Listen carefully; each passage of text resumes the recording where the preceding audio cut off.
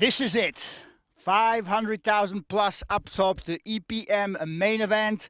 3 million is false advertising. We have soared way past that to over 3.6 million, 7,303 entries. And today we will be playing until the winner, hopefully. And let's take a look at our feature table.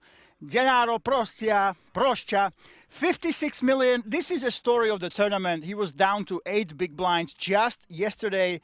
He was almost out of the tournament, and hand after hand, win after win, he fought his way up through an incredible heater to over 56 million. He is the chip leader of the entire tournament. 188 big blinds at the start of day 3. This is absolutely insane. He is the story of today. David Žiha, Czech grinder, Czech young prodigy. I think that this man is pretty much one of the only couple of guys that can challenge Gennaro. 109 big blinds. He's very excited to be here. Basically, he says he's ready for anything. What is meant to be will happen.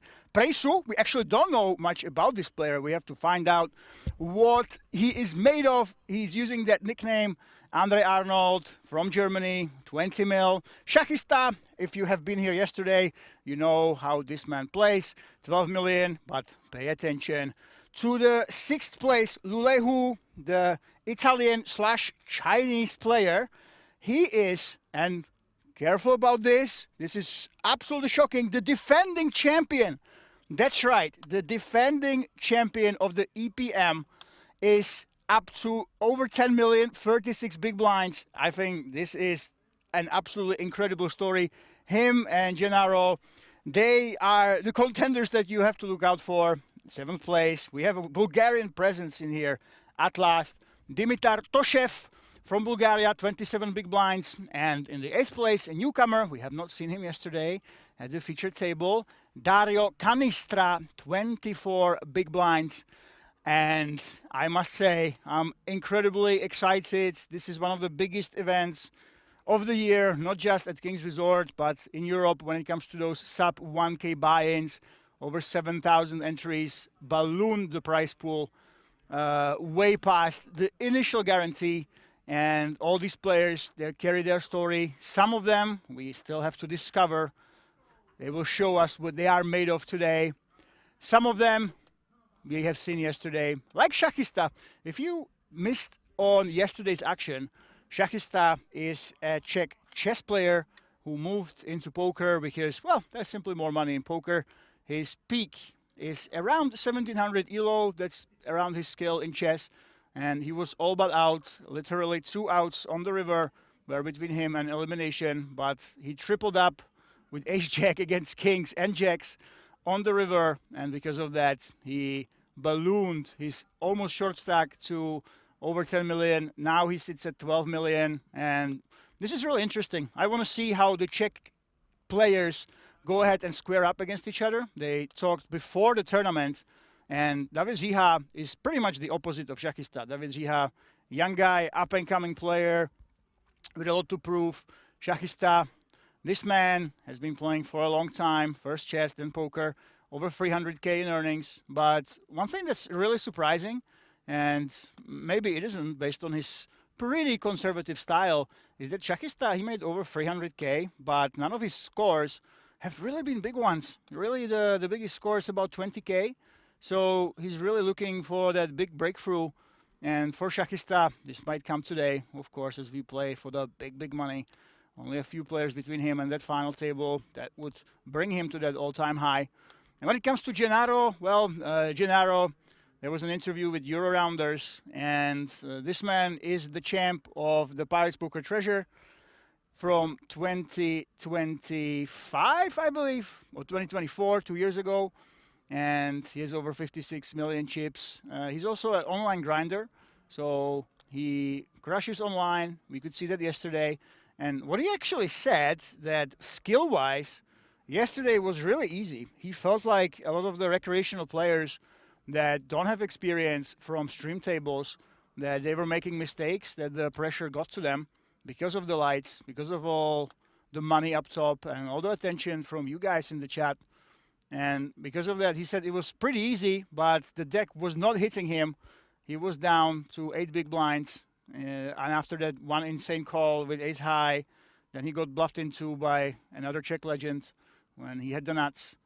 He was pretty much unstoppable, and I spoke to the players before we started, and some of them were saying that, hey, he's opening so loose, he's going crazy.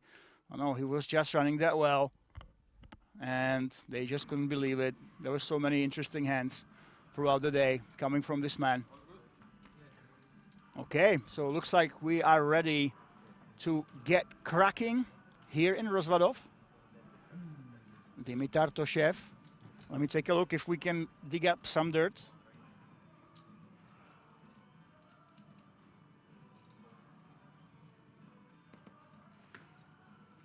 Of course, the Bulgarians, they have been crushing the worldwide scene. Have not been dominating in Rozvadov. Surprisingly so, I must say. For example, Dimitar Danchev won the big heads up at the WSOP in Vegas. And it would be fitting if we get a Bulgarian winner again. Here we go. There's the man we were talking about, Shachista. Pushes his chips in the middle. Jack 5 is not the hand he wants to play. And today is a marathon. Actually, I got some news. We are not sure if we will manage to finish today. As you saw, the players are super, super deep. And if the chips will get distributed between the players, if it won't be just a couple up top, we might be here for a very, very long time. 80-minute blinds, an absolute marathon. And some of these players, they played the days 1A and 1B. And those were also 80-minute blinds. Then they came in for a second part of those day 1A and 1B. So for a lot of the players, it will be the 5th day of playing full 80-minute blinds all the way through. An absolute endurance test for all these players. And by the way, Evelyn Kolev, welcome to the chat. About time for us to see some Bulgarians do well. Honestly, last Bulgarian I remember is Presyan Svetanov, who won about 90K here during the festival, but that's already over 2 years ago. Correct me if I'm wrong. So obviously we are waiting for that. And Andre Arnold from Germany, the big unknown. We didn't have him on yesterday. Faced with David Ziha. And now this is a big question. Whether David free bets or calls will really decide the dynamic of the table. Looks like we are only calling. When you are this deep, I think this is absolutely unprecedented. Top 24. This more or less never happens at King's Resort because of the structure of 80 minutes all the way through. You can see this. We are extremely deep for the top 24. 65, 88 big blinds, 107 big blinds. And you can go both ways. You can just say, hey, I'm just going to start flatting. I want to see what the other players do post-flop. Or you can go the other way. You can start being aggressive, test the other big stacks, see if they will let you run them over, and try to basically soar towards that 500,000, almost disregarding ICM. So this is a first time, actually, while I'm commenting, top 24, and we are 65 big blinds, effective multi-way on the flop. Isn't this a great structure or what? I mean, this is absolutely crazy. That we are this deep. I'm not sure how we can finish possibly today. We might be here until 8 a.m. or something, unless one player decides that, hey, I'm gonna go ahead and start stacking people. I will take away their chip stacks and I will run them over. If there won't be any clear front runner, we will be here for a very, very, very, very long time. And now it's Andre Arnold who decides to c-bet David Ziha. Very interesting. When you have King Jack, at first glance, it seems like he has nothing, but I love this. Absolutely beautiful. David Ziha blocks the kings, he blocks the Queen King, he blocks the Queen Jack. That means that it's less likely that Arnold actually has a top pair. He also has a backdoor flush draw and also has a backdoor straight draw with that 10. So this is the perfect hand to raise. And I was telling you guys, we want to see if he will play back, but oh my God, he's looking to call. Wow, Andre Arnold, non-believer. Is he free betting here? Yes, he is. What a start to the day. We have a race on the flop. Free bet from Andre Arnold, but I think David Ziha's alarm bells will start ringing right now. Why is Arnold free betting the flop? Why would he do this with queens? Why would he do this with a 5? It doesn't really make sense. But oh my God, it is a game of chicken.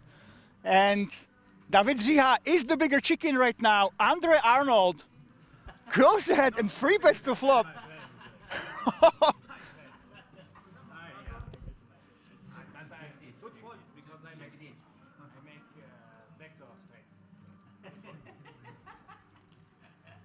That's right, he's got a backdoor straight draw. What a start to the tournament. Oh my goodness, this is absolutely insane. I told you guys, we almost never have this. This structure almost never happens. And when you are this deep, the players decide that they want to test each other. They want to see what they're made of. And I absolutely love it. So I told you, the first few hands, they are absolutely vital to see how will the featured table go from now on. Will they simply wait around for what everyone does? Or will the big stacks try to test each other, try to attack each other? And B is the right answer. And looks like we are in for a hell of a show. Absolute hell of a show here. So, what an introduction. When can you see payouts? Just put in the chat. You should be able to do it. Exclamation point payouts on YouTube and in Twitch chat, and you will get the top prizes. We have so much money here that on YouTube it will not show all of them, but I will be updating you throughout the day on what the pay jumps are and what the payouts are as well. So right now we are in top 24, and for being in top 24 you get 9,400 euro, 9.4k. Already everybody has locked up in here. 9.4k, that's what you go home with. But of course everybody wants that 500k up top. There you go. So 9.4k right now. You can see the top payouts. I will update the progress as we go. Dario Canistra has nothing. Does he want to float? 22 big blinds. He's not one of the big stacks. PG on Twitch chat, you can also do the same. Exclamation point payouts at any time you want that. Twitch actually has the full amounts. You can go for that. And right now it's 9,400 for everybody already. And look at this. What a start to the tournament. Dario Canistra decides that he wants to go ahead and raise. Andre Arnold, he's shown us that he doesn't like to be raised like this. Looks like he wants to fold, but he does have that backdoor flush draw. It does not make too much sense for Dario to raise. Well, I suppose if you have nines, you could be saying, I want to protect my hand. But this is kind of crazy. Why would you go ahead and try to bluff raise the guy who literally the hand before, he just free bet against the Czech young prodigy. He free bet bluff, he told everybody, and you are bluffing him? It works. I mean, it's so crazy that it just might work.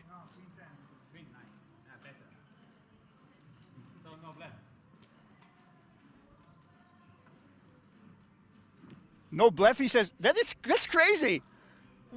Lee literally decided to raise air against the guy who free bet in almost the same spot with air himself. Man, this is crazy. I mean, that's the thing. It's really interesting. You wouldn't see it coming. What kind of a player bluff raises against me when just in the hand before I have shown that I don't fold to bluff raises, only an insane man, and that's maybe why he gave him credit.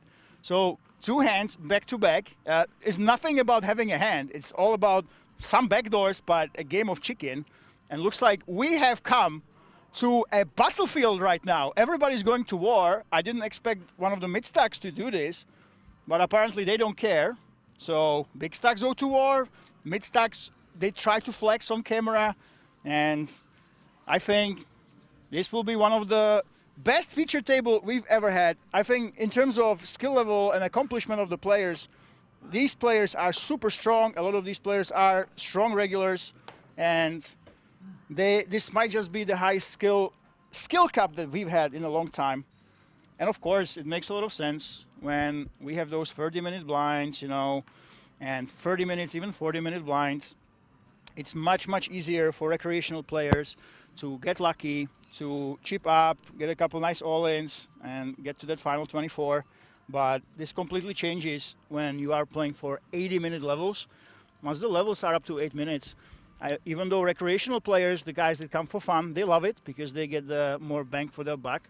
It actually favors the professionals heavily because you play a lot of poker, you have a lot of time to see what everybody else is doing, and your skill, your edge really shines through when you have an absolute marathon. It happens in the WSOP Main Event, and it is happening during this one as you are looking at the defending champion, Lule Hu, who decides to defend King Jack of suit against Presu.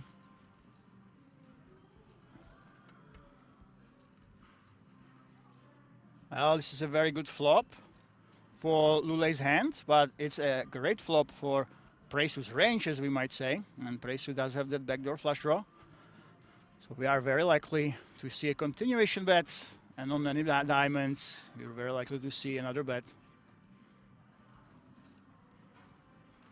And let's see how Lule Hu, the defending champ, how he will deal with that inevitable c-bet that is coming. There we go. So 575 is the bet, and Lule staring down his opponent. I can tell you, Lule, I've seen him live.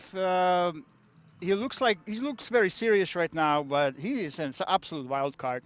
I love his speech play. He likes to have fun while he plays poker. He likes to trash talk as well, and he likes to gamble. And this time, he decides that I'm going to go ahead and call with the King Jack. And Presu turns a pair, so we will likely see a check back.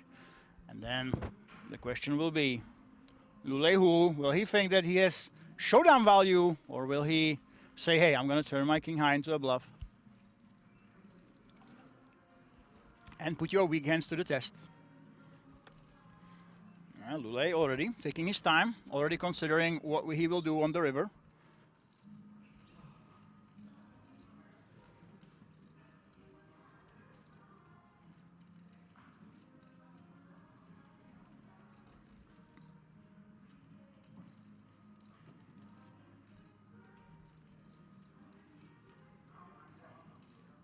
And I'm not sure what Presu is waiting for, really. Yeah, the backdoor spades came in. But I don't think that too many worse hands actually are calling you. So you check and then you try to bluff catch on the river. I think that's the way to go. Well, Lule Hu must know that Presu never has spades. The vast majority of the time, if you turn a spade draw, you would go ahead and bluff again on the turn. Pinks are 500k, yellows 100k, 25k for the greens are the chip counts, I believe. Yellows, are they 1 mil? Pretty sure. There we go. There is that bluff. Lule Hu knows that Presu never has those spades. There's a bunch of other strong hands that he can have. The bet size is 1.25, 4.2 big blinds. It's on the smaller size, but don't be mistaken. This would be a hero call by Presu. Absolutely. Lule Hu actually, by betting this small, he is saying, hey, I can also have an ace. I can value bet an ace like this. Maybe some two pairs. He's not necessarily saying that he is flush, unless he only uses one bet size on the river. If he does, that makes sense. And here we go. The defending champion, just like this with King High, takes away a pot from Presu with a successful bluff, and he is showing us why he is the champ, why he is the reigning EPM champion. And he takes it down, a little bit of a head shake. And let me tell you guys, this man is an absolute wild card. He has the plays, but when he starts having fun, and I've seen him having fun, actually during the EPT, he was playing against Linda from Finland. They were playing heads up, and he would not stop talking. Seriously, he was having so much fun. He was showing his cards. He was gambling it up. It was absolutely crazy. Right now, it's early in the day, but let me tell you, if this man, the defending champ, gets deep in this tournament, we maybe reach the final table, and he will start having fun. You are up for a hell of a show. There we go, David Žiha.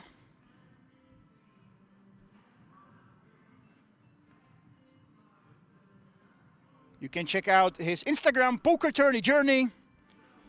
He has amassed already 165 followers, David Žiha, so check him out, poker tourney journey. Šachista. What a story yesterday. Šachista, he was out of the tournament. He was with ace-jack up against kings and jacks when one ace was actually folded. So he had only a couple outs. He was out of the tournament before the river, and then he hit an ace, almost tripled up, and he's right here in the top 24. What a story, what a luck box. No offense to my Czech friend. Dimitar Toshev. Let's see go. And Lulei Hu, are we going to see him play 8 use? This is the bottom of the range. If you don't think that your opponent is being aggressive enough in the big blind, you can play this one though. The odds are tremendous. In the small blind, of course.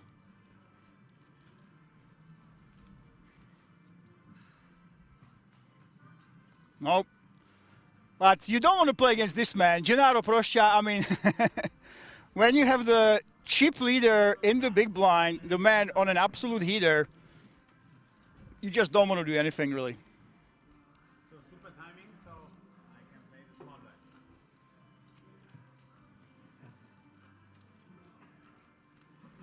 blind. Of course, Gennaro, he is the favorite. He's a very experienced online player when it comes to live. He won the Pirates Poker Treasure. 2024, people say, actually. I have to double check that. I've been saying 2025 all the time, but might have been 2024. But he has the plays, he has the luck. For sure, he is the favorite.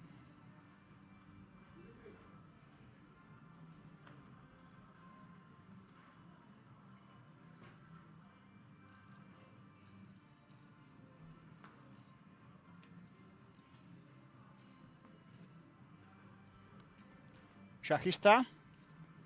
Pocket fours, here we go.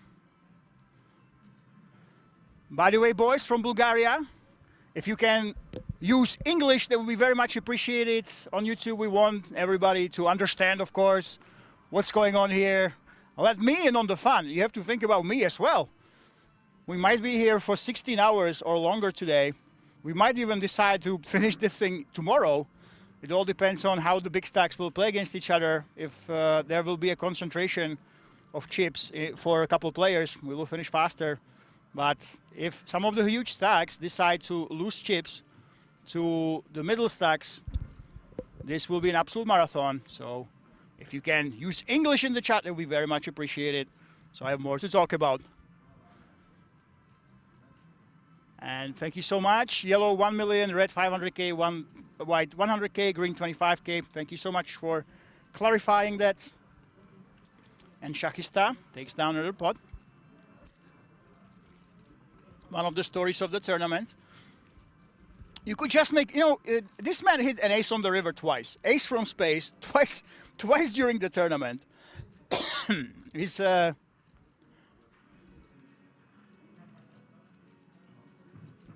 incredible story. And if you haven't watched yesterday's highlights, you can go to Twitch. I think there's the whole recording there. And we could really cut a lot of storylines. I think Šachista and our Italian chip leader, especially the Italian chip leader, honestly, if we just cut hands from him on YouTube, that would be one of the greatest poker stories in a long, long time. Because his story is absolutely incredible, the way he's been running. I actually might suggest it to them. Venom plays, is there any famous player in the tournament? Lulei Hu. Lulei Hu, 1.5 mil in earnings. You're looking at him. This is the defending champion of the EPM. So this man, right now, he lives in Italy actually, Chinese flag, but you can call him an Italian as well. And he's folding. So I think when it comes to the big names, he's the biggest one for sure right now. Gennaro Proscia, on live scene, he has one title here from King's Resort 90K, but he is a very solid online tournament grinder, so strong fundamentals, and this man is not to be underestimated. Šachista is a well-known name on the Czech scene. He's a former chess player who moved to poker. And Andre Arnold, I actually don't know too much about him. We'll try to find out throughout the tournament, but we know that this man is ready to play. And David Jiha, I've seen him around. I'm pretty sure I've seen David Jiha around. He doesn't have any huge scores, but he strikes me as a solid online player as well. But I wouldn't call him famous, of course. So, but of course, the player to watch is Lulehu. You can go ahead and check out his hand and mob. That man is very, very accomplished. Plays the European Poker Tour all the time. World Series of Poker Europe. Plays all around the world. We also have one American player on the outer tables who moved to Czech Republic because of a Czech lady he met on holiday. Now he lives in Prague. Moves between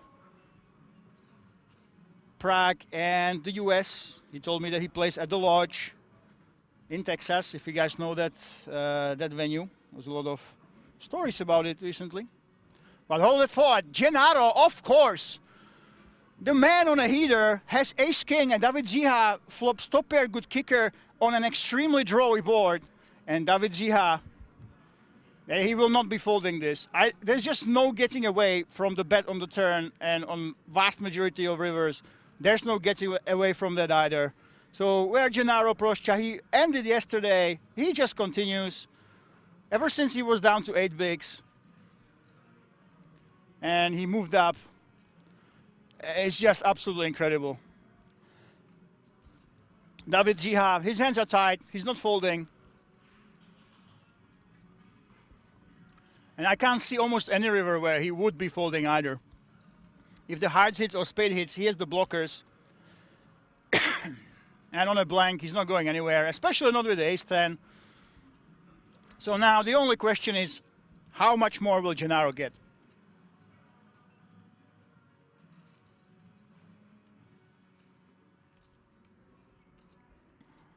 So 4.6 million in the middle. David Jiha is about to lose some chips.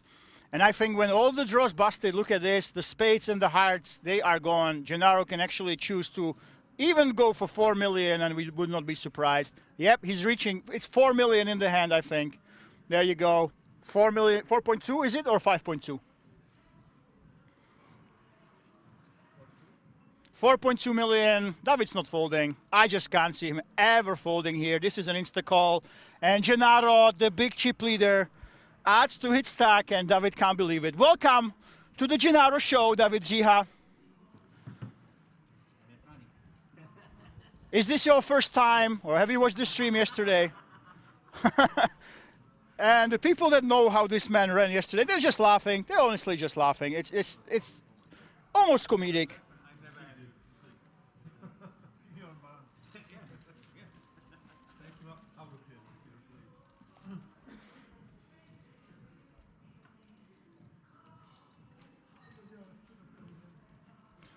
Yeah, I mean, honestly, it just feels like crazy. By the way, Paco Siglar, how do you see updates on table 39? Okay, so we have Euro rounders here, and they are updating the blog. I actually got the proper link. Yesterday I was giving you guys the wrong link. So if you want the updates from the outer tables, I can run over there and give you updates from the breaks, but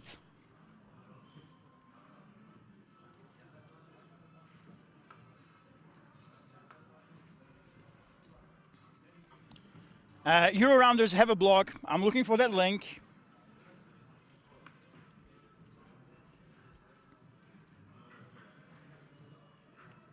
Right.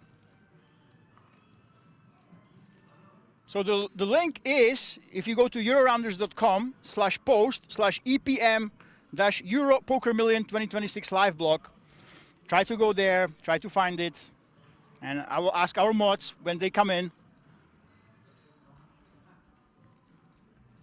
to let us know if we can add that link maybe. So Euro Rounders is your best bet. Question, is anyone from Romania still in? I'll give you more than that. I'll give you the stats. And oh my God, is this possible? Seriously? It looks like there's 2 players from Romania. Okay, so 2 players from Romania. Combined chips, 25 million. The most represented country is Italy with 88 million and 4 players. Germany second, 3 players, 89 mil together. Czechia, still 3 players left. Czech Republic, 61 mil. Poland is still with 2 players. China, well, Lule, who is Chinese/Italian, it's basically both. They have 34 mil. And yeah, Romania still in. Croatia, by the way, Croatia still a couple players remaining. Serbia, 1 guy. Switzerland, 1 guy. Armenia, Bulgaria, USA, and France, all of them have 1 player each.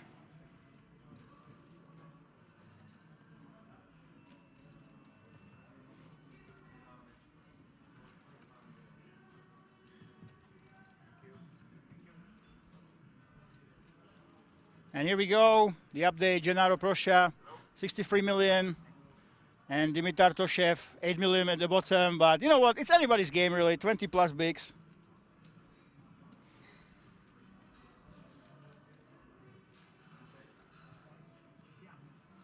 There's a lot to play for. And Gennaro Proscia, of course, the big favorite. Shachista, very, very lucky guy. Lule, who is the big man still remaining in the field. And you have to definitely look out for him. But it's Gennaro really that is the favorite. It's super, super tough to see who can actually stop him. There's 1 player with, I believe, around 50 million on the outer tables who can surprise us. But right now, I would definitely call him the favorite.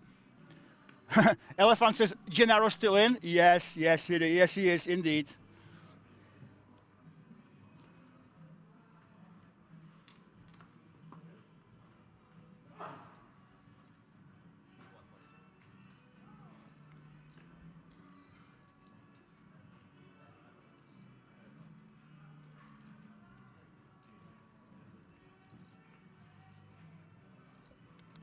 Lule who? Ace 4.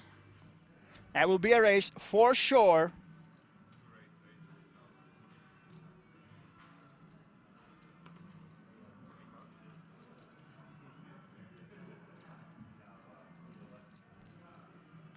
I don't think Arne should be playing this. Andre Arnold will be folding. And the defending champ. So far so good. Well, David Jiha, oi oi oi. I think David Jiha, we're very likely to see some mixed in free bets right now. We have seen him calling before though.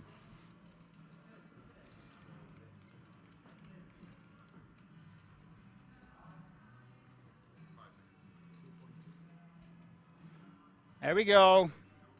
There is that free bet, and again, suited aces, but uh-oh, look at this, Dario. Canistra wakes up with the hooks. We've seen this player be aggressive. He's reaching for the chips. What does he want to do?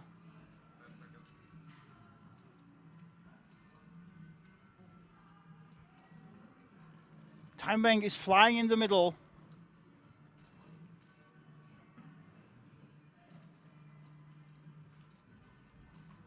How do you want to play 23 big blinds? You might have an argument for simply going all in. The thing is, Lule, who is in UTG +2, and he got free bet. But there's so much dead money right now. Both of these players are aggressive. We've seen David Jiha be aggressive on the flop. Lule, who, of course, the defending champ. You can almost count on him being aggro. There you go. There's the second time bank. And let's see if Dario can figure it out that he probably should be going all in.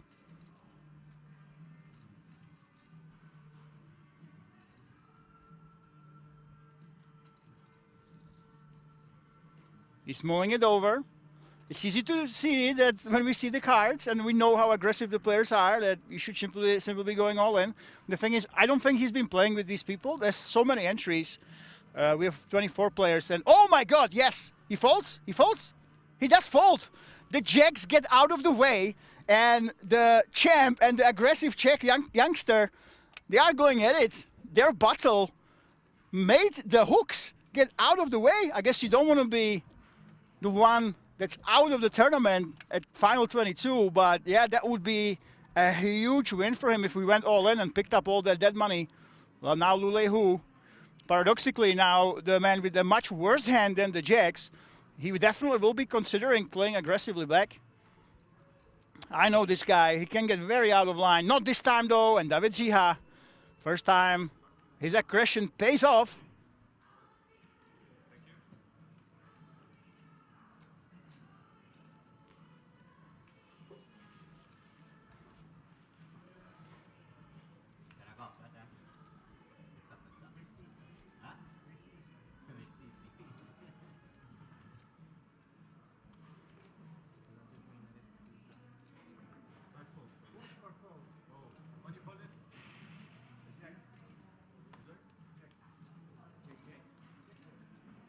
Tight fold. Yeah, it's a tight fold, but not like that we're saying.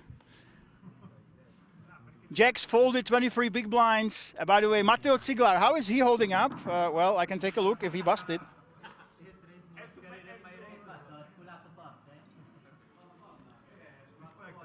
Matteo is still in, but it looks like Ante, guys, bad news. I believe he's Croatian. Ante Mazarekic is out of the tournament. 9,400. Alexander Luciani from Italy also out in 24th place. And right now we have lost Tigran Piloyan from Armenia. So Tigran Piloyan, Ante Mazarekic and Alexander Luciani, these players unfortunately have busted. We are down to final 21. And we're saying tight Italiano, probably waiting for aces. Yeah, guys, there's a lot of pressure. It's a huge tournament. Honestly, in Europe, when you have sub 1K buy-ins and such a large field, this happens only a couple times during the year. So you can't blame them. The pressure is on all the players. 21 remaining only. So ICM pressure is really big. You try to ladder up.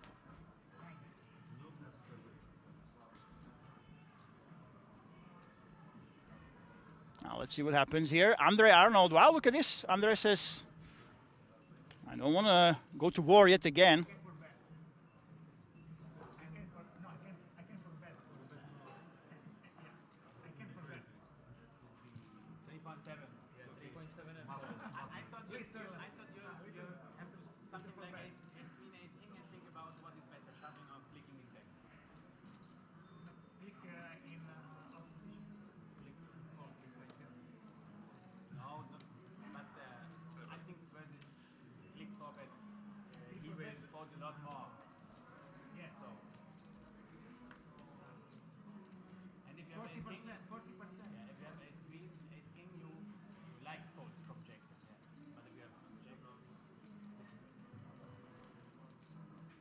Okay.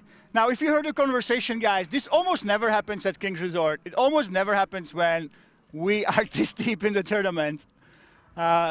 These players, they're basically nerds, poker nerds right there, and you heard them nerd out about sizings, about clicking it back, and what they're representing. So, vast majority of the time when we get this deep in the tournament, most of the players actually are recreational players that don't play professionally. They don't grind day in, day out at King's Resort.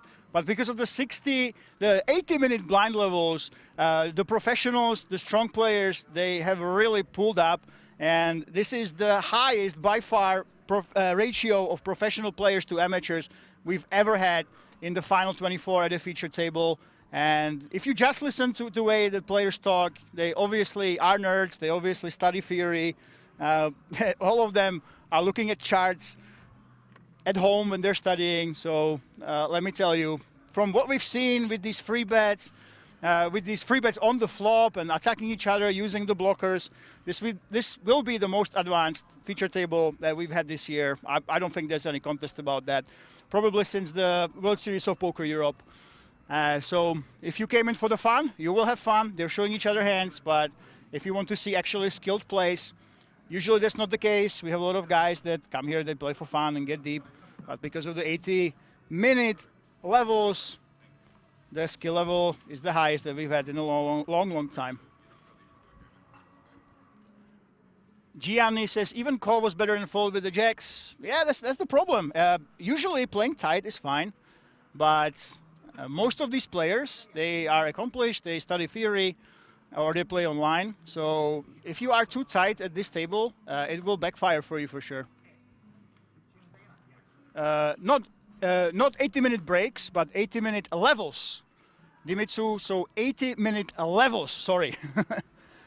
If you wanted to, you could play day 1A and 1B, and it was 80-minute levels.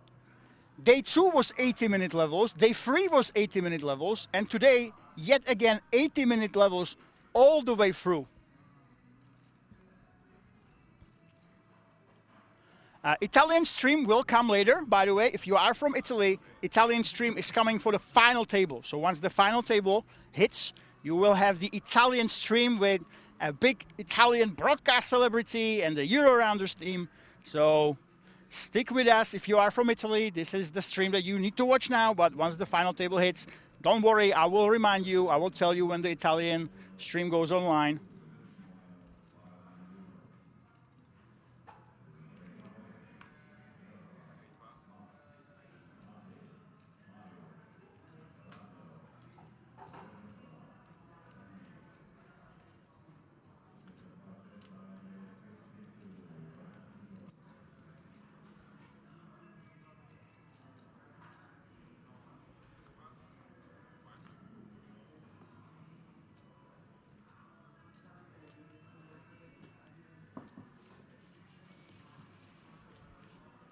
Hello from Italy. Did I miss something interesting? Oh yes, Grimwald Maker, you have missed the first couple of hands, hands 2 and 3. They have shown us that these guys have come to play. You saw back-to-back hands when they started raising each other with just blockers with air. So we saw that this will not be a tight table. C-bet raise and a free bet with absolutely nothing. The big stacks, they are trying to outplay each other. You missed the banter between them. If you just listen to the conversations of the players, they obviously know what they are doing. They were making jokes about pretty advanced theory, joking about clicking it back, about ranges. So you basically missed the setup for the dynamics. The story is only beginning today. We are only at the start of our journey, but the setup is here. You have the strongest lineup we've had here at Kings because of those 80-minute blinds. And you will see some skilled plays, some nerdy plays for sure, but at the same time, it is a 590 euro buy-in. The players are still having a good time. It feels like they don't even care that there's 500,000 up top. They just play poker for poker. And look at this, Presu. Haven't seen too much from this man.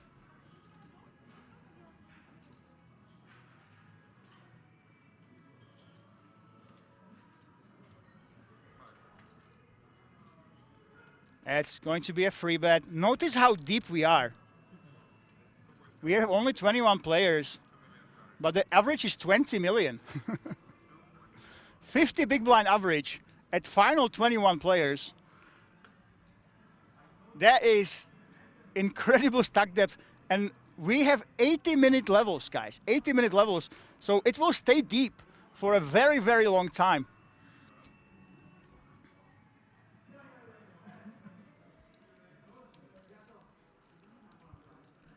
As Dimitsu says, 80-minute levels for 590 euro buy-in is a really nice structure.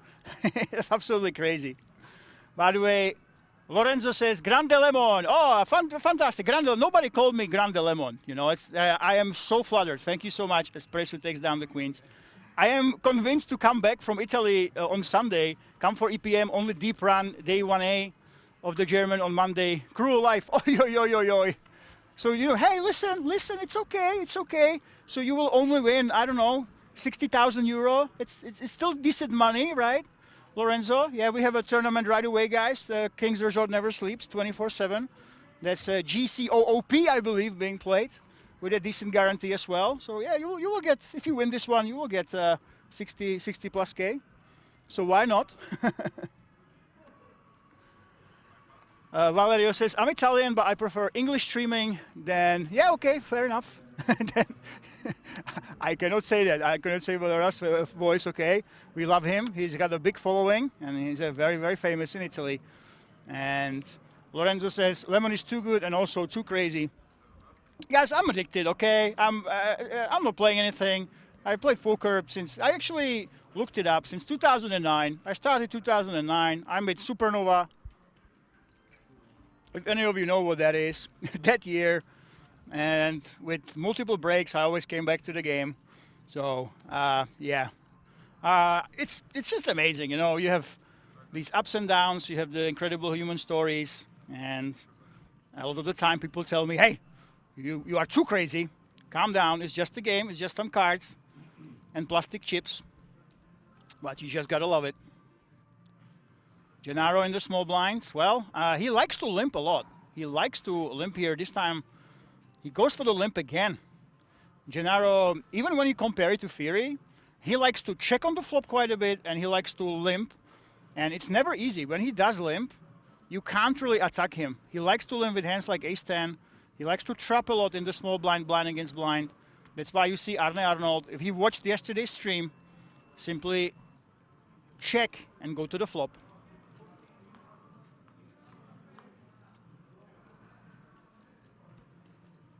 There we go, ace-5 and 7 tray. Gennaro is ahead. He does have some backdoors. Well, a 3 and a 4 would give him a gut shot. It's not much really, is it? And Andre Arnold, I do think that he should be betting right now. You have 7 tray, of course, but you have the spades that you can hit. He decides to take it easy.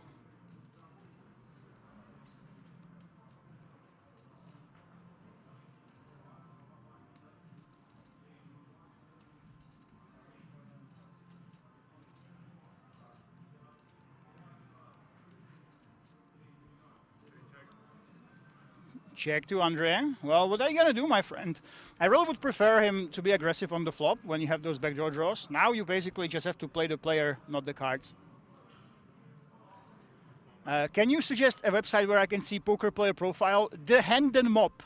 Guys, Google the Hendon Mop. That is by far the biggest database of all players and all winnings. Lule Hu, you can check him out. Gennaro Proscha has opted out of Hendon Mop. You won't find him there. You can Google Gennaro Proscha Pirates Poker Treasure to read about his win here at Rozvadov.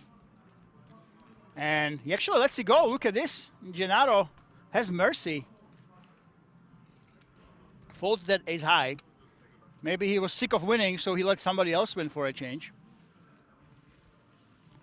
Chili Pops, I still play on Stars. Supernova, yeah, it's long gone. You know, those were the days back in the day when you used to play online poker. The regulars were the heroes. Now, of course, it's the fun players.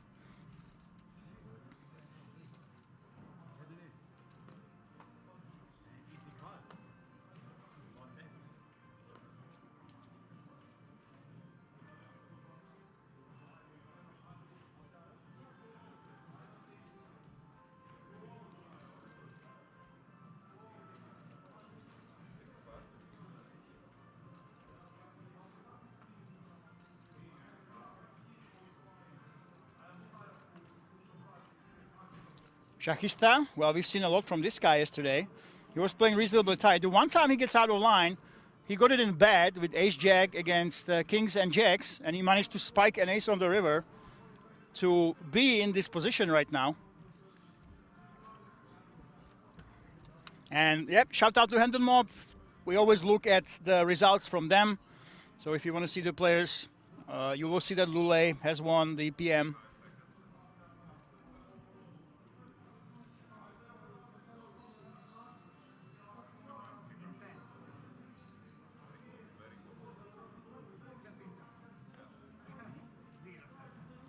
Andre Arnold in the small blind with a suited hand. You definitely can play. Lule, who last year he won 381,000 euro in this very event. Now he's playing for over 500K. It's absolutely incredible.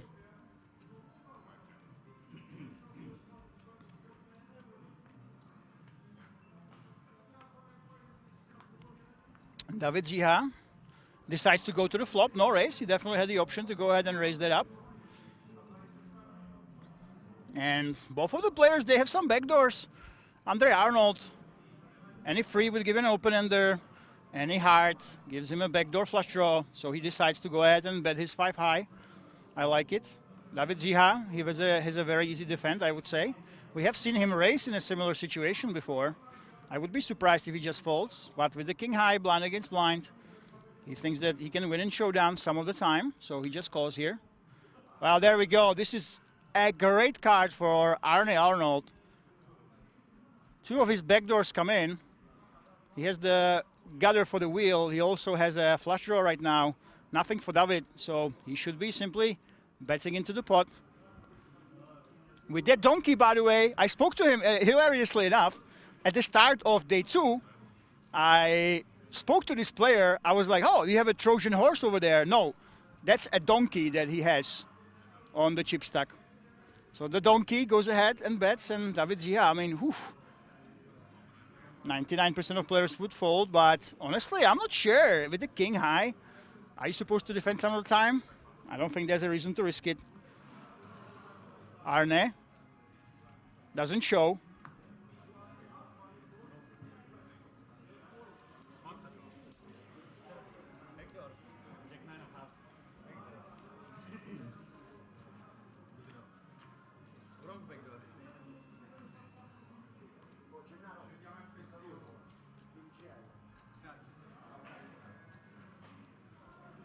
And we still continue.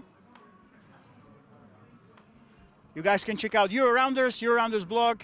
Once our moderators hit, I will give them the exact link. But they should be updating throughout the day. And you will get some info on the outer tables as well. They do focus on the Italians, but they should also give you some updates on your friends.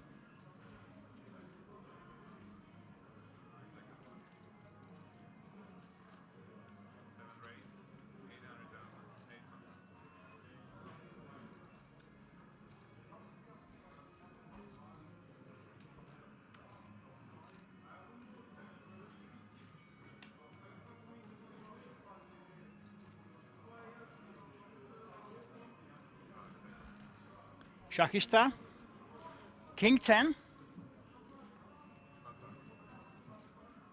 Good enough hand, of course. It looks like he will get it through.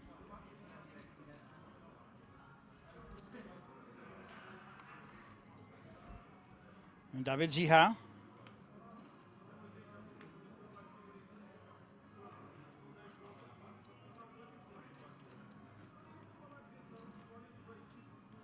Well, Dario, do you want to play? We have seen this player be all loosey-goosey. Not this time, though, and Shachista takes it down.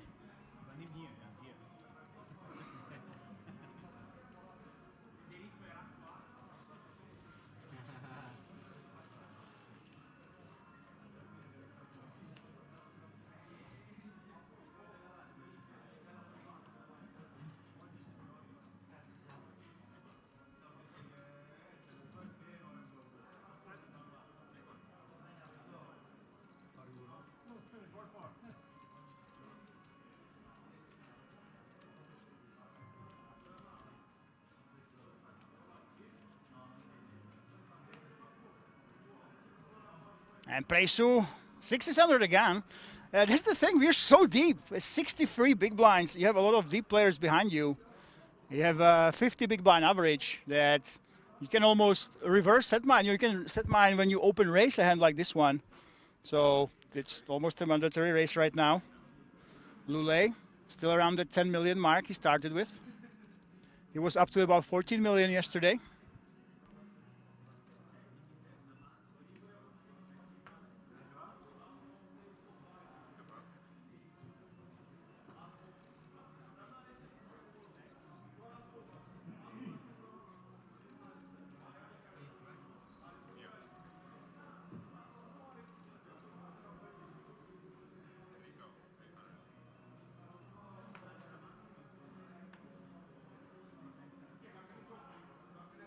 Gennaro only calls.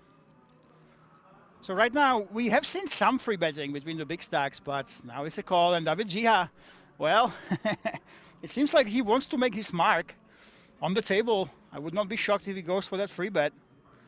But looks like it's only a call. So freeway pot right now. Can one of the shorter stacks wake up with a strong hand?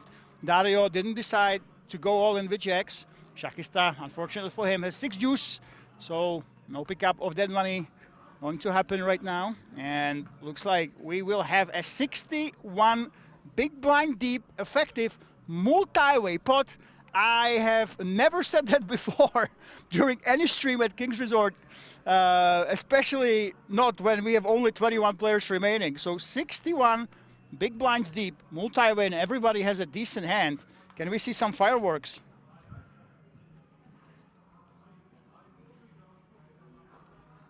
Ace Queen for Gennaro.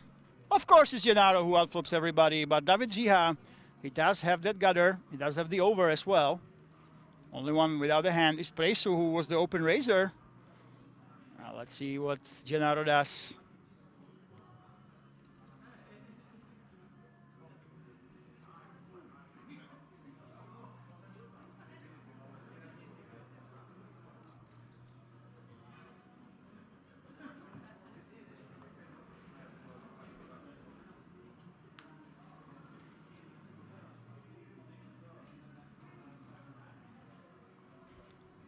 Well, it's the 8 of hearts. Gennaro, with his patented play, has a flush draw to go with his 2 pair now.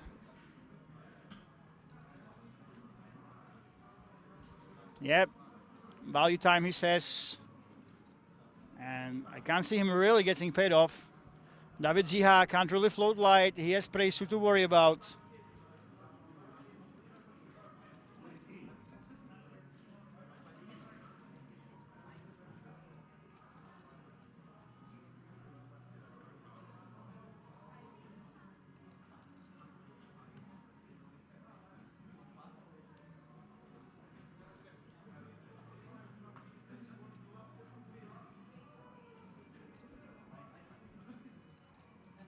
Well, Presu, what do you want to do? I don't think you can continue here. I just don't see it happening. You could go for that raise, but really that would be incredibly aggressive. When you just call here, you can get counterfeit very easily. Oh, he's reaching for the chips. What is going on here, guys? I have to say, I have no idea what is happening.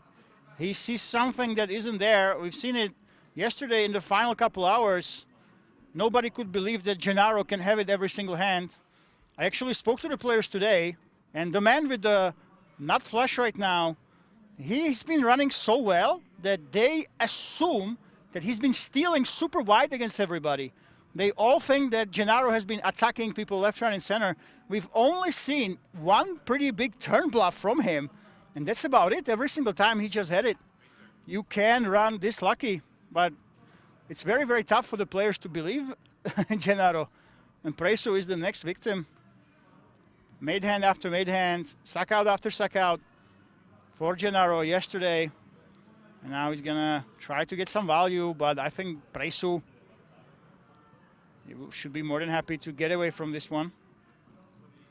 There we go, very sizable bet. That's a pot size bet. And I'm not sure what Presu is thinking about here. He has not folded yet. Guys, what is going on here? Can the aura of Gennaro, an impossible run of Gennaro, hand after hand after hand, can that actually make Presu to call with sixes? It's so crazy. I'm not sure why he was there on the turn. Not sure why he was there on the river. There's just something about Gennaro that makes the other guys go crazy. They just can't believe that he can have it hand after hand after hand after hand. But he does have it, guys. Come on. It is possible. Poker is unpredictable. Variance is very fickle, okay? In the short run, people can go on heaters. I know you want to sound like a hero. Oh, he made the fold. But somehow, Gennaro almost made the sixes call him right now. I like to see a pot bet. Here we go, here we go. He really wanted to be a hero, Gennaro here. Nice pot size bet. WSS, Proscia, Vamos Italia. Well, look at this. 169 big blinds. Oh my God. This is disgusting. 169 big blinds with 21 players left. This is the first time we ever had this during the streams this year, at least, as far as I can remember. This is incredibly deep, but look at this. There is no short stack. Even Dario Canistra has 7 million, 18 big blinds. He still has a lot of playability. Everybody else, Lule, who is the second short stack, even he is working with 26 bigs.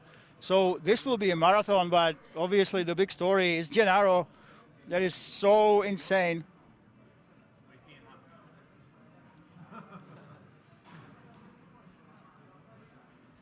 And can anyone stop that man? Well, Lule Hu, we have hope in Lule Hu, defending champion, over 350,000. He won on this very table last year during the very same event.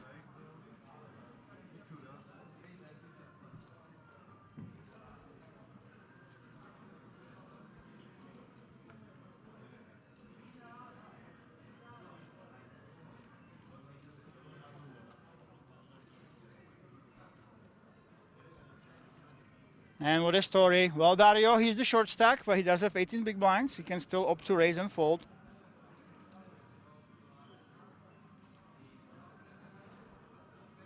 There we go. There's that raise. Shachista will be folding in the small blind for sure.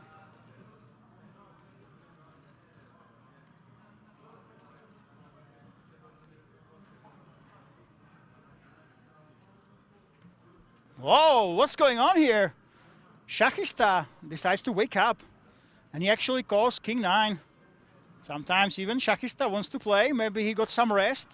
He got some nice sleep, and we're heading into the flop, and Shachista, just like this, he flops that middle pair against Dario, who has there's a lot of outs.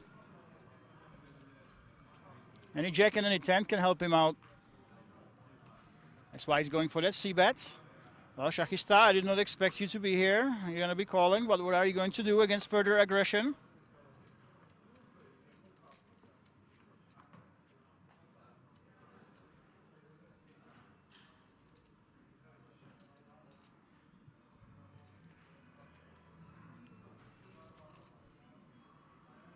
There we go, Dario. This is a really, really nice bluffing hand. Shachista in the small blind, you should be free betting every single strong ace, like ace queen, like ace jack, so you really should not have those hands right now. There is that barrel, and Shachista gets himself into trouble right now. Will he actually continue? He was playing pretty snug yesterday. Now he's being pushed around now with the jack 8 offsuit of Dario. If Dario wins this, he only has 7.6 big blinds behind. It's just not too much maneuvering space for Shachista. You gotta give a credit to the short stack for being strong here, I think.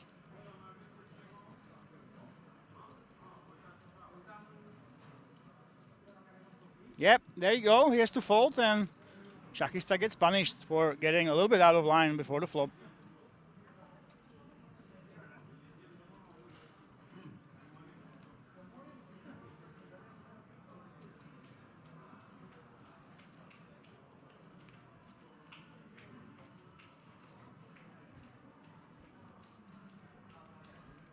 Well, you never know with Shachista. He might get back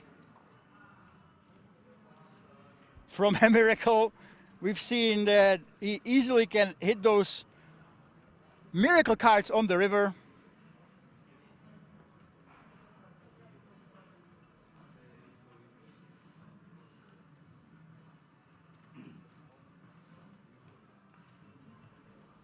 Andre Arnold with the ace-jack offsuit.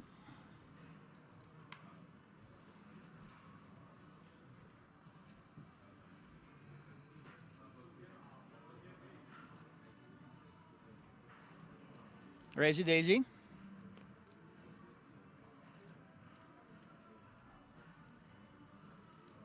$800K is the price of poker.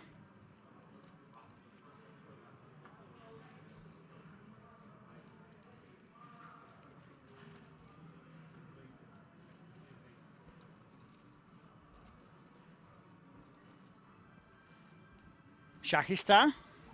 Not sure what he's thinking about here. Looks like Shachista is getting feisty today. It's not the time to get out of line though. Lule Hu, the defending champ, has great odds to call. Also a 6-5 offsuit.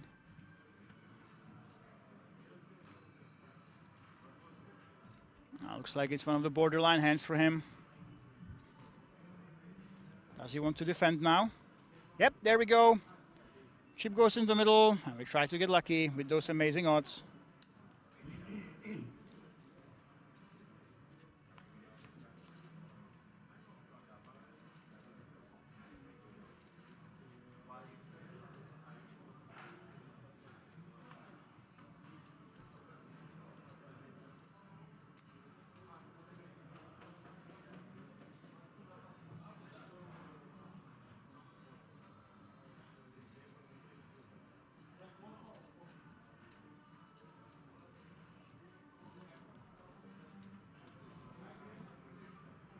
Well, Andre, what do you want to do here? I think both options are absolutely fine. You can go ahead and bet or check. If you bet, you get some value from ace highs, potential other floats. If you check back, you can go ahead and call the turn, potentially even some rivers. Well, the defending champion, he does have a gutter right now. He also can hit the 6 or a 5. Will he decide to go after it? He would probably have to bet twice here. If you bet now, you have to bet the river as well. And he will have to risk a lot of his chip stack.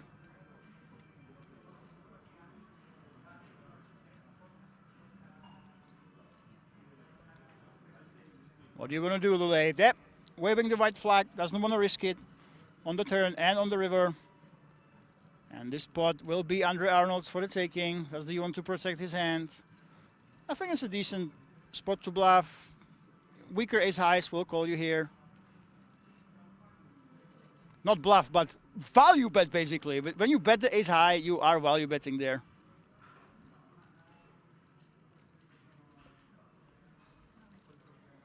There we go, Lule.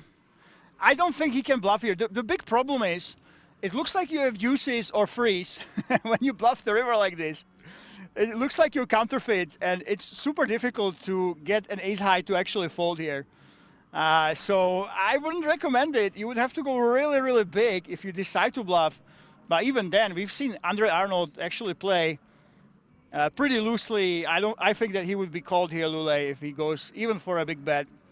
Even the overbet had a good chance of actually being called. So yeah, here we go. Andre can value bet against the king high right now. Thing is, you don't want to risk a check raise, but I don't think it should be coming that frequently here.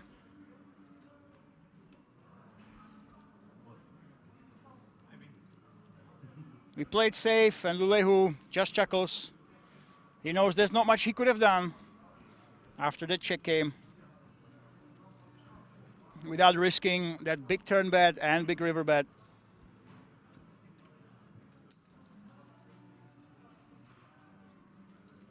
And the defending champ is down to about 23 bigs. Still a lot to play with.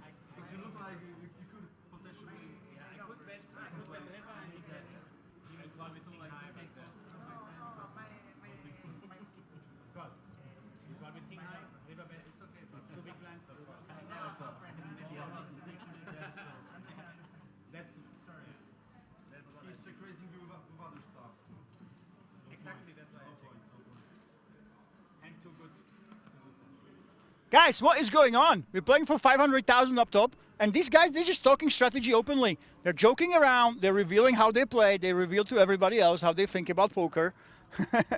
It's easy to forget that when you start with only 590 euro, it's easy to forget that this would be the biggest score for every single one of these players if they manage to win. But right now, they are doing the unprofitable but very fun thing of actually talking about how they think about poker, talking strategy, and revealing some of the ways in which they think about poker for the sake of fun. And you guys at home, the viewing audience, you don't usually see this when you have other tournaments with 500K up top, like when you watch EPT, for example. The people are very, very quiet. There's not much banter going on. But today, this is a high skill, high chill table, I must say. Well, Gennaro. Wow, look at this. Lulehu was trapping. I guarantee you that Lulehu was actually limping and going all in. Somehow Gennaro sniffed it out. He only checked the big blind with the ace-8. This is very surprising. And just like this, both have an open-ender, but Lulehu has the smarter, better one. This will be fireworks as well, but this hand could have easily ended up with an all-in before the flop. If Gennaro would raise, Lulehu was very, very likely to just go all in. Wow. And against all odds, the hand that was almost destined to end up all in before the flop, suddenly we are checking here with Lulehu having 75% to take it down.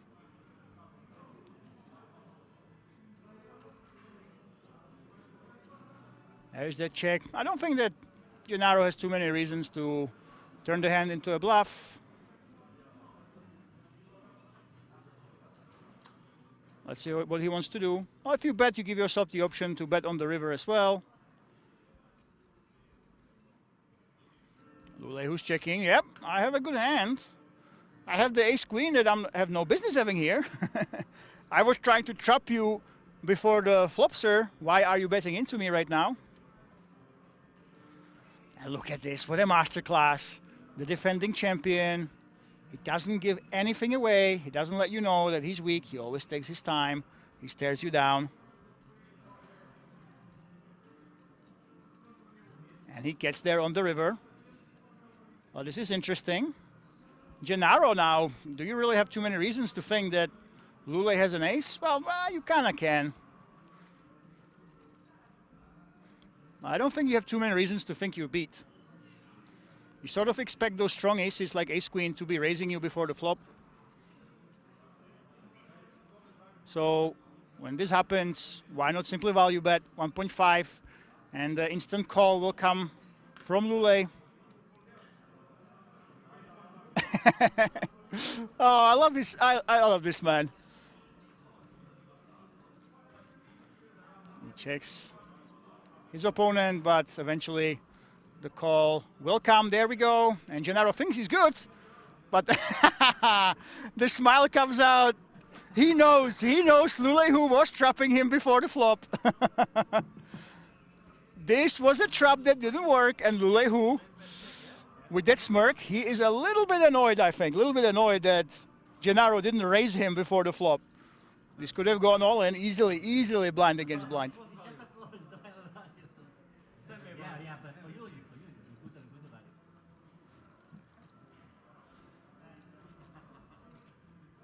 And the defending champ says kudos.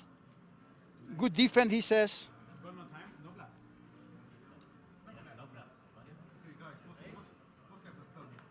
Ace queen fast. And ace queen for sure. Ace queen versus ace 8.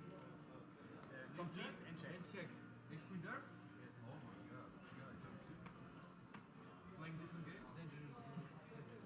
Dangerous man. Dangerous man, we say. Hello, Bird. Welcome to the chat. 75 foreshadowing. 75%. This is my ending. I don't think I have an ace. Maybe I need to check an ace. So you felt the smell in the air, right? Next hand.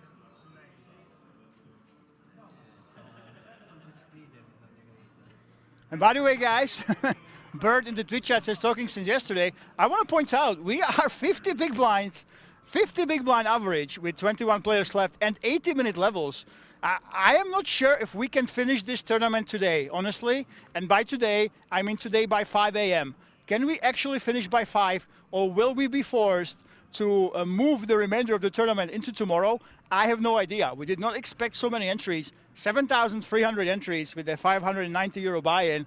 I mean, you have an absolute marathon ahead of you today.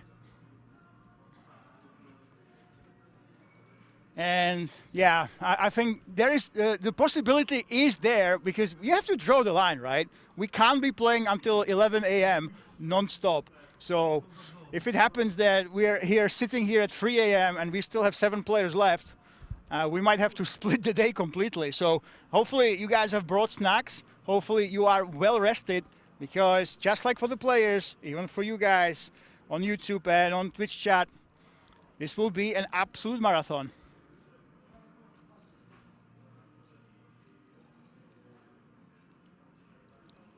As we still have 21 players.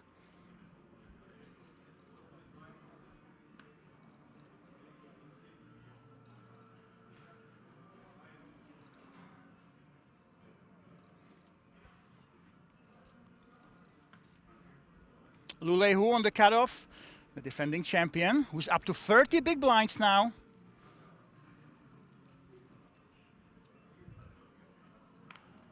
Play PUA says, I'm here all the way. And you know what, guys? You are watching history in the making.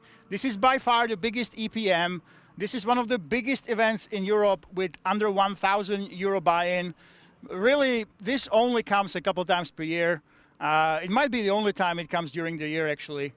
And, of course, the super main event in the Kings Million, that will have more money up top, but that one is a 1.15K buy-in. So, really, there's no day like today, and those 80-minute blinds, they really made it so that you're watching. I don't even have to argue. It's basically the truth. You're watching the most skilled feature table that we've had this year here at Kings Resort. And the simple reason is 80-minute blinds, 80-minute levels. Those 80-minute levels mean that these professional players, they could read those weaker ones, and they got their way through to the final 21.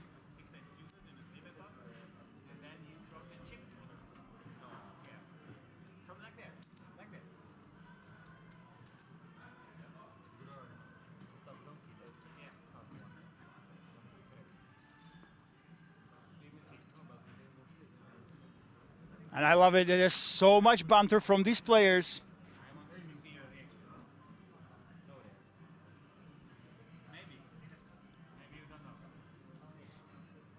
This we also never had. I can't remember. Only WSOP Europe, when WSOP came to Prague. But those feature tables, besides Martin Cabrahel, they've been kind of stiff. I've been watching those streams.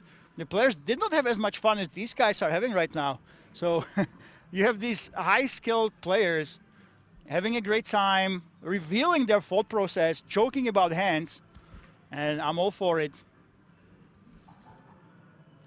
Lulehu.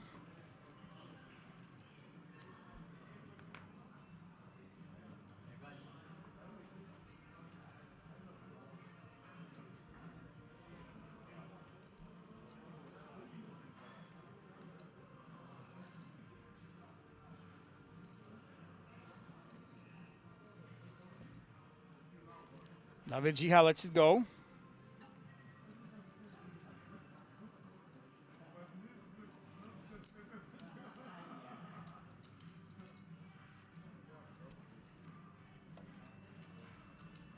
And Gennaro takes it down, of course.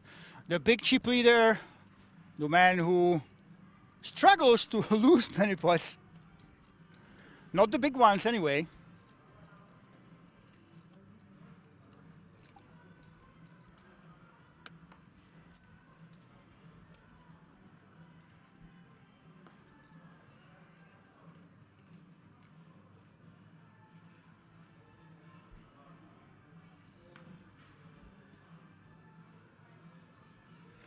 And Lulehu, there we go.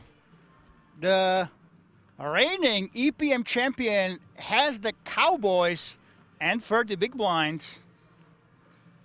He has exactly the same demeanor as when he has a weak hand. He looked the same to me with that King 5 offsuit as he does with the Kings. And here we go. There is that min race. Well, Gennaro Proscia, this is a really nice spot to free bet. Of course, calling is absolutely fine as well.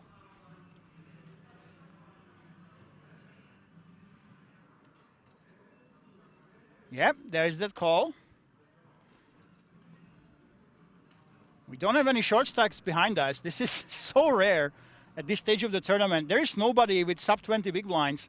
Everybody has a deep stack, so we want to take it easy. We don't want to go ahead and free bet and risk those rejams by those 20x stacks like Shachista, and which will allow the checkman to come in. He does like to play these spots. He does like to come along, and he does have great odds. Now Shachista. There we go. Coming in, and Lulehu with the kings against Gennaro. Of course, Gennaro is the man on a heater. We would not be shocked to see the ace whatsoever. And there it is. Can you believe it? Not one ace, but two aces. The big chip leader, of course. Was there ever any doubt? He is way ahead right now against the kings of Lulehu, who has only 8%, some backdoors. Hoping for those kings. As the pre-flop raiser, he can definitely go for it. Now he can count his lucky stars that Gennaro didn't decide to just get it in pre-flop. He would right now be out of the tournament.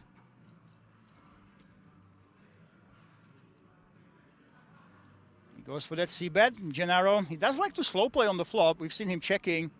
We've seen him playing it slow when he does have it and when he doesn't have it. So I absolutely expect just a call here. There we go.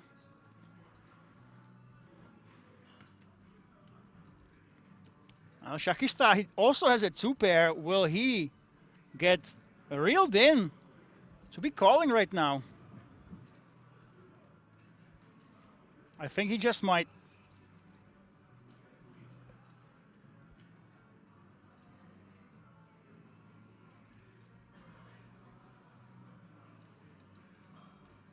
Nope, he folds. Very nice fold. And Gennaro, yet again, outflops the better hand. Has a lock. Besides one king was already folded. Lulehu is drawing to a single card right now. Gennaro Miracolato. That's the nickname that Gennaro has. How much will be the damage? I think it's very difficult for Lule to fold to one bet.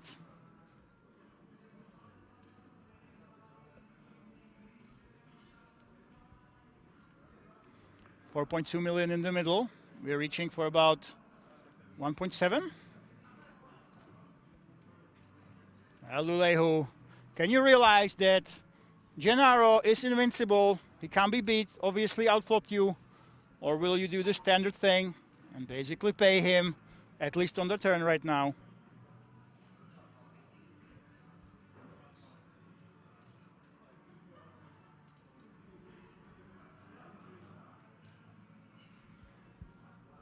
There is that call. We can't blame him, of course. And on the river, it will be very, very difficult to get away as well.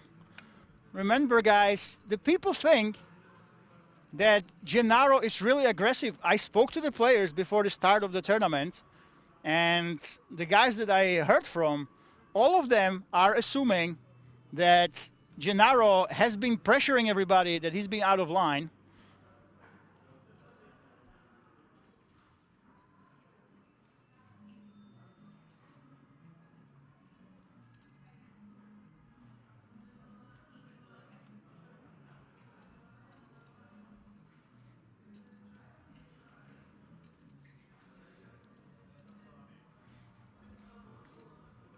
There's the value bet, 7.6 in the middle. Looks like it's a small one. Oi, oi, oi.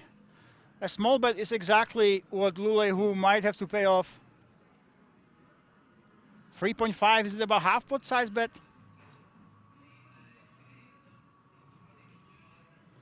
3.7, well, we were multi-way. That's one reason why you might consider folding. Lulehu also has the king of spades. So he's removing some of the flush draws that Gennaro can have in this spot. Maybe with the king of spades, he could find the fold here. But he's up against Gennaro, who seems like he's super loose. He seems like he plays almost every hand. But only you and I know, guys, that he definitely doesn't. There's that all the time banks. You will see the top pros always do this. When they know there's a big decision coming, a big close decision, they check all the time banks in the middle so they don't have to think about throwing them in. And absolutely, only we know that Gennaro actually is not out of line before the flop. I don't remember a single situation where he would be too aggressive pre-flop. He only opened loose slightly on the cutoff a couple times, but he's been hit by the deck so much. There you go, there's that call that he just gets paid off every time. And yet again he has it. Lule, who? It seems like he's defeated. Against this man, you just can't win. This is absolutely crazy. And Gennaro, he is not that aggressive, guys. He's not that aggressive. He's been getting so many hands yesterday and today as well that the players are simply non-believers. Tim was a big victim with the nines. Tim, the fan favorite from Germany, he made a light call against Gennaro because it seems like Gennaro's playing every hand, but he's playing pretty standard. I can't stress that enough when it comes to pre-flop. He's been playing pretty solid poker, very straightforward, online style. He's not been getting out of line. He just gets the hands so frequently that the other players all assume that he's attacking them with almost every hand. Of course, we have to say, if you missed out on yesterday, the big chip leader, he was down to 8 big blinds, okay? 8 big blinds, that's all he had. And then he made an insane hero call with ace high. So he was lucky ever since then, but it all started because he made that crazy hero call with ace high for almost his tournament life in a very, very deep spot. He's got all the skill. Ever since then, he was hit by the deck. So he is lucky, but he's also very skilled indeed. Exactly. He's getting value from spots that other players are not getting value from. And Jan is saying this is not a line that is bluffed a lot. Yeah, I think he confused him. The thing is, by just calling the ace-queen, his game is annoying that he likes to slow play before the flop, and on the flop, he likes to check and play passively quite a bit. What does that mean? That, well, when Gennaro is in the pot against you, he will have more strong hands than other players. When he's on the turn and on the river, he will have more strong hands than your opponents. That's why it's very difficult, and I think that's why he was getting paid off so much. When he plays so many hands, they just don't expect it. And look at this Presu, wow. A light 3-bet in the big blinds. I don't think it's terrible, we can mix it in, but we are very, very deep. If we had about 30 big blinds, it makes a little bit more sense, but now you can actually get called and have a really tough spot after the flop. Luckily for Presu, David Jiha did not have a suited hand or any playable hand he could play. And his 3-bet pays off here.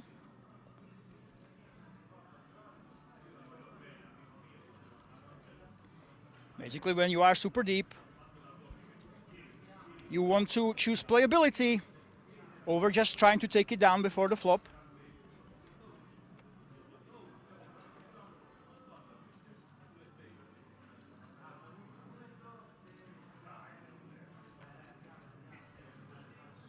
And Gennaro, there we go. I mean, Queen 10, it's at the bottom of his range, but this is not out of line, right? This is absolutely fine open race, especially with his big stack. But yet again, he has a hand that he can raise. And if you would be sitting at the table, you can't have any electronic devices with you, so you wouldn't be able to know what's happening. You would simply assume that Gennaro is trying to run everybody over with some loose open raises, with some king 6 offsuits opening under the gun. But we know that he's just getting hands.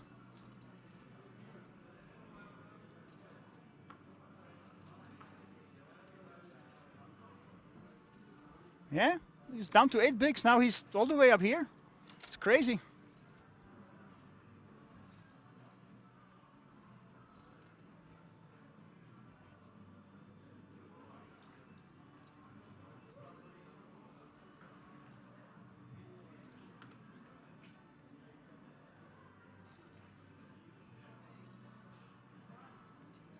Lulehu, the defending champ, is down to 11 big blinds. He is the biggest name remaining in the tournament, especially since he wants to take it down and he lets it go. And he's the first short stack that we've had so far.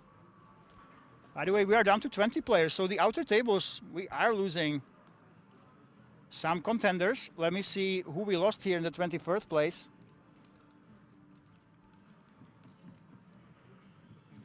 Dorian Jean-Paul Jacquin from France. So Dorian is out, and take a look at this. Gennaro up to 187 big blinds. Lulehu down to 11 after that hand. Shachista, Dario Presu, Andre, and David Ziha from 22 to 60 big blinds. But these are the two big stories at this table right now. Gennaro and Lulehu. Let's see if Gennaro can keep putting up the pressure, keep hitting hands rather, I have to say. And Lulehu, the defending champion, who won over 365,000 during last year's EPM. He really wants to score the double up. He was down to 8 big blinds, I think. I think we agreed that 8 bigs at one point he was down to. And the biggest run in his life started. Yeah, it's absolutely incredible where Gennaro is. But yeah, he made one absolutely incredible play. Then most of his plays have been pretty straightforward, pretty standard. He just get hit by the deck, but I think the upswing is deserved. After that is high call. And if he actually wins this tournament, I think it's a run that has to be studied. We need some scientists to come along and study the way that Gennaro went on that incredible run from 8 bigs all the way to the win if he manages to do it. I think this is not just a thing about King's Resort. When it comes to worldwide stories, that will for sure be up there. Presu decides to fold. Lulehu, well, I think this might be goal time. The reigning champion of the EPM might be at risk right now.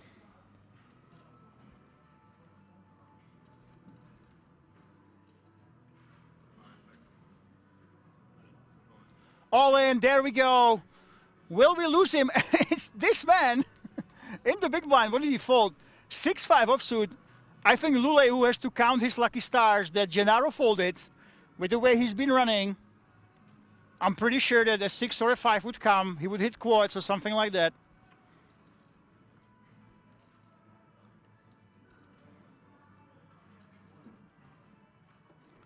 But as it is, the champ can live another day.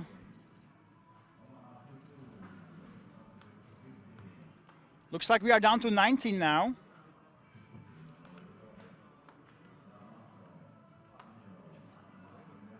And the bad news is, oi, oi, oi. Bad news goes to Bulgaria. Dimitar Alexandrov Toshev is out of the tournament. So the Bulgarian Dimitar bites the dust. 12,300 euro goes to Bulgaria. Of course, that's not a bad payday from 590 euros, but I'm pretty sure he was hoping for more.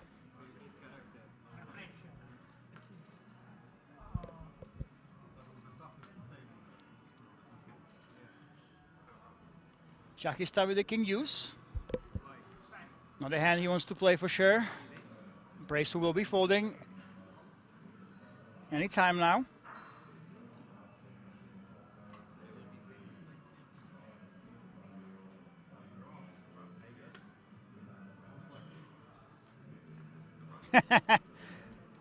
We heard the players talking about Las Vegas. And I mean, just like Vegas was randomly built in a desert with just the Hoover Dam for water, Rozvadov is very, very similar to that. Built in a small Czech village, 800 people live here permanently only. But we've built a venue that attracted over 7,000 entries.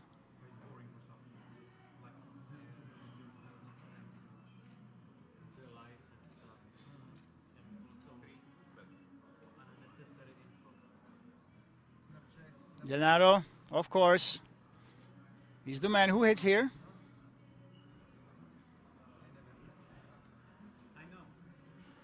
With his passive strategy in the small blind, he will have a lot more strong hands, a lot more aces than people expect.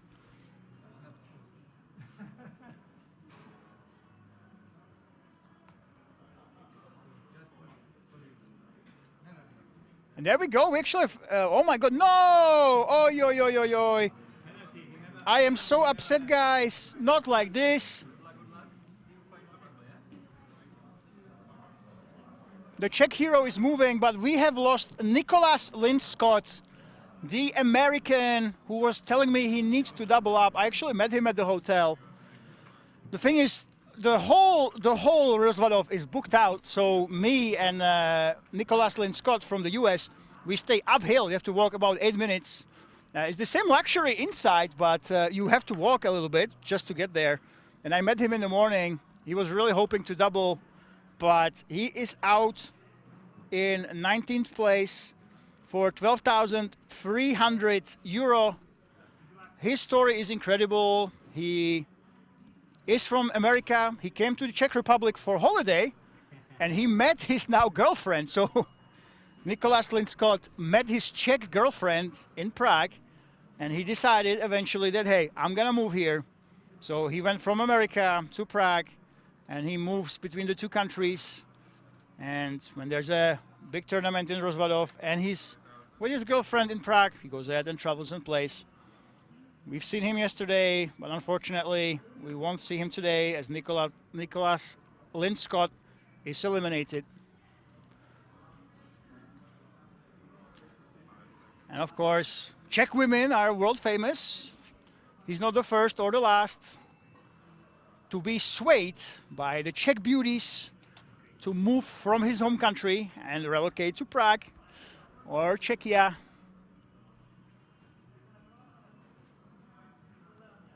Came for the women, stayed for the poker.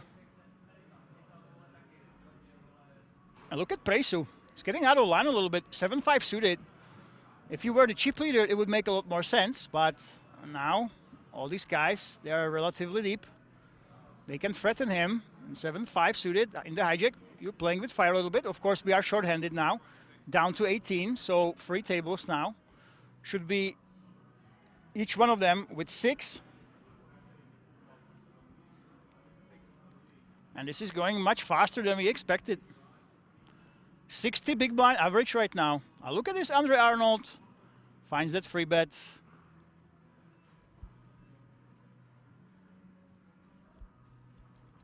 When you are 54 big blinds effective, it's not actually the worst call in the world to try and speculate and call with the 7-5 suited. But Presu says no. Andre Arnold drags another pot here.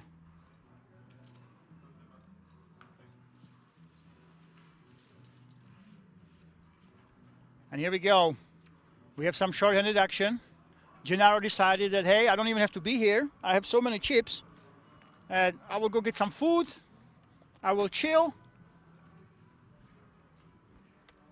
I will come back when I'm ready. And he's back.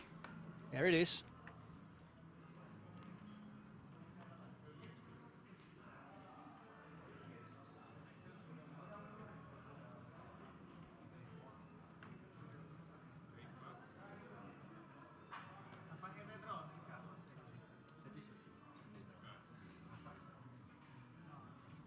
Lulehu, defending champ. He has 13 big blinds now, 5 million. He had to pay off, of course, the Italian chip leader. There was nothing he could have done. Lulehu, he has a Chinese flag, but he does live in Italy. So half Chinese, half Italian. I know the Euro rounders, they always give him the Italian flag. They say, hey, we have the champ. It's Lulehu. He's an amazing player. We want to keep him for ourselves. We're down to 17 now. Oh my goodness. So the next casualty is Bogdan Tilisa from Romania. 12,300 is his payout. And we're down just like this to 17 players. I have no idea what's going on the outer tables, but looks like people are going absolutely crazy over there.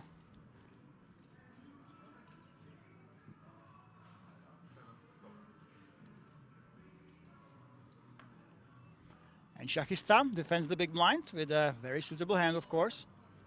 Unfortunately for him, Gennaro has him dominated with a stronger ace.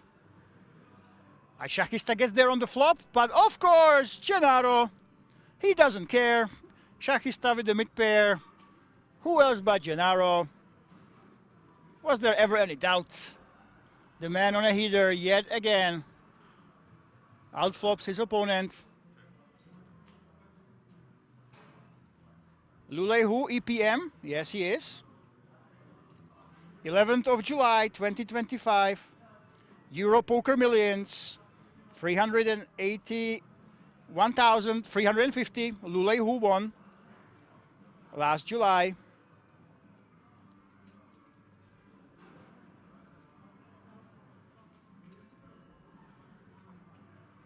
Back then it was 2 million euro guaranteed. He only took down, quote unquote, 381,000. Now it's 500k up top. And oh my God, look at this. I am almost shocked. Shachista found the fold with that 4. And I think he's figuring out that it's impossible to beat Gennaro unless you have the absolute nuts. You might as well get out of his way.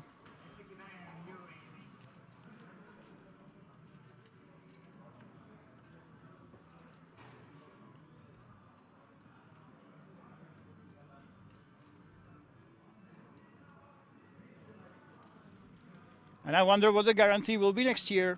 Honestly, it will be tough to fit all the people in here. We almost broke the record for the largest day one flight ever at King's Resort. And I know we were scrambling. This is the biggest poker room permanent one in Europe without contest. It's, I believe it's top 4 in the world, top 3. And we were struggling to get them in. So what the hell do we do next year? Do we increase the buy-in? Do we keep it at 590? Do we put the guarantee up to 4 million? Who knows? And Mirko says, yeah, it's every flop. This man just can't miss.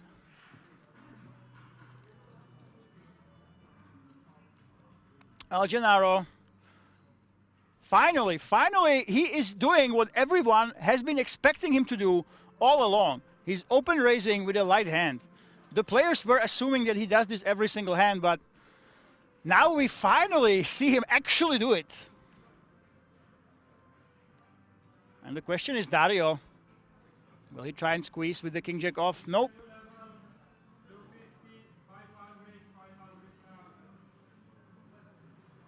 And blinds are going up, not by much, honestly. We still will have about 50 big blinds average. Elephant says ICM fold. Yep, Shakista, it makes sense. We are really near that final table bubble. The players should be really tight. It's kind of an odd situation because everyone is so deep that we rarely see this at King's Resort, that everyone would have so many big blinds. And the middling stack, yeah, the average stack is 50 big, so even though you should be tight, in practice you have so many chips to play with that you're not really at risk.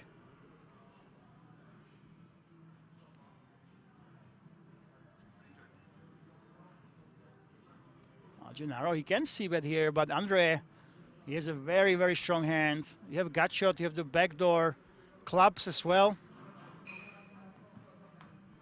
That's why Gennaro decides to just go ahead and check. Well, will we see the delay c-bet?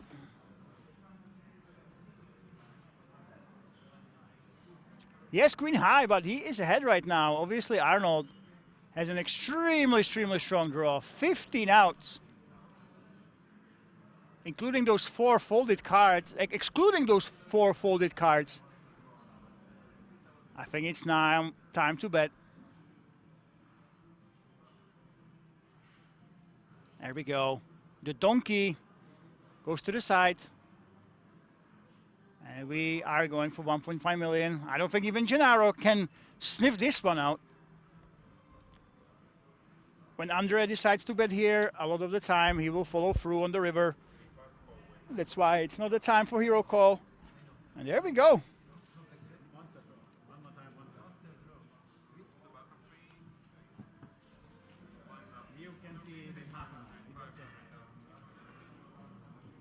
Yep, and Gennaro can see it on the stream.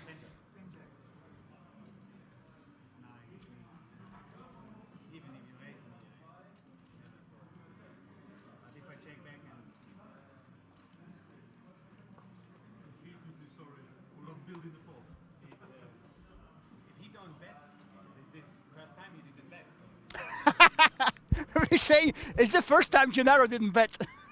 He don't want to bluff the donkey.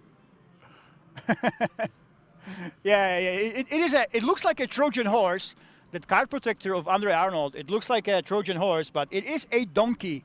He told me, and it's hilarious because we had over 1,000 people in day 2. I think 1,070, and he's the one of the players that I filmed. I was just trying to record the room, and randomly, I filmed Arne Arnold. I'll try to get that footage during the break. Actually, I'll try to give you that when I'm asking him what the hell that card protector is. It's pretty funny.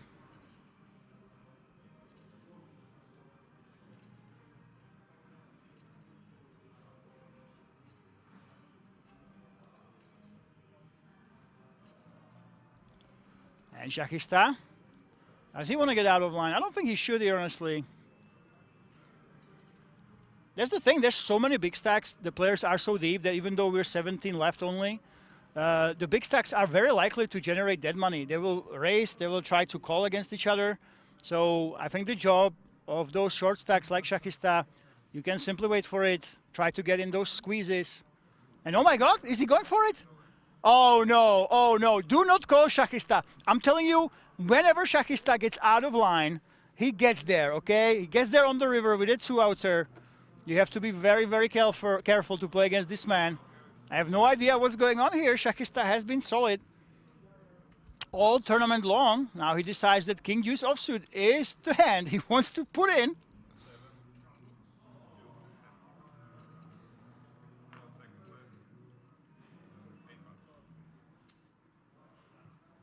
And Lulehu will be folding. So Shakista, do not try this at home. But every time Shakista got out of line, he got there.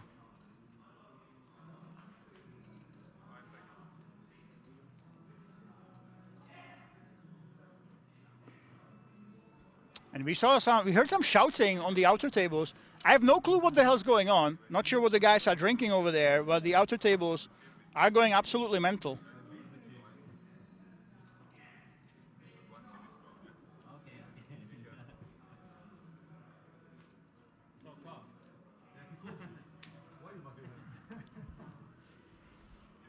Lulehu folding.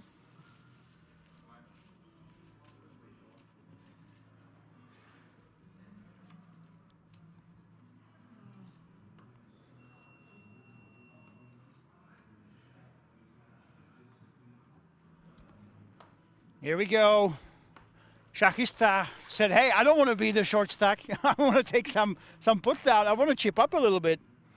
And, well, paying off for him. If you guys missed yesterday, Shakista, he hit some miracles. 2 times, I believe, he hit the ace from space on the river. Absolute miracles. He was supposed to be out of the tournament. He kept hitting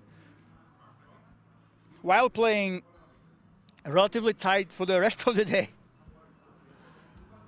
And Arne Arnold, the man with the donkey card protector, open raising. Winnie Boy says, Gennaro free betting pre, then check the flop. Well, I'm telling you guys, the players, they struggle to deal with him. Gennaro likes to check on the flop a lot. He also likes to slow play, especially blind against blind. And the other players, they have not found the recipe to beat that yet. Obviously, it helps that he runs incredibly hot.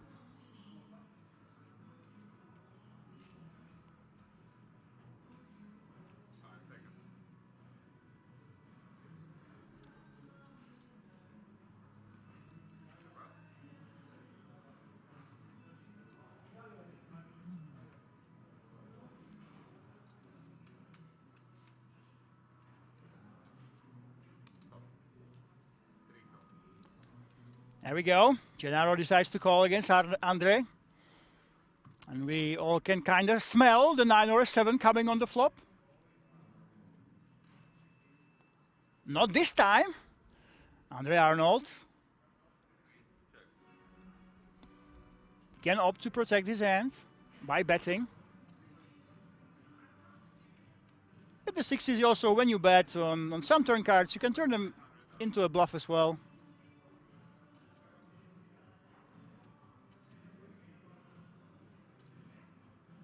Gennaro, I don't think he will continue here.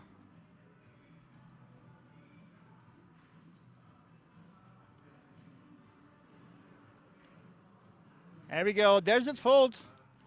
Contrary to what the players might think, he is a very solid player. He's not been getting too out of line. He's been just hit by the deck time and time again.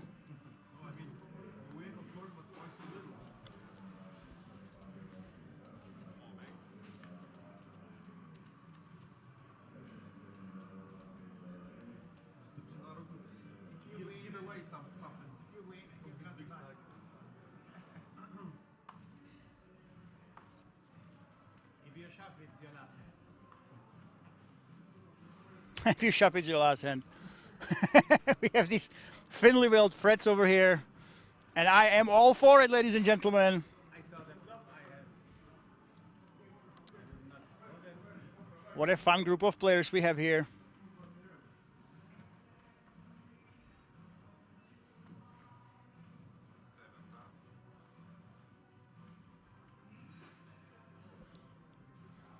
Still with 17. Shachista is on the short stack, of course. It's his job to try and double up. I just hope he doesn't keep doing it with hands like that garbage king he did it with. calling me when I start bluffing. That's And Presu continues open raising these suited connectors. Lule Hu down to 7.6 big blinds.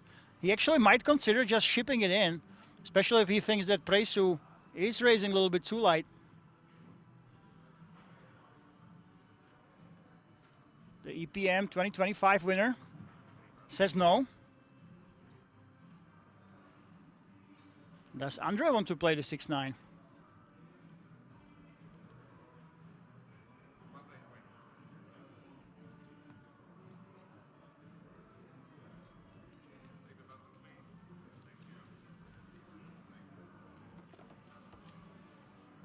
There we go. And on the left, you are looking at Shachista, who is just super lucky to be here. He was one miracle ace away from elimination.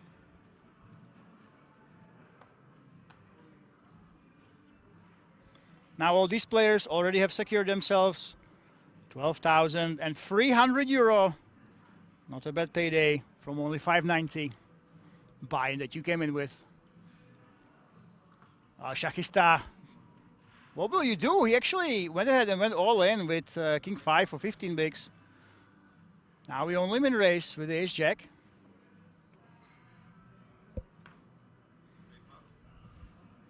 Lule Hu,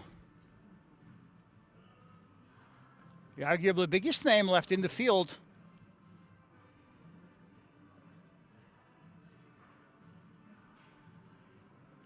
The man who we can call Italian, by the way. If you are from Italy, Lule who lives there. Let's go with the weak ace. Andre Arnold, I don't think he will continue. Dario. We have a pretty easy defense, especially against a min race. And Shachista. Against the equally big stack of Dario, can he survive here? So far, so good.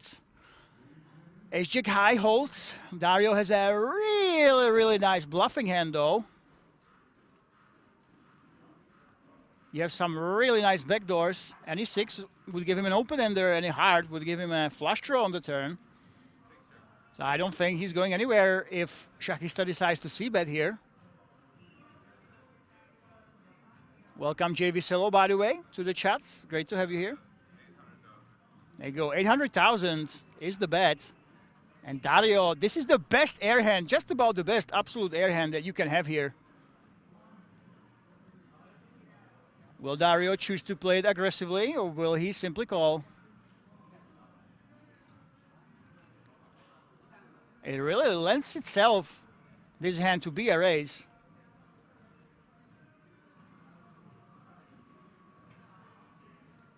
Looks like we're reaching for those chips. There we go. Dario raises against Shachista, puts the man to the test. Now he's not representing too many hands. What are you really raising? That's a strong hand here. Deuces and 4s. Sets are really, really tough to make. You should never have 10s. Ace 10 probably can re-raise before the flop a decent amount as well. So now Shahista, he might get suspicious about this raise on the flop. There we go. Time bank is going into the middle. What you guys doing? Discussing strategy? Discussing strategy.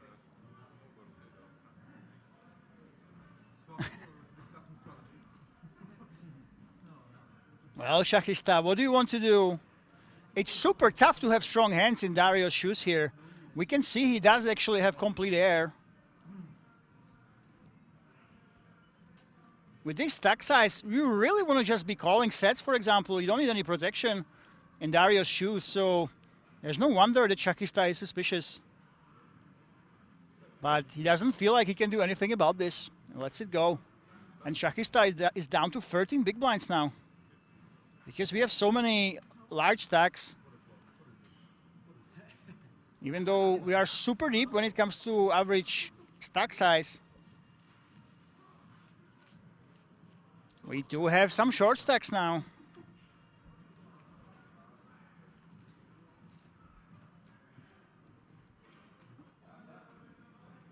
And because of that, it's going much faster than we expected, actually. You know, we were wondering, hey, are we going to even finish today? Will we have to finish later? But right now, because of those big stacks who are hogging all those chips, we have those shorter stacks with not too many chips who are putting it in, and we've lost a lot of players. We started with 24. Now we are down to just 17. Lule, who is one of those players that are really short. King 10 definitely is a shoving candidate right now. We are short-handed. So the hijack doesn't really ring true, but he wants to simply let it go.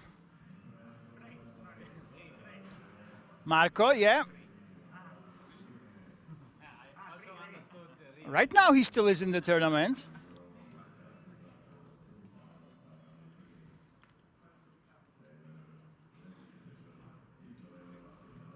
Oh my God, Shahista with the pocket rockets. Wakes up with the aces. And he only calls. Shahista against Gennaro, who got out of line with 6-9 offsuit, decides to play with fire and call against the chip leader with the pocket rockets. Gennaro now has a gut shot. It might not look like much, but if history is something to go by, I would not write off Gennaro whatsoever.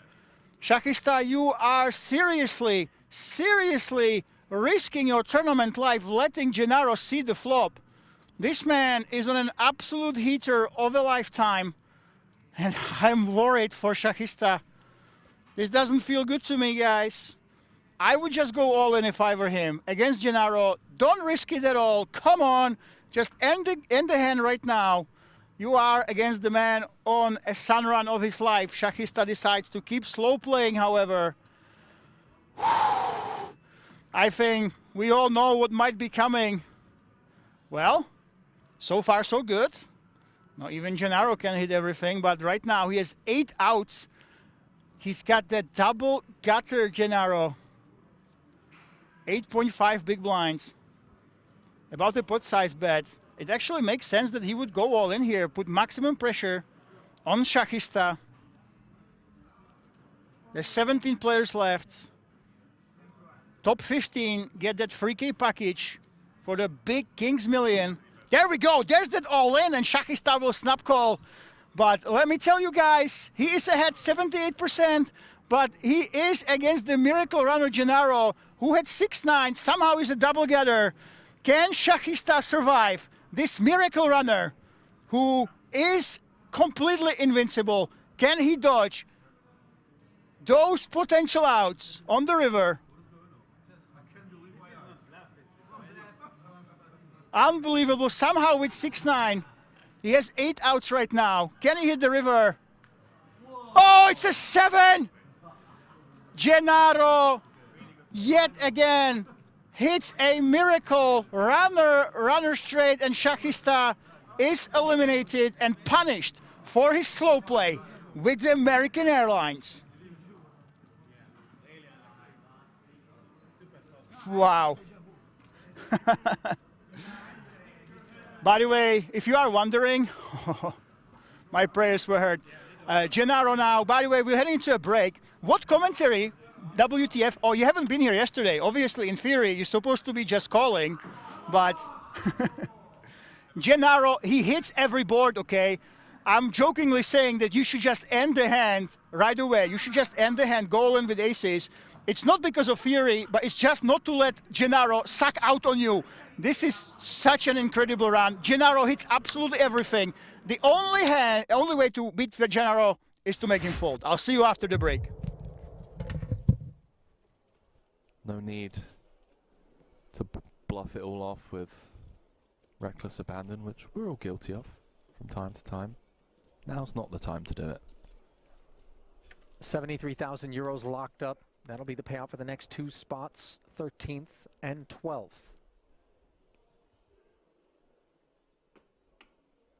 Final table will be set when we get down to 9.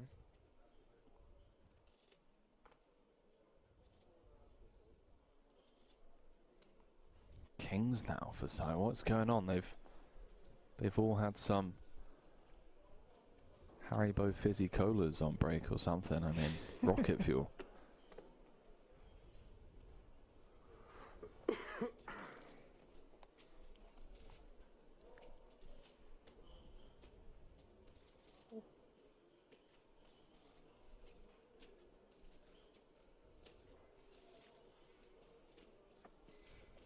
Queen Jack being deliberated on by Poodle, who I think is just as aware as you and I in the booth here, Henry, as to how snug Tsai has been operating out there. Decides not to get cute as... Money's just going in, Harley. Yeah. I mean, let's go. Back-to-back hands, the wheels have come off. Ladders round every corner. Under normal circumstances, this ace-king would just be so sexy, but in the face of a snap call by two black kings, Just gonna be bang bang. yeah. Sayonara, Italy. Sai, the Italian assassin, if he can just hold here. I believe Arrivederci Italy would have been the more apropos, but I know, You know, I'm trying, okay? It's been a long month, Ali. that it has. And it's also been a long day out here for Vito Vella, one that he hopes can continue, but an ace for the time being. That which would be required for set continuation, unavailable on the Queen 5-3 board. Wow, something going on the outer table. We'll have to jump into the action over there after this. Sure sounds that way. Hello? Wheel gutty now as we add deuces to the mix. 7 outs one time. Can Vella find extended play here in the main? He can't.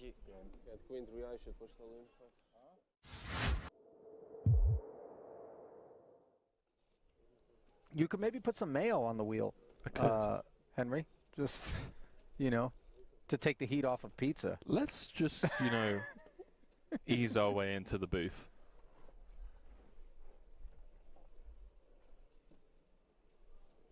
Pocket sixes. Let's see how the German eases his way into this one.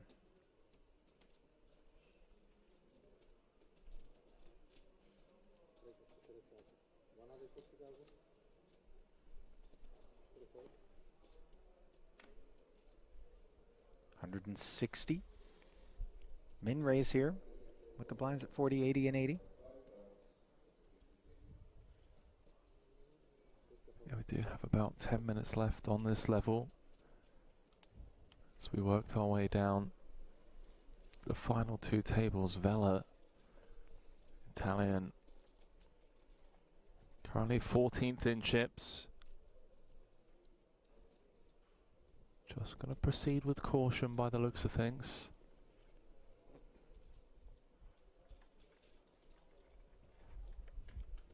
Comes with the defend. Bottom set. Monotone texture, though, could keep Vela from losing more. Yeah, the saving grace here is these 3 diamonds on board for Vela.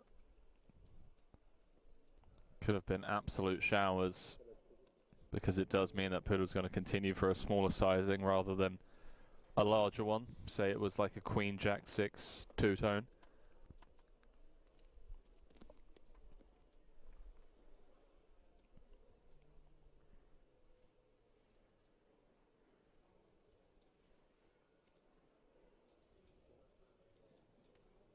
Another 200 into the middle after the check call of 100K.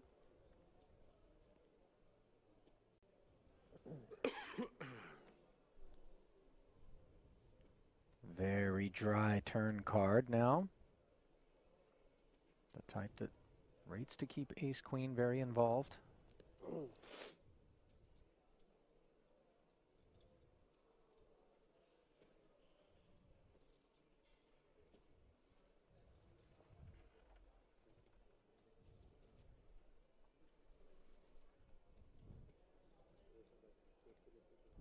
Wow, he's gone pretty big, 5-10.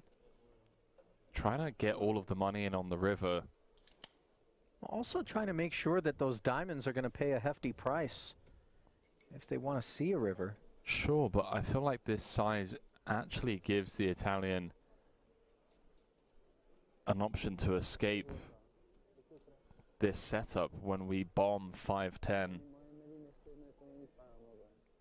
It feels like he's playing the strength of his hand rather than targeting specific parts of his opponent's range. You know, like this bet size, for example, just folds out all Jack X. It folds out a lot of the Queen X. And those are hands that we should be trying to get value from, right?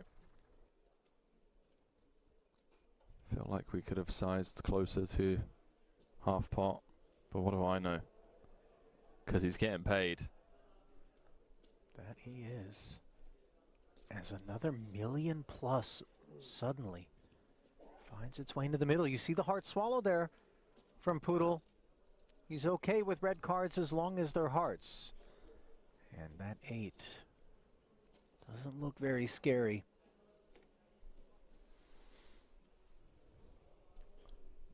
But maybe it's like, okay, now I want to target 1 pair hands.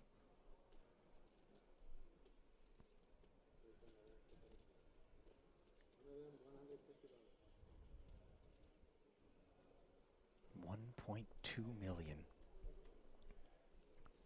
This is big chunk of the 2 million back. It's grim. Vela. It's grim because of how under-repped we are. I mean, he's flat called pre off of 30 big blinds. Oh, he's looked him up. 4 million chip pot for Poodle, and Vela down to dust, Ali.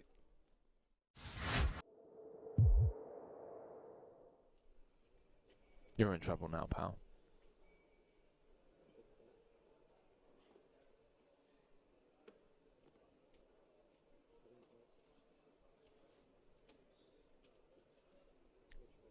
The Ukrainian bulldog.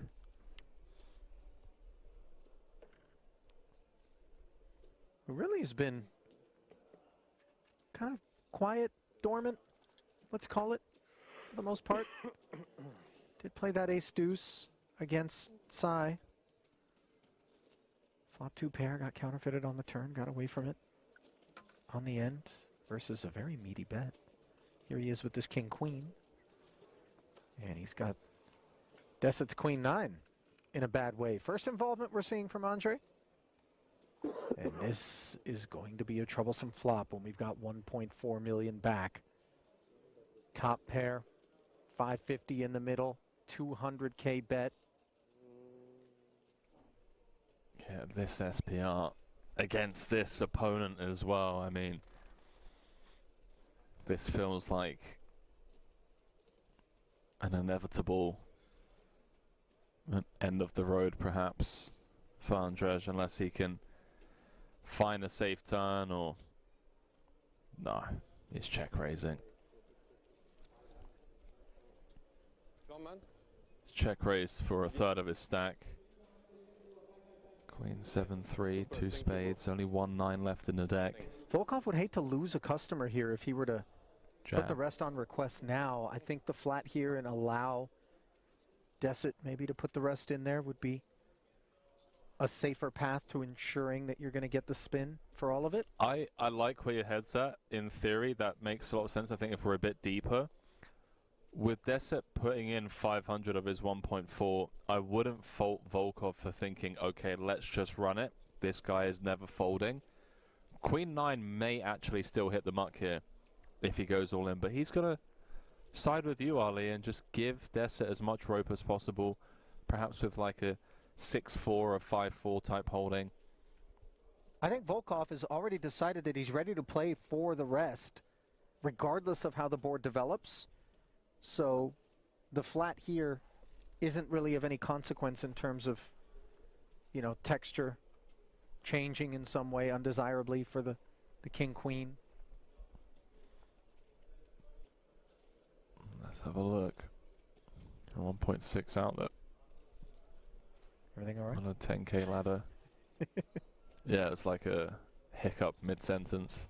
You might be experiencing indigestion of the type that Desit soon rates to be experiencing himself if those two little words cross his lips. I think given that we're on a 10k ladder, he's going to leave a chip behind. If he does, kind of go for all of it. Wow. So the all-in does come in. Volkov makes the call, and devastation will be that which ensues for Desit unless a 9 is found.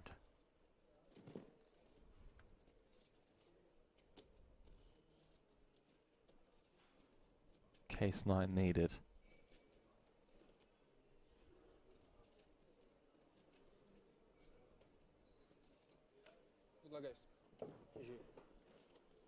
Upside down variety on the end.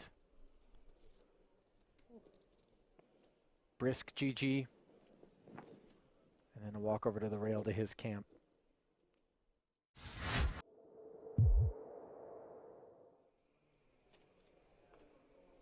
Chat absolutely in love with Ting Tsai. Playing well. Content creator out in Taiwan for 6 Poker. Shout out 6 Poker.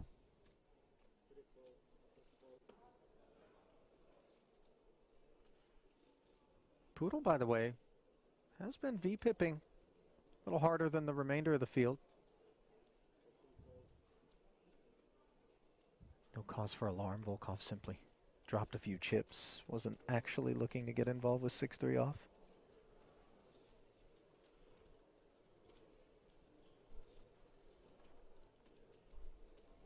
Sammartino. Diamonds are smothered. Has really his morale. Yeah, it's been a rough level. Very rough level. Started with around 55 bigs, dropped down to 29. Potentially going to pick some up here. But yeah, losing 20 blinds in any level is rough, especially with a clock like this and a structure like this.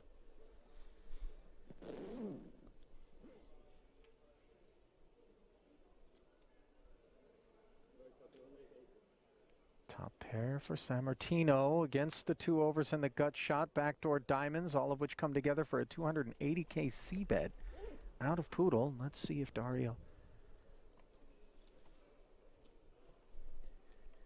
wants to make noise.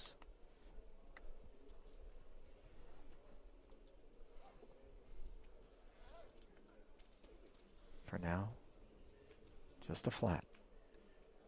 10s and 7s, though, on the turn as it goes from gut shot to double gut shot for Poodle and from 1 pair to 2 for Dario Sammartino. That's a very spicy turn card. The fact that Poodle still has 8 outs here, it's pretty wild. 1.1 million out there. Potential lead card for Dario would be unorthodox, but honestly don't mind it. I mean, if it's a turn card that you think your opponent's going to check back a decent amount of the time, yeah, reaching for chips.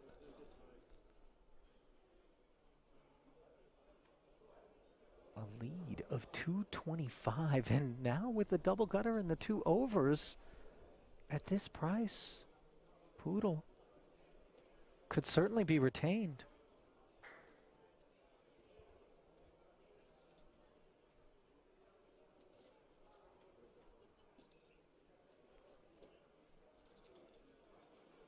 So another 450 sliding in, and no. the Queen of Hearts, the Devastator for Sammartino. Backdoor hearts on the board. Yeah, really, the only saving grace is that it does complete the flush. Had a non-heart queen rolled off. Really could have been showers. Still expect Sammartino to lose a lot of chips here. Yeah. He's only got 2.4 back. 1.5 SPR. Note that he's found the check. Which is incredible, by the way. Yeah, and will he be able to find a fold in the face of sizing from Poodle, which we expect to be meaningful? I'm not sure. I think Poodle's going to have some very natural bluffs here. Some ace-jack type holdings. I don't think queen-jack, jack-10 or jacks ever turn themselves into a bluff. That doesn't really make much sense. It has so much showdown. But there certainly are bluffs in there.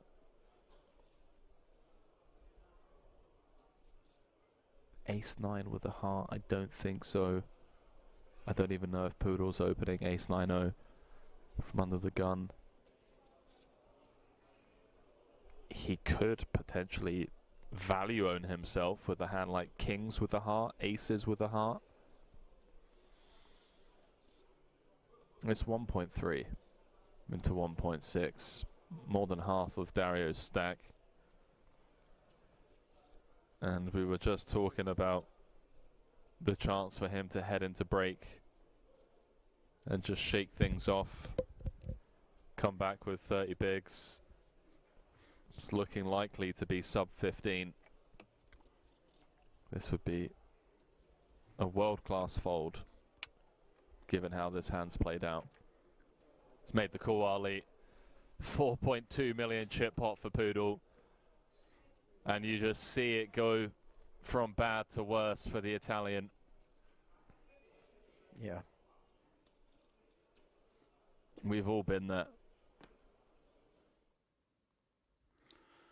And now we are back to King's Resort for the final day of the EPM main event. 3 million is now false advertising, ladies and gentlemen. We are all the way up to 3.6, over 3.6 million prize pool, 7,303 entries. And we had a really controversial hand, you might say, before the break, when the chip leader, Gennaro Proscia, he busted the aces, and somebody didn't get my joke in the chat. I was saying that the only way you can beat Gennaro is to make him fold. Don't let this man see the turn on the river. Of course, with a gut shot and the runner, double gutter, he busted the aces, and now he's a massive chip leader with 80 million in chips. And we have a brand new table. Look at this. David Ziha is coming back. Andre Arnold is remaining at the table. Lule Hu is still in. He's at one of the outer tables. And we now have Ionut Decher from Romania. It is the year of Romania. I would not be surprised if this man does make the final table. Somehow the Romanians have been absolutely crushing. And a new Czech newcomer. Look at this. Ondřej Getz. I can't actually say I know this man. We will have to do some research about Ondřej. Of course, it's always nice to see some of the locals compete for that 500K, but very, very interesting. And let's look at the comments about the hand before the break, by the way. Slow play, you pay. Ace's crazy slow play with chip leader.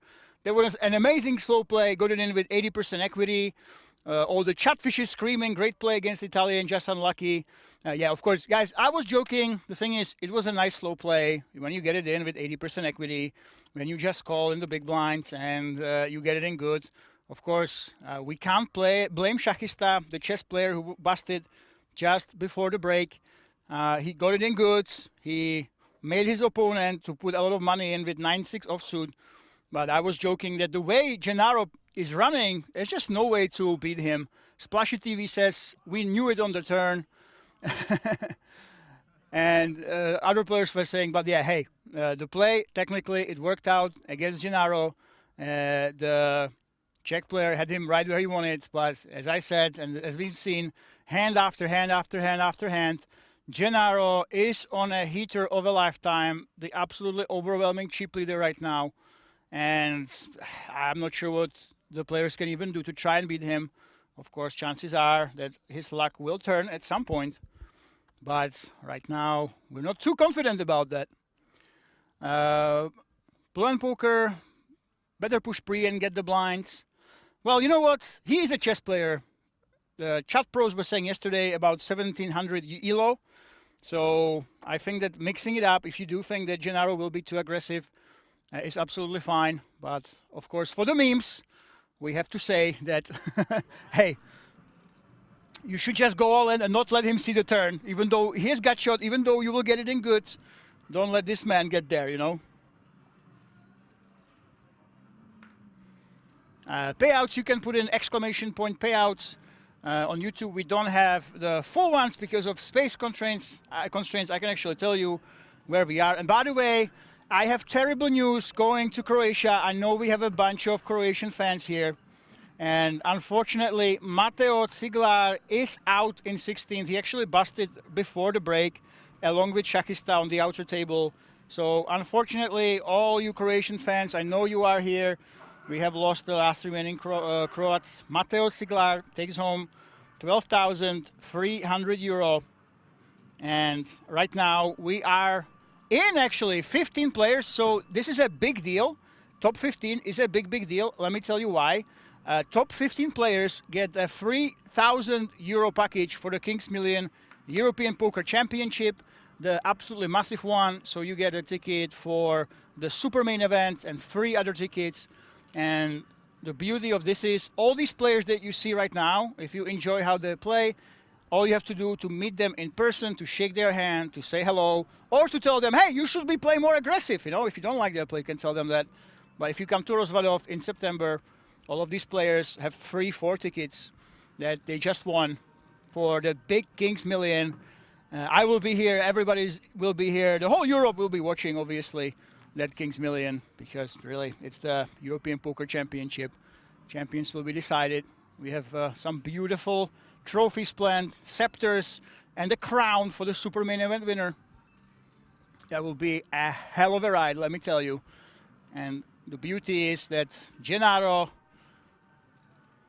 will be there for sure. But you know what? This is yet another hurdle in Gennaro's run. Every time he seems to be doing well, every time he seems to have the players figured out, we do a reshuffle and somebody else joins. A lot of the time it was somebody with a big stack who put Gennaro under pressure. Let's see if Ionu will be the one who wants to do it this time. Nope, it's a fold, and just like we left off before the break, we are continuing right now with Gennaro absolutely crushing, dominating the table, being the big favorite. And when it comes to the tournament structure, 80-minute blinds all the way through. The next pay jump is 14,900 plus the main cash they got. So 16,100. And we already know that the top 15, they have that package already. It's 1,150 Vinny Boy, I think. It's a 1.1K pretty much. And it will be the biggest guarantee for about 1K event in history. Is it top 10? Ah, okay, so I had it wrong. Jay Vicello corrected me. Thank you so much for correcting me, Jay Vicello. So the structure is different. We have 15 Kings Million European Poker Championship packages. 5 of them they were a chip leader bonus for day 1A and B part 2. So the 80-minute levels, those days, they actually had 5 of them. They had the packages as a reward to the chip leaders during those days. And we only have the 10 for the actual finishers. So 15 people from this tournament you will see at the Kings Million European Poker Championship. But thank you so much, JV Silo, for correcting me. 5 of them, they already have the packages for being the chip leaders from those massive 80-minute level day ones.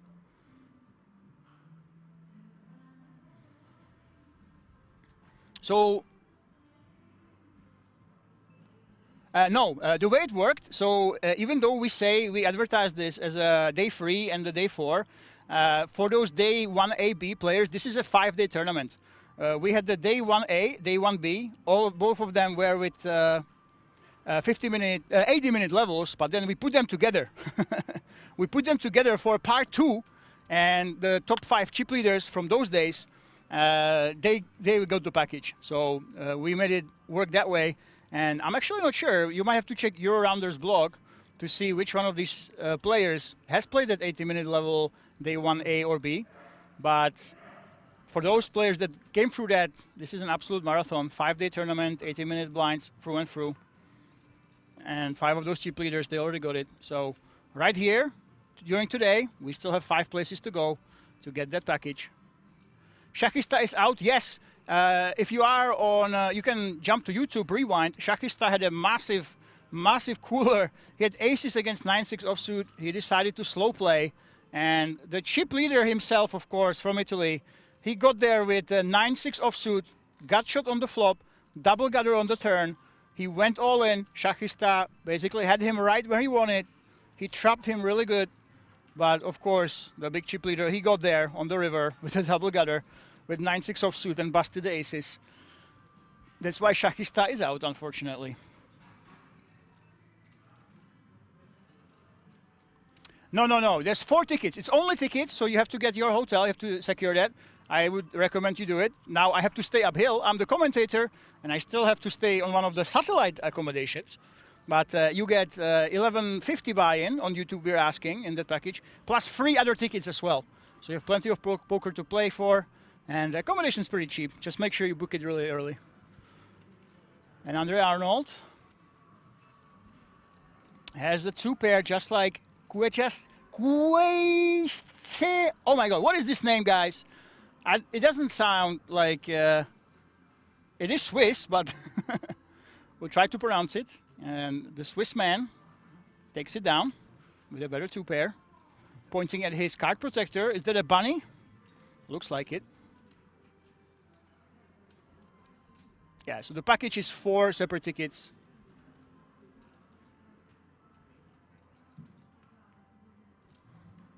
And Felipe says, great play against the Italian guy, with the aces against the 9-6. Yeah, it's absolutely fine. You know what, the slow play, if you really think that the chip leader is out of line, and let me tell you, Shakista, I spoke to Shakista before the start of the day, and because this man that you're looking at in the middle, because he was running so hot, he was playing almost every hand. We know that he had strong hands almost every time, but Shakista assumed that he was playing every single hand against him. So obviously Shakista assumed that Donaro had almost 100% of hands. He's super out of line. That's why he decided to slow play. And unfortunately, he paid for that, even though he got it in really, really good. Called a big bet against the gut shot, then called an all against the double gutter. The only thing you had to do is dodge. That's why I surprised some of the people in the chat. I was telling them, no, don't just call, just go all in, go all in. The reason is because it's the right strategy. The reason was because Donaro seems to just hit absolutely everything today. And there we go, King 4 suited. This is actually a hand you might be playing. You actually should be, there we go.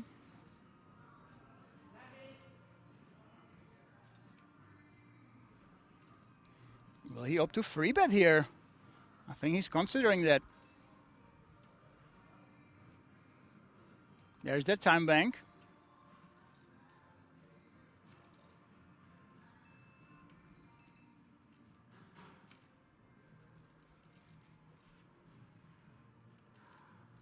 So we limp. Looks like it's just a call. There we go. And we head to the flop. Andre was not considering folding. He was considering if he wants to free bet some of the time.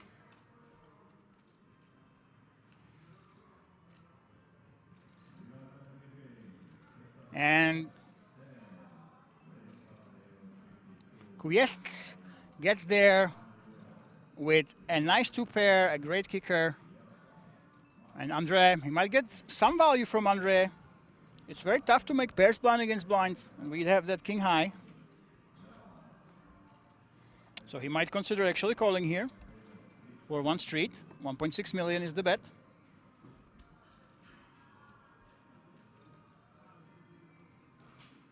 Elephant doesn't like the queen nine fold. Yeah, it's interesting. It looks like he saw something we didn't. In the previous hand, just folded straight up.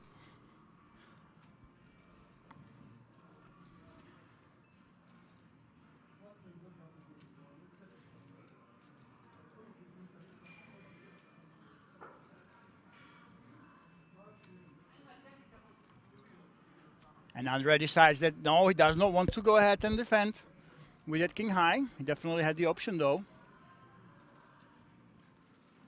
By the way, the payout. So top 10 get the package. 5 people already have it from the day 1 and A and B. And top 10 get free K package. And right now, Matteo Ziegler is the last bust out in 16th place. 12,300 euro. And the 9th place starts to get 27K for 9th, 12 to 3rd, 14,900.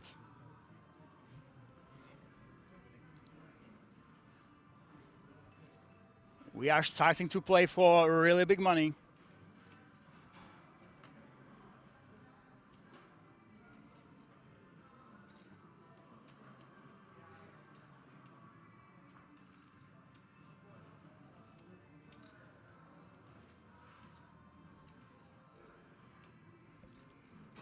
Queen 4, Andre Arnold. It really depends what you think about the opponents behind you. And Kwiest, Ace 9. This is a really strong hand, blind against blind. We are never folding. Question is, do we want to play with the limping strategy or do we want to go ahead and raise here?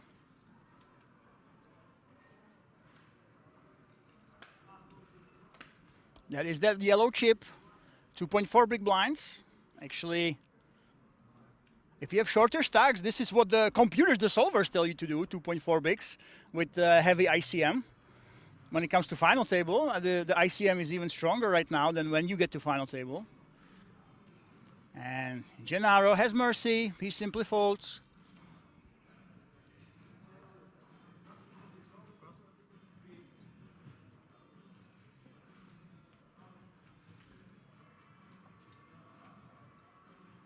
And of course, guys, the tables have been reshuffled.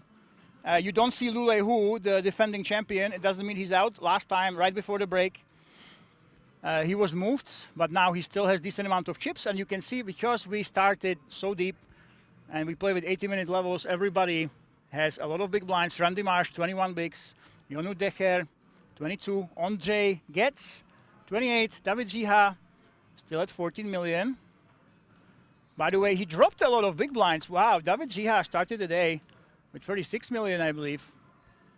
Now he's down to 14. And looks like Andre Arnold and Kwiest with 32 mil are up there. Still battling. But of course, Donaro is the man to beat.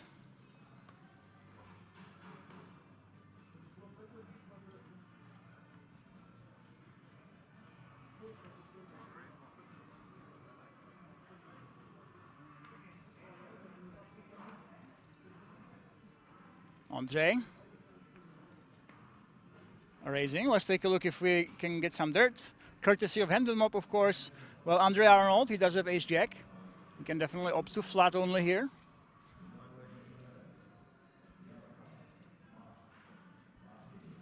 Decides to, well, he's playing pretty tight now. But now, guys, you have to realize the pressure is absolutely massive right now. The final table bubble is approaching.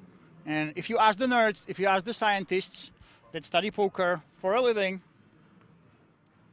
the biggest ICM pressure, meaning the value of your chips, is higher in terms of projected money. When you have a mid-stack, for example, is actually the highest right now on the near the final table bubble. It's higher than on the final table itself, right after the actual bubble, when you decide between getting something or nothing. That's why when it comes to down to final 15, 14, 13, 12, and 10, you will see some incredibly tight laydowns, like that fold with ace-jack, especially from these mid-stacks. And look at this. Check on check violence, 2 checks remaining. And it's them that will be trying to outplay each other. Andre gets.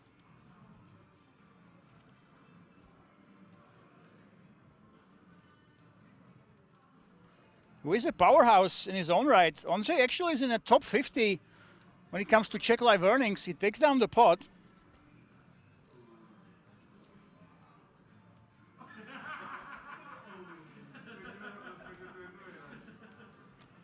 And Andre is an absolute veteran. His biggest cash actually came in 2015, 11 years ago at EPT Barcelona. He was 6th in the S3 as high roller.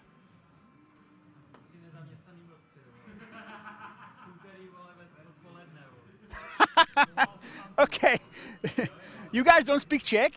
This is hilarious.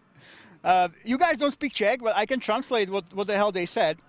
So basically, there is a Czech rail, right? There's a Czech rail, and the rail belongs to David Zíha. So David Zíha has a Czech rail, and he's got 3 people on the rail. And right now, he told them, "Oh, I have 3 unemployed idiots being able to rail me on a Tuesday at 4 p.m." So that was a needle to his own rail. I'm not sure why you would try to trash talk your own rail. But that's exactly what he did. And he called his own 3 friends that are on the rail unemployed idiots that are here at 4 p.m. cheering on him in the final 15. So this is hilarious.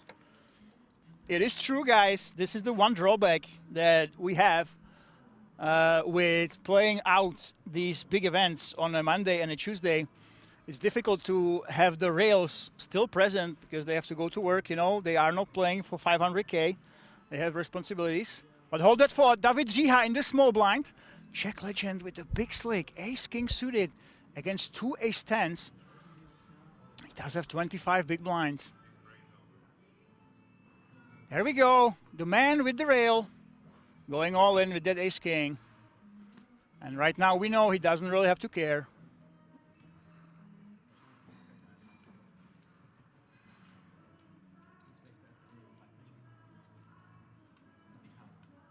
Gennaro, do you want to call here? No, he does not. He's pretty tight. And David Zíha is hyping up his unemployed rail. Those men who he says don't have a job, they get to be here on a Tuesday. And while you're here, you might as well support the Czech hero. And thank you, JV Selo, for saying what happened. That was a hand of the day so far, for sure. The slow play with aces that backfired when a 6-9 got there.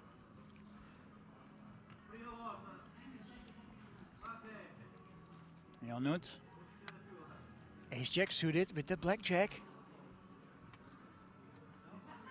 There we go. There's that open raise. Can he get some action?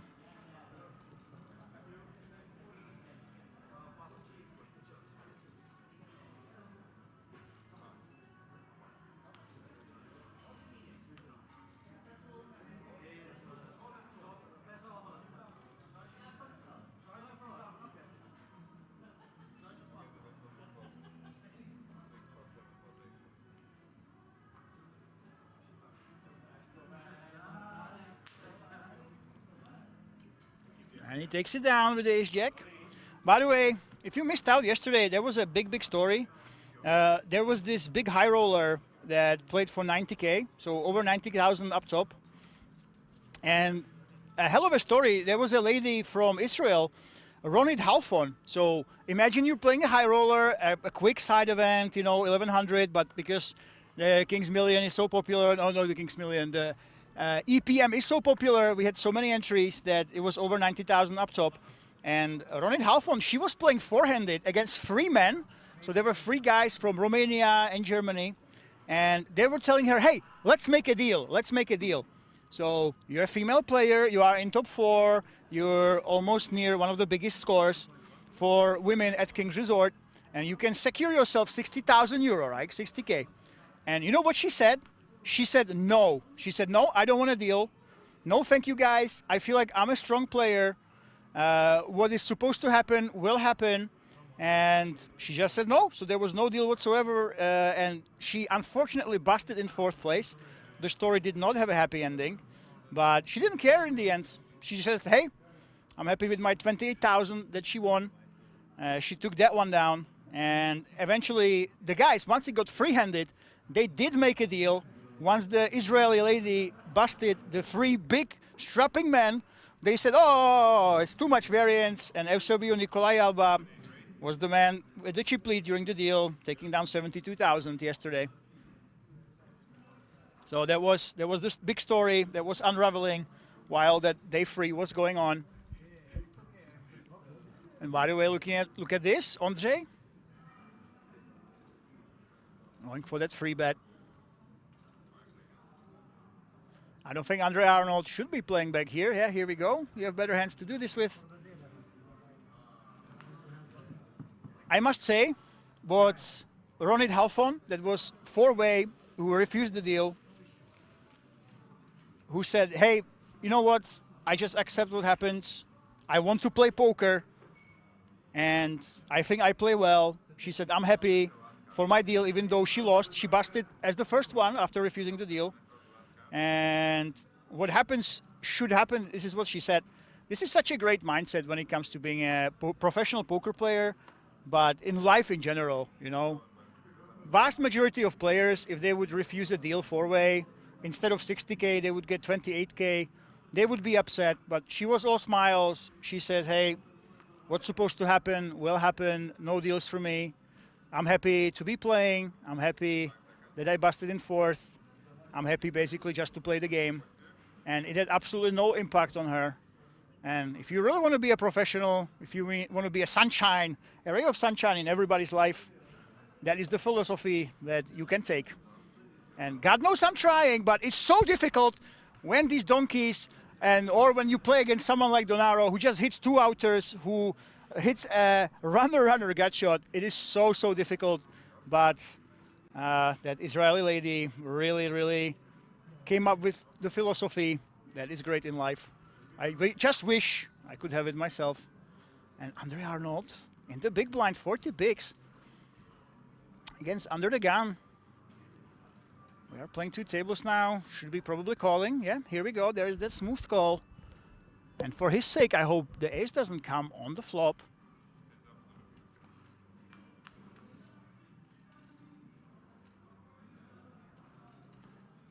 Well, Andre, he must be very happy, but look at Questis' hand. He's got the ace-king, he's got the gut shot for the nuts. He also has a backdoor nut flush draw, so any diamond on the turn would give him a nut flush draw. So Andre Arnold, I think that on this board texture, he simply has to only call. You don't really have the option to raise here. There's too many hands that are crushing you already, even if your Swiss opponent has a flush draw, for example, is a lot of equity. Well, I say that, but looks like we might be raising it up here. Yep, it is a raise on the flop. Andre doesn't care. He says, hey, I have top pair. I want to deny your equity. And it happens to be a really good play against ace-king itself. Personally, I would not recommend this play. It's very easy to be beat. Your opponent has a lot of equity. You kind of are drawing into a blank turn when you have ace-jack on a board like this one against the pre-flop raiser. But we'll see if it pays off for him. Ah, see, that's the problem, yeah. A lot of turn cards are bad for you as well. This is one of them.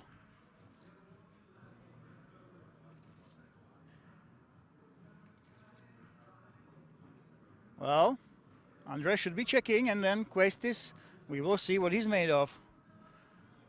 Do not judge a book by its cover. Time and time again, we have these older-looking gentlemen, the sweet old guys that start turning hands into a bluff, start being aggressive. Quests doesn't do it though. And now, Andre probably should be just checking, unless he wants to go for a block bet. Well, block bet kind of makes sense. You're trying to get paid off by something. Really, really small bet, face up, and let's see. There we go. Yes, I love it. Quest pulled the Patrick Jarosz special. Patrick Jarosz, the Czech legend, who likes to attack these block bets. He puts in that race. Absolutely beautiful. I stand by my call. Do not judge a book by its cover. Just because someone seems to be on the older side doesn't mean that they will be tight. And it's a stone cold bluff on the river against this face-up block bet of Andre Arnold. There he is. All those time banks going in the middle. That's the worst feeling in the world. You block bet. You try to make your opponent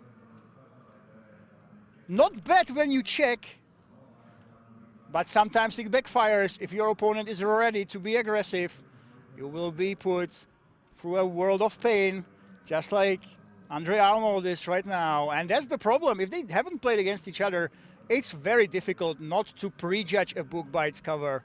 You know, when you play against someone, they are an older gentleman, they seem really calm, they are from Switzerland. A lot of the time, that prejudice seeps in, and you think, hey, no way, this man is actually bluffing.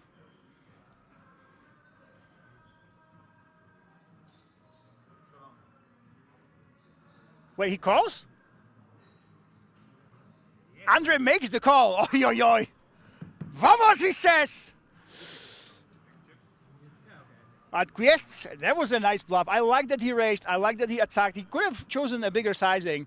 But honestly, not too bad, not too shabby.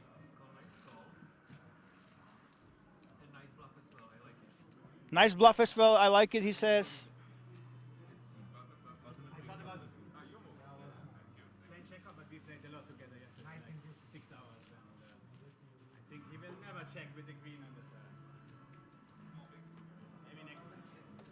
Yeah, he says you would never check with a queen on the turn. That's what he was saying. By the way, Vinny Boy says, I did the same with an online event. 8 accepted the deal. I said no deal at the end. I did the first place. Yeah, that happens. But imagine that you're playing for a high roller, right? She was playing for 90,000 euro up top, 28 if she busts, and 60,000 was the deal that she was offered. So 60K, they offered her 60,000 euro as a deal in top 4. She says, no, I want to play poker. I think I'm a pretty good player. I play well. Let's play. But the thing is, she did not win. She busted. She was the first one that busted, right? And I would think, you know, and everybody else would very likely think, I made a mistake. I should have made that deal. I just lost over 30,000 euro by saying one word. Just by saying no, I just lost 30,000 euro. But she was very happy. She said, no, I would make the deal all over again. What is supposed to happen will happen. And she still recorded one of the biggest female scores this year here at King's Resort with over 28K. And you know what, that mindset, I would love to have it. It was very zen, very stoic mindset of, you know, accepting fate, doing the best you can. And if you are a poker pro, this is probably the right mindset to have in the long run. But it's incredibly difficult to actually do that. He should have raised a little bit bigger. I agree. Yeah, the ace-king, that's the only issue I have. Just go ahead, make it a little big raise. And now look at this. Quests again. Now as an open-ender, Randy Marsh with the ace-7. He's got the backdoor and not flush draw here. In the cutoff, you, of course, want to bet. Well, we don't only have an open-ender, we also have a backdoor diamond draw in Quest's shoes, so I definitely think he could continue for sure. Unfortunately, Randy doesn't have enough behind for us to raise here. Randy Marsh, I'm not sure. It sounds familiar, right? Still an open-ender. No luck for Randy. He only has that ace high. No backdoors come in. It wasn't the heart he was hoping for. There's that check. And Quists, can he actually get back? Yes, he can. Look at this. It is that straight on the river. Unfortunately for him, Randy doesn't have anything to call with. Oh, he stands dead. Oh my God. So Sten Marsh.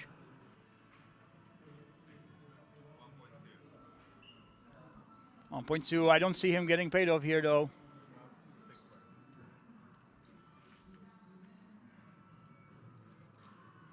I will find out for you guys. I don't actually, I have a suspicion this might not be the South Park character. Nice call, the chat says. Yeah, that was a very nice call.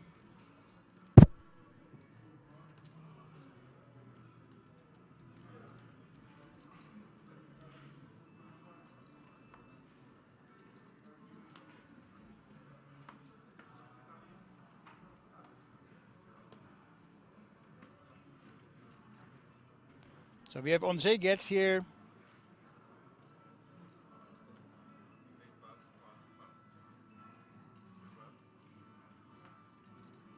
Now we'll find out for you. Yeah, well, we won't find out. I'm not sure actually.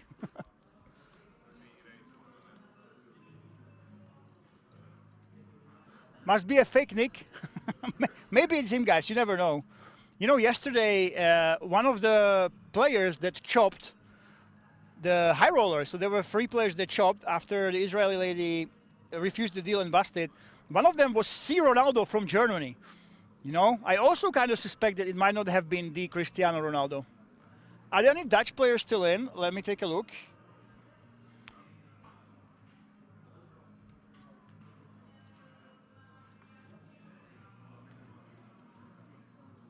No, all the Dutch players have busted.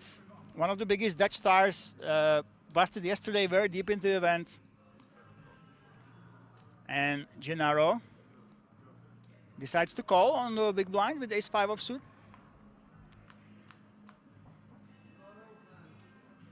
And it is that set for Ionut, or Ionut. You Romanian fans can tell me.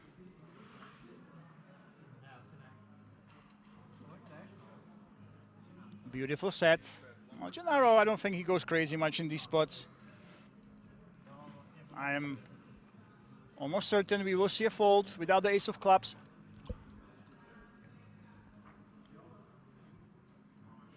There we go. He does release.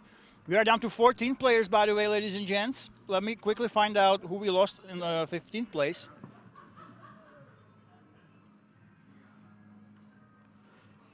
So in 15th, we have lost Dario Canistra after Matteo Ziglar busted in 16. Dario Canistra from Italy is out of the tournament.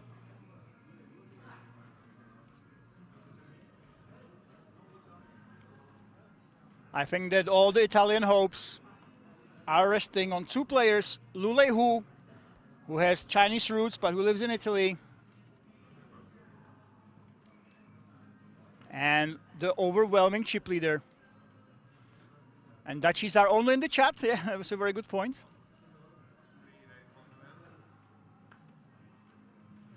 Vinny Boy, nice mindset. It's greedy not making the deal when first is 90K.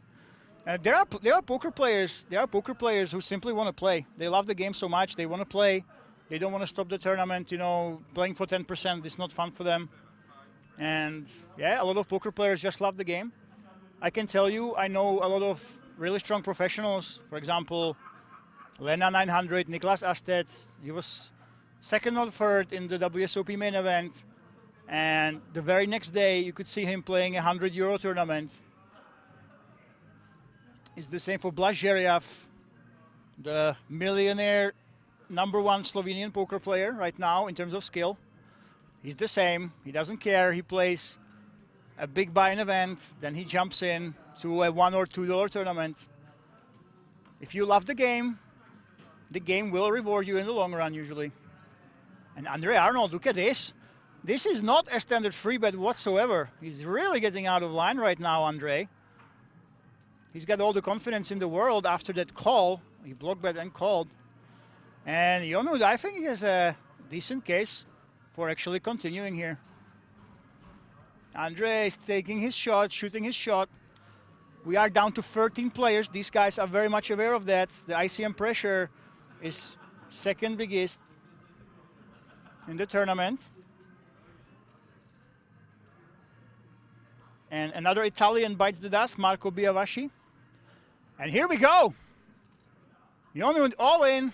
Andre Arnold got caught with his hand in the cookie jar. And he now has to fold against 25 big blinds.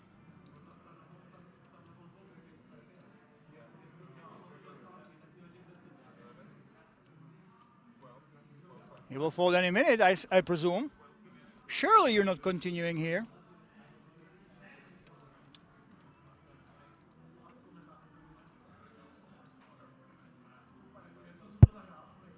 Honestly, Andre, does he have a hunch? But what kind of a hunch can you have? Honestly, the best case scenario that you can find is running into king, queen, queen, jack, and you are still flipping with an advantage, but any hand, even if it's a light re-raise with a four, with fours, for example, you are still behind. So the fold is there. If you want to go crazy, you should be going with the all-in approach instead.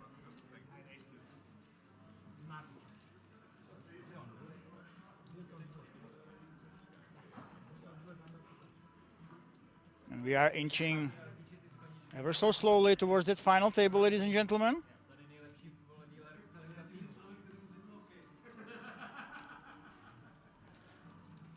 David Ziha's unemployed rail. This is not my words. David Ziha called them unemployed losers. That's why they can rail him on a Tuesday afternoon. And he just said this is the best dealer in the whole casino. So it's nice to see that the Czech players are having a little bit of fun here.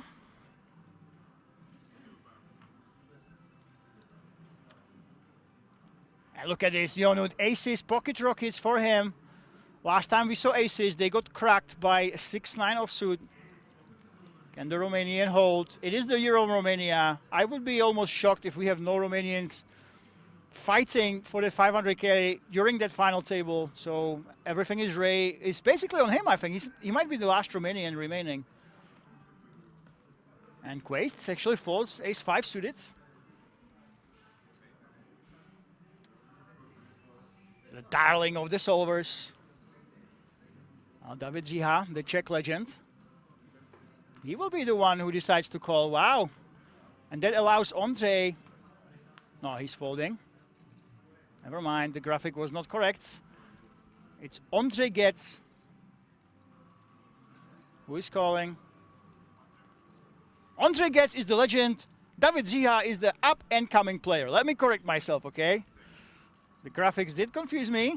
David Ziha has to prove himself. Andre Getz is in top 50 in the Czech Republic. An accomplished player in his own right, making big scores for a long time. This time he only folds.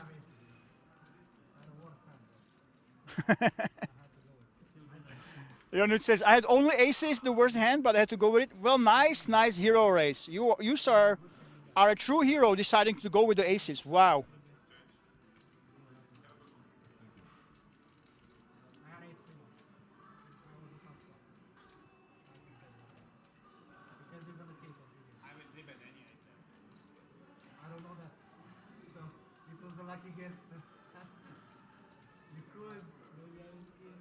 And Gennaro, massive chip leader, 156 big blinds. Randy Marsh is right there at the bottom. Not sure if it's the South Spark character or not. And David Ziha and Andre Getz back-to-back 29 and 30 big blinds, but that really is not that consequential. 29 big blinds, 80-minute levels. I mean, that's a lot of poker still to be played.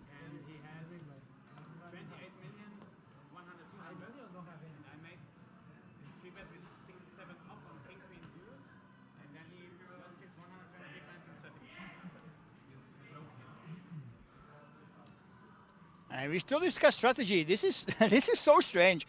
if you watch people playing Triton, sometimes they do it, but it seems like most of these players, they just reveal the way they think about poker. Obviously, the nerds would say this is minus EV. You don't really want to reveal your strategy like this. When you're playing for 500K up top, absolutely life-changing money, this would be the biggest score by far for every single one of these players. But you know what? It's still poker. They have a good time. But now bluff. Next hand bluff. They're teasing each other. Next hand's going to be a bluff, they say.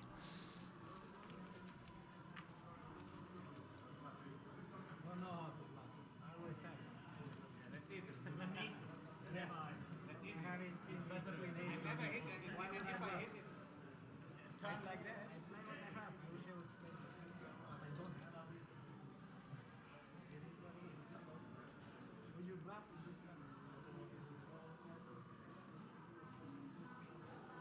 Andrea Arnold, I didn't want to interrupt that fun conversation they had. He seems to be the man of the hour right now. He's playing a lot of hands. He came up with that nice clutch call.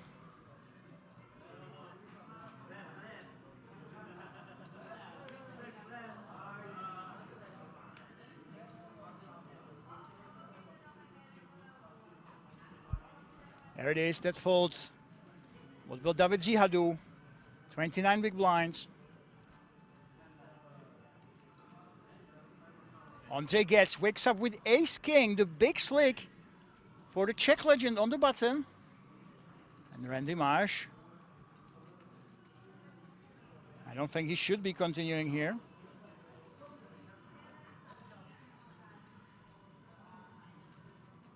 Jonut is the one who will defend, so ace-king has the king-9 offsuit dominated right now.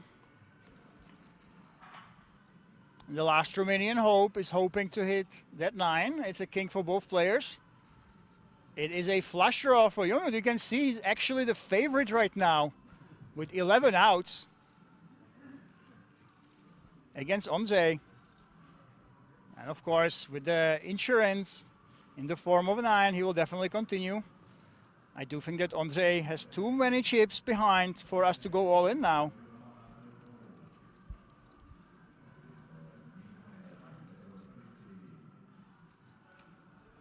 I almost was worried that he's going to fold, but no, there's no way. Hey, this is the year of Romania. You can't fold the top pair like this when you have a decent draw there. Is he thinking about raising actually here? Yeah, there's that time bank. Well, that's the thing. If you go all in, for example, and your opponent has the ace of spades, he will be hard-pressed to consider actually calling. It's about the only reason I can think of why go all in here or raise. So there is that standard call as we expected. We wasted a couple time banks on that. 8 of diamonds on the turn.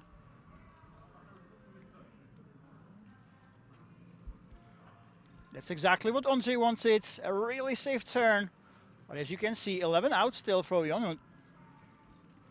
We cannot write off this player just yet. 32% to get there. Wow! And Ondřej checks. And almost let Jonut get there, but unfortunately for the Romanian, he misses. And now it will be extremely difficult not to send at least some chips Ondřej's way. Yeah, there is that small block bet. 1.3 mil, 1.5 is the bet. Instant call. Well, Jonut says, okay, okay. If you bet the turn, I lose a lot more money, probably. You might have bet the river as well. I'll take it, I'll take it. I lost the chips, but, you know, I feel like I could have lost a lot more. And Jonut is still at 31 big blinds. So no tilt coming from this player.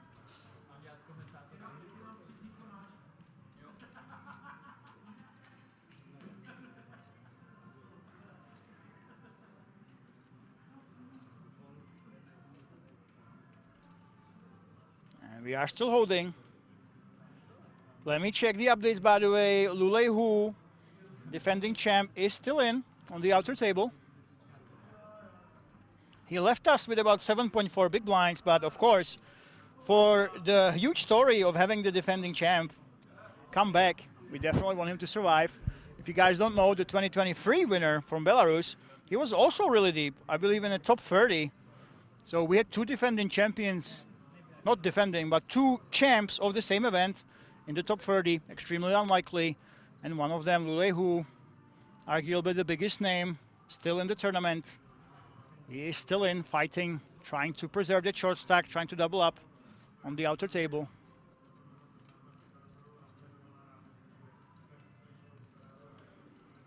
And if you are just joining us, we are playing for 500,000 plus the 1.2k min cash the players already got, plus the 3k package for the Big Kings Million. 10 of them on top of the 5 we already have given out during days 1A and B. Will be going out today for the top 10 players, and it's Andre Arnold against David Jiha. Can David take down a hand back to back? He's the big favorite to do so right now. Andre Arnold should be free betting with the ace and jacks.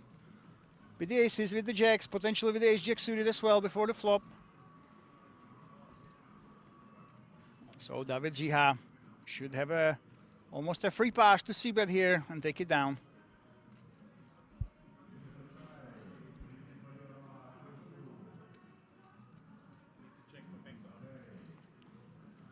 Andrea says, I'm checking for backdoors. This is so unusual. You're playing for $500,000. This is one of the few biggest events in Europe for sub 600 euro buy-in, and you still tell him, oh, I'm looking for my backdoors. No backdoors, he says.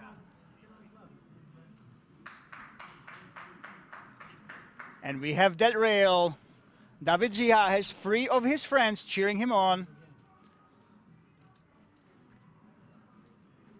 He was actually making fun of his rail. He was saying, guys, it's a Tuesday, it's 4 p.m., and you are here supporting me at King's Resort. You are unemployed, unemployed losers, that's why you can be here with me. I'm sure that if he wins a good chunk of changes, he has already done, I'm sure he will take care of his friends.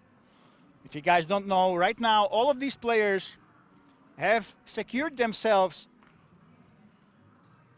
16,100 euro.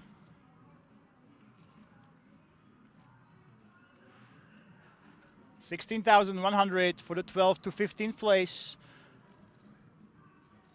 From a 590 euro buy-in, I mean, let me tell you, you will be obviously very sad if you miss out on that final table. You miss out on the chance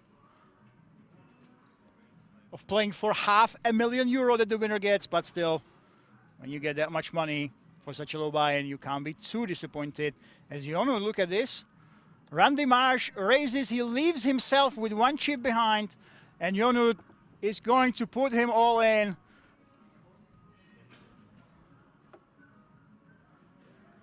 And this might be the end for Randy unless he can hit that ace. And just a reminder, if you are just joining us, ladies and gentlemen, yesterday, 3 times in 3 separate incidents, an ace hit on the river during an all-in. So it's going to go all in, and right now, if history is to be repeated again and again and again, the ace will hit exactly on the river. So let's see if Randy can do it. Randy Marsh from South Park, the chat says. Maybe it's him. Who knows? He's now hoping to hit that ace to stay in the tournament. But it is the year of Romania, guys. We have not seen too much from the Romanians. I have a feeling that the Kings might hold. Can they do it right now? Can they hit that king? Nope. It's the ace-9. Some backdoors. Backdoor straights are here. Can Randy Marsh get a little bit more equity? No, he cannot. But guys, 4 times yesterday, ace on space, Barry Greenstein, ace on the river. Can it happen again? No, it cannot. And it is the trips for the Kings.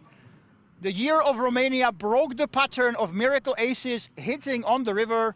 Randy Marsh eliminated. We have not seen you for a long time, Randy. I love your nickname, by the way. It's really funny, but unfortunately, you have to leave into the night.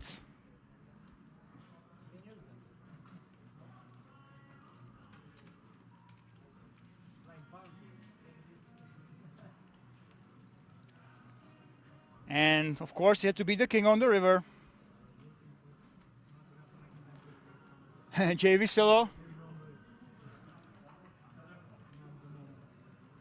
That's an epic name. Guys, you are allowed to make nicknames at King's Resort, okay? I know people don't like it, but there's a lot of German players that come along. We have really low buy-ins, so a lot of the guys that come along, they're teachers, they're husbands, you know.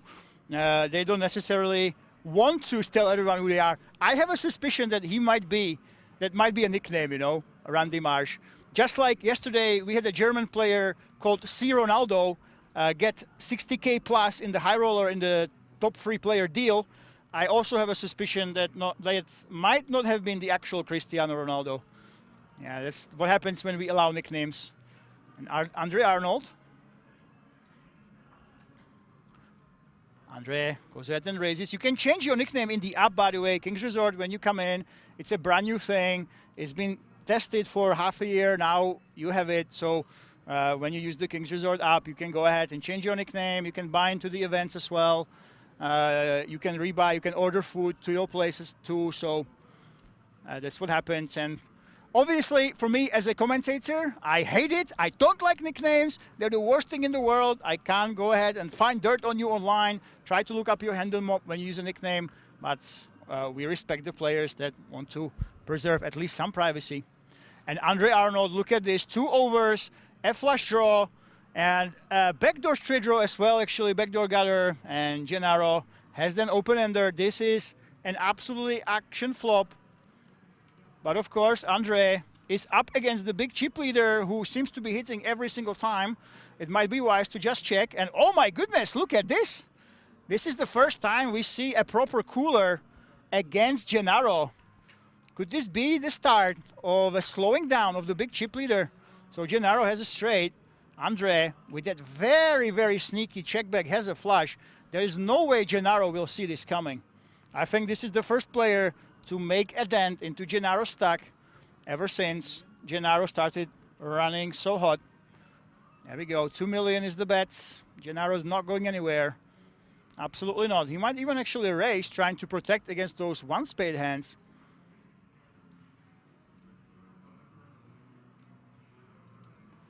This is a very tense hand. If you missed yesterday's action, Gennaro, he won, I would say, in the bigger pots. He won about 20 big pots in a row. He went from 8 big blinds, from a couple million to all these chips. And now he's for sure going to lose some of those chips to Andre Arnold. There we go. So Andre, whatever you bet, I feel like will get called.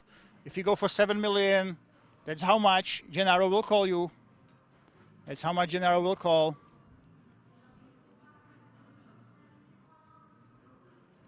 What will be the damage inflicted upon Gennaro's stack? Andre deserves it. After that very sneaky check back on the flop, you expect those flush draws. There we go, 7 million, so full pot size bet. I don't think there's any chance in the world that Gennaro would be folding. That would be the live read of all live reads if he somehow manages to release this hand. Not after that check back. There is that call. And first time we see Gennaro actually hurt. It's not like it's that big of a deal, but he simply has to call. Very, very sneaky check by Andre Arnold, checking back that super strong draw that completely threw off Gennaro. There was nothing he could have done. You just cannot fold. After this action, the river, and the chip leader finally gets to feel how it feels like to be on the other side of a cooler. And now we have a game. Re-raise Chili Dog, Gennaro hit well yesterday after you have gone to bed. Yeah, I think it took him about 6 hours. Was it 6 or 7 hours? Something like that. To go from 8 big blinds to about 150 big blinds. He just couldn't lose. But now you see that even Gennaro is not invincible. He is capable of losing some pots. Of course, he's still the big favorite of taking down this tournament. But a little crack in the armor. It might show the other players that, hey, it is possible. This man is not invincible after all.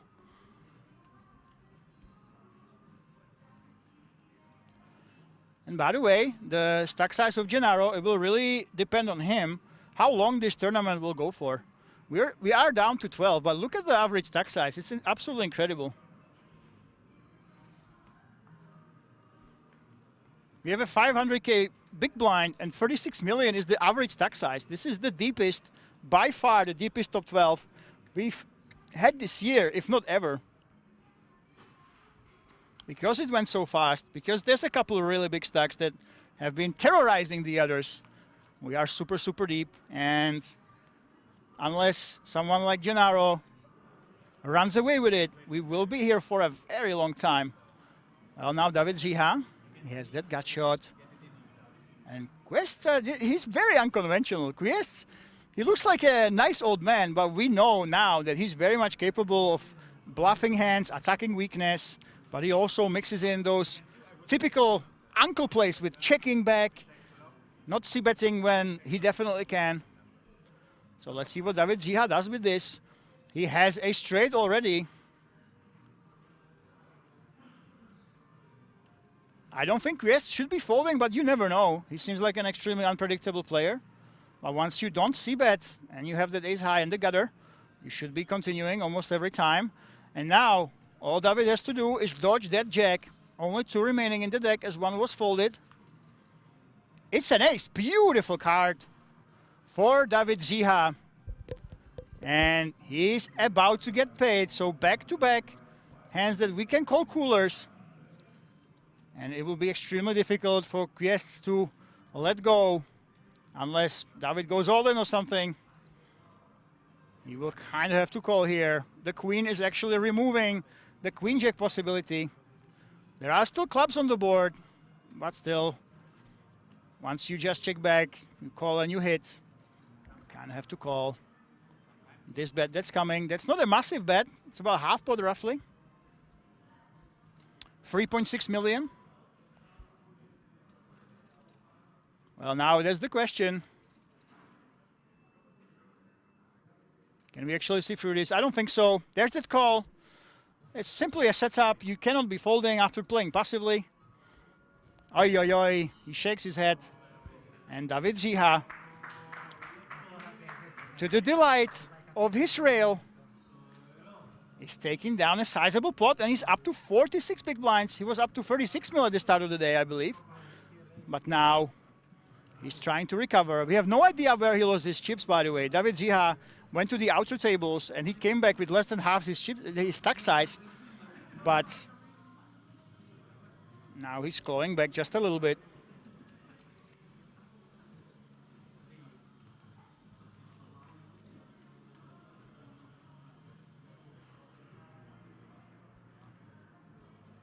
And we still have 2 Czech hopes in the tournament. Patrik Jaroš, he has won the La Notte del Yassi. That was the one big winner outside of WSOP Copperhell when it came to WSOP Europe last year. The one that was at King's Resort, he won the PLO. So these guys, they are the last big Czech winners, but obviously taking down 500k would be a massive deal for the locals, for the Czech Republic. All the media would go crazy. I can guarantee you that the Czech TV, they would notice as well. So there's a lot riding on these players, and David Jiha suddenly has all the ammunition to make it happen. And ace-10 offsuit in the small blind. Only decides to call now because there's so much pressure, 12 remaining. Top 10, get that extra package.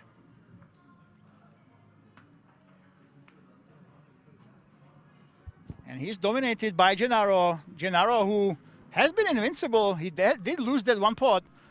And look at this, Gennaro is actually behind, but this is a very much an action flop. David Jiha with that mid pair. Gennaro has one of the best drawing hands you can possibly have besides King-Queen here. And 8-9, I would even say that this is better than 8-9. You have those 2 overs, having the ace and the queen means that it's less likely that your opponent has the ace-jack and queen-jack. You have that gut shot, and you have the backdoor flush draw, so extra 10 outs that you can easily bluff on the turn with. David Jiha, he's Hollywooding. This is a pretty common strategy. You either want to run down the clock. Oh my goodness, look at this. Gennaro yet again. Gennaro keeps doing this over and over and over. It's paid off for him a lot of the times, but he likes to check on the flop. the Gennaro special. Check on the flop with a hand he can definitely c-bet with. Well, now he's gonna call.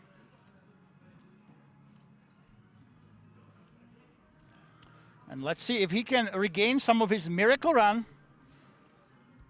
or if he will lose back-to-back hands here, Gennaro. I do think it's a mandatory call with a hand like this one. It is a half pot. You have that gut shot. You have those two overs against basically anything.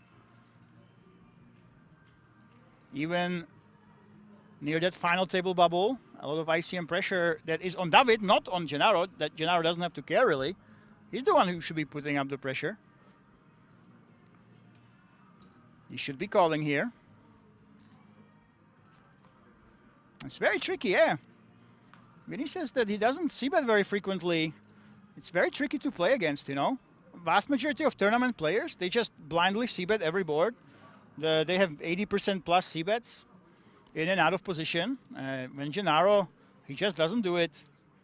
His c-bet frequency is much, much lower than anyone else.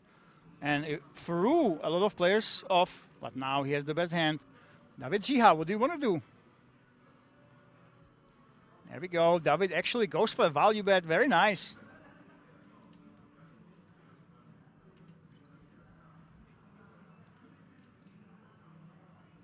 $3.75 million. This is a very clutch value bet. I have to say, I absolutely love it. He can easily have hands like 8-9 suited. That busted. Spade draw is busted as well, so a lot of the draws whiffed. And Gennaro, believe it or not, he is high, but he does have a decision here. One reason against the call is that the queen actually removes some of the potential bluffing hands. You know, when you have the queen in your hand, it's less likely that your opponent has king-queen or queen-9, for example. That's why I think he made the fold. But we have to give kudos to David Jiha. Very, very nice bet on the river. And Gennaro figured it out. He gave credit to his opponent for being able to bet thinly like this, even with a 10. And he went ahead and folded. There's the thing, if you don't think that your opponent can bet a 10 in that spot, if they would just bet a jack or something else, then you can try to look them up with these hands, but this was a very, very nice fold.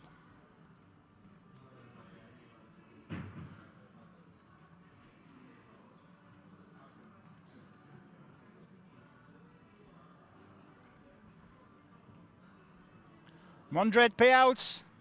So the payouts 12th to 15th place, 16,100. Now it's actually a pay jump. So 16,100 in the bag for these players. There's a pretty hefty pay jump. 11th place gets 21,100.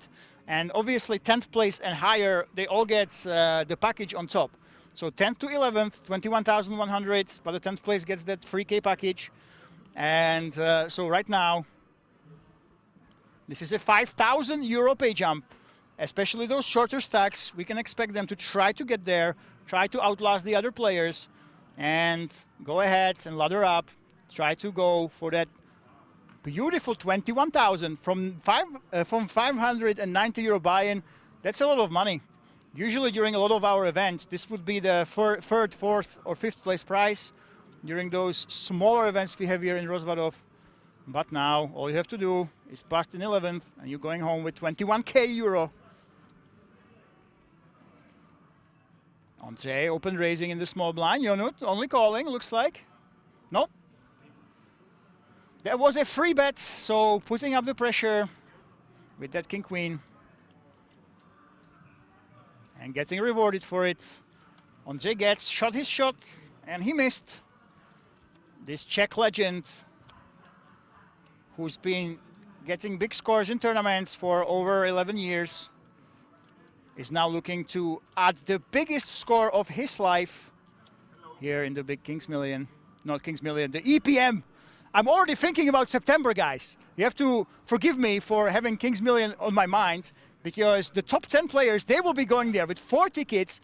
And EPM right now, Gennaro Proscia has 130 big blinds. He lost a couple chips. We saw a couple hands where he lost. We did not expect that, so he has his fight still ahead of him. It's not his tournament by any means, But yeah, he's still obviously the overwhelming favorite.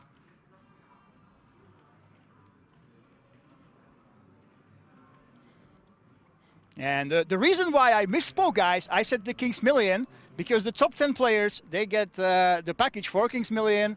And of course, we collected, the prize pool here is about 3.6. In September, the prize pool will be at least 5 million. And I think the odds are that we will go past that. That would be really the dream. For King's Resort, that would be massive, massive satisfaction, a huge win. If the 5 million guarantee gets cracked, we go past that. And we're all hoping that will happen. And the top 10 players that will be here for free, that will get that package, they should be helping as well. Lule, who is still in. Yeah, that's correct. Lule, who he left us with 6.4 big blinds. I came to check his table. He's on the outer table. But he was doing pretty well. He always jokes around. He tried to psych me out, telling me that, oh, I'm all in, I'm all in. Oh, no, he just folded. Ever the joker, Lule, who the defending champion is. But he is still in the tournament. Last year he won 350,000 at the very same table we're playing at right now during the very same event. He is still in the top 12 out of 7,300 entries, fighting for it all. As Jonut, look at this, Queen 10, top pair in the small blind, and Andre Arnold has a pair. It's incredibly difficult to make pairs blind against blind in Hold'em because you play so many hands. So when you do hit a pair, you very rarely fold to one bet. So we can absolutely expect Jonut to get at least some value. Venom says stream is lagging. Let me know, guys, if it's lagging for everyone or if it's fine. Seems all good on my end. Well, Andre, like I said, you are in position, you have a pair. It's very difficult to make pairs. We want to see the river. There we go. Stream is fine for everyone else. So Venom, you might want to check your internet, my friend. We are on the river now. It is at 10. Top 2 for Jonut. It is the year of Romania. Even though he only has 20 million, quote unquote. Never write off a Romanian at King's Resort, guys. And now he's about to add some chips to his stack. Andre Arnold. The clubs missed. The spades missed as well. 3.8. This reasonably looks like actually a bluff. We know that Andre Arnold, he likes to hero call. This man likes to hero call. He really lives for those big calls. He was so happy last time he made a hero call. So a lot of other players, they just would be folding, but this is blind against blind. Both of those flush draws missed. And Andre, he likes to style on the camera. He likes to fist pump when he catches people bluffing. Let's see if he will do it again. Not this time, he says. Very nice. Very, very nice. Wow. I'm impressed by Arnold. When he thought that he should be calling, he found that hero call, but now he folds. He was right in both instances. And Rooftop Inquiry, I'm pretty sure only one Romanian is still in, if I'm not mistaken. You are looking at the man.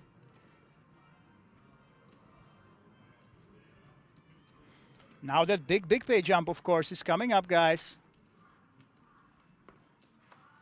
Maybe with Svetlana.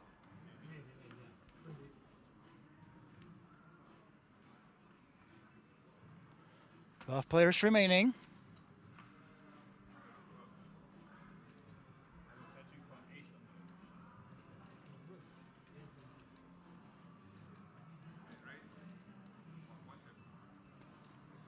David Ziha, open raising in the hijack with ace-9.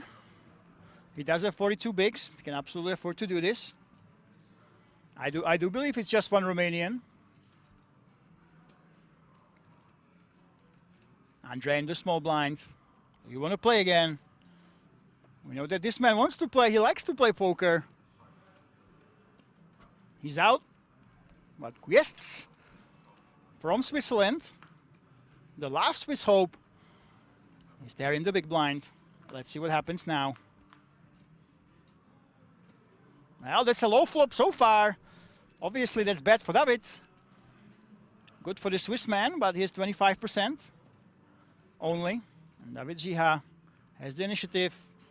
He has the right to go ahead and continuation bet right now. That's when you raise before the flop. Action checks to you. You are expected to bet. That's why we call it the continuation bet. You continue that action from pre-flop. And there it is, 1.5 million. Yes, do you want to get out of line? If we do play here, a raise would be probably better. You can turn some gutters, but he says no. And the rail, the check rail is clapping for this man. He has 3 friends on the rail. He was needling them saying, hey, I have my free unemployed loser friends who can be here on a Tuesday afternoon.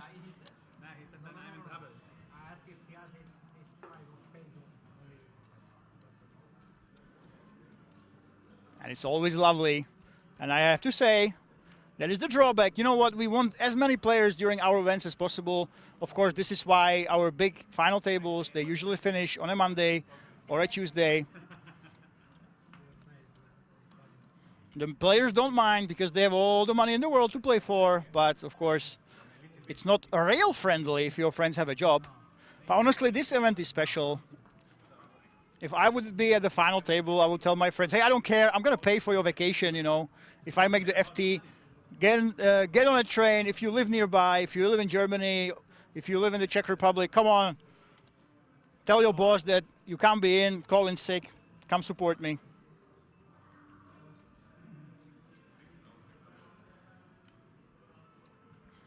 Croatians still in? No, unfortunately not. We had a big Croatian hero, Mateo Siglar. Mateo busted in 16th place, 12,300 euro went to the Croatian. So unfortunately we don't have them. 70 plus countries entered the tournament, by the way, 70 plus nationalities descended upon this small village in the Czech Republic at King's Resort to battle for the over 3.6 million that we ended up at. And one of them is Andre Arnold with that top pair right now. The big chip leader, Gennaro, is in with nothing.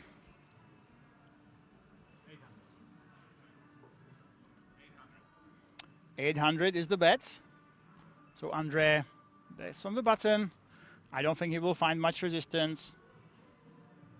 Gennaro, the only option for him to play this is to raise, but when your opponent bets into 2 players, he's really saying that he's pretty strong. It's a lot different than when, if this was just heads up.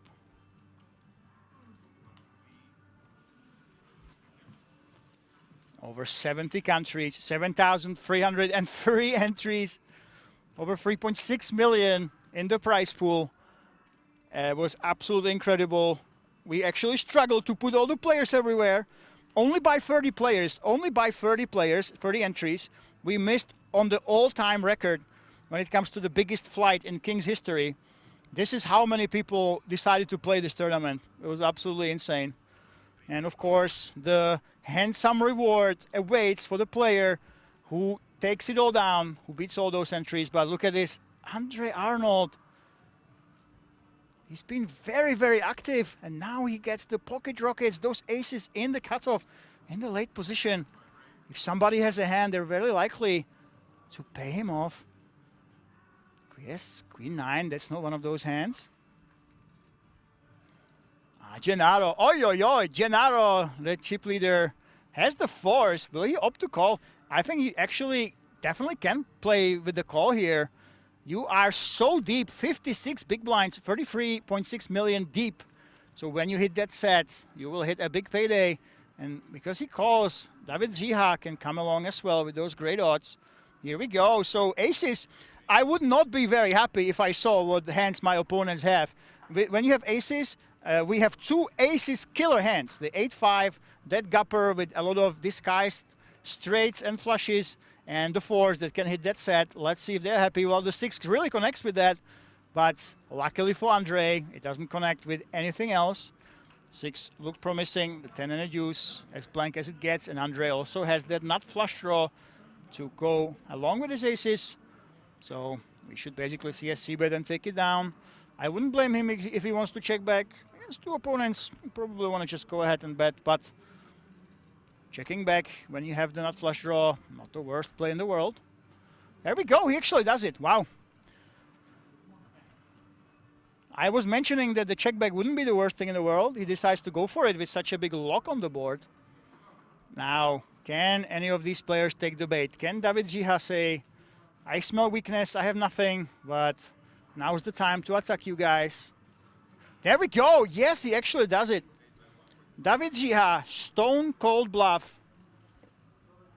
This is what the young guns, this is what the new players often do when they play live poker, because most players, when it comes to multi-way, they don't care about those pots. Three-way and four-way pots, most players, especially in the small ones, they just say, oh, whatever, there's two players, I don't care. That's why David Jiha actually fires with absolutely nothing. But we see that Andre Arnold's check back will throw him off, and it's a race. Andre had a plan all along, he had a plan on the flop, and that plan was to try to bait out a bet, and then I will go for value on the turn. Once somebody bets, I still have position. Yes, it's a live tournament, by the way. Was 1,700 entries, I think, in the biggest flight? Something like that. And Gennaro, he will be letting it go. And David Jiha, he has no reason to play back with. This would be really such a crazy play. But yeah, I understand David's thought process. He wanted to test the opponents a lot of the time when it gets to multi-way. A lot of the players simply give up, they let it go. That's why you can sometimes attack them with air. And by the way, Czech Pilot, have you ever had anyone from Gibraltar, my hometown? I'm not sure, but I can tell you that my fate has been really closely tied with Gibraltar. I've been actually a poker strategy coach for a very, very long time, for about 10 years. When I was playing cash games, I was coaching people how to play 50 NL, 25 NL, and the offices were at Gibraltar. So, and I also know a bunch of friends that do stay there. Scott Kenyon, for example, the mixed games player who was here in Rozvadov for the festival series a couple years ago. He is from Gibraltar. So, yeah, Gibraltar, for being such a small country, it obviously has a very, very big place in the poker and gambling world. But I haven't seen any... Well, yeah, Scott Kenyon was here. We did have him a couple of years ago. He was playing a lot of mixed games. He was streaming. So he's the example of someone from Gibraltar who was here grinding at Kings. Chili Pops, do you still coach? No, I actually don't. And by the way, we lost a player. Thank you so much, Jay Vicello. We lost a player, and I have some terrible news. Oh my goodness, guys, this is an absolute disaster from a storyline, but what a story this is. So last year, the main event was won by Lu Lei Hu, who took down over 360,000 euro. He won the EPM. He made it all the way to 12th place out of 7,303 entries, but unfortunately, I just got the news. I got off the horn with the side table, and he is out of the tournament. So we have lost the defending champion. Unfortunately, it was not during the feature table, but nevertheless, he's shown us quite the show today. We got to witness his super deep run, and this is such a hell of a story. In back-to-back years, during the same event, you win it one time, you come in the 12th position for the second time, and Lu Lei Hu, the Chinese, living in Italy, we give him an Italian flag in reports by the Euro rounders. He speaks perfect Italian. Unfortunately, the defending champion is out in the 12th place. Oi, oi, oi. He takes home 16,100, and for most players, that would be a big win, but Lu Lei Hu, he was the biggest name so far in the tournament right now, over 1.5 mil live earnings. He won the event last year for over 360K, so taking home 16,100, not the biggest win of his career, but I have to say the absolutely deep run in back-to-back main events at EPF. You go this deep, that obviously has to be admired. So kudos to Lu Lei Hu, hell of a guy, super fun guy. If you ever see him on the live circuit, He plays a lot of EPTs. He plays at King's Resort. He plays in King's Casino as well, travels around Europe. Make sure that you rail him, you give him a high five. And this was a huge accomplishment to win it and go top 12 in back-to-back events. Lulehu deserves our admiration. And that means now that we are not on the bubble. Another player just busted. And Ondřej Getz is all in. Let's take a look at this. Somehow Ondřej Getz decides to jam with the fives. Nothing will happen. And guys, the news don't end. We are right now. We lost another player. Unfortunately, I have bad news for everyone from Poland. Lukáš Vašek busted in 11th place. Oi, oi, oi, this is going really fast. I'm not sure what the hell they are doing on the outer table, but we lost Lulehu and we lost Lukáš. It might have been during the same hand, but Lukáš Vašek is out of the tournament. But we will see soon. I hope so. 21,200 is the win that he got. So unfortunately, defending champ is out. The last Polish hope is out. And now all the top 10, they got the tickets, 3K worth of tickets for the big Kings Million European Poker Championship. Every single one of these players that you're looking at, you will see them during September, late September, start of October, when they will play the Super Main and 3 other events. Oi, oi, oi, oi, oi. 9 players will be there. So, yeah, we lost 2 players back-to-back, just like this. Anticlimactic, we couldn't even see what the hell happened. And right now we are on the final table bubble, ladies and gentlemen. And 10th place already, 21,100 plus the ticket package. So everybody gets the 3K worth of tickets. But now, final table bubble and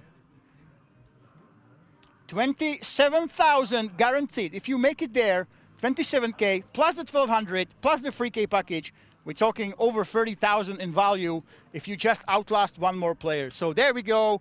Final table bubble, package bubble has burst. Usually it's important, but because we play for so much money up top, guys. Over 500K, and you get over 28K for 9th place. The package bubble is not really that important. 3,000 usually matters a lot in our smaller tournaments. Today, it's a nice bonus, but you don't really think about it too much. I'm pretty sure that all of the players in top 20 or top 30, top 50, they will come for the Kings Million anyway. I'm pretty sure if you play this event, you will not miss out on the biggest event of the year.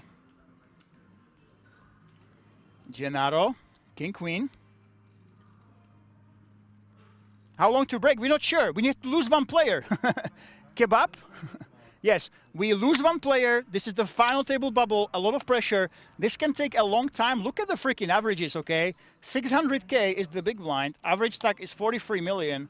We are extremely deep. It might look like we're going super fast, but it would not surprise me if we will be here until 3, 4, 5 a.m.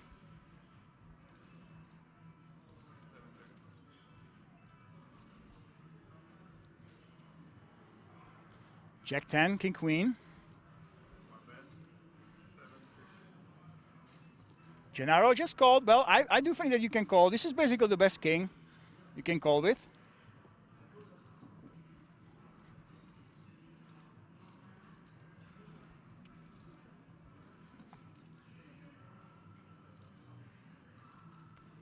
There's that call. And Ondřej Getz will either have to get lucky or he will continue to bluff to have a chance to take this one down away from Gennaro.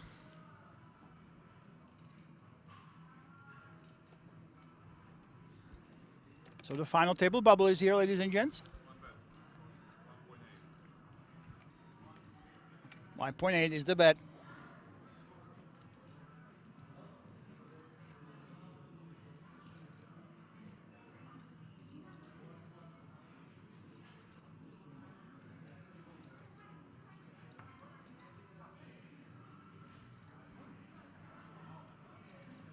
Very nice by Ondřej, taking it down.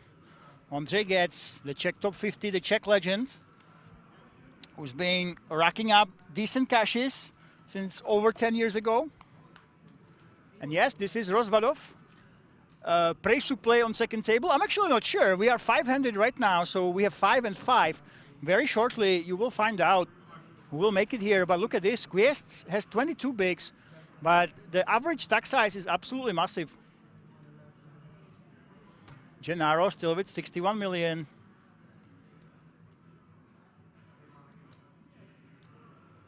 So we might be here for a long time. We will see if we can lose one player before the scheduled break. JVSO says it's in about an hour, less than that right now. So the big question is, can we actually lose that one player?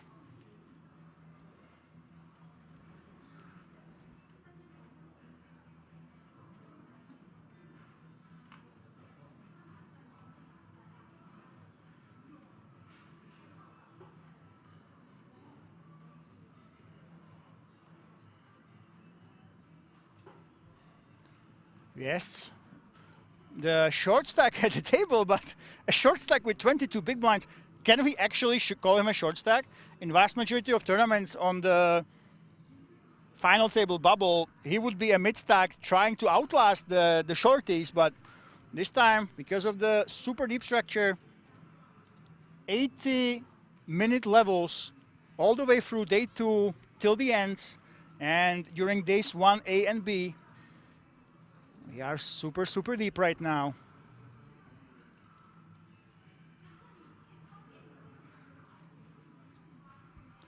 David Jiha decides to defend, and Gennaro, look at this. Gennaro decides to style on his opponent with 7 deuce offsuit, the worst hand in poker.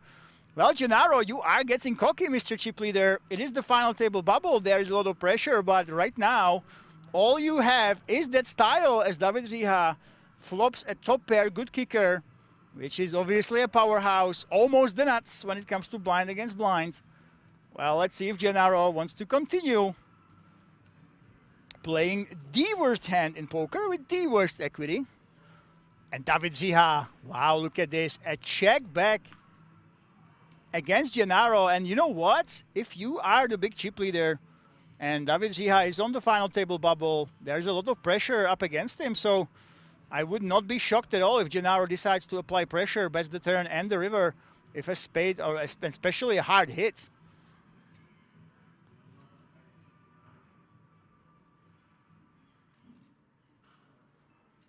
No, he doesn't go for it. That's the thing, Gennaro, despite being the chip leader, despite running so lucky, despite his heater, he's been through so many ups and downs. He was up after day 1 over 1 million chips. Then he went all the way down to about 8 big blinds yesterday. Then he went to a big chip leader. Through all those swings, he keeps his composure. You don't see any big spazzes, big crazy plays out of him. It looks like, almost like this man does not have an ego. Yeah, he lets it go with the 7 deuce. And that's what I hear. Your rounders tell me you are looking at a very strong online player, strong regular. He already won a big event at King's Resort, a big streamed one, the Pirates Poker Treasure, for over 90,000 euro. So he knows how it feels like to win at this very table. And I must say I'm absolutely impressed with his plays. Now he doesn't run as hot as yesterday, of course. He did bust the aces with 6 tray, but now he lost several hands in a row. But you would be really hard-pressed to tell from his demeanor. He doesn't chase those micro losses. He does apply pressure when it feels like it with that 7 deuce. But once he's caught trying to push around his opponent, his ego does not take over. He simply lets it go. And Kviest's Queen 10.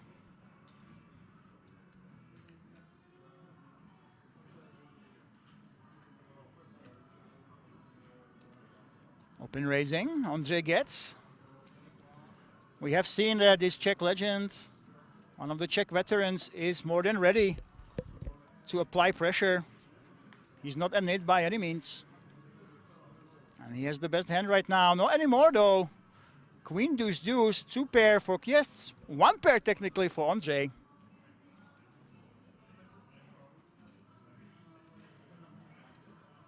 Well, you have ace high, Andre. I take it you might want to see at least the turn card here against that late position open. Here we go. There's that flat. And he's looking for that ace.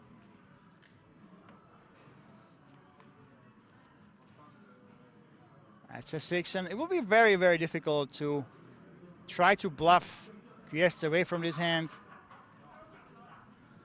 Andre doesn't really have too many reasons to bluff on the river.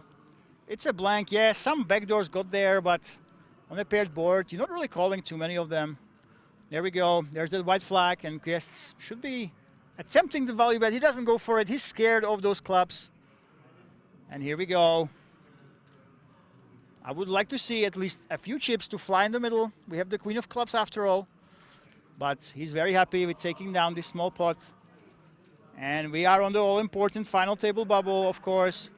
If you make the final table here, you made history, the biggest EPM, over 7,000 entries, and you make the top 9. I mean, that is a big deal. You can't blame the players for being tight right now, as they, by the way, should be when it comes to that ICM. Everybody already has 3K worth of tickets in the bag. Over 21K in the pocket already, at least for finishing 10th. And now we are looking for those serious payouts. 28,900 plus the tickets for 9th place. During most events, when you play for a 590 buy-in, you would not be disappointed if the first prize was 28K plus the 3K, so 30K effective. But now it's only the 9th place here. JV Solo will be at Kings for the Dutch Classics. By the way, guys, Kings never sleeps. All eyes are pointed towards that big Kings Million European Poker Championship, but Kings is 24/7. There's always something to play. If you love poker, you should be coming here. And speaking of loving poker, David Ziha, he's in love with his button. He's in position, and he says, I'm going to try to apply pressure. And it is a free bet against the first position. Well, we are 5-handed, so under the gun doesn't really mean much right now. But here we go. David Ziha against, in effect, middle position, showing some claws. And this is exactly what you expect, what he should be doing. Those short stacks should be really under pressure. They should be playing super tight. It's extremely important to make that final table, make that pay jump. And it's not just about the money. If you make the final table, of course, you have eternal fame secured.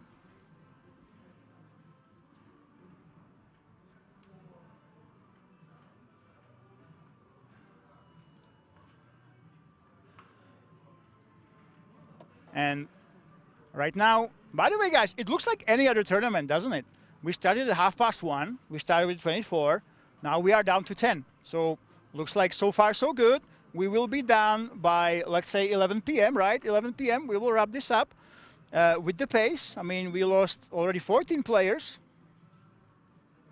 in about 4 hours. So it makes sense that in 4 hours we will lose the remainder. Finish at nice 9 p.m., but don't be fooled. We have lost a lot of short stacks, but look at this. 43 million is the average. Jonut has half of the average, and he says he has 39 big blinds. The average has skyrocketed to over 70 bigs. It's absolutely incredible. This will be, I call it already, this will be the longest final table that we've had in years. And the culprits are the big stacks. A lot of big stacks, they have knocked out the shorties. They are hogging the chips for themselves, but unless really 1 or 2 guys, they will run away with it and they will make a deal in the final 3 or 4. The final table might literally take 12 hours once we get there, or more. Hopefully, JV Solo, hopefully the final table will finish by the time the Dutch Classics in 2 weeks start, you know. with how deep the structure is, how long the blinds are. I'm not completely sure if we'll make it by then. And here we go, but let's get back to this. We have been going really, really fast so far. Yes, it's folding. And Gennaro, not much hope here.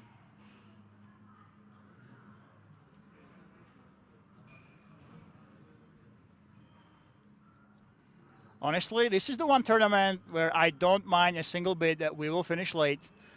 I'm really sad, honestly. I'm not happy that we lost Lulehu. Lulehu was the #1 character.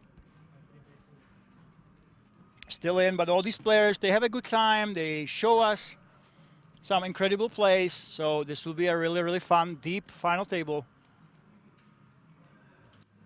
But that might be a long way to go, guys. A long way to go. It seems like we are in top 10, only one player between us and the final table. But I would not be shocked if we are here for a couple hours between the now and the big one. Re-race Chili Dog. Okay, Re-race Chili Dog says he finished at 11 p.m. I have to ask you, which day though? You mean today or tomorrow? I'm not sure. I'm not sure which is more likely.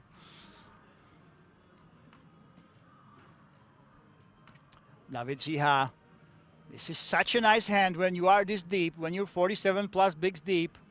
9-8 is the strong hand killer. That's why Yonu doesn't want to mess with that. Kviest should be folding the queen 6. There we go.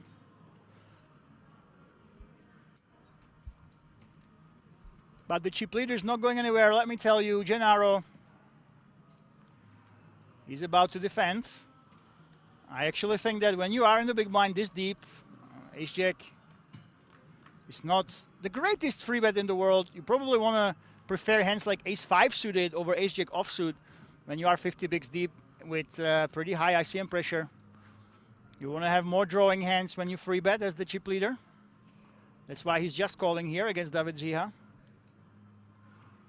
And look at this, David Ziha with that flush draw. Gennaro has a gut shot. He has a backdoor nut flush draw. And of course he has those two overs. So we will see some action. David Ziha definitely can see bet here. There we go, 1 million, so less than 1/3 pot size bet. Gennaro is not going anywhere. You actually do have the option to raise here. When you hold the ace and the jack, ace king, king jack, ace queen, basically those made hands are less likely. You have the backdoor nut flush draw. It's f4, the blankiest of blanks. This hand will get really spicy if we will see a diamond on the river after whatever action happens, because Gennaro will be really incentivized to pretend like he hit the flush.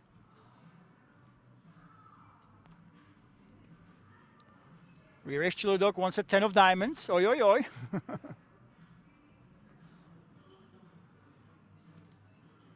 There is that bet, and the big question is, against the 3.2 million, Gennaro, do you want to continue here? And I have to tell you guys, if Gennaro calls, part of his plan will be to check raise if a diamond hits on the river. So if he calls now and it's a diamond, Gennaro will be in a world of pain. When you are calling with ace high, you don't necessarily count on only calling and checking it down. You do have a plan, especially when you're an online player like Gennaro. So if this is a diamond, it will be absolutely huge, and it is that diamond. Oh my goodness. This is absolutely brutal, an insane action card. We will see a bet from David Ziha, but the huge question will be, Gennaro, will he put in that race, as is so typical for online players? This is such an action card, and Gennaro, is this the beginning of the downfall of the once invincible chip leader? David Ziha, what will be the bet size? Now we know that David will try to get as much value. But look at this Gennaro. Is he actually thinking of bluffing with the blocker right now? I guess it would make sense to go really, really big here. Use that blocker right now instead of the check raise to fire something like 10 million and try to make the king a fold. Yeah, he actually leads on the river. He's using the blocker. I told you that was the plan all along. He gets instantly looked up by that flush. Gennaro had a plan, and the plan absolutely backfired for him. And just like this, we have a game. It looked like Gennaro is invincible. 7.2 million. A large bet on the river targeting those one pair hands. He gets paid off. Well, it wasn't as huge of a loss as if he check raised, but nevertheless, David Ziha, wow. The now biggest Czech hope. He has a lot of chips, and Gennaro, he leaks a few chips away with a bluff that I actually expected a check raise there, but either way, an online player, when he decides to call and he has that blocker with the ace of diamonds, I just knew that when the diamond hits, that's going to be a bluff. He used the unorthodox lead on the river instead of that check raise I expected. And there we go, David Ziha gets paid. Kahira says in the chats, in the Twitch chat, ouch, yes. Once the river card hits, even though he had only ace high, when you are a strong player like him, he had to have a plan. You always have a plan when you call turn, when you are a powerful player. He had that plan. Unfortunately for him, he was drawing that to start with.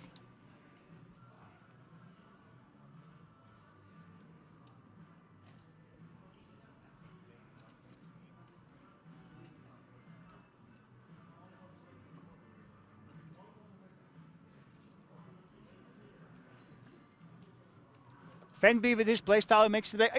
That's the thing. He doesn't have to make it back. He's got 44 million. He's still one of the big stacks, right?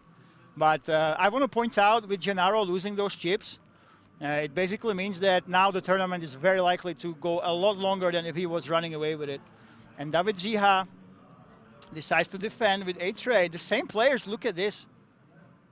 Back-to-back hands between these two players. This time it's Gennaro who has the by far better hand.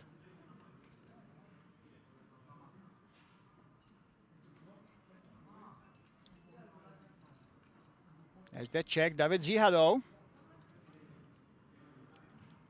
goes for that bet. Gennaro. He likes to slow play these hands, pre-flop and on the flop.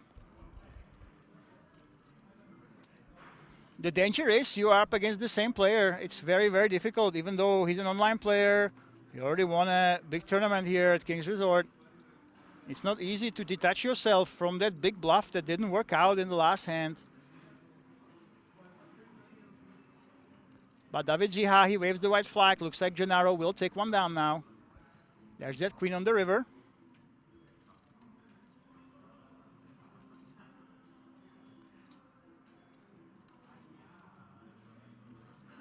Check. And David, are you going to go for it?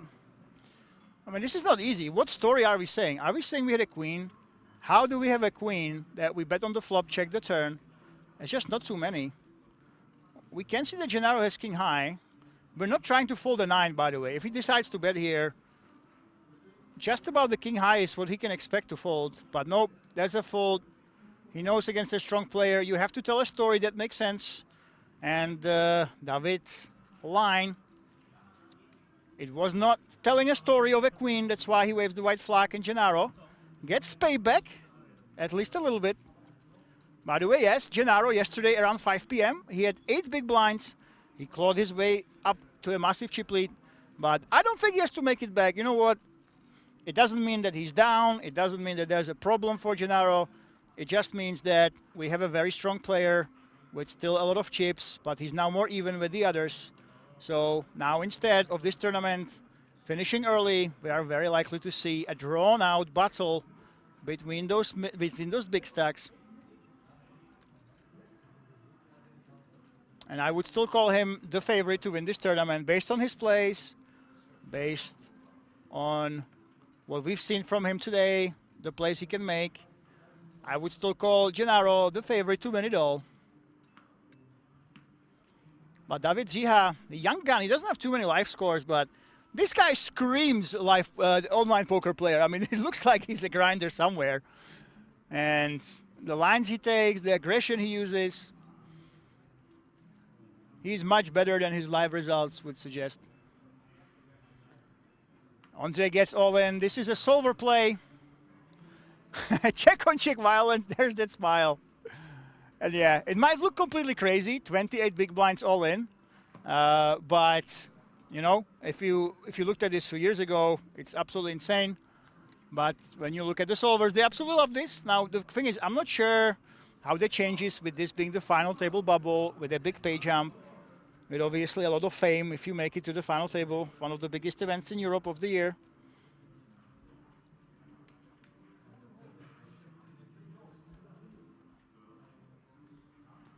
This event, I think, is in about top 15 of all time in terms of field size.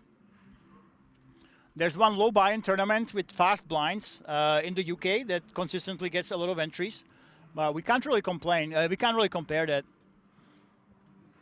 You have an 80-minute blind tournament that really is incomparable to a turbo with a 200 euro buy-in, you know.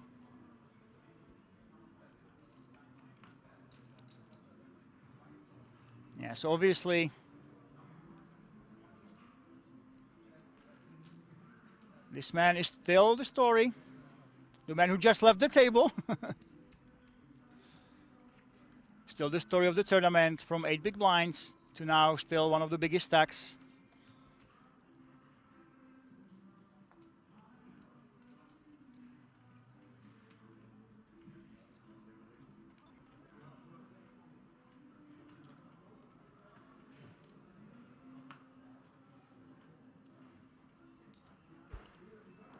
And there he is, Gennaro. He was up to 80 mil now. He's got about 49. And it looks like David Jiha, we have that rivalry forming. David Jiha against Gennaro. They look around the same age. Both of them young, aggressive players, hungry for success. Both of them have people on the rail. And it almost feels like that these two are destined to battle it out today. But Ondřej Getz, the Czech legend says, hey, I don't care what you guys are doing. I am Ondřej Getz. I am the Czech top 50 of all time. I've been having big scores since before you could even spell poker, you two young whippersnappers. I'm going to go ahead and squeeze with my ace-10 on the button, put you guys to the test. I don't care what you guys do. I will be the one to push you around. So as I was saying that Gennaro and David Jiha might have a rivalry, Ondřej Getz says, I don't care what the hell you do. Screw your rivalry. I am the big man on the block. I will make your life difficult in position. And there it is. Cool as a cucumber, Ondřej Getz. Scoops that nice free dead money with that offsuit ace.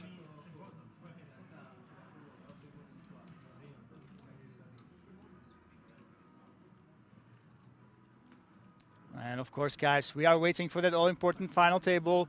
I have to warn you, I know all of you, this is a very tense moment for everybody. You guys in the chat want to see one of the biggest events in Europe to reach that big final table finally. So we have all the characters that we have been seeing throughout the last couple days battle against each other, those big pay jumps, those big all-ins. I do have to warn you, we might be here for a while on this tense final table bubble. All you have to do is look at the big blind and the average stack size, and that will tell the whole story. The man that is in danger, of course, is Kvěstec.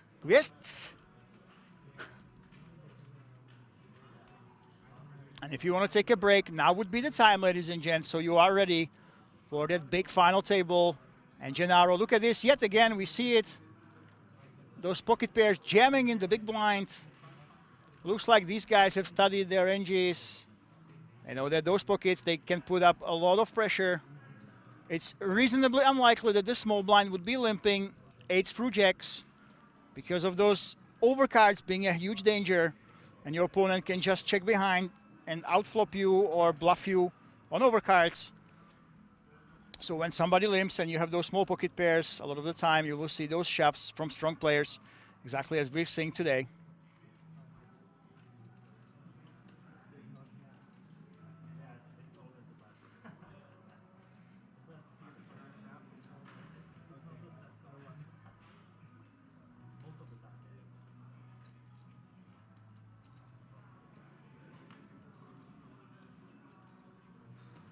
Jack 6.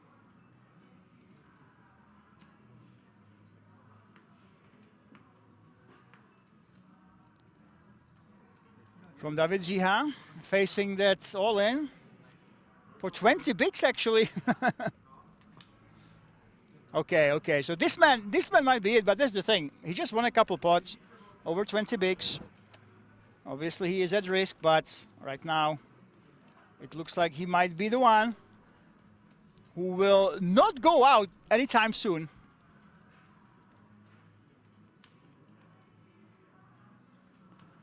Presu, does he play on second table? I'm actually not sure. I didn't have the update. You have to go to Euro Rounders, who are trying to look at the outer table as well. I would give you some updates.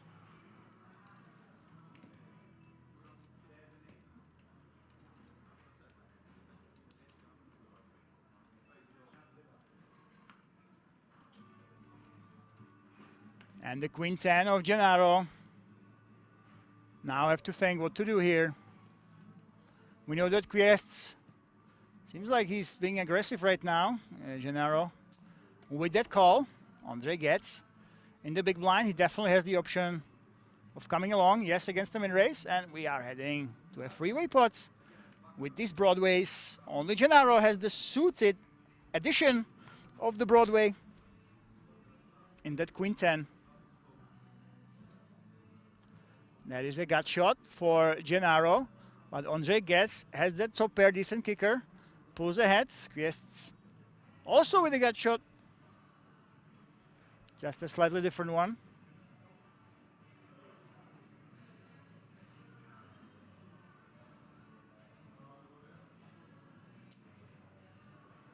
There we go, there's that bet.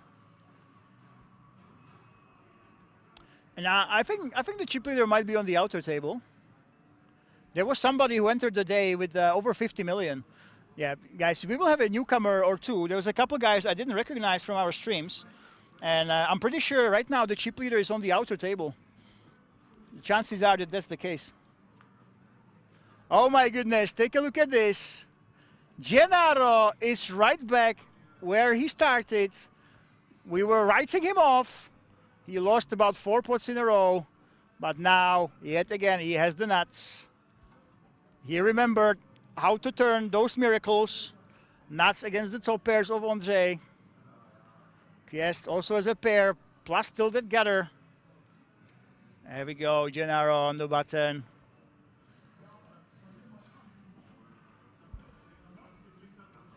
Because it's a multi-way pot, the bet sizes are actually huge. 4.2 million is not that big relative to the pot, but in terms of big blinds, this is massive. Andre gets. We'll have to call 4 million here to continue. Wow, he makes that fold. Wow, clap, clap, clap, clap, clap. The Czech veteran realizes that this is a multi-way pot, and it's time to get out of the way. What a fold there. I absolutely expected Gennaro to get at least one street of value, but somehow he does not, and well, the Czech player knows what he's doing. He's been around the block quite a few times, and now he found that fold with the King 10. That is rather impressive.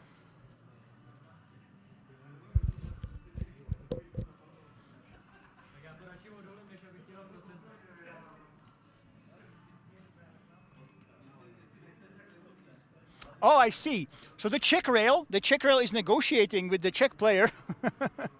They're asking him for a percentage. Give me 1% for luck, you know.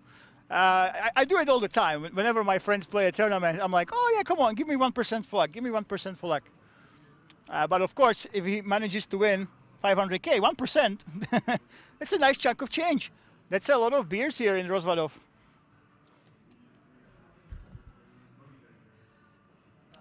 And David Ziha, speaking of which, the man with the rail has the Cowboys against Gennaro. We have seen a rivalry forming between these two players. Not this time, says Andre. I will not interfere with you two young guns going at it. Well, for Gennaro, I just don't feel like he'll continue. So far, he's been really good at controlling his ego. He has not been playing back when he feels like just because his opponent is aggressive, I have to play back. Yes, he bluffed in a big way with that ace-jack, but that made a lot of sense. With that nut flush blocker. He's using the time bank. Here we go.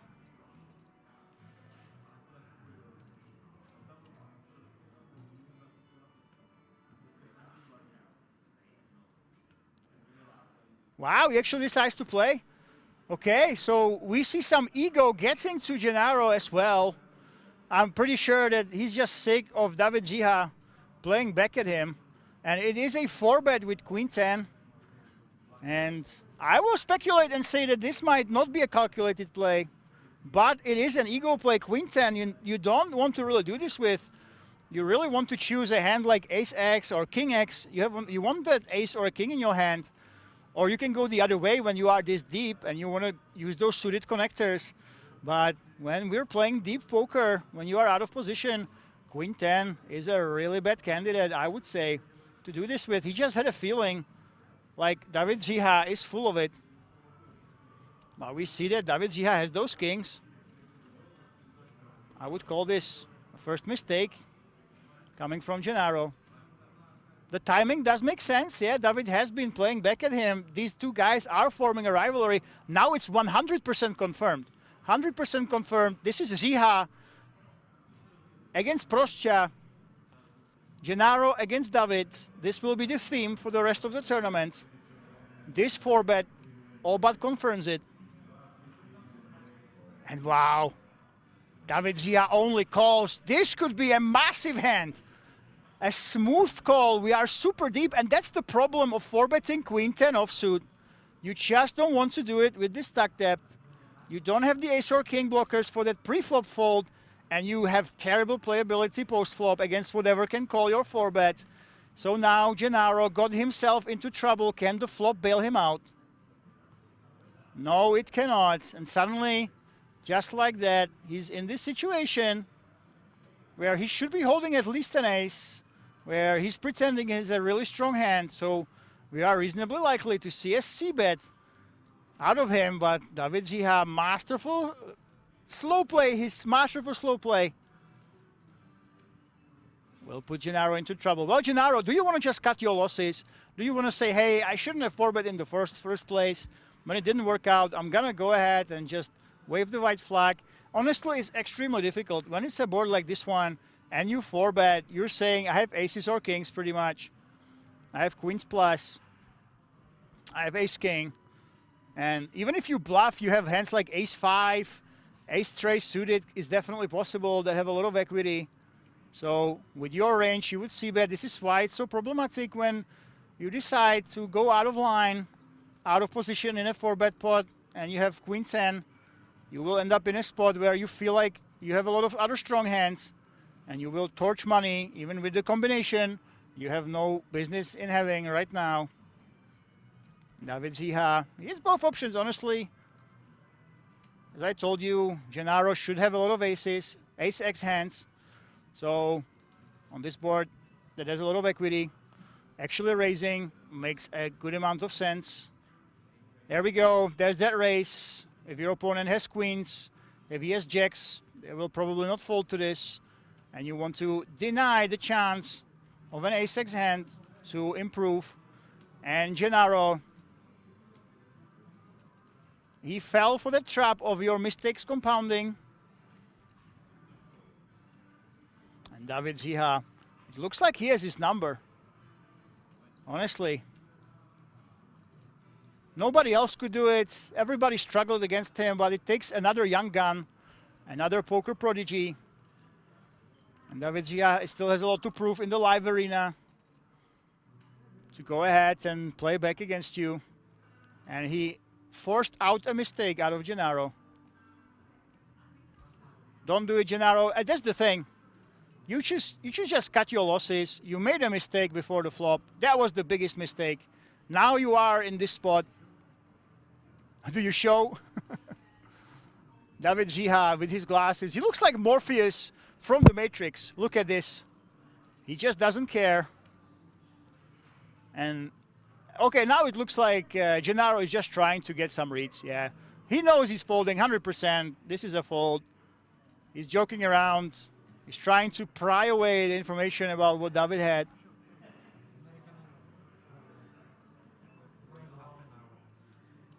In half an hour, he'll find out. Wow, yeah.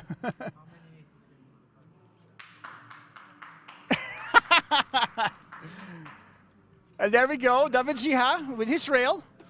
With his rail of what he said, unemployed losers, because they are here on a Tuesday. He's taking it down. And yeah, certified rivalry between these two players. And I would call this, yeah, this is, I'm going to say it, guys. I'm going to say it. This is the first mistake we have seen from Gennaro all tournament long. Yeah, there were some unorthodox checks, but for betting in this spot with dead hands, we can definitely call it a mistake.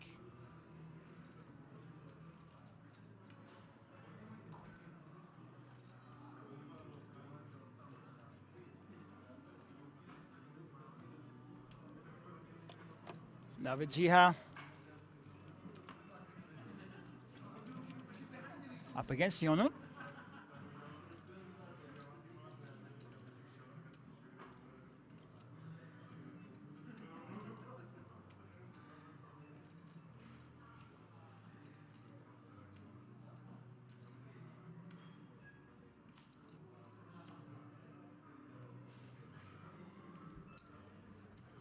Who is calling right now? In the small, decided not to go for that free bet, and David Ziha is way ahead against the Romanian during the Year of Romania. Queen 5-5 is the flop.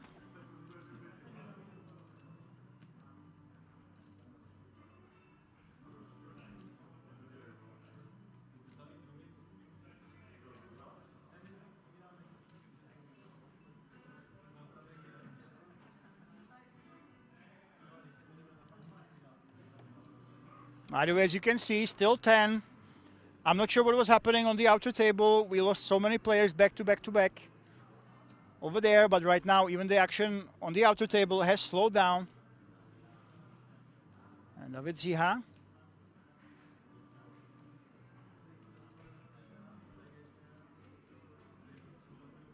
Way ahead right now. Yonu is hoping for those chopping outs, of course.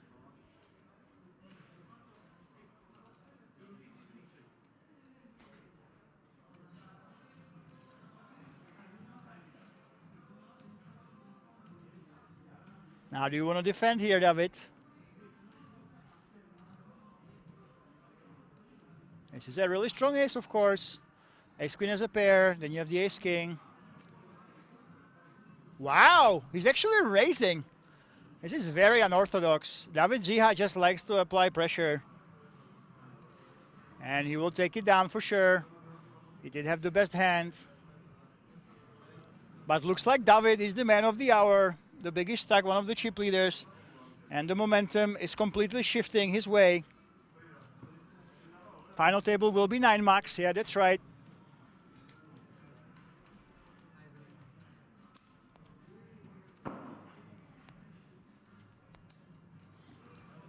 Actually, interesting thing, some of the flights have been 10-handed. So we played 10-handed just to fit everybody in.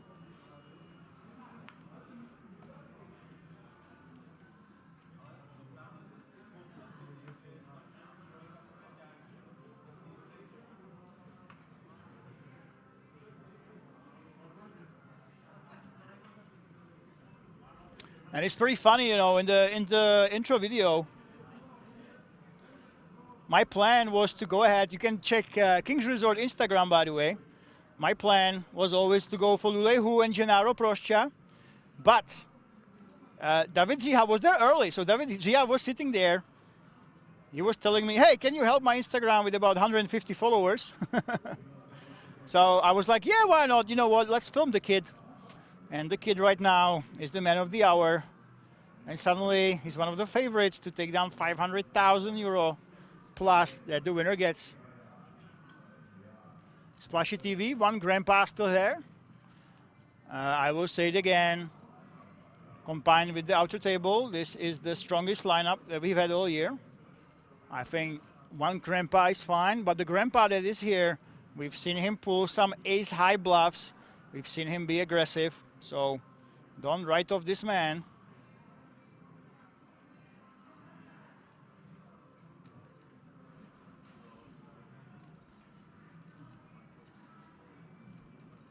And Ondřej gets ace-king against ace-queen, and Jonut only calls with the ace-queen, which might allow other players to come along.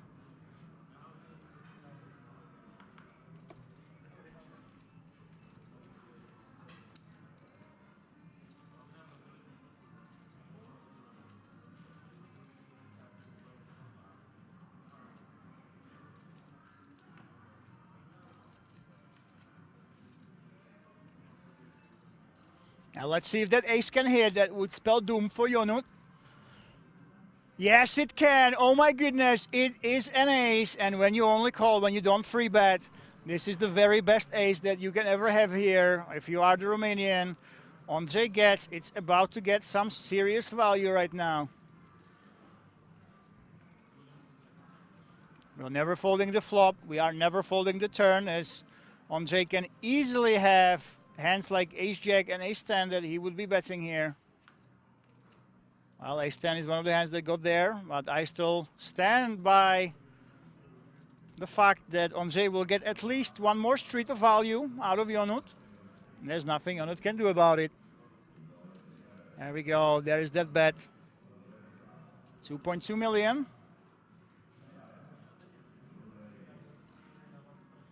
There is no other option but to call here. You will lose those chips. The only question is what will happen on the river. But Ondřej gets is in a prime position to considerably boost his stack. Well, the clubs hit. This might slow him down a little bit.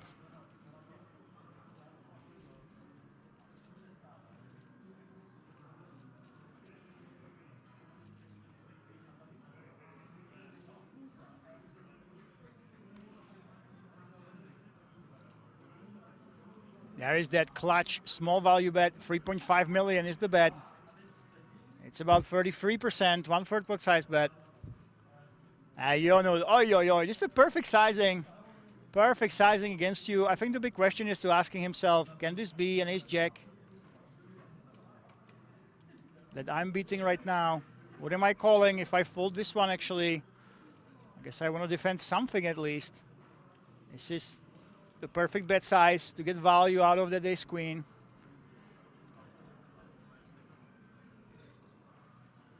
But it's very, very close with the clubs getting there. What is my opponent bluffing?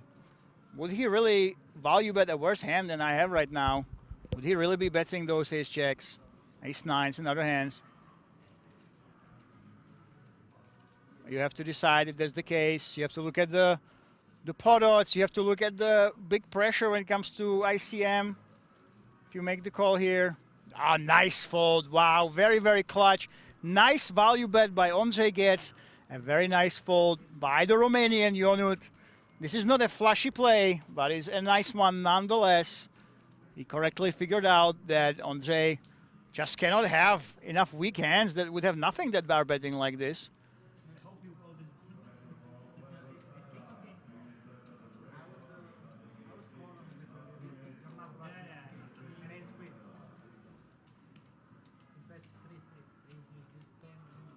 Yeah, they tell each other the hands. Yeah, what a fold. I must say, huge credit to him.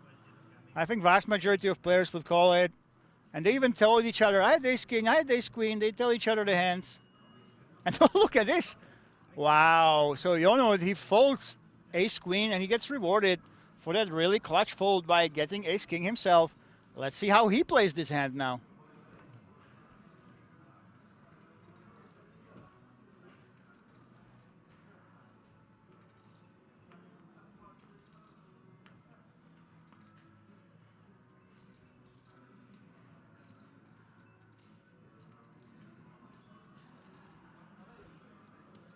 David Ziha in the small blind.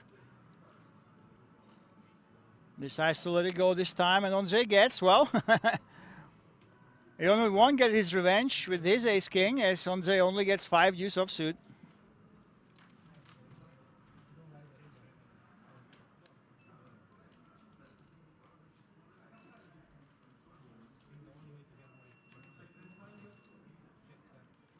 And we are still looking for that final table.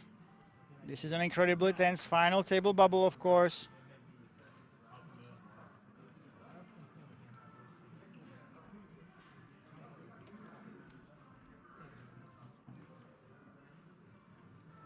What a fold.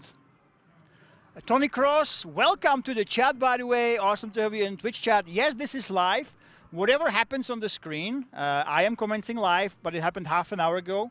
So the players can't have a friend on the rail who will be telling them the whole cards. So we have a 30-minute delay, but yes, it is live. And when it comes to the commentary, whatever you see on the screen happened half an hour ago. But I am right here with you, Tony Cross. If you are the real Tony Cross, by the way, welcome. A big fan. We had one massive Dutch name yesterday. Unfortunately, he busted.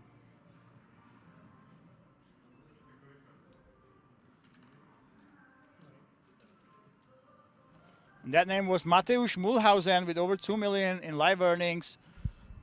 The man who crashes those EPTs, who's got a lot of scores from Vegas. He was, I think, the highest ranked Dutch player. And yeah, Pia, that fold with the ace king, that's the thing, guys. These hands, they never make the highlight reels, right? I can ask the production, oh, can you put that fold, the clutch fold with the ace queen on the river? Can you put it in the highlights? It's just not gonna make it there, right? It's such a play that is not flashy. There is no big emotion, but hands like that, they are the ones that separate the top players from the ones that do just okay. And that happen a lot more frequently than those big folds, big all-ins. And obviously, kudos to Romania for that very, very clutch fold. And you have to appreciate that. I told you guys, this tournament, this is for the poker fans. If you love poker, you should love this. 80-minute levels, a lot of deep poker being played. We will be here for a long time. The dynamic between the players is developing. We've seen some rivalry already that led to really loose plays. And this will only continue. And it will only be magnified when that final table hits. Jonut now, Jack 10, no backdoors though.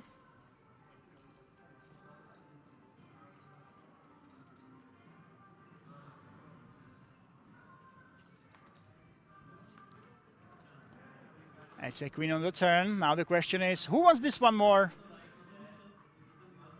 Jonut, are you gonna go ahead and bet?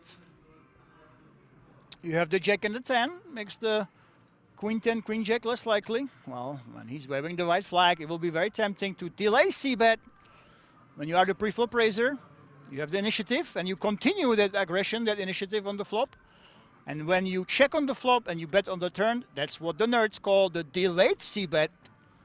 So you delay the aggression that you had pre-flop, but you still have those strong hands your opponent has checked. That's why you see this check veteran go ahead and bet the turn and take it down once his opponent shows weakness and lets him get away with it. Harry's asking, how long are they on the bubble now? About an hour, and it will get long, I predict. Well, we have one short stack, so the big question, Quiestes, can this man double up or will he bust? That's the massive question we are asking ourselves. David Ziha is now the likely chip leader. Gennaro Proscha still up there, 70 big blinds. There's a massive amount of play still left in him, of course. He dropped about half of his stack almost, but he has a lot of chips to play with, as does Ondřej Gets now. Ondřej, I really like how he plays. He doesn't do any flashy plays, but he can find those squeezes. He can find all these clutch plays as well. So this is the man who I would not underestimate.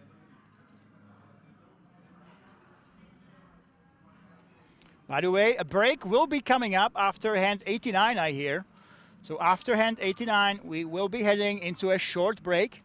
So you have that to look forward to. The final table bubble will continue. And Remavic, we are playing, this is the most important thing, 500k up top. But right now, the reason why the play has slowed down so much is because everybody wants the 28,909 plus the free K, so over 31,000 in value for that 9th place, and the fame of being at the final table of such a huge event. Those things combined obviously will compound, and they are very, very important for everybody involved.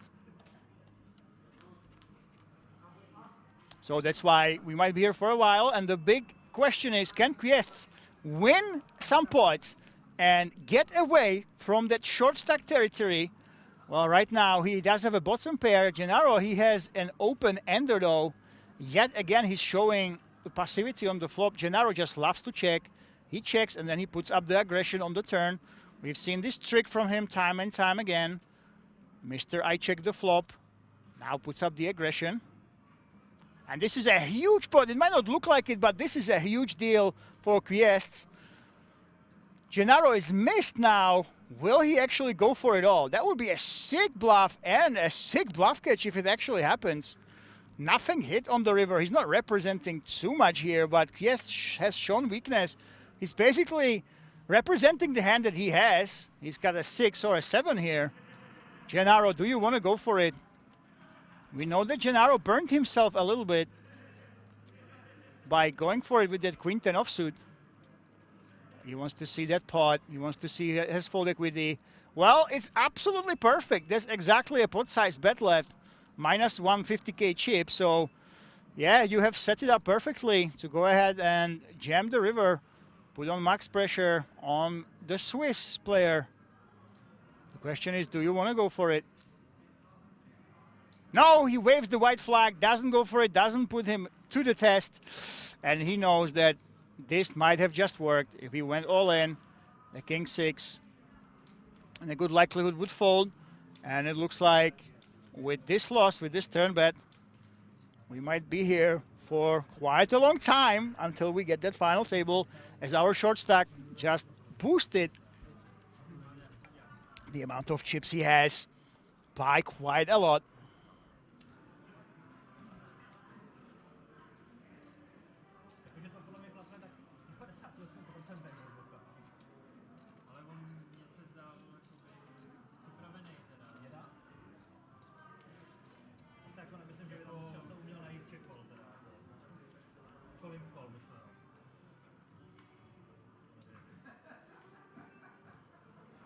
And the Czech players, actually, they're talking about strategy a little bit. I'm not sure if it's out of line. Obviously, we're in the Czech Republic. Speaking in Czech is allowed. Yeah. It's not about strategy. They're more needling each other, right? They're saying, oh, yeah, I would have done this, you would have done that. And it's pretty interesting. Splashy TV, no, doesn't like to give up. Next payout. So the next payout is 9th place. 28,909 euros plus the free K package. So we're talking basically 32,000 euro in total with those tickets, 32K. David Ziha has nothing in the big blind. Gennaro now, a gut shot and 2 overs to a 6 and a 7.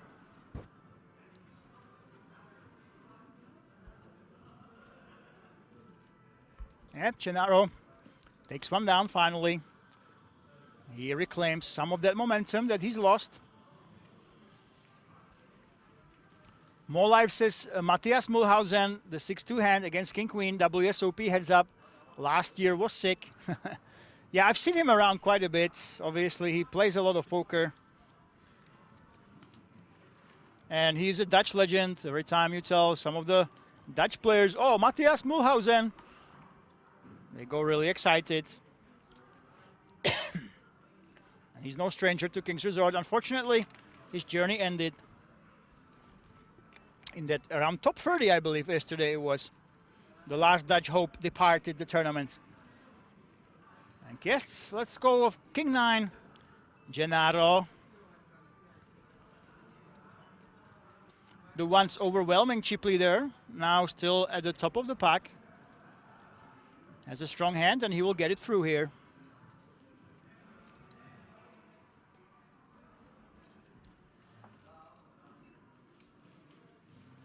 And if you haven't heard, guys, yesterday we had a big story.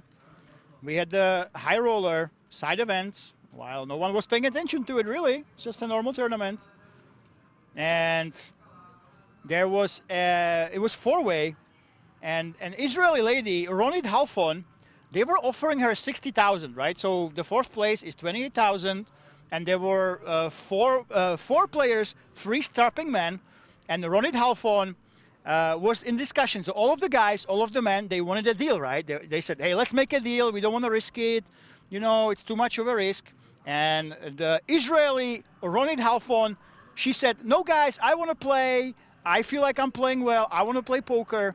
So she said no to the deal. And unlucky for her, she actually did bust in fourth place. She took home that 28,820 euro for the fourth place in the high roller. I was expecting when I talked to her for her to be really upset. You know, you refuse a deal and you bust right away. You get the minimum. You cost yourself over 30,000 euro basically. But not her. I saw that mindset in her, basically saying, hey, no, I'm very happy. I don't care that I busted. I wanted to play poker. And I think I'm playing well. And I'm happy, still happy for this, for busting in fourth. And what happens should happen, basically accepting fate. I know I told the story once before, but I just love saying it because she is such a role model for us who care a little bit too much about some stupid fish getting a bluff through and showing it to us, you know. As David Jiha takes down yet another pot. And I believe the next hand we might be heading into a short break.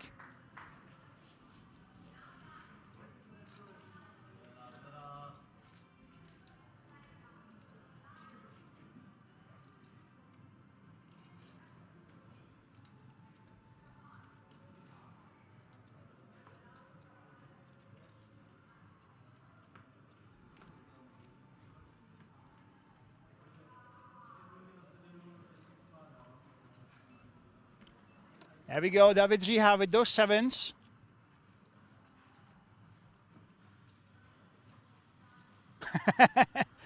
Dave Ricker, sometimes you sound like Trump. That's hilarious. You can't say she manned up. You can't say she manned up when she refused the deal. Come on. It's way out of line, my friend. She womaned up, okay? Apparently you can hear what I say. No, guys, this is not true, okay? I don't sound like Trump. It's absolutely, absolutely not true, okay? You're fired. Anyway, hopefully you don't get banned for this. Yeah.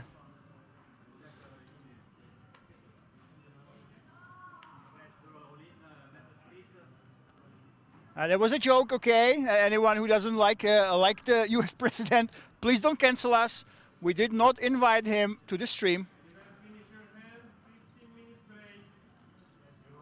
And there we go. After this hand, 15 minutes break, ladies and gentlemen.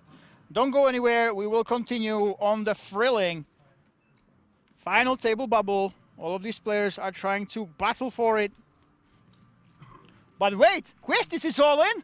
The bubble might be over. Ace-8 against 9s of Gennaro, the once overwhelming chip leader, and Ondřej is here as well. The last hand before the break might just be the one that bursts the bubble right now. Oh my goodness. Ondřej, what do you want to do? The oldest man in the tournament can bring us to the final table during the break, no less. This would be insane. And Gennaro has the 9s. The man who was once invincible is in a prime position to teleport us into that final 9. Over 30K guaranteed. And the 500,000 up top, all he has to do is dodge and ace. Come on, Gennaro. Gennaro won about 15 times yesterday. Let's make it 16th right now. Let's get to that final table. And the short stack is at risk, just like this. Can we dodge the ace? No, it's an ace. Oh my God, we can wave that final table goodbye right now. And Gennaro, he continues that slide down from that gigantic chip lead. Unless he can hit that 9. Can it be the 9 on the river? No, it cannot. Can you believe it, guys? We were so close from hitting that final table. And right now, everything has changed. This will be a marathon. Gennaro lost yet another pot here. And we have a long way to go before that final 9. Quests doesn't have one big blind. He has a lot more big blinds. It's 11.5 million. We're talking 30 big blinds plus. There is no short stack in sight. Hopefully you get some food, bring some snacks. This final table bubble might continue for quite a while, ladies and gentlemen. I will see you in about 10 minutes, and you will have to wait for that final 9, for the finale of the EPM and 500K up top after we lose one more player. I'll see you after the break in this thrilling tournament. Oh my goodness, I did not see this coming. We were so close to that FT.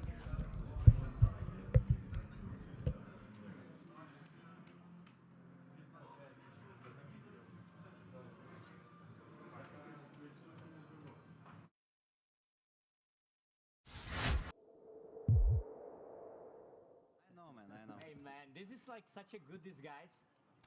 But imagine when I'll be 40, I will look still like 25 or 30. You are like that guy who is like doing this longevity. Oh yeah, I saw those videos, yeah. You are his son? No. I think he's talking about Daughter? Brian Johnson, the No, not yet. entrepreneur. Of course. Banich in the hijack here. Jack 10 off, lets it go. Second hand of the day. Embarrassment Vlad, departure. ace 6 offsuit and a cutoff. Embarrassment exit. Departure.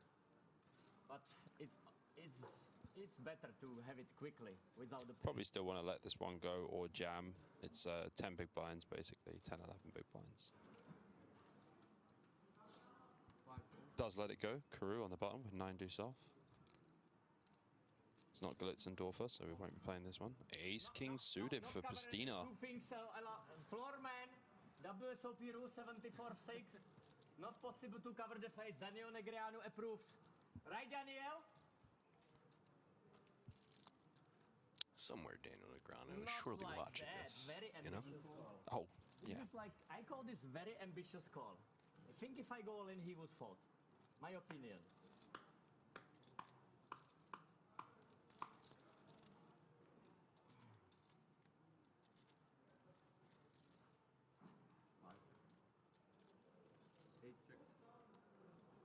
All right. If you don't Both put up players half, having I go back hearts. Blind versus Three, blind action. 2, 1. Cabral versus Dead Vlad. hand. With a dead hand. Dead 5, man hand. king, 8. Top pair for Pustina. Cabral, middle, I mean, bottom pair, sorry. It's early, it's okay. Blah, blah, blah. We'll be fine. Sorry, it's still warming up the tongues. Second hand of the day. Option check on already? Blas. Yeah, I imagine Vlas just bets like 1 to 1.5 big blinds here. Is it allowed? 50k. Is it allowed? I think it's too much.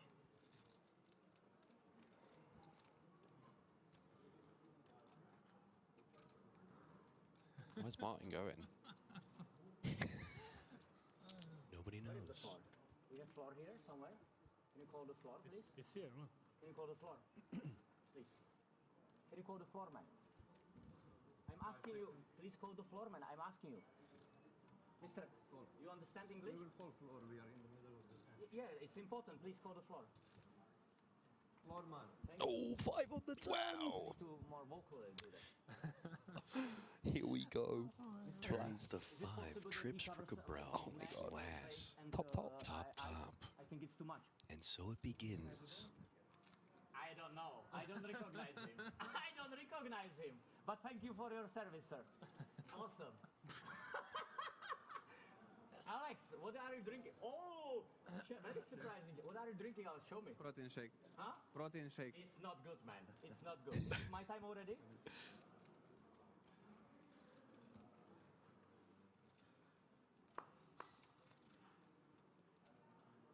I think Martin's probably going to go for a bet here. Around 150.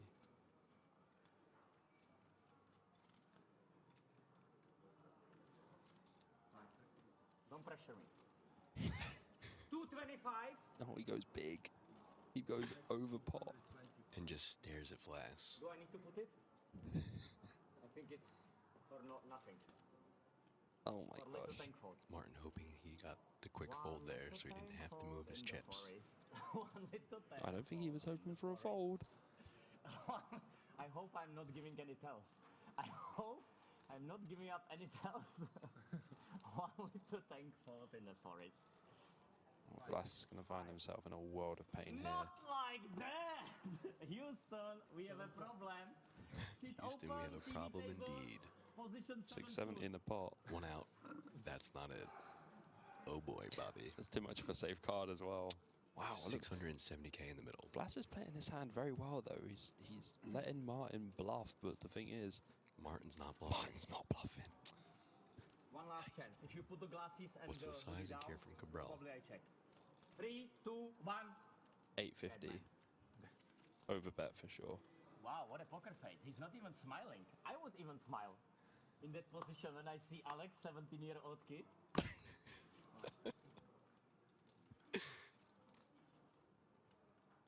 760. Bet is 700. Oh, 760. Big bet. Not like that. Insta call. Casino. Royale. Showdown, please. Oh, poor Can he Flash. show the hand, please? Cabral up to just Please. around 6 million in chips Martin, now. the hand. What a start. 2 for 2. Indeed. Hijack. Jack deuce offsuit for Banich. Let's it go. Ace king offsuit now for who? In the cutoff?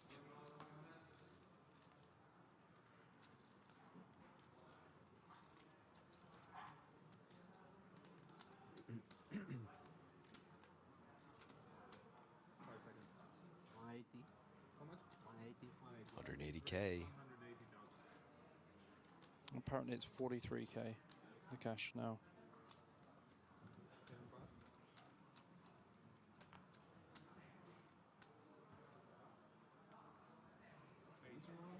Yeah, that's what I said. 43,000. Oh, it was different.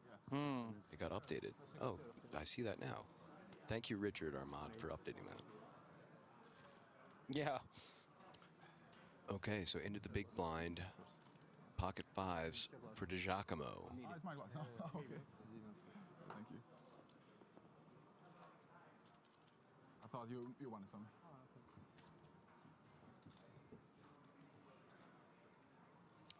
Gonna go for the re-raise, and they're gonna run it. Lou Who, standing up like usual. 760. 1,760,000. Makes the call. Yes, okay. Pocket fives versus ace king. And we got ourselves a classic flippo. Ule Who, all in and at risk of being eliminated in 22nd place. Needs an ace or king. How do you feel about Lulehu's chances? I like him. Me too.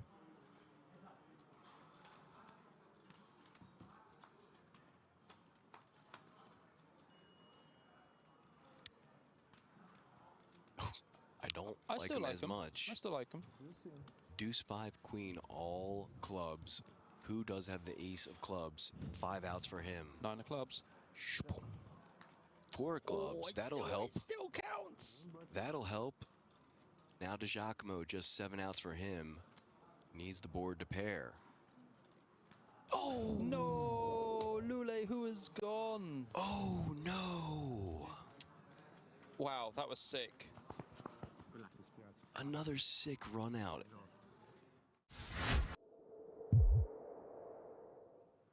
Oh, guys in the YouTube chat, We have lost Martin Cabral. As of 1 hour ago, Martin Cabral busted.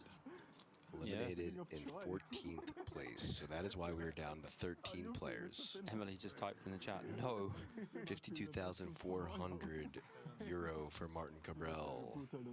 Eliminated by Murillo Garcia, who he was saying Yeah. Brasiliano Glaziano. King Jack offsuit versus sevens, sevens hold.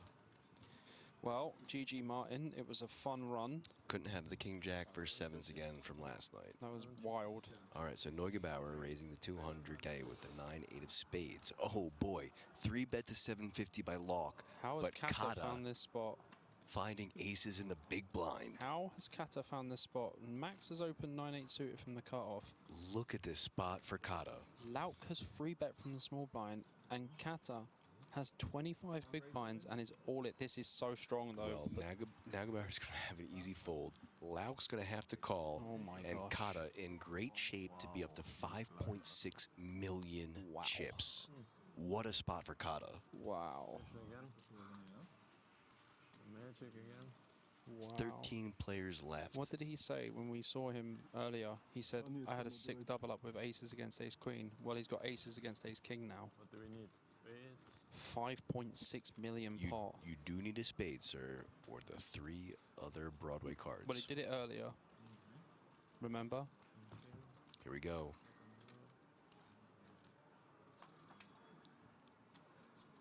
Good start. Oh, boy. I mean, it's got so still needing spades, runner, runner, yeah. in either way. Running spades for like a 10 and okay. Let's not talk. Has outs now, 2 of them. Get some out. And king is super dirty. Not a king. Double up for Kata Wow, Pop. Kata Pop. He was down to a very short stack as well. We saw him earlier on the outer table. He was down to a very short stack. And then he came up to me and he was smiling. He was like, Bobby, I doubled.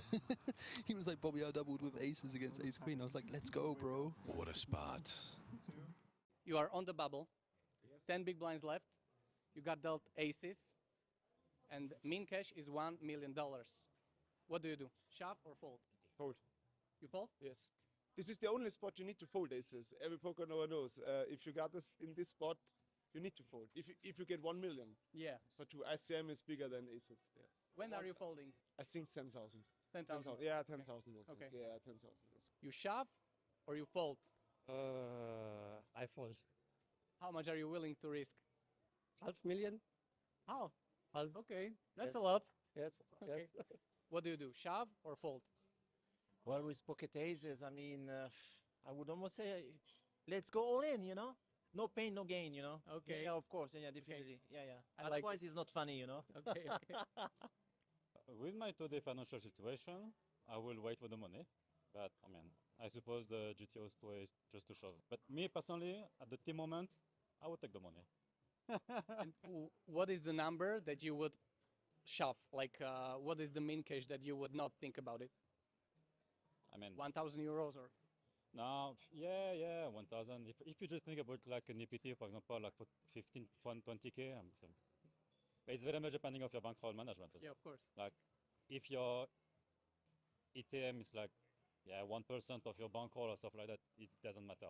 But if it's starting to be like maybe 10% of your bankroll, it's better to wait for the money.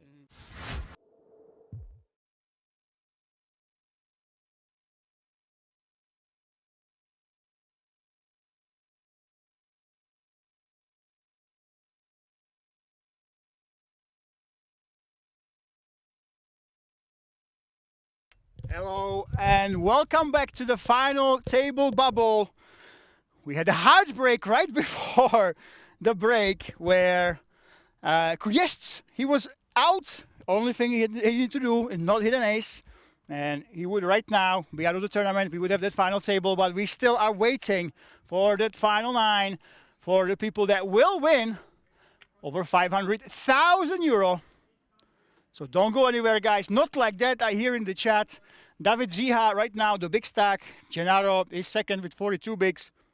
Ondřej gets 29. Yes, 23. Jonut with 20. But just a reminder, we will be joining the tables. Only one bust out between us and that coveted final table of the big EPM main event. It's not 3 million, 3.6 million is in the prize pool because we had 7,303 entries. Absolutely incredible. And we resume right where we ended last time. We are going for that final table bubble. Only one player between us and the big finale.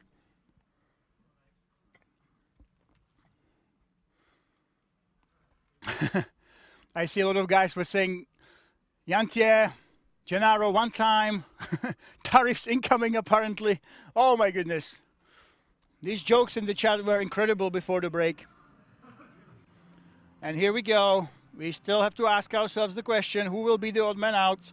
Who will miss out on over 30K of value and on the glory of being at the final table of this big event? Now Jonut, 1.8 million. Gennaro lets it go with King 4. And David Jiha, the man of the hour. It feels like he's got all the momentum in the world. David Jiha has been absolutely crushing.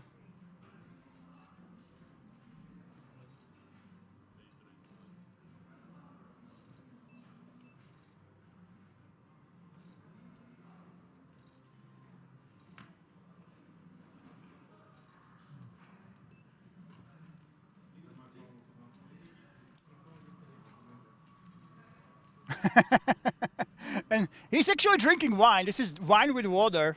We call it Vinnystrich in Czech. It's basically, yeah, it's a wine spritzer, I think you call it. It's hilarious. By the way, greetings from Michigan, USA, Chipman 2K. I have really bad news for you. We actually had an American that went really, really deep. Nicholas Lynn Scott from US. I know that he likes to play in Texas, in the Lodge. He's been playing all around US, but he lives in the Czech Republic. He went on holiday in Prague. He found himself a Czech lady. And ever since then, he travels between US and the Czech Republic and plays a lot at King's Resort.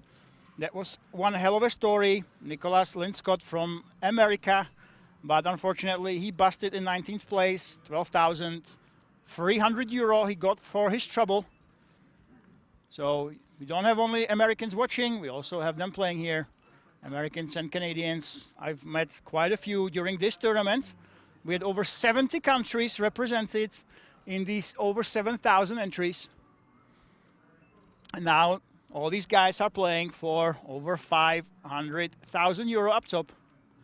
But that's not on the menu right now. Now the big question everyone's asking themselves, who can make history? The biggest EPM, who can make it to that final table?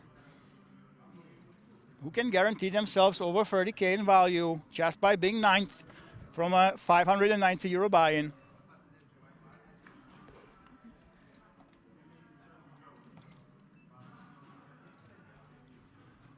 Now David Jiha. Looks like he wants to bet, but Ondřej gets. This is a check on check violence. Ondřej has a bottom two pair. He's not going anywhere whatsoever blind against blind. It's very tough to make pairs. David Jiha has 11 outs, however. That's a lot of outs to have, and looks like he hits another one of them. This is unbelievable. David Jiha, suddenly he stole all the momentum from Gennaro, and he is now the man to beat. He started the day with 36 million. He went down to about 16. Now he's up to 55, and he gets lucky on the river. Gennaro is not the chip leader, ex-Elephant. David Jiha is right now, at least at this table. We have to see the outer table. I didn't even bother checking. We will join them as soon as one player busts. You will be able to see who is the overall chip leader. But Gennaro has lost that chip lead to this man who is now value betting. Very expertly, I must say. It's a very, very nice clutch value bet. 2.5 million, almost half the pot. And Ondřej gets, do you want to pay him off? Funky river, yeah, that's right. And David Jiha has a rail. He has 3 friends over there. Not my words, he called them incompetent, not incompetent, unemployed losers, because they get to be here for him on a Tuesday afternoon. But hey, they still deserve that kudos.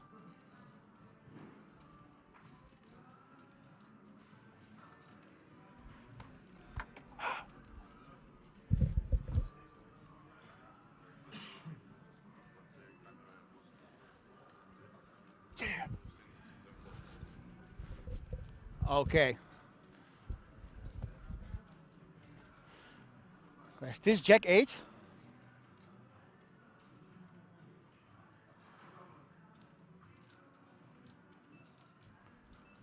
Ace Queen over here, Gennaro, Proscia, the once overwhelming chip leader. He had over 80 million chips, now he's down to 32. But because of our super slow structure, 80-minute blinds, he still has plenty of big blinds to play with, 39 bigs. Never write this man off. I would still call him one of the favorites of the tournament, of course.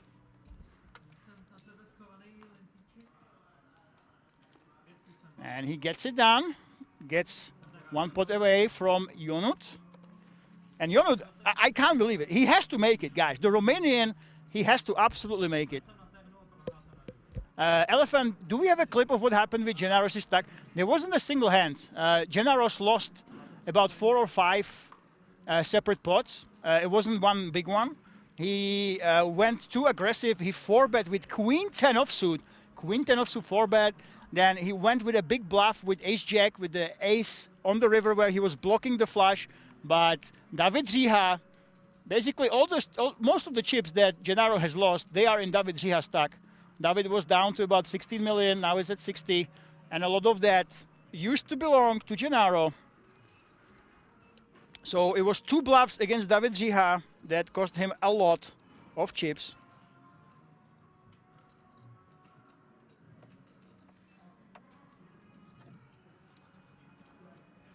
So not a specific one.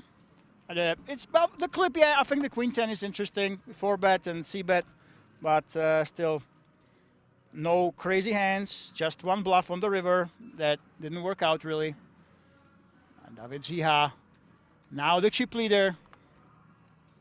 The rich get richer.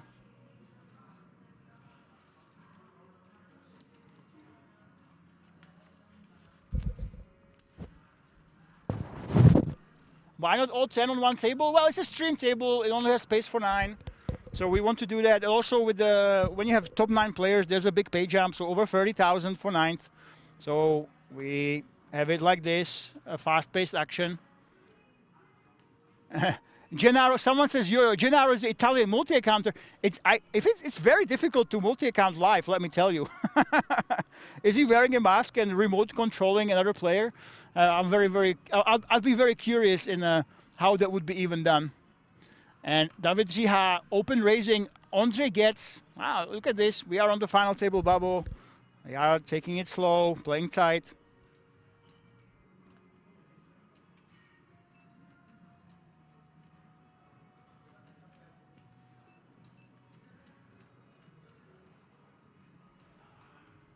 And Gennaro, do you want to play the suited 10? I take it you do.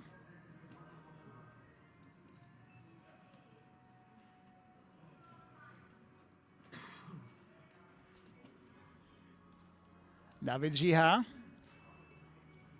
scared him away, doesn't want to face up against his rival. It looks like he is slowing down.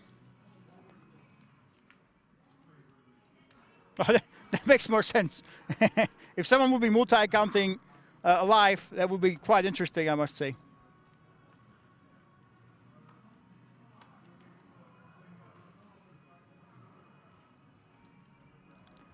And here we go. Ondřej gets the Czech legend. Top 50 in the all-time live earnings in the Czech Republic. Of course, he would skyrocket much higher.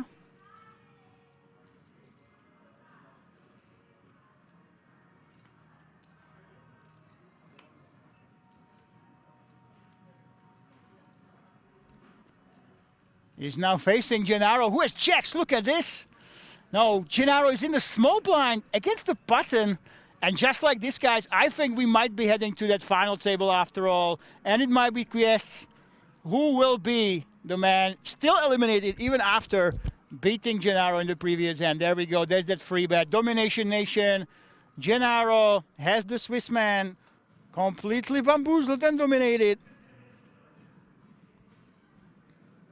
Right now, the chances are that he will take him down. Can you actually find a fold here? I don't think so. It's 19 bigs, right? You know that Gennaro likes to be aggressive. Wow, he's folding. He is actually folding. Very nice. That final table bubble. The thing is, I don't really see on the outer table, if there's a shorter stack, it's a very clever fold here.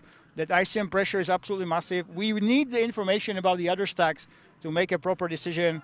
But yeah, it is what it is. Very, very interesting. Nice fold. And it almost looked like that Gennaro would get his revenge, but it's just not meant to be here. Interesting.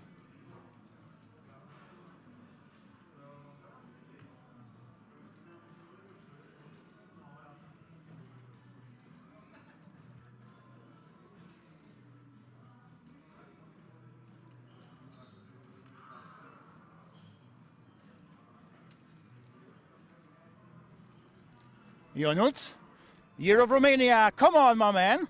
You cannot let us down. You have to make the final table. I think all the Romanians would agree with me. It would be almost shocking if during the Year of Romania here, when the Romanians have been at every single final table.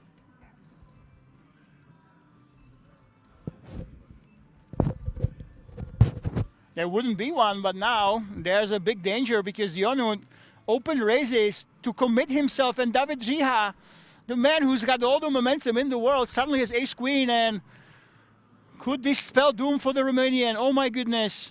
He's all in. Ionut is committed for sure. And that is it.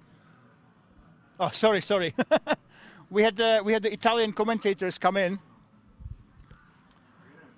I know I killed your ears almost, guys. The Italian commentators came over. They startled me completely. And there we go. David Zhiha against Ionut. Can David get this done? Are we heading towards that final table, or will the year of Romania continue? If we have 0 Romanians at the final table of this big one, it's a big deal. It is that spade draw, of course. Year of Romania. You can never write them off. It is a complete flip right now. David was well ahead. Now it's a flip. 7 though on the turn. Can we get those spades or a 10? 11 outs for Ionut just to survive. It's a tray. And it's all over for Romania. Oh my goodness. David Zhiha gets it down. Now a big chip leader. And we actually are heading into that final table. What a story. So many characters, one time. Absolutely unbelievable. David Zhiha in the chat. Ionut should race fold. No, he can't race fold. He basically went all in. He committed himself. And this is completely irrelevant. David Zhiha is the chip leader here, but we have to wait for the outer table. And yeah, he open shot before the flop, guys, basically. He was committed then. And we will be going to that final table in about 20 minutes. I'll see you then, ladies and gentlemen.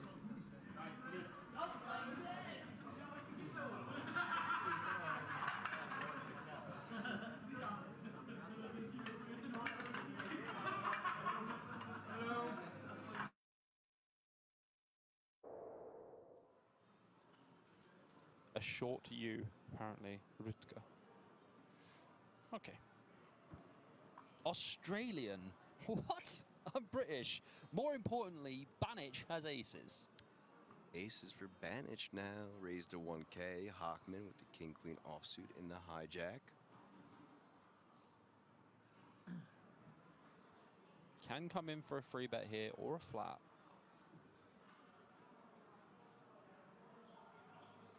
Hennen. Hennen, exactly. Hennen it is. I feel like Hockman is going to come in for the free bet. Smell 3,200 coming. What is that? 23? 23. Introducing the world's smallest free bet. Yeah, 2.3.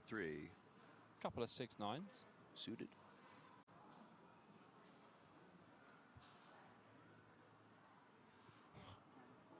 Gonna be in there. Okay. Well, that's 2,300 chips he's not going to see again. Everyone with black cards there for a second. First red card on screen in a while. You know what time it is?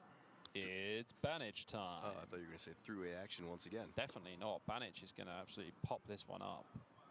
Probably going to make it about 9.5K. It's kind of the size I would go for. He might make it a bit bigger, but I don't think you need to.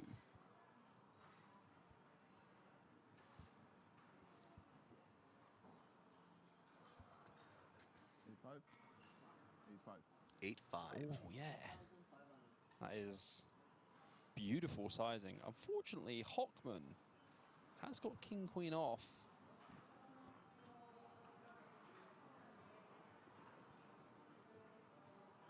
It is the World Series of Poker Europe main event, Hockman. Have a little think. There we go. He picked up the chips to commit them to the pot. A little pump fake.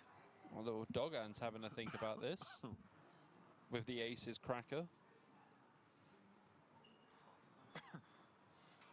Makes the call. Oh dear. Good spot for Banic so far.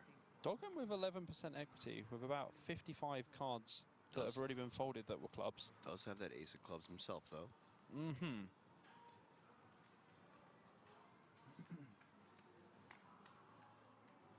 There's a club. Followed by another. Oh my goodness me. An open-ender and a flush draw. versus Doggin goes from 11% to 45%. Do not do my friend Banich like this. He will tread on you. Okay, post-flop flip, but a lot of those clubs have already been folded up top. You'll see that. So only 8 outs for now. 5 clubs folded. Banich has got 1 in his hand. 3 left. Doggin's got 2, and yeah, that means there's 3 left. Only 3 clubs left. So 6K now. 10s and 5s also working for Dogan.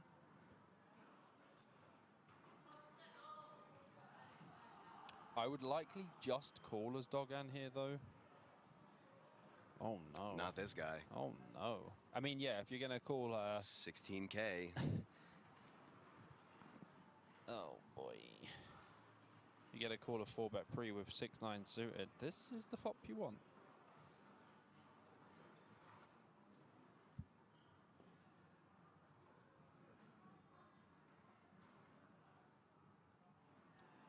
About to see some post-flop action-jackson. You're about to see some post-flop Banich here. Makes the call, going to a turn. 10-5er club. Deuce. Safe? Safe-ish, yeah. For now. I mean, if you're Banich in this spot, you don't put your man on 6-9 suited.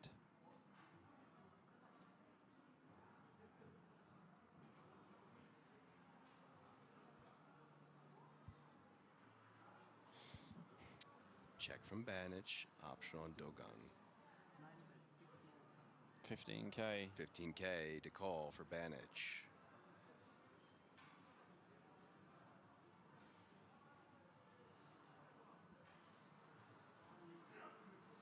Do we see Banich ignite here?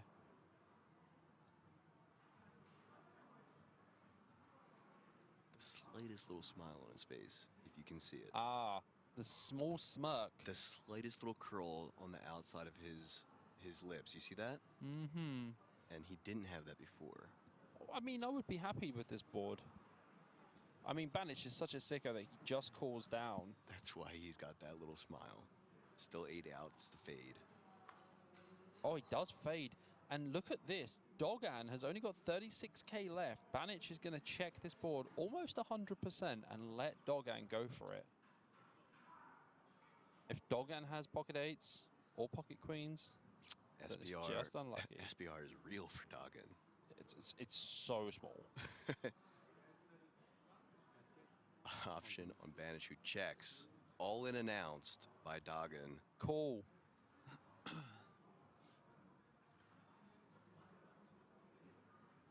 This is your hand, Banich. Just has to find the call. So what Banich is thinking about here is like, what hands can Dogan have that he calls a 4-bet with? Pocket 8s, pocket 7s, pocket queens. Unlikely pocket 7s, given that would be quads. Yeah, still. Still possible. Still possible. He's going to take his time and make the call, hopefully. Yeah, understandably so. People at home might be thinking, oh, this is such an easy call with aces, but it's not. It's actually tougher that he has the ace of clubs, because it's now pretty impossible for Dogan to have a big flush draw. Yeah, you'd rather have the ace of hearts here so that they have the ace of clubs and potentially bluffing it off here. Yeah. For sure.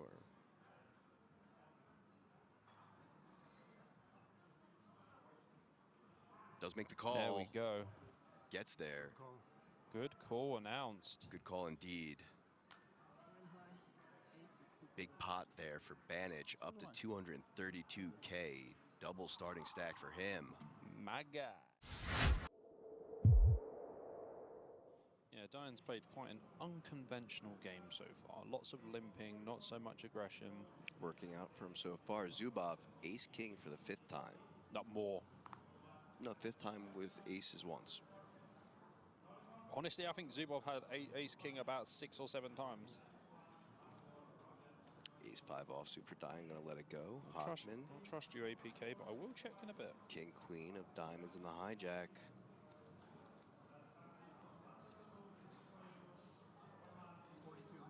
Here he comes. Yep. Uh-oh. 4.2. Uh-oh, indeed. Folds around to the blinds. Hennon gonna let the queen deuce off, as well as Pitavi with the 6 deuce, and back to Zubov. And here comes the pain. Problem is, when you 3-bet a hand like King Queen suited and get 4-bet, it's not a comfortable spot at all. Especially when it's Zubov and it's UTG. Oh, it just calls.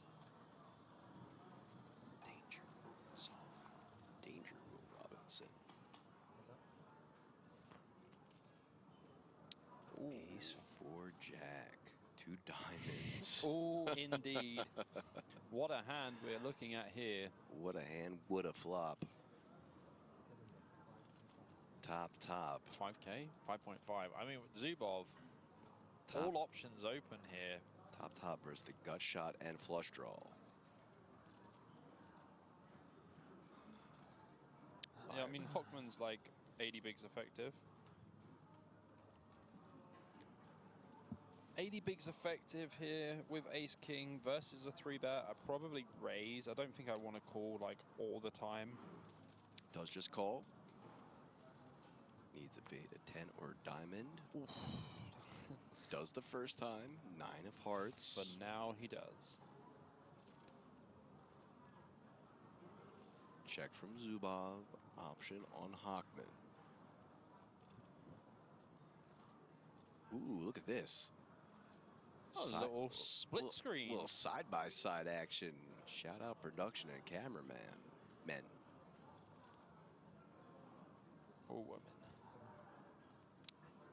I think I saw the... Ooh. He did this last time. Ping the king on the river. It was good last time, but this time it's not. Not good. Top 2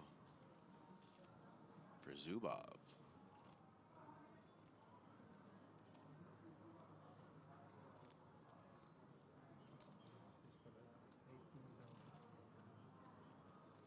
Big bet. 18K. Yeah, very big bet. Hockman straight out of there, though. Good discipline. Yep, just lets it go.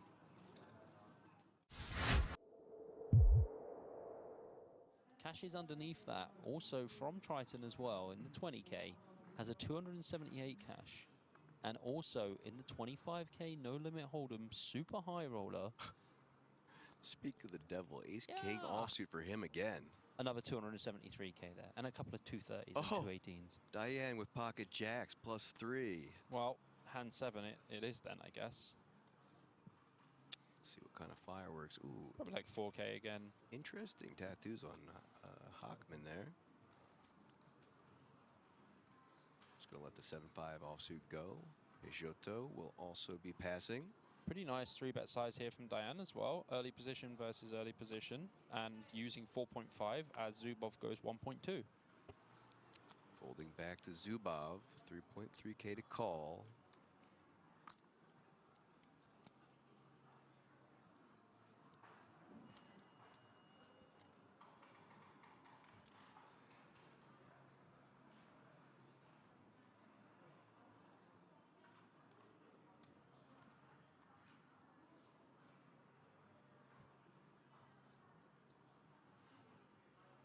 Just gonna flat this one. I really like this. Playing the hand out of position versus a 3-bet from +3 after opening +1. Got to be very careful here. 6, 8, 10 on the flop. Not the worst flop for jacks. Not the worst flop for Ace King either. You Correct. do expect your opponent to have some jacks and queens and stuff. You expect a lot of continuation bets on this board. Well, I certainly think both players will be continuing to a turn. Very nice size in here from Diane, by the way. Half pot on these boards with the coordination of the 8, 6, and 10. Zubov's supposed to have a lot of ace-queen, ace-kings, and stuff like that. Mainly the ace-queen suited that would like to call here pre. And obviously ace-king off. Has choices to 4-bet as well. Won't be folding here as Alexander Zubov. Both players, like I said, going to continue to this turn. 9 of diamonds. Pretty interesting turn. Zubov probably very likely to not show any aggression here. I'm probably going to have to fold on this turn. This turn is going to be way better for Diane, I would say. Does have like queen jack suited and stuff like that he would 3-bet. Obviously, Zubov can have a hand like pocket sevens that would call the flop bet as well. I feel like Zubov would have to go pretty big if he wants to start betting here. Maybe like 15k. But I would probably just check. This is just not great for us. Here we go. He is going to bet. Looks like 12k. He's gone 7. He's gone smaller. So the idea of betting smaller here is just to get your opponent to call and to just like try and get a river that connects better to our range than his. 9 on the river. You know when you put bread in that silver machine and it comes up, what is it after? Toast. That is exactly what we are in this hand. How do you prefer your toast, Bobby? Nice golden brown, or do you like it a little extra crispy? I'm a crispy boy. I had a feeling you were going to say that. Maria's the opposite. She likes it like less than golden brown. You're so British, and I bet you put beans on it too. Sometimes, but I put loads of butter on first. This is pretty brave here from Zubov. Like, we're just not going to get jacks to fold. Obviously, sevens won't fold. This is a big bet, though. Did he bet full pot? 30k into 34.3. Zubov pretty much just representing pocket 10s here and pocket 8s. Pretty unlikely to be pocket 6s, but we could call this deep pre with pocket 6s. This is a bit wild, I would say. I just feel like we're representing such a small range. Diane has 2 jacks, so he's blocking queen jack suited as well. He blocks 2 combos of that. I don't think you can fold as Diane here. Like, jacks is just way too strong of a hand.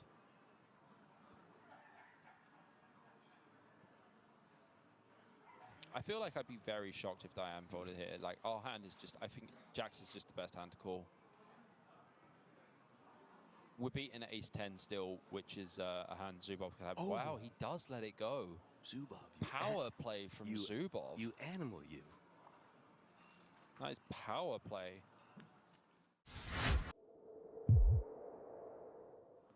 Scalia.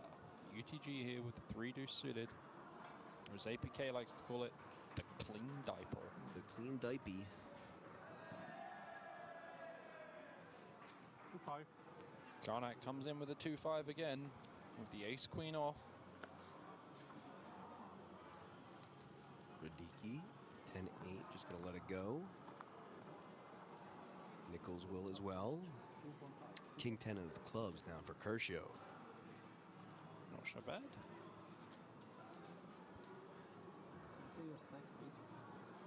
Wants to see Jan stack. 3-bet incoming. Just a call. Does call. Fold from Knopp. Mendez going to fold as well.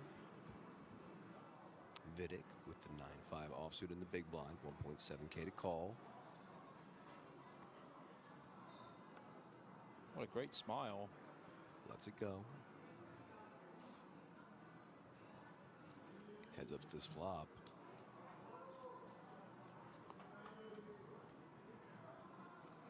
Ace, Jack, 6. Gut shot for Kershaw. Top pair, queen kicker for Jan. So Jan Karnak's definitely not going to want to make 2-pair with a queen here. That would be very sad times for him. Certainly would be detrimental. I haven't called it in. Okay. Jack of spades on the turn. I need to drink water.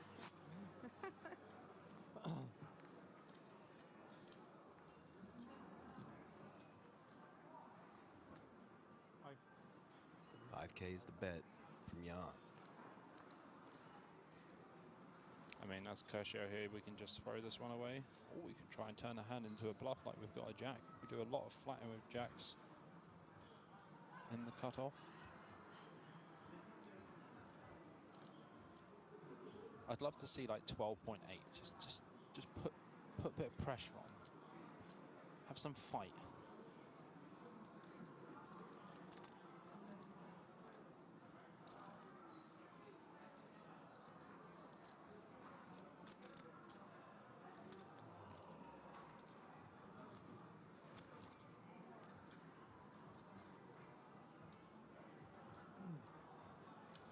There you you go, Bobby. There's the fight. Oh, baby, yes. 17K now. That's very big, though. 12K to call. Karnik does not look like the kind of man who wants to fold top pair with a decent kicker.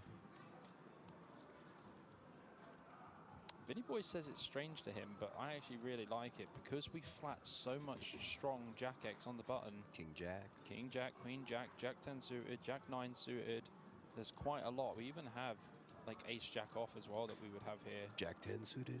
Yeah. All the suited jacks. Oh, Kershio, you have my heart. I mean, Konak's going to call with that 25K chip. He's going to put the chip in and he's going to say the word call. But then what is he going to play with? He's got another 25K chip. Oh, okay. I think he's going to take the chip, he's going to look at the dealer and just say, call.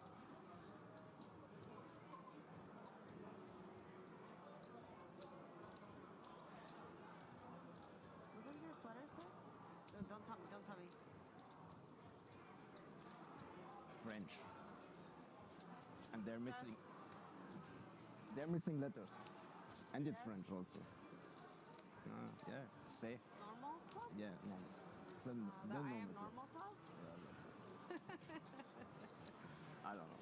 It's better than wearing one that says that I am crazy club. Doesn't sound too normal. the club.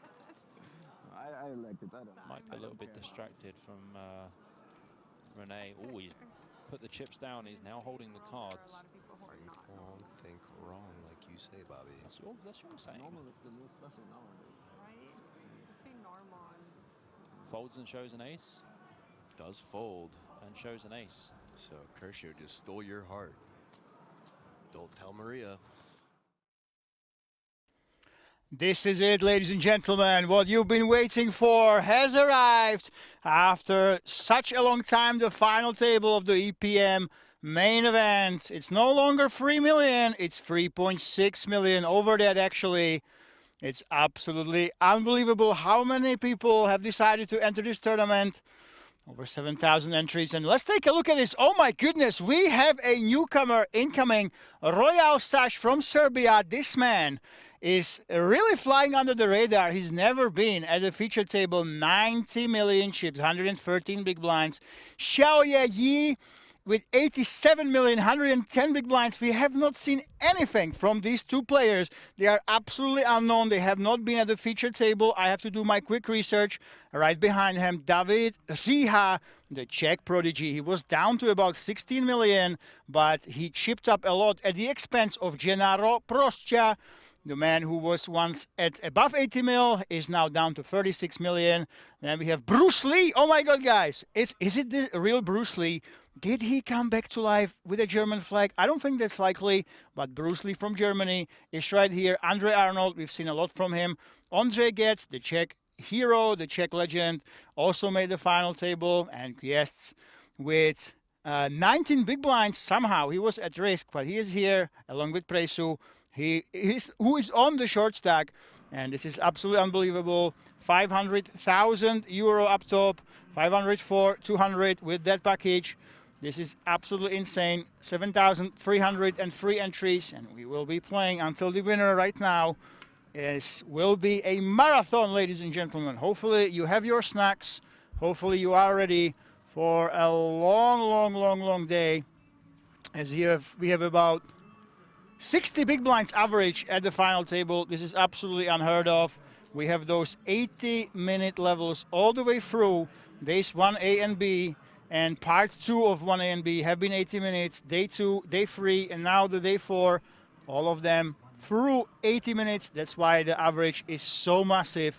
So even though we've gotten to the final table relatively quickly, we're looking at 2, 3, 4, 5 a.m. I think, unless there will be a couple huge chip leaders just taking this down. And Ondra gets for the title. We have some Czech fans. By the way, Grim World Pokemaker, anybody here coming for King's Million in September? Of course I'm playing. Not playing, I'm coming for the King's Million, and all of these players are coming for the King's Million. Top 10 have secured themselves a package with 4 tickets for the big King's Million in September. Now we have 3.6 million. In September, it's 5 million guaranteed in the super main event. So everybody's coming. I can't miss it, of course. I want to meet these players when you come on that day one of the super main. All these heroes will be playing it. You can shake their hand, say hello, and tell them how great they've played. Or, you know, if you don't like their play, you can criticize them face to face, not just hide behind the Twitch and YouTube chat if you're so inclined. So all these players that will put up a show, I'm sure. We will see them back in September in Rozvadov. And we're gonna be fun and watch a movie here. Yes, of course, the storylines are crazy. We have some newcomers, by the way, and the newcomers have actually the chip leads. I can't wait to find out how the two big stacks actually play. Somehow they dodged the feature table all the way through day 3, all the way today. They dodged the feature tables first time they're here. I can't wait to find out what actually happens. And yeah, before the hand, well, what can you do, you know? We lost the one Romanian, unfortunately, so I think this is the first time in a very, very long time when a big event does not have a single Romanian at the final table. Well, does this mean that the year of Romania is over, or is this just a momentary lapse when one of them went out in the 10th place? We will see, but let's introduce our players. If you are just joining us, David Ziha, the Czech prodigy, doesn't have too much in terms of live scores, but I can kind of guess that he studies a lot. Looks like he plays online. And David Ziha, he was down to 16 million, started with 36 today, down to 16, and then now he's got all the momentum in the world. He kept winning and winning and winning.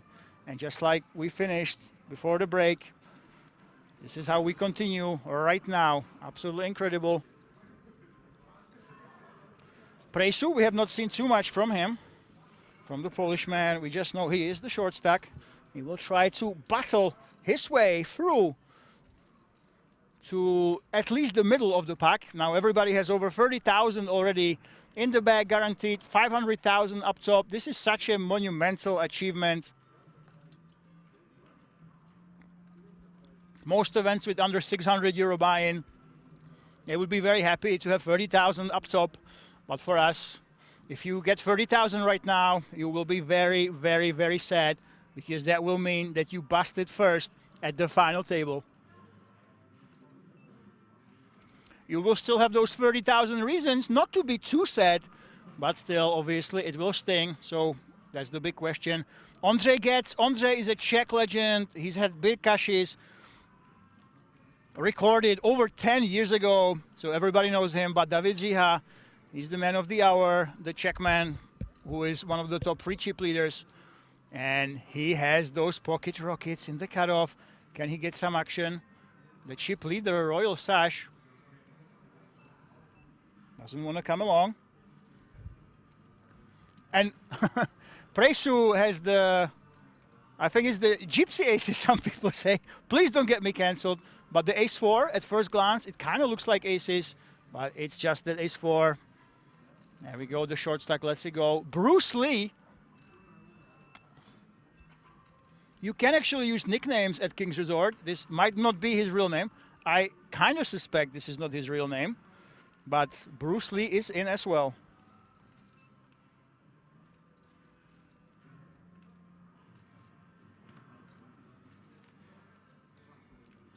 And David Ziha takes it down, and the crowd goes wild.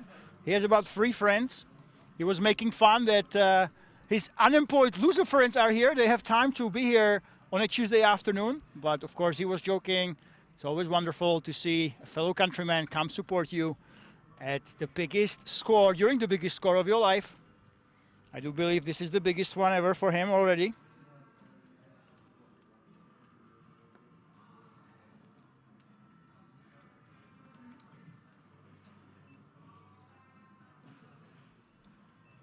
Ondřej Getz. Let's see go. Xiaoyi, yeah, I have to research this man. I have no idea where he came from. We really didn't notice on him at all. So he's a big unknown. During the day 2 and day 3, I wasn't focusing on this man at all. So we have to find out what he will actually do. A Royal Sash. Same thing. We also need to find out what he does. We will have plenty of chances, let me tell you. Plenty of chances to find out what these players are made of. As we are extremely deep. This is the deepest final table we've had this year. And we can be here for a pretty long time. Bruce Lee in the small blind with 87 big blinds. Are we going to see some kung fu shown in the small blind with that ace-jack? Looks like we are picking up those raising chips. Yeah, but it's only a min raise. There we go. Guest says, I don't care, it's a min raise. I have 8-6 offsuit. I'm not gonna risk it. There is a shorter stack than me. And that Polish player.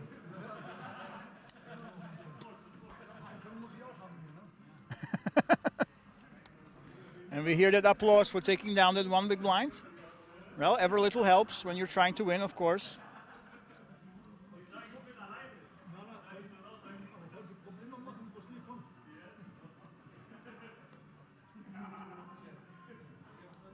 Of course, a lot of Italians in the crowd here.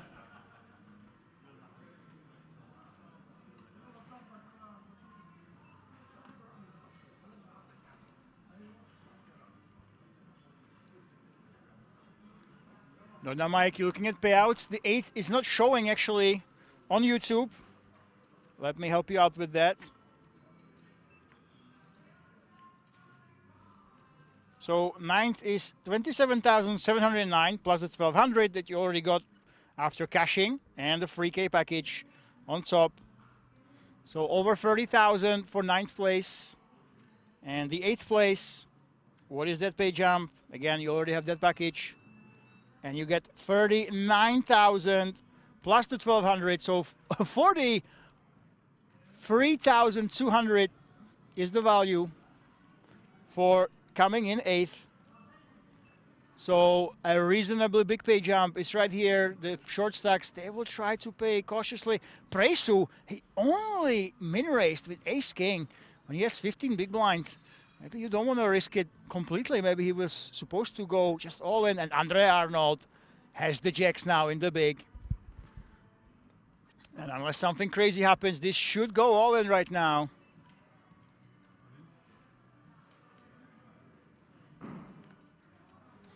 All in, Presu. That's that snap call. And we have ourselves a flip. 30K guaranteed already in their pocket, but we're playing for over 40,000 now. And Presu, can he escape the short stack territory? Or will he be eliminated as the first player at the final table? Well, people say jacks are the worst hand in poker. As you can see, 56% for Andre Arnold. Can he dodge that ace or king? No, he cannot. It's not only one ace, it's 2 aces right here on the flop. And Andre Arnold is just shaking his head. And there will be no going home for the short stack just yet, but it's not over till it's over. 2 outs, 2 jacks still remain in the deck. That's not one of them. Those 2 cards are still lurking around. Can he hit that jack, that hockey stick on the river? No, he cannot. And Presu with that fist pump doubles through Andre, who suddenly is down to 20 bigs. Presu with 31 big blinds, 24,800,000. He is suddenly in contention for that €500,000 that the winner will walk away with today.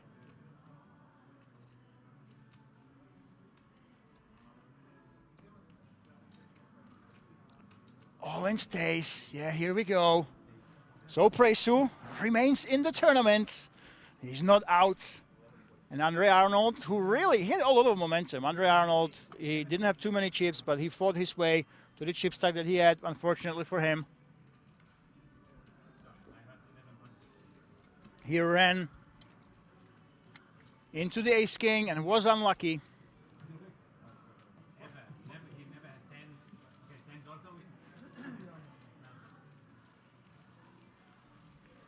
And I like how it continues. You know, it's like they don't realize that they play for €500,000. This is for all of these players. It will be the biggest score of their life. But still, they tell each other what they had. They discuss the hands. They say, what would I raise? What would I fold? Basically revealing that information to the other players, having a good time. You can recognize that these are poker players. They are passionate. It's not just about the money. It's about enjoyment of the game.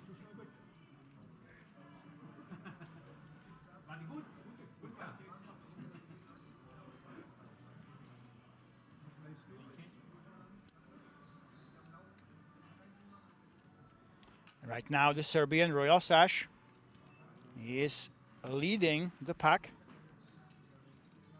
I want to really see the Chinese player. I haven't done any research on him.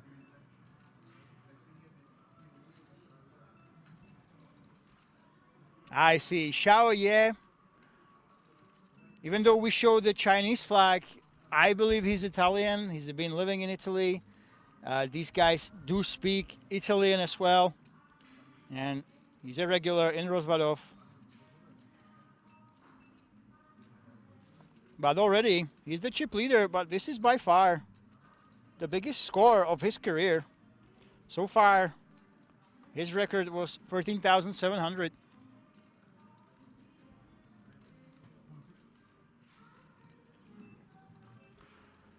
Oh, by the way, guys, if you are Italian, Euro Rounders, they have started their stream. So if you wish to watch in Italian, Euro Rounders, I believe they're on YouTube. You can go ahead and look them up. And you will have the Italian coverage of the final table. I know a couple of you guys from Italy said that you prefer the English commentary. That's all good. But remember, we have now 3 streams streaming this final table. We have German, English, and Italian coverage coming up.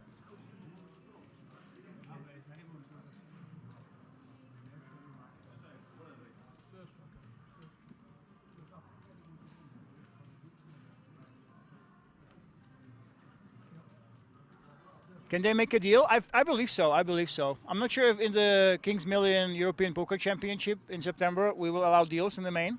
I hope not. I don't like it in these big events. But yeah, they can make a deal, and I would absolutely expect that. For all of these players, this will be the biggest score of their career. So I absolutely expect some sort of a deal, at least the deal discussion to be taking place at some point during today.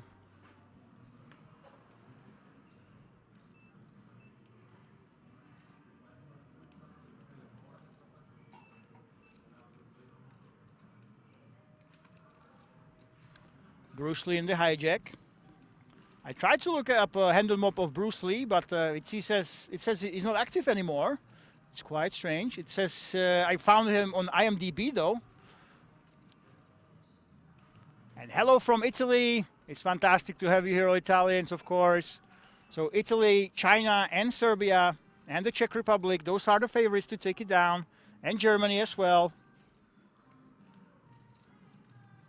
And we introduced new chips. Brown chips are the big ones, guys. 5 million chips are the brown ones. So those that you exactly want to have. Go Serbia. Tell your friends, by the way. I'm shocked. You know what? The Croatians yesterday, they had a lot of fans here. And that wasn't even that deep in the tournament. So if you are from Serbia, tell your friends, tell everybody. Your fellow countryman from Serbia is the chip leader in one of the biggest tournaments in Europe. I believe this is about top 15 largest field ever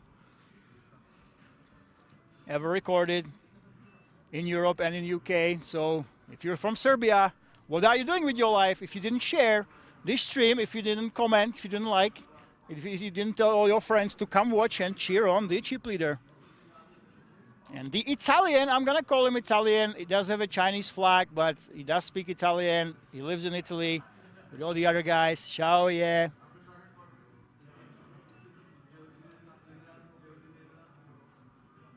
Six tray. Has a really nice draw right now, as you can see. He's got 6 high, but it is a flip against Andre Arnold, who only has 16 big blinds. Let's see what he does. You really should be betting here. This man in the king's hat with all the outs.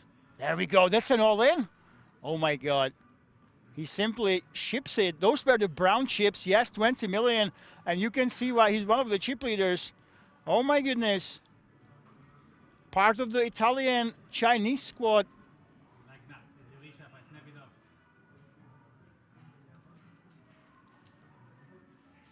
all you can eat. And we can already tell that he is a player. I can see how he got all these chips. Go Poland, we have in the chat as well. And I am 99% sure that if he wins, Euro Rounders will be calling him Italian.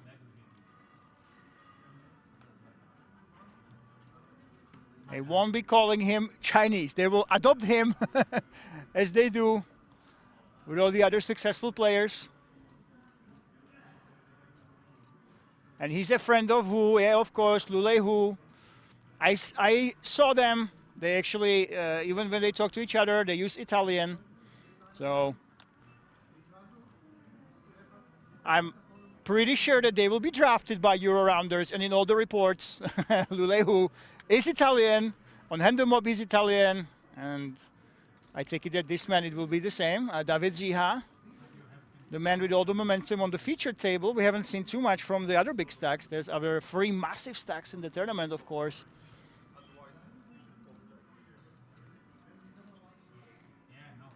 Andre Arnold. That's absolute garbage. We won't see him playing this one.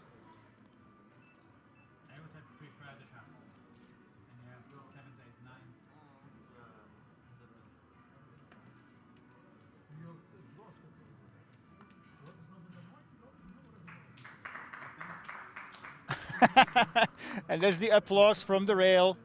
David Ziha has his 3 fellow countrymen cheering him on. He was making fun of them for being unemployed bums and being able to support his friend on a working day on a Tuesday.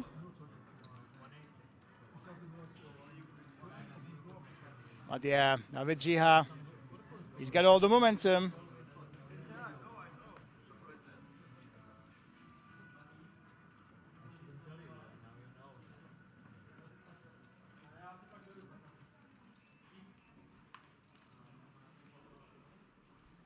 Presu from Poland, we have some supporters. Presu was almost out of the tournament. All you have to do is lose that all in, but now he's very, very healthy and prosperous with over 30 big blinds. Quests is the Swiss man on the short stack. He's very much used to this situation. He's been on the short stack for pretty much the whole day. Andre gets with a very tight fold. That's the thing, you do have a short stack behind you. There's a pretty large pay jump coming up between the 9th and 8th place. So you will see the people that cover the short stack, they will be very, very tight, and they should be tight. Because for them, the pay jumps are absolutely massive. Gennaro, the ones dominating chip leader, now down to 43 big blinds, but he has ace queen against the actual new chip leader. He decides to only call. He doesn't want to risk it, which might allow David Ziha to chuck in that chip and try to outplay his opponents with those amazing odds he's getting in the big blind.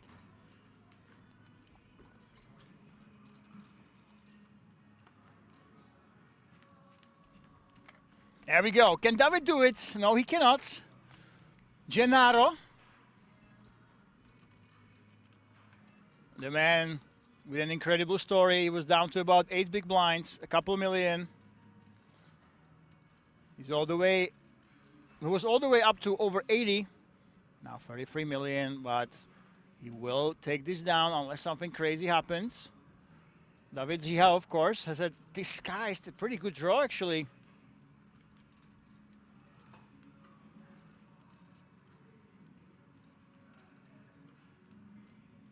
Looking for that 9. Oh, that king. There we go. It's him betting. Look at this, Gennaro. Time and time again, Gennaro is showing us that he likes those checks, and David Ziha, he's not afraid to play. 3.5 million. And Gennaro, I think he's very much aware. Gennaro and David Ziha, they are the big rivals from the featured table. They played a lot of big pots against each other. Gennaro tried to outplay David, but it did not work out for him. This time it's Gennaro with that trap. Will he decide he wants to raise or just call? I think the king-jack possibility is a little bit too real to be raising here.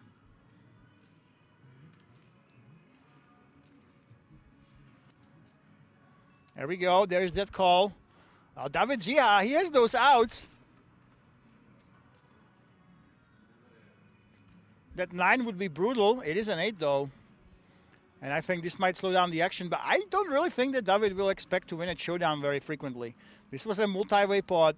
Gennaro called the bet. I think David Zia should consider turning this hand into a bluff. 12.9 million in the middle. David is blocking that King Jack. I want to point that out. It looks like he has nothing, but he does block King Jack. The 8 really is not consequential besides removing some Ace 8 possibilities. Ah, there we go. There is that check. David Zia, he had the potential to bluff this, but a big sigh of relief. I'm pretty sure that Gennaro would actually call him. These two players, they have been rivals. They have been out of line against each other, and especially Gennaro. I think there's some ego. We have seen that ego 4-bet with the Queen 10 offsuit. Definitely not solver approved against David Zia. He was a little bit frustrated about David taking a lot of pots away from him. Now he gets one back.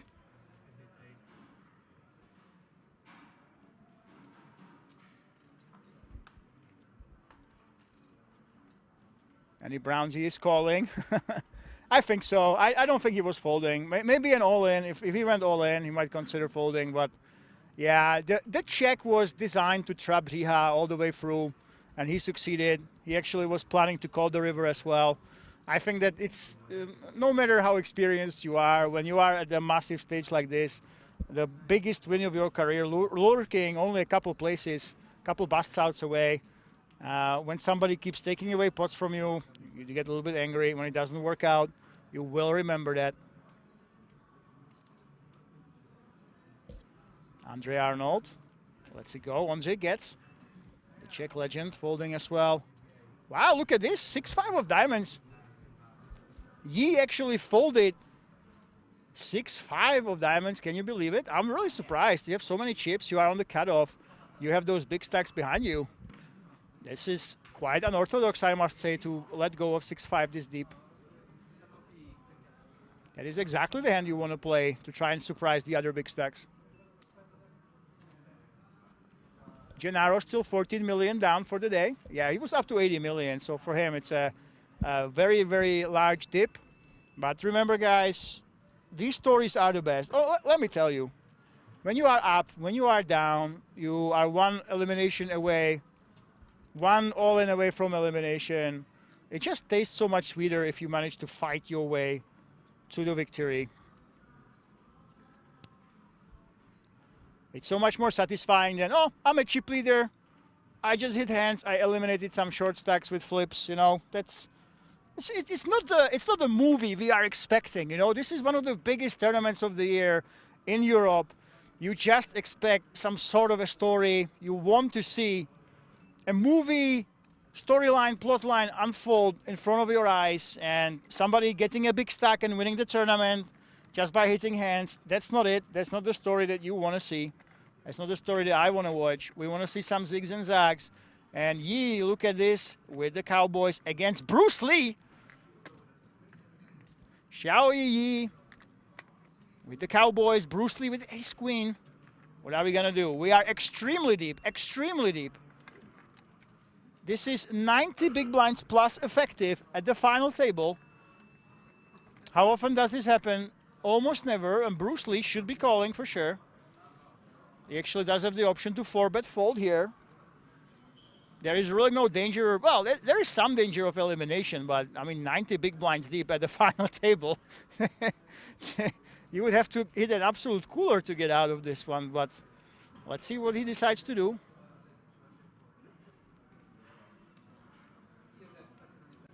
Pietro says, Jam Jena.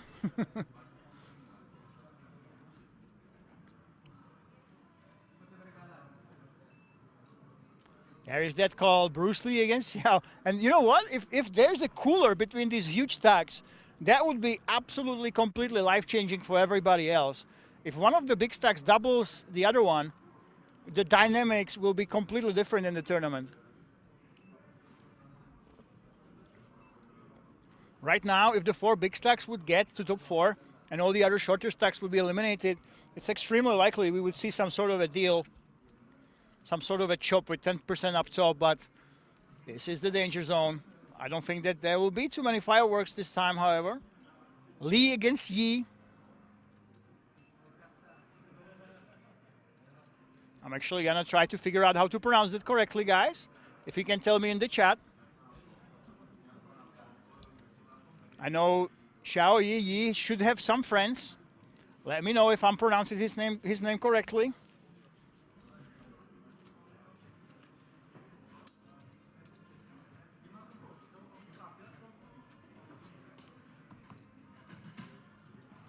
I will, of course, ask ChatGPT how to pronounce it. Take a look at this. He's the freshly minted chip leader after being involved in a couple hands. Royal Sash from Serbia is second. Massive amount of chips, however. David Ziha, 94. I think either of these players can basically take it down. Take a look at the payouts. $500,000 up top, 300K for second, over 200K for third, 146,000 fourth place, 100K plus for fifth. I mean, this is incredible. Fifth place has more than most of our festivals have. Every single pay jump is all important. It's such a massive boost to your bankroll when you started with 590. That's why you will see a lot of players trying to preserve their chip stacks. It's so much tension to see how the big stacks will react to each other.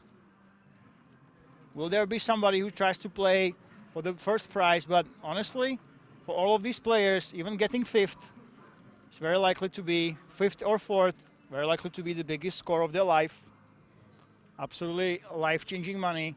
Cold fold, this is so deep. Yep, this is the deepest final table we've had this year. I'm pretty sure that this will trump the WSOP as well.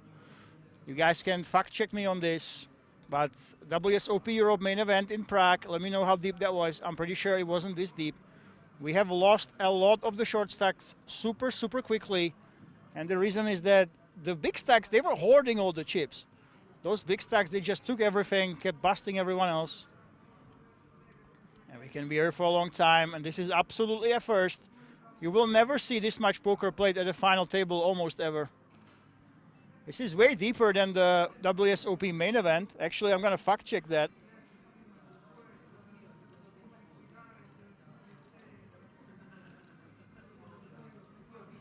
I will tell you how we compare.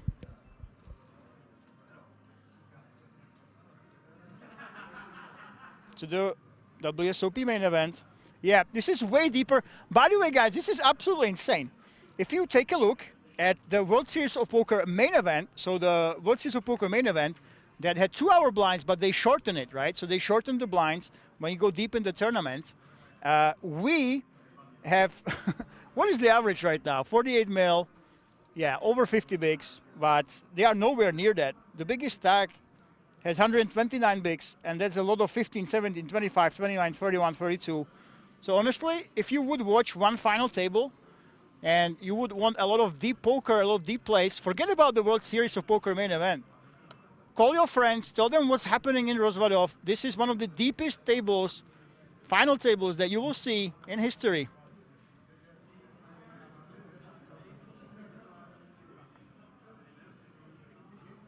Start stack with 60K. Yeah, 60K start stack, 80-minute blinds all the way through. I mean, this is absolute insanity. Guys, we are still at 80 minutes. We might be here literally until 5, 6, 7, 8, 9 a.m. There was actually talk of if we can't finish until 6 a.m., what happens? We might have to restart tomorrow.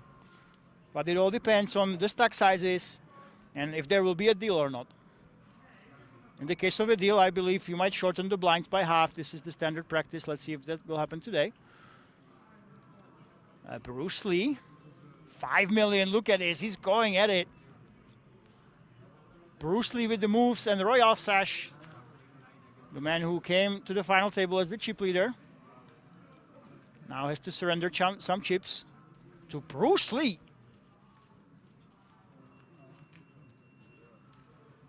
Yeah, that's the big question, if they come there. But you know what? We have seen this before. When it came to these big tournaments, you would think that there's a lot of pressure on the players to make a deal.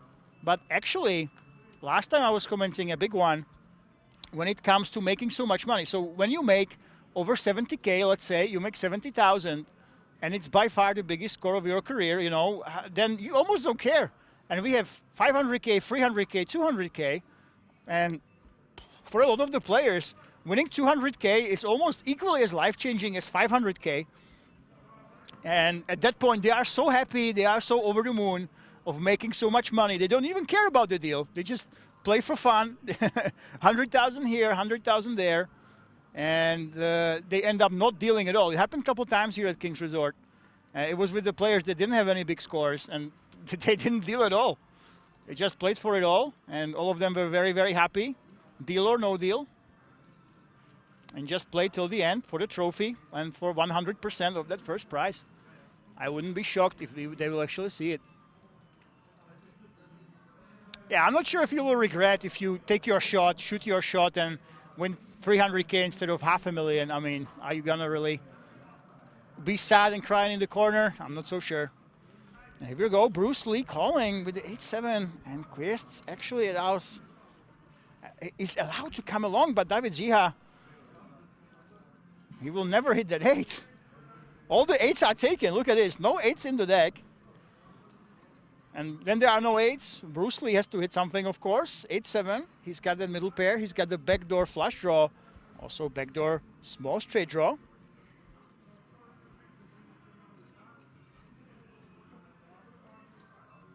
I guess 8s could have shoved here, but remember, guys, you really are hoping to ladder up. This is a lot of money. Every single ladder up is a lot of money. If you can lower the variance, you can hope that the other stacks will bust each other out. You will do it. That's why Quests.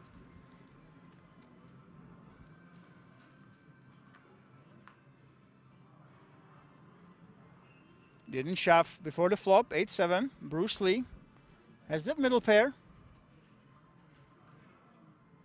Now let's see if Quest actually, would you bet here again? No, he's checking, trying to get that showdown, and this will be a big, big win for him. Ace on the river, Bruce Lee, we haven't seen anything from him. Will Bruce Lee turn his hand into a bluff? No, he will not.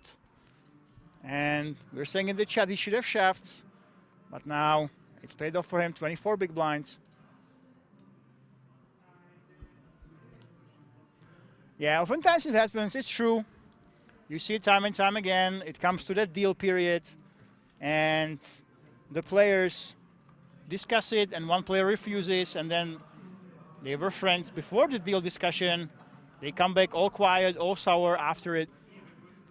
Yesterday, that was not the case, by the way. Yesterday, we had the big high roller, 90,000 up top, and there was an Israeli lady, and she was in top 4, right? And all the free men from Germany and from Romania, they wanted to do a deal with her, right? So let's make a deal. You get 60,000 euro guaranteed. That happened literally yesterday in the high roller, yesterday night. You have 60K guaranteed. Let's make a deal. And she said, no, guys, no, I feel like playing. I feel like I'm playing well. Let's play some poker. So she denied the deal. She said, no deals. I just want to play. I want to have a good time. Well, unfortunately, she did bust in the 4th place. So she was the first woman out. Maybe there was a target on her back for refusing the deal. Immediately after she busted, the top 3 players, they sat down again. They immediately made the deal. They stopped the tournament. They didn't even want to play for anything up top. They chopped it, took the money, and went into the night. So this what happened yesterday. And, of course, the 4th place, she wasn't upset at all. She said, hey, I'm not regretting it. This is what I wanted to do. But hold that thought. Presu now with ace-king and 29 big blinds against Royal Sash, who has queen-10 and Gennaro with king-jack suited. Presu with the ace-king.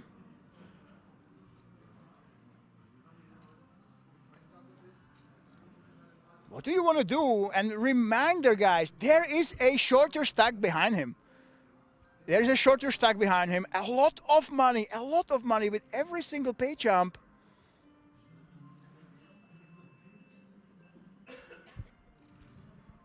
Does he actually want to jam this? Royal Sash covers him, and then some, of course.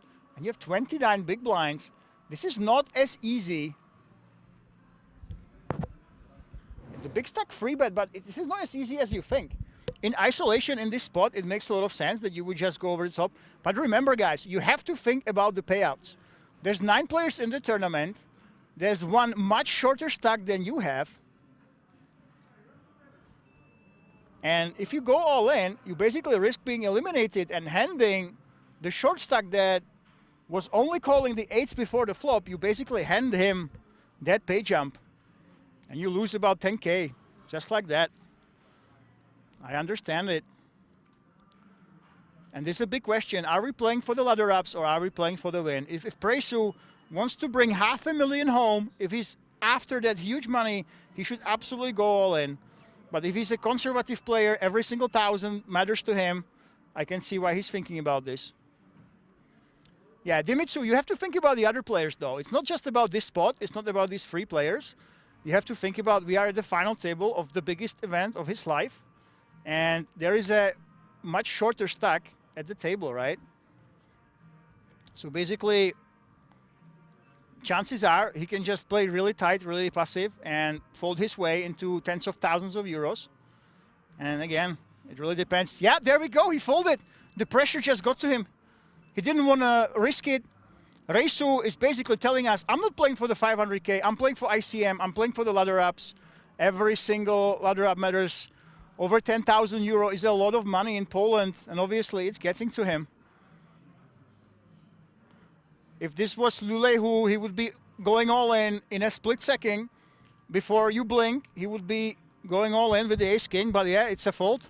There we go. And I understand, guys, I understand. It looks terrible at first glance, but you have to think about how much money we're playing for. This is an opportunity of a lifetime. You will never, likely you will never be in this situation unless you play day in and day out, you have a deep bankroll. You will never be in this spot ever in your life. With 7,000 entries. Wow, this is crazy. Splashy TV doesn't like it. But, yeah, it might look terrible, guys, but I am telling you, those pay jumps, those ladder ups matter. He was looking around at the other stacks, and he came to the table as a short stack. He is really attached to trying to make a ladder up without risking too much. Me too, I'm going all in. That's the thing, guys. I want to ask you guys, are you playing for that? If you are sitting at this table, are you playing for that 500,000? Are you doing everything you can to win $500,000 and come down in history as one of the biggest winners in a tournament that was sub 1,000 euro buy-in? Are you going for that 500K, or would you be like Presu and try to ladder up, look at the other short stacks, make sure that you get the next step and the next step and the next step, 10,000 euro, 20, 30, 50,000 euro ladder ups, you know? What would you be doing? Let me know. Would you be going all in with the ace-king? Playing for it all? Would you play really conservative? Yeah. Queen 10 took it down. Crazy. So most of you guys are saying, yeah, let's go all in. This is deep. I want to play. Nobody likes it. No one understands. But look at this. Quest. This will be really bad for Presu. Suddenly he runs into the Cowboys of the other short stack.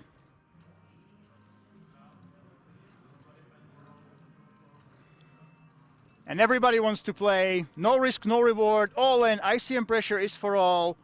Nit, yeah, me too. I'm going all in.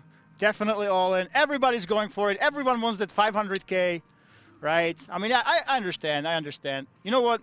If you are playing here at King's Resort and you win 42,000, whatever the 8th place is, you can do that every week. At King's Resort, if you want to win 40K, just prepare whatever, 200, 300 euro. And every single week, we have a 500K guaranteed. You can go ahead, you can jump in, and you will win yourself 40K, right? But $500,000, this just doesn't happen very frequently. So, yeah, I understand you guys. Everybody in the chat says, Ace King, I'm going all in. I'm going for that $500,000. I'm not going to be in it. I don't look at that small pay jump. I'm going to go ahead and apply pressure myself and play for the glory.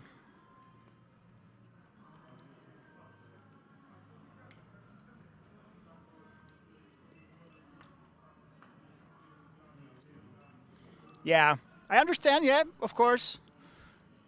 The man who free bets. Only win counts, here we go. Jantia says everyone plays emotionless for 500K. Yeah, of course, guys, of course. Everybody is in this situation. 9 players out of 7,300 happens every week, right? Why would anyone be making mistakes? Why would anyone let the pressure get to them? It doesn't happen. Obviously, I am joking, guys. And you have to realize, this is one of the slowest structures in Europe for a 590. This is one of the best structures that you will ever see. 80-minute blinds. We are much deeper right now than the World Series of Poker main event. If you are a poker fan and you would have to choose between the World Series of Poker main event and this final table, when it comes to the structure and how deep the players are, you should be choosing this one. We have a much deeper play ahead of us than the biggest main event in the world itself, okay? And of course, there will be a lot of pressure. These players have been playing, some of them for 4 days, some of them, this is their 5th day already, playing until 5 a.m. A lot of them are tired. They're under the spotlight right now, playing for big money. The nerves will come into play for sure.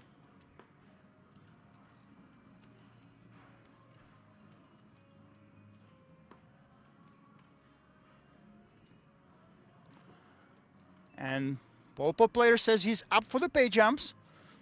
Always all in, pay jump, 10K first, 500K, you can fold 4. Yeah, that's the thing. And many times, some of these nitty players, you basically play super, super tight and you fold your way into top 4. Then you make a deal. And today, a deal in top 4, we're looking at 200,000 euro at least, right? So you get 200K deal, easy money. So you will see some players that will simply do it. They will never risk it. Unless they absolutely are sure that they are winning the hand, they will be super tight. They will hope to squeeze themselves to those pay jumps, get themselves to some sort of a dealable stack, and then go for that life-changing money.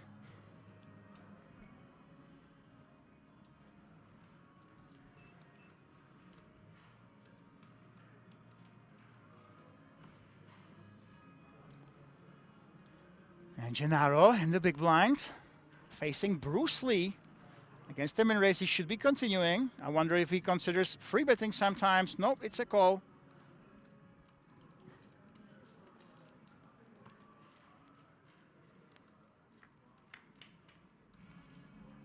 Where's the final table? This is the final table, ladies and gentlemen. Somebody is going home with €500,000 when this is all said and done.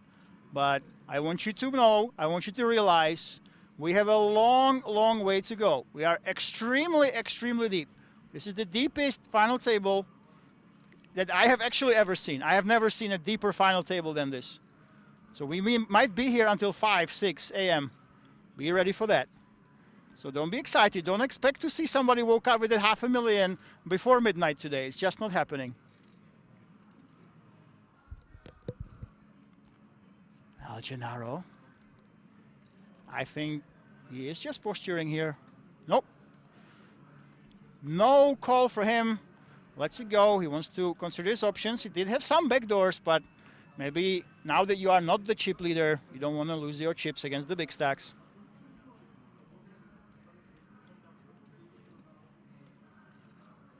And in the YouTube chat, nice voice.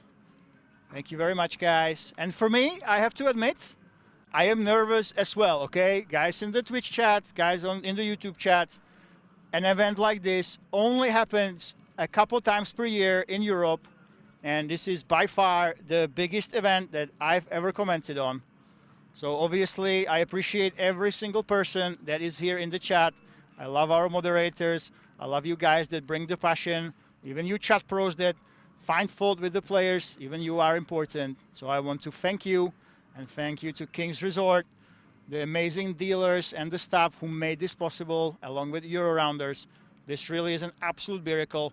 To get over 7,000 entries into an 800-strong village in the Czech Republic, over 70 nationalities have entered this tournament. That is nothing short of a miracle.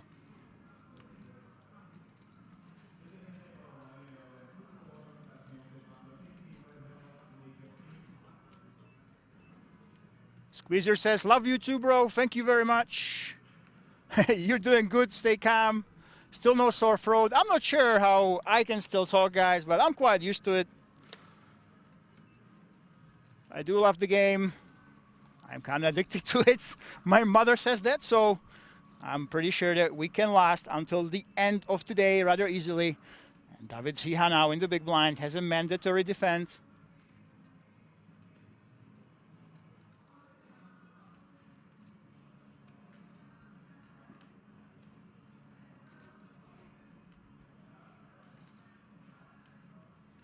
There we go. There's no folding an ace in the big blind. Only question is, do we want a free bet or call? David Ziha, oh my goodness, look at this.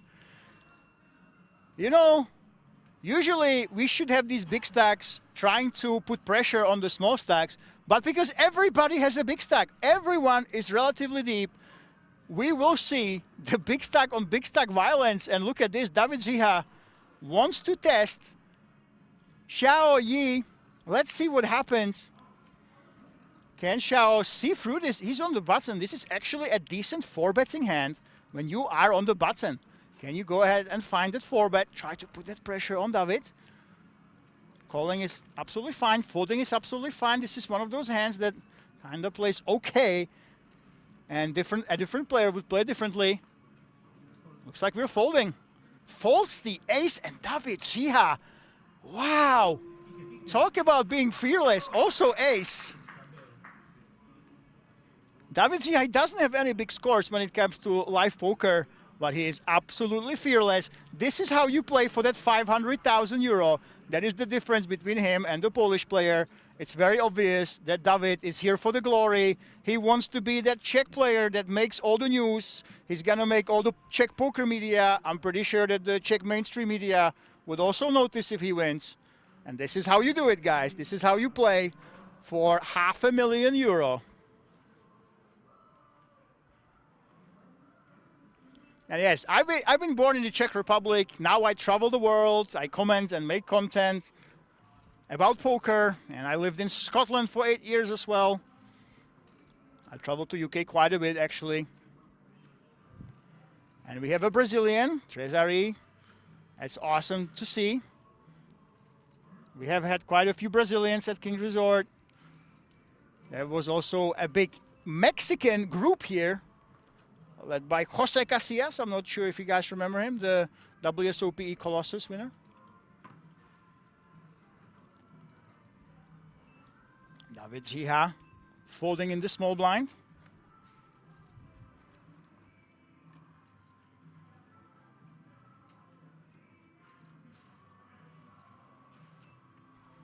Well, Royal Sash, he's not going anywhere. When you have 9-7 suited and you have all these chips, you obviously want to call with those great odds and challenge those ladies.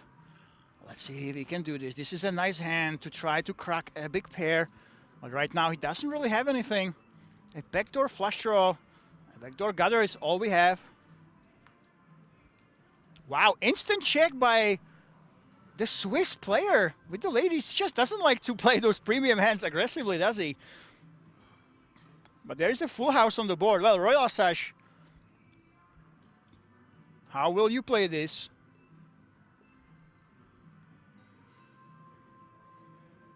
Looks like he's waving that white flag. And this is the thing, guys. Once you check a board like this one, the Jack, deuce, a lot of the time you are basically saying, hey, I have an ace high, I have a pair, I'm maybe worried that you might have the jacks, but that's the thing. Why wouldn't you just bet with your air? If you have absolutely nothing, why wouldn't you bet on the flop? I think this is the reason why Royal Sash didn't bet himself, but now it will be interesting. The Swiss player is not saying he has a jack. Doesn't happen that often. Yeah, there we go. It would be very, very tough to represent it is the problem. The story of telling your opponent that you have a jack in this position would be very difficult.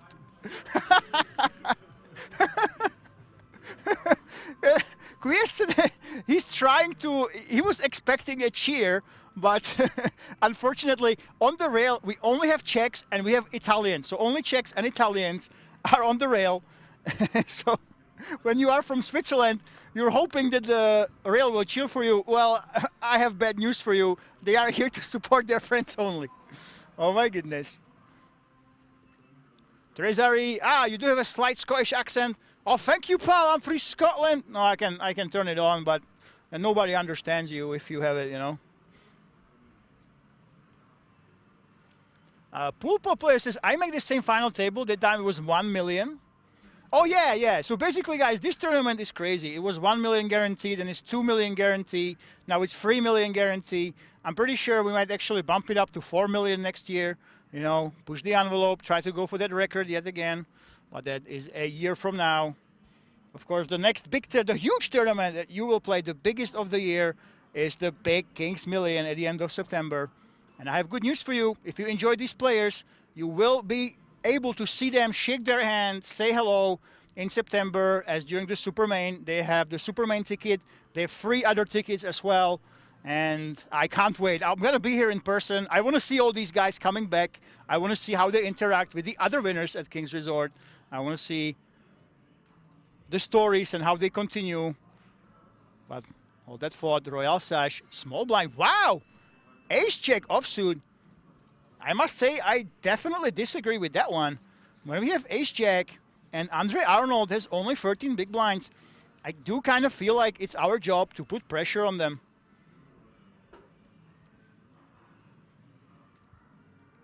It should be our job to make the smaller stacks uncomfortable, not the other way around.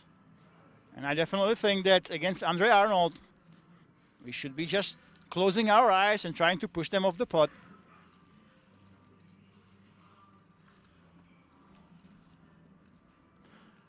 Question is, hi CSOS, this is top 9. Yes, this is top 9. Even if you bust now, you have over 30,000 euro in value, already over 30K in the bag. So, you know, I think the first man out, the first guy that will bust, they will go ahead and cry, and they will buy themselves a car while doing so.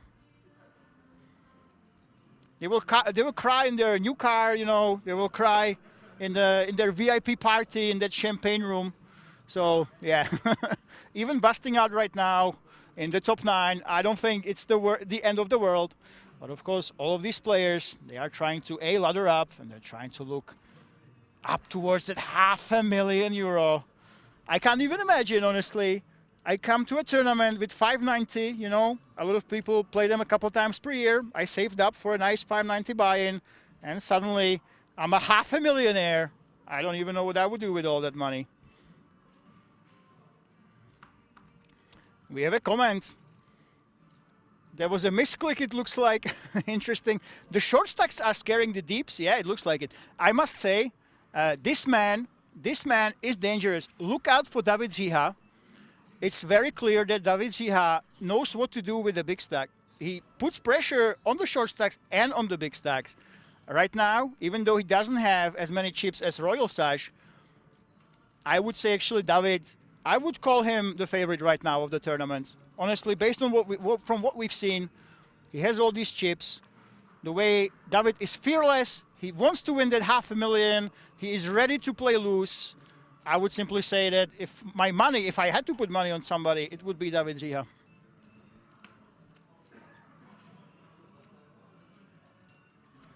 Insane value. Guys, we have slower blinds than WSOP. They have 2 hours in the beginning. They cut it down to 60 minutes. We have 80 minutes, okay? It's not comparable. This is a bigger final table when it comes to stack depth than the World Series of Poker main event. All right? So if you want to watch some deep poker, you wouldn't watch the main event. In WSOP, you would actually watch this one. It's absolutely crazy. And I have to warn you, it's a lot of poker, but we will be here for a very, very long time. It's possible, unless there's a deal, unless there's a couple guys that absolutely demolish everybody, we are looking at 4, 5, 6 a.m. The erased Chili Dog still goes for Gennaro. Of course, Gennaro is very strong. But the thing is, there's a lot of big stacks, you know. I do think that he's very talented. He's been playing really well. But he's lost some of that momentum. Well, let's take a look at Bruce Lee, though, now. Bruce Lee, is he leading? Am I seeing this right? Bruce Lee leading with the open-ender, trying to outplay David Jiha, who has that backdoor diamond draw and the ace and a king. I don't know about this, guys. I'm not sure if we should be attacking David, of all people. Yeah, Bruce Lee waves the white flag. Basically, all draws can be dead in the water right now. Yes, the tournament allows deals. I didn't hear anything different, so it should be possible. Look at this. Bruce Lee rivers the full house, but, you know, unfortunately for him, David is the man who should have it, and I absolutely expect David to go for it right now. Come on, David. You should be raising with all those jacks plus. Bruce Lee never has them. David is playing for the win. Impress us again. Go for that big bluff. Go for that 8 million pot size bet. Try to get Bruce Lee away from that split. You are the man who open raced on the cutoff. Ah, he just checks. Oi, oi, oi, oi, oi. I am trying to hide my disappointment. Of course, it's easy in the commentary booth when you can see the cards. I would love that bet. You know what, David Jiha, there's a possibility that your opponent was actually trapping. We wave the white flag.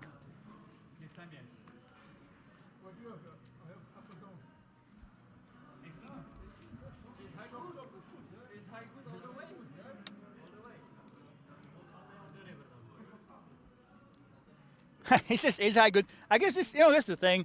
Once you have an ace high, you kind of have it in your head that, hey, it's ace high. Okay, there we go, guys. Hold that thought. 500 gap top, 300, 200, 146, 105. If you're all the way up to, well, anything, basically anything. If you make it to 6th place, you're super happy. Yi is there, up there, 113 big blinds. Royal Sash, David Jiha, and Bruce Lee. These 4 are the clear front runners. Then we have the mid stack, Gennaro, and then we have the shorter stacks, 32 to 17 big blinds. They have a lot to play for right now, honestly. And I can't wait to see what happens here. But there's so much money relative to the buy-in that really, you make the top 6. You already are at the same level as winning most of our main events here. This is how much money is in the prize pool. This was a 3 million guarantee. I kind of don't like our marketing, because we didn't call it 3M guaranteed. We just called it 3 million. But there were so many players from over 70 countries that we went way past that 3 million. And now the main event is 3.6. And it makes a paradox. We called it a 3 million main event, but we have a much higher prize pool now with $500,000 up top. So I'm not even reading the 3 million because, we're way past that now. David Gia again entering the pot here. After that chop. Presu doesn't want to play back at him.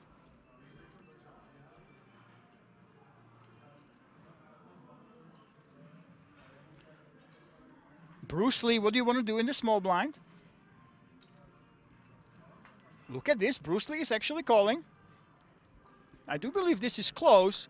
I have to tell you guys, I have never studied actual tournament structure with this depth at the final table. I never ran this because this never happens. This never happens. I've never seen this many big blinds, this much of an average when it's spread out across the stacks. So honestly, when it comes to ICM ranges and what you're supposed to do, I don't have the precise numbers, and I'm pretty sure none of these players have either. You just never get to a final table this deep. It never happens. So those little nuances of how you should be playing when you are 88 big blinds deep in final 9, and you have other big stacks at the table as well. Nobody here will know the precise ranges. I'm 100% sure of that when it comes to ICM ranges here, with all the pay jumps and with all the money up top and all the ladder ups. So a lot of these guys will have to do a little bit of freestyling, and that might have been the case with the Queen 10 in the small blind. Yeah, X-Elephant, I don't freaking know. You have so many big blinds. You basically have cash game level territory amount of blinds, but you have those payouts in there as well, So it's pretty tough to tell the precise and nitty-gritty ranges when it comes to the small blind. By the way, we have a Czech comment. I will translate it for you. And this is extremely important, guys. Extremely important. It's not only about how good you are at poker this tournament. Absolutely not. This poker is a lot about endurance. When you have 80-minute blinds, this is absolutely unheard of in a 590 euro tournament. With this many entries, this will be one of the longest structures of all time when it comes to a small buy-in like this. None of these players will be used to playing, especially if they play at this buy-in level. None of these players will be used to this. If you played day 1A and 1B, they also had 80-minute levels. This is, in effect, day 5 for you. So what will happen inevitably, unless you are a psychopath machine that exercises every day and you meditate and don't eat anything fatty, you will be fatigued, whether you like it or not. There will be a lot of tiredness for all these players. This has been an absolute marathon. You only see the tip of the iceberg, the creme de la creme, the 9 players out of 7,303 entries. We are extremely likely to see fatigue, we will see mistakes, and we will see some blow-ups as the day progresses and these guys get more and more tired. Yantia says he's on a $5.5 final table. Same but different. Slightly different. $5 and 500,000 euro. There's a little bit of a difference. But final table is a final table, right? It's still just poker. As Gennaro, the fan favorite, who was the overwhelming chip leader at the start of the day when we began at 1 p.m. Now he's in the middle of the pack, and Andre Arnold, he should definitely go ahead and defend here. He is one of those short stacks, though. This is never a shove, but against the min race, we should be seeing. There's that time bank. He really wants to make sure. And this is the battle of the short stacks. I'm guaranteeing you that they are looking around. Because the top 4 players have all of them nearly 100 big blinds, you almost ignore them. When you have 15 bigs, you're basically playing for that 6th place, more or less. There we go. There's that call.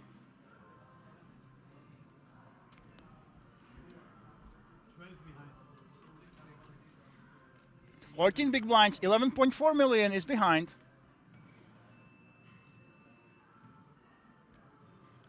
And look at this, Andre Arnold. Well, this spells trouble for him. He does have a really, really good hand, but he is still behind the overpairs. Does he really want to risk it here? I do think that if this was simply a cash game, if we didn't have so much pressure and the other shorter stacks at the table, he can simply go ahead and check and go all in against the bet here. I think check, go all in, be doing pretty well against those draws, or make them fold, you don't really care. That's a really good option for you. And even if you do get called by overpairs, you have a pretty good equity on that all-in. But we've seen that before, guys.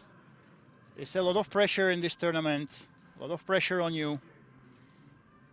And do you really want to risk it on a middle pair when somebody can bust and allow you to get tens of thousands of euros of potential other ups if you just lost a couple places? Let's see what he does. All those time banks are going in the middle. Why not? And I do believe he's considering that jam. There it is. He actually does do it. Andre Arnold is not playing to survive. He's not playing for a couple thousand euros. This man wants to go for that €500,000. He ships it in, like I told you, made a lot of sense. And he's not up against the draw. He's up against the nines. 39% equity. Let's see if Gennaro can make that call. And unfortunately for him, if he loses 14 big blinds, he will be in the sub 30 big territory. He will be near those other short stacks right off the bat. It is that call. Wow, what a power play by Andre Arnold. He was not afraid to pull the play that I told you in a vacuum. You should actually go for it. In a cash game, you just jam. You don't think twice about it, but with the other apps, this was not easy. He did it anyway. And right now, he is at risk and behind of Gennaro, the once overwhelming chip leader. Ballsy play, the right play, I must say. And now let's see if he will get punished or he will get rewarded with survival and more than a double up through the once invincible Gennaro. Yes. It's a 4 on the turn. Don't celebrate too early, my friend. I wouldn't celebrate too early. We can still chop it. A 6 on the river would give us a chop here. We didn't win just yet. Can it be the 6? No, it cannot. And Andre Arnold, very nice aggression. It pays off. And unfortunately for Gennaro, it's a loss after loss after loss for him. He was up to over 85 million, I believe, at one point. Now he's down to 25, but still 31 big blinds. Well, Andre Arnold, well done. You were not afraid. He's not afraid of losing. He's going for it all, and he got rewarded. He put it in behind, but with that equity, that's very rarely a mistake to jam a hand like this one. I don't think this was a mistake, by the way. Gennaro did not make a mistake. This was absolutely well played. You can expect a lot of these hands. I told you, when you have the 6-5, the check shove was pretty much expected. These pair plus draws, they will do this a lot of the time, and there's a large amount of them. Yes, we can say Gennaro made mistakes. The Queen 10 offsuit, when he was frustrated against the Czech prodigy, Riha, when he 4-bet him with Queen 10 offsuit, that was a mistake. These nines, we cannot blame him whatsoever. He made the right call. He was ahead on the flop. He just managed to lose in an advantageous situation. That's just poker. There's nothing you can do about that.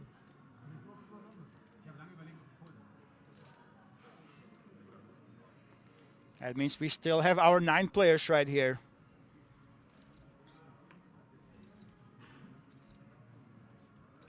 I'm not sure how he was thinking with the 4-bet with Queen 10. It was good timing, right? It was good timing. Riha has been aggressive. It's obvious that Riha is here to win the tournament.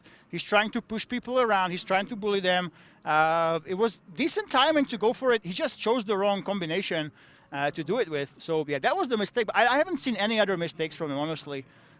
Gennaro has been playing solid. He has let go of his ego. Besides that one Queen 10, time and time and time again, he's played well. And I approve of these nines. It was a nice call. He was ahead the whole time. The hand that he was up against, you can absolutely expect. And I would not write Gennaro off, absolutely. This was not a mistake. And we can expect him to still do well in the tournament. He's got a lot of chips to play with.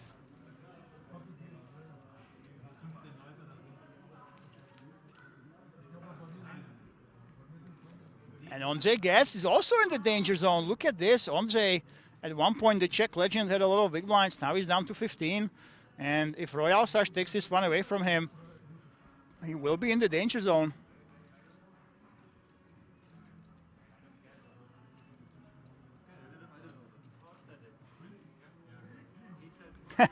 Yeah, guys, you cannot have it both ways, okay? I want you to tell you guys in the chat, you can't say, hey, the man with the ace-king, he's crazy for folding, but when someone calls and gets it ahead with the nines, you can't really say, oh, why is he doing this? Not really. I just don't like the combination with the Queen 10 he chose for that 4-bet before the break, but besides that, he's been playing really, really well. And look at this, Ondřej Getz, I told you he was in the danger zone, but not anymore. He has the trips right now, and unless something crazy happens, Royal Sash, he can't really continue here. Yeah, it was absolutely the right play, guys, with the nines. It was the correct play to go for. He's still in the tournament. That was very, very well played. And I know he's an experienced online player, so Gennaro will bounce back for sure. There we go. Ondřej, 21 big blinds. Nobody wants to be the short stack here. It seems like everyone goes to the danger zone, goes near the 10 bigs, 12, 13 bigs. They win a pot, they win a double up. And we are still waiting for that first elimination. And if you are just joining us, rest assured, take a look at the table averages. Take a look at the average stack size. This is one of the deepest final tables that's played on stream in history. I guarantee it. I did not do my research, but if you compare this to the World Series of Poker main event, they are much shallower than we are, and they have faster blinds than we have. So right here, you are looking at a lot of poker. By the way, now the blinds went up, so 500K, 100K, 1,000. There we go. 500K, 1 mil are the blinds. 48 big blinds average. With already a level up here. It's absolutely insane.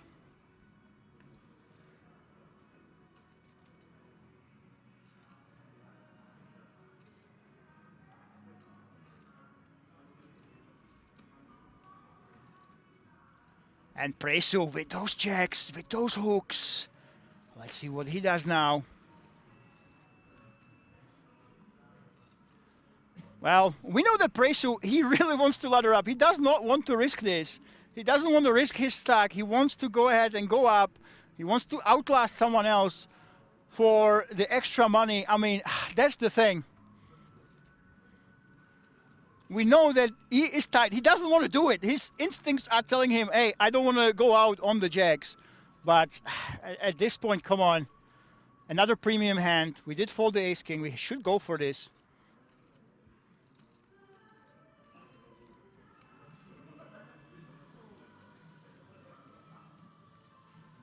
That is that free bet. There you go, Presu, finally.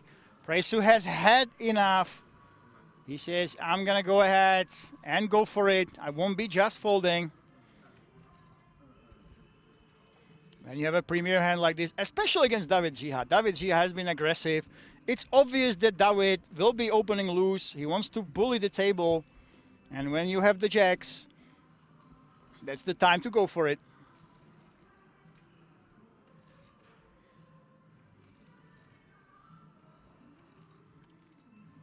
And he will get it through in all likelihood, unless somebody wakes up with a really strong hand behind him.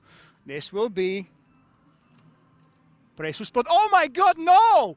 This is so unfair.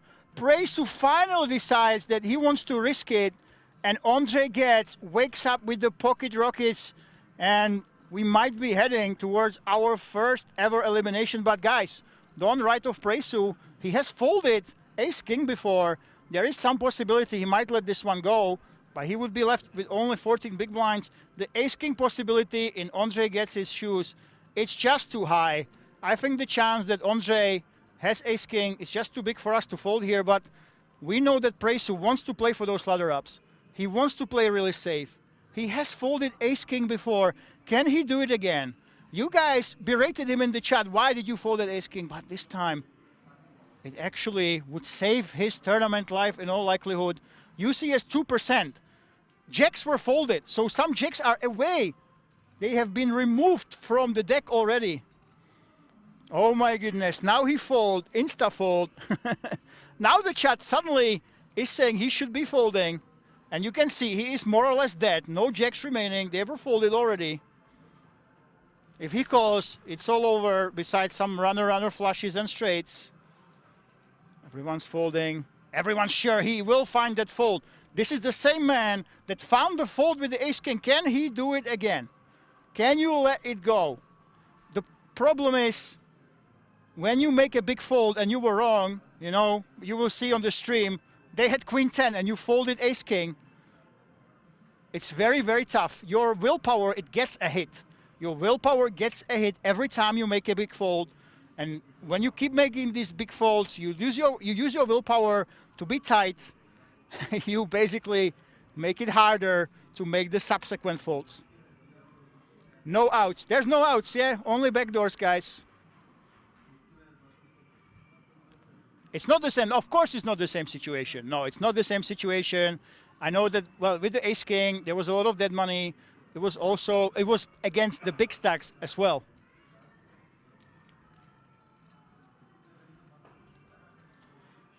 Now it's not against the big stack, it's a short stack. One interesting thing is, because Presu is against Ondřej Getz, right? And they have roughly equal stacks. So if Ondřej loses this one, he's going to be eliminated. Even if there's some left, he will be eliminated. But basically, if you lose against the big stack, you hand the other short stack the pay jump. But when you are all in against a fellow short stack, then you know, if you win this one, you are guaranteed that pay jump. I think this changes the dynamic quite a bit. When he was with that ace-king against those big stacks, he didn't have that much upside as he has right now. He wants to ladder up, but now, if the jacks win, he will bust Ondřej, right? So it is a different situation when we are this deep. We have so many players, we have so many ladder ups. Every situation is unique. That is the tough things about tournaments. This is impossible to master, easy to learn, hard to master our tournaments. And he's taking all this time trying to figure it out. Fold under ICM, we hear it. Easy fold, everyone is saying.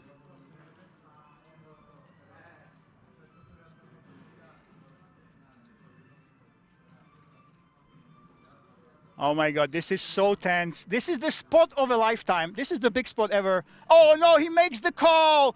And just like this, he doesn't even know how dead he is. Oh, this is disgusting. Oh my goodness. Oh no, it is that call. Little does he know that he's more or less dead. No jacks remaining in the pot, I believe. Oh my goodness.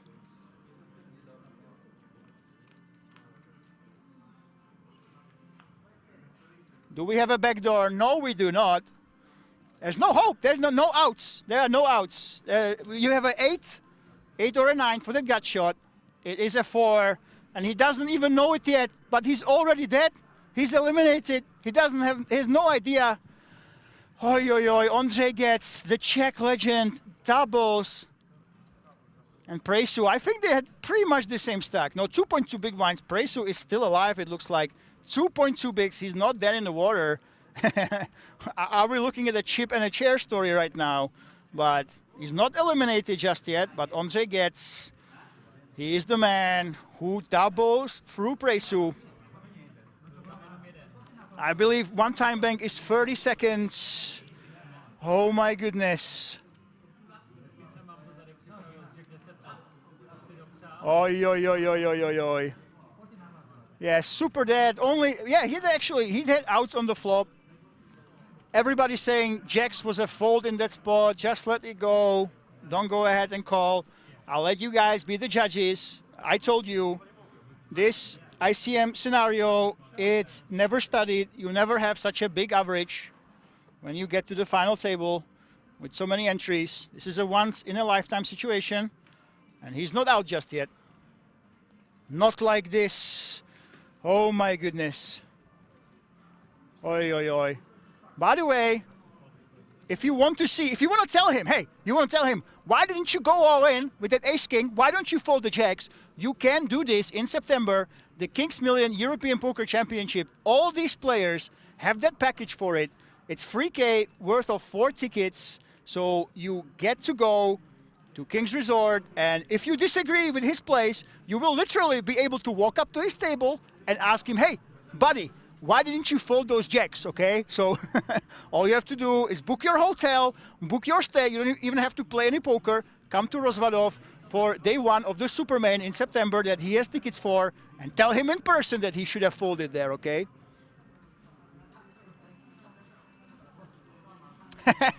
That there Stefan says, I will tell him. Okay, nobody tell on me, okay? I will not be blamed by you swatting him in real life.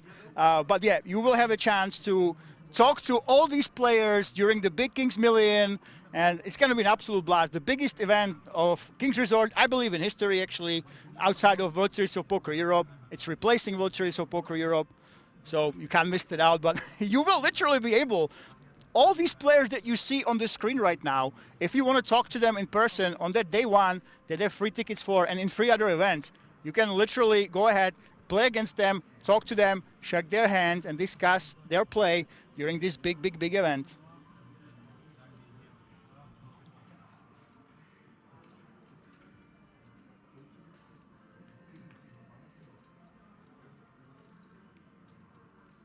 Well, Presu, ace-4. This might be go time.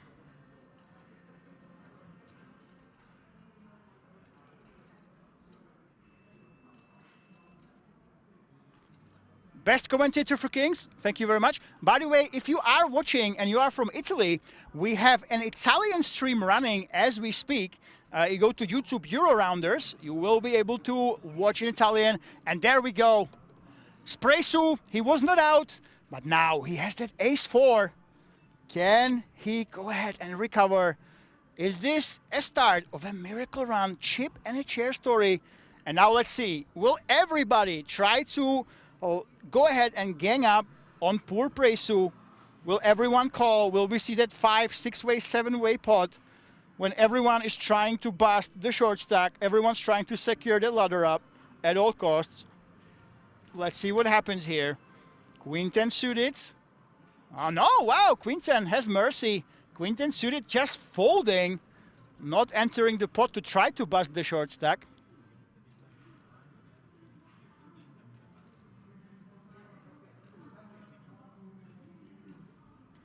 And I will try to give you some background info on the players when we have some time. There is non-stop action, guys. Always something happening.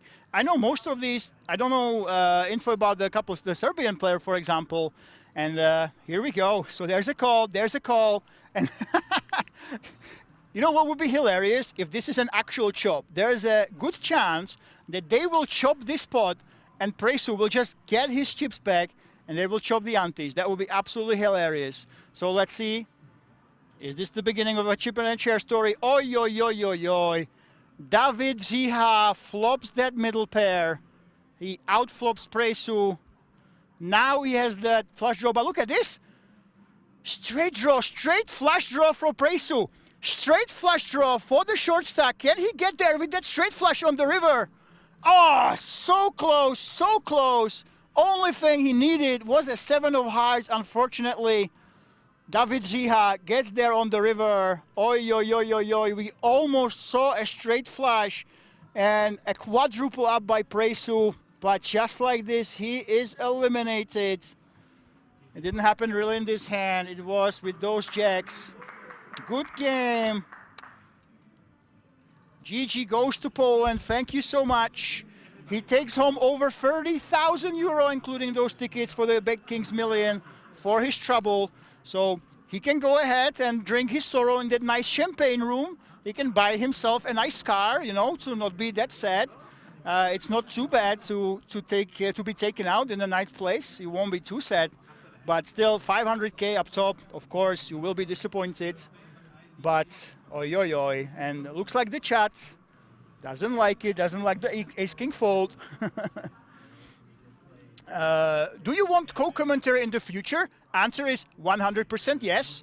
If you are at King's Resort, guys, that's the thing. If you are at King's Resort, I usually come here for the 2-day commentaries. I come here in person. So if you are around, if you feel like you can jump in for an hour or a couple hours, you feel like you would contribute, you can absolutely do that. Only time we will have 2 commentators is during the Kings Million, the final few days. So then we can't accept anyone. But if you are at King's Resort, hit me a message, Lemon Poker on Instagram. And if you want to jump into the booth with me, absolutely, you can do that. We will obviously appreciate it. If you want to guest comment for an hour or 2. But it has to be in person, okay? It has to be at King's Resort. You have to be here. If you happen to be here, come and talk to me. I'm usually around, and if it's one of the bigger events, I will comment. If you want to go ahead and help us out and, you know, share your knowledge, you absolutely can.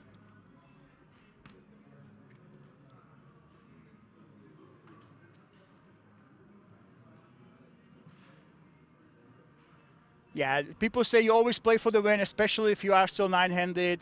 The command is payouts, guys. Exclamation point, payouts. That is the command that you should be using. And just like this, we are 8-handed. And right now, 40,200 euro plus that 3K, so 43,200 already in the bag for all these players. Every single one of these players has over 40,000 euro. I want to remind you, they started with 590. You come have some nice fun over the weekend with 590 euro. You know, it's a little bit higher buy than usual that we have here. But you saved up for a nice holiday at King's Resort. And now you're already, even if you bust now, you're going home with 40K. And those tickets for that Big Kings Million with 5 million euro guaranteed. It's absolutely insane. Everybody's coming for the 5 million, okay? We have the Italian question. This is the biggest event outside of WSOP Europe and maybe the Irish Open in Europe. You absolutely have to go for the Big Kings Million. It's not negotiable, guys. Come on. This literally, if you are not here for the Big Kings Million in September, you're missing out on history. And look at this. Royal Sash is the one betting. He only has a gut shot, 22%. But you can see that his outs are actually alive here. Oh, Royal Sash, we've not seen too much from you. Xiao folds, and very nice pickup for Royal Sash, and he does have some rail as well. There we go. Congratulations, Royal. And take a look at this. Royal Sash, with this hand, he becomes the new chip leader, 86 bigs, but it's anyone's game, really. David, Xiao Yi, and David Ziha, and Royal Sash, all these guys, 83 big blinds. How is it so neck and neck? I don't know. Behind them is Bruce Lee. Andre gets all the way up to 41. And then we have these short stacks that you can't really call short stacks. everybody has at least 23 bigs, 23 to 27. We have the player from Germany, Switzerland, and Italy. Wow, this is absolutely incredibly deep. No short stack right now, no all-in or folds from anybody anytime soon. So this is absolutely ridiculous. And by the way, we have a question. How many buy-ins would you bring for a weekend at Kings? Let me tell you, this weekend we didn't have it, but all summer long, we have something called the Dream Maker, right? So Dream Maker, it's actually on Friday and Sunday. You have a 20 euro buy-in. I kid you not. 20 euro buy-in. You buy in for 20 euro and it has a 20,000 euro guaranteed. And the winner actually gets a ticket to the super main event for the 5 million euro guaranteed. So it really depends on what events you want to play.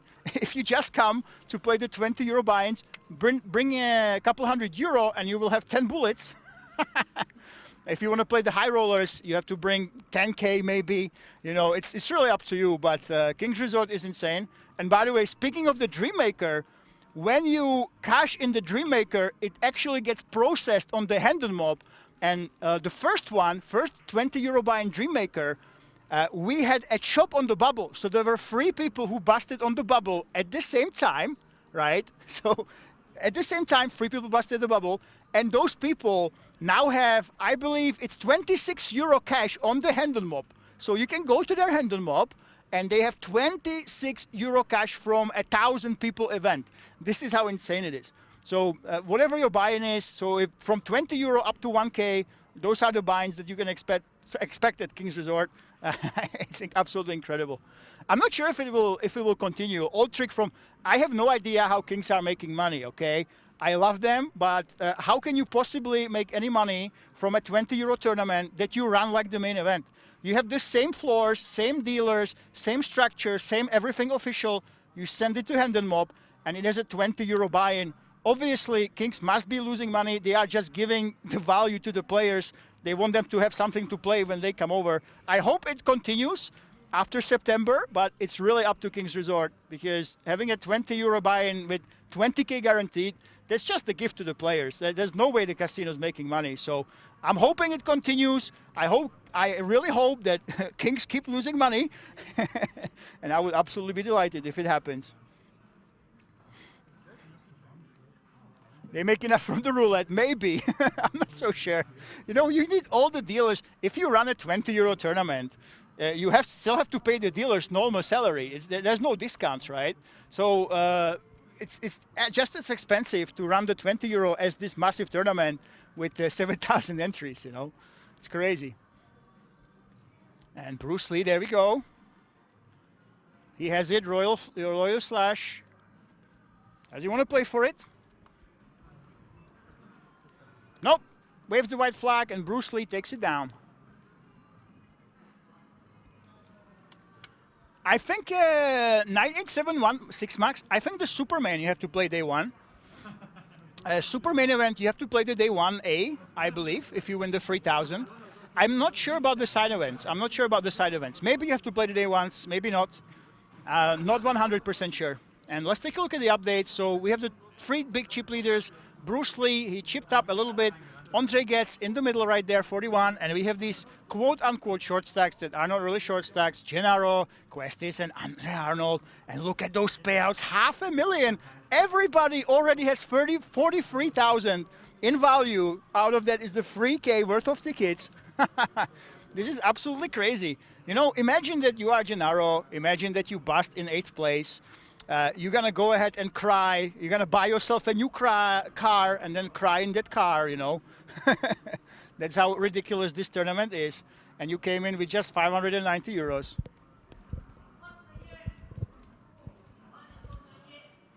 So that's because they have to come with this don't comment.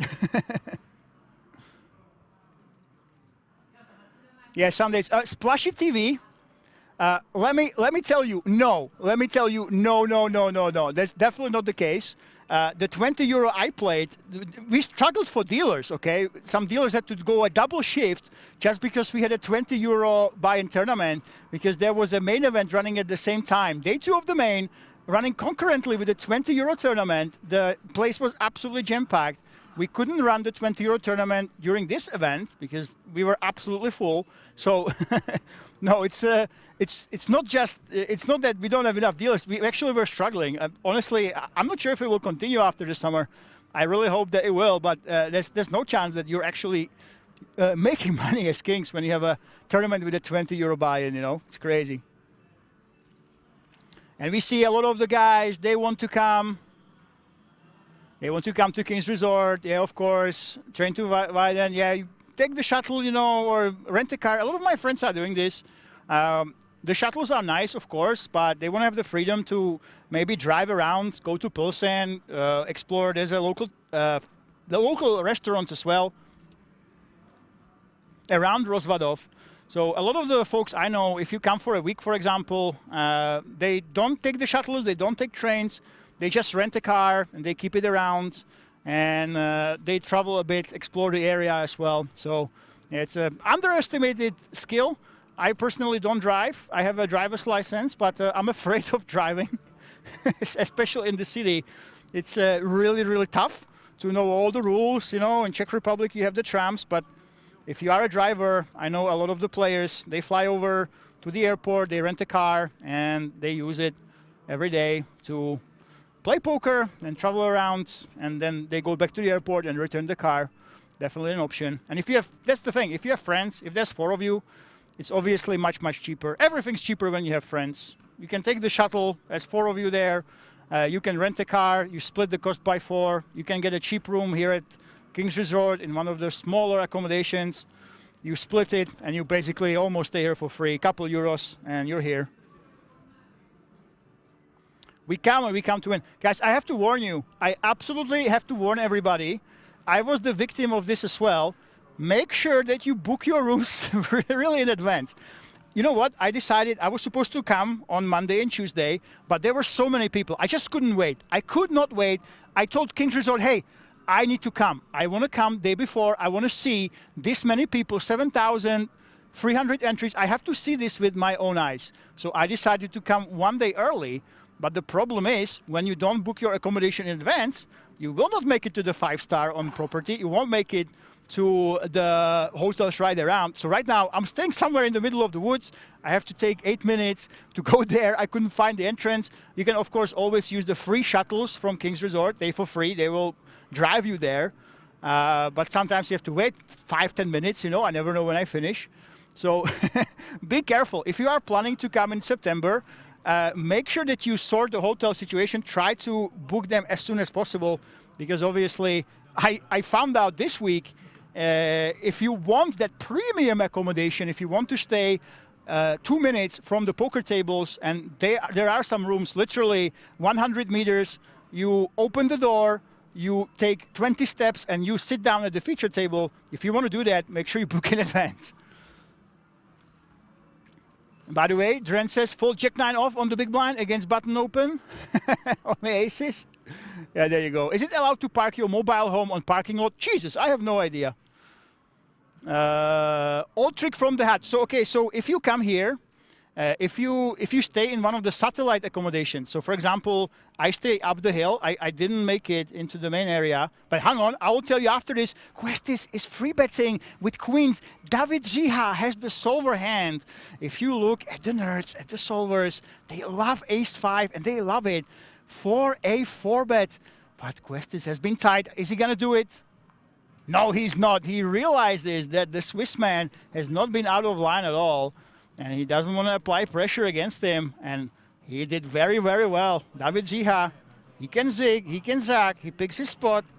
He's been really aggressive, but controlled aggression, as you say that. Against Grandpa, yeah, absolutely, Splashy TV. Don't do it against the Grandpa. But maybe you guys haven't seen this. Yeah, so back to the, yeah, so if you stay in a hotel that is part of Kings Resort, but is not at the casino, for example, some of them are 8 minutes away, for them you get the shuttle. So not from the big cities, for those you have to pay for, but within Kings Resort, if you do stay in one of the satellite hotels, there they will actually give you the shuttle, you can go there and back.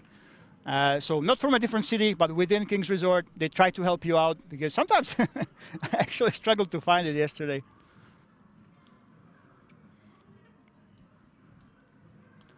What's the name of the commentator? We have a question. Hi, I am Lemon Poker, Václav Lemon Poker Dušek. I am from the Czech Republic. I lived in Scotland though, and I recently found out that I've been playing poker seriously since 2009. Can you believe it? I was a supernova on one of the big sites. Supernovas are long dead, but from 2009 I've been playing this game. It's a little bit sad. I pretty much tied my entire life, my entire adult life has been about poker, about gambling. Well, you know what? What can you do, guys? I love you guys. I love the game, the passion, the people. It changes in many ways, but it also remains the same. The variance is huge, but it's predictable. It's not like the real world. And I feel like, you know what? My life is meant to be tied to poker for the rest of it, pretty much. I'm going to be 90. I'm going to still try to either comment or play poker. Old trick from the hat. When will they build a railway straight to the casino? That's a good question. That would be pretty cool. By the way, Bruce Lee with the ace-9. He doesn't want to fold right now. There we go. There's that release. And David Ziha, the man who's been playing absolutely flawless so far, has that ace-king. Andre Getz. I don't think he should be playing this one. Not against David. Not when he covers you.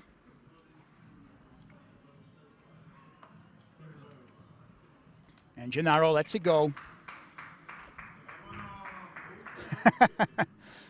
And you heard the clap, so David Ziha, he has 3 friends that came to cheer on him. His friends came to cheer on him. He was making fun of them, by the way. He said, oh yeah, my loser unemployed friends are here. And it is a Tuesday afternoon, by the way. A huge kudos to David Ziha-Srael. When you have 3 people that come just to cheer on you on a Tuesday, they are from the Czech Republic, so obviously these are working hours. The Italian friends that are cheering for the Italians, they came here for poker, but yeah, I'm pretty sure that David Ziha, he's those friends coming just for him. That is the absolute dream, to have friends like that. And I hope, you know what, if I ever go this deep in a massive event, I will call everybody. I'm calling my mom, I'm calling my grandma. Hey, I'm playing for $500,000. It's the biggest tournament, one of the biggest tournaments in the history in Europe. Come along. I need you to pretend like I'm a good player. You have to clap for me all the time. By the way, Tony Zavňák, great entertaining commentary. Thank you. If you guys don't know Tony Zavňák, he is the regular at King's Resort. He plays here a lot. He travels around Europe. So if you have any questions, you can ask Tony Zavňák in the YouTube chat. And there we go. Gennaro is all in. Look at this. Are we really? Did we get here? Get to that spot when Gennaro has to simply free bet all in before the flop? It looks that way. Gennaro at one point had over 80 million chips. Now he is down to 27.8 million. And just like this, it's so bizarre to see him after he's been absolutely dominating in the last about 5 hours of yesterday. He's back to where he started. At around 5 p.m., he had only 5 big blinds yesterday. He built that up all the way to a massive chip lead. But now it's him at risk. Now it's him going all in, trying to make a comeback yet again. Go, Gennaro. I know there's a lot of fans of Gennaro. What a performance yesterday. What a call. If you guys don't know, he made a huge call with ace high. That's what propelled him to the final table. He was running really well ever since then, but today it doesn't feel like it's his day. Pot after pot after pot, he's been really unlucky.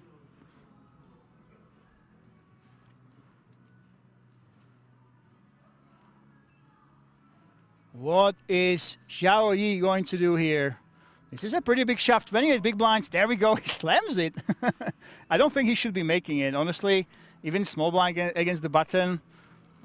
You are looking at a pocket pair or ace queen quite a bit, so it's a good fold. And that hand was clipped, yep. So if you want to see that hand, guys, the hero call on Twitch chats, Reverse Chili Dog has clipped it. Fantastic, thank you very much. And Gennaro is all smiles. And right now he is still in the tournament. Incredible, €500,000 up top. And you know, I know it's a little pressure, but even if you bust right now, you're going home. You will go to the cashier and they will ask you, okay, sir, you are in 8th place. Where would you like your 40,000 euro transferred? And also, your account is already credited with 4 tickets for the Big Kings Million in September. Unlucky that you busted in 8th, you know. So obviously when you bust right now, you will be very, very sad. But when the cashier tells you how much you won, I think it will hit you about what you have accomplished here. So every single one of these players, they already are extremely likely to have the biggest score of their lifetime already, even if they bust right now, if not the biggest, guaranteed for all of them. So this is absolutely incredible. Want it in cash? There to Stefan. He wants it in cash in €1 bills, right? That's it, that's it. 40K and you get the 3K package. 3K package has 4 tickets. And apparently, that there, Stefan, he would want it in cash. €1 bills like Mr. Beast. Yeah, I busted in 8th. Can you give me €1 bills so I can have a couple suitcases? 4 suitcases of euros, please, for my 8th place. Can you get that done for me? And then you go to the club with your 4 suitcases of €1 bills of 40K. Yeah, that's the dream. And a taxi home. Yes. A taxi home, and you have to tell the taxi driver, oh, don't worry, this is just my 4 suitcases for 8th place, full with money, you know. Do you think free bet better than shove? Actually, well, that's the thing. You don't really want to risk seeing that flop. I understand why he just goes all in with that ace king. He wants to end it right there, maximize full equity. And when I looked at these situations, you know, what the nerds use, the solvers, yeah, ace kings actually, people used to not do it, but ace king is one of those hands that you can just shove and it's rarely a mistake. A lot of the times the solvers actually do recommend it. And obviously there is still a lot of ICM pressure right now. So I do think that the shove with the ace king was absolutely fine. And Bruce Lee, Jack 4, oh my goodness. Does anyone in the chat know the history of Jack 4? Jack 4 the hand. Does anyone know the story? Let me know if you know why Jack 4 is a famous hand. Jay Vicello, actually, what is the maximum amount of cash payout? What is the max? I remember I was in a smaller casino and there was Espen Jorstad. If you know, guys, Espen Jorstad, he is a big shot. He's the main event at WSOP. He's the winner. And I saw with my own eyes how he won 110,000. And simply he went to the cashier and they gave him cash chips, just cash game chips. They gave it to him at the tournament desk. Then he went to cash them. I'm not sure how he did it, but basically this is how it happens. You get the cash game chips and then you cash them out. Everybody knows that. Everyone knows that. Oh, there are no €1 bills. Oi, oi, oi, oi, oi. You just crushed my dreams. No €1 bills. Is it only? Oh yeah, you're right. It's only €5. So it's very tough. This is why we don't have any European Mr. Beasts, because there's no €1 bills. You can't pretend that you have a lot of money and you have the big bags and suitcases. You have to use the €5 bills, and they're 5 times less volume than the $1, you know. Oi, oi, oi, oi, oi. My plan is absolutely ruined right now. And Bruce Lee, look at this. Bruce Lee, again, is calling with the Queen 10. We've seen him do this before. He just loves those offsuit hands in the small blind. And luckily for him, David Jiha, he's getting out of line. David recognizes that the players are not free betting enough. They are not putting up enough resistance.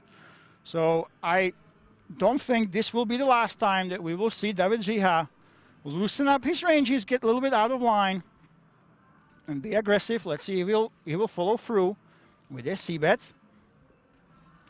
This could not be more different. Look at this. David Jiha, young gun with the glasses, talks really nerdy about ranges. So I'm going to min-click you this, min-click you that. He's against the 2 older gentlemen at the table. And obviously, his thought process is, I'm going to try to push them around.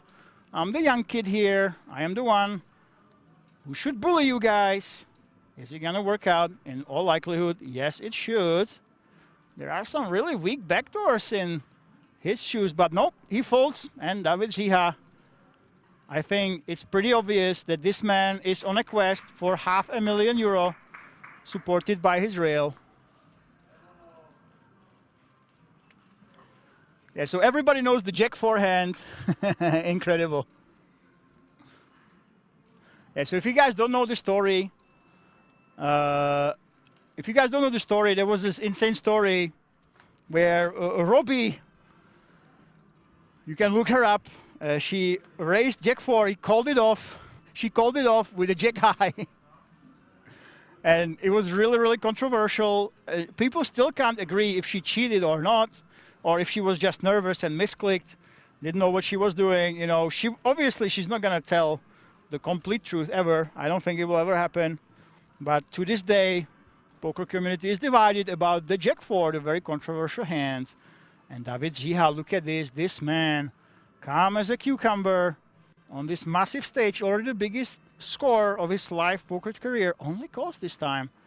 That's the thing, when you have the king queen, you don't want to risk that somebody goes ahead and 4 bets against you. So we've seen him 3 bet with ace 8 off, but with the king queen goes for that smooth call.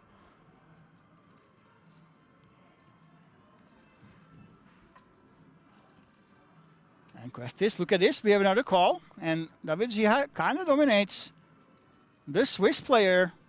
He's got those higher clubs, so if clubs hit on the flop, however unlikely that is, as we already see a lot of them on screen right now, removed from the deck, it will be really spicy for the flop. But it's Andre, so look at this. We have a 4-way pot, under the gun open, hijack call, but nobody has a really premium hand. David Gia is the strongest one, really. But it's Questis who manages to hit, but Andre has an open ender right now. He's actually the favorite with all these players in the pot. David Jiha, 2 overs. Andre Arnold, just at ace high, nothing right now. Let's see what Andre decides to do. Well, he's the under the gun raiser. In theory, you should actually be checking, yeah?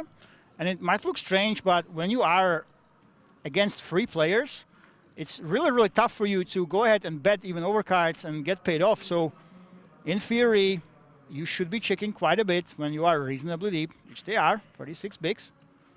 And Questis with the 10.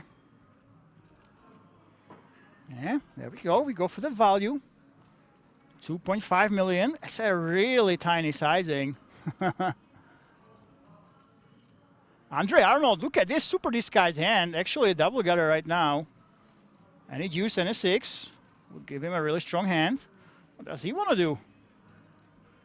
That deuce hitting, that would be a super disguised nuts, really. Wow, that would be absolutely crazy if a deuce hits. I think just because of that, we can go ahead and continue. Yep, here we go. You have to think about those disguised outs that nobody will see coming if you actually hit them.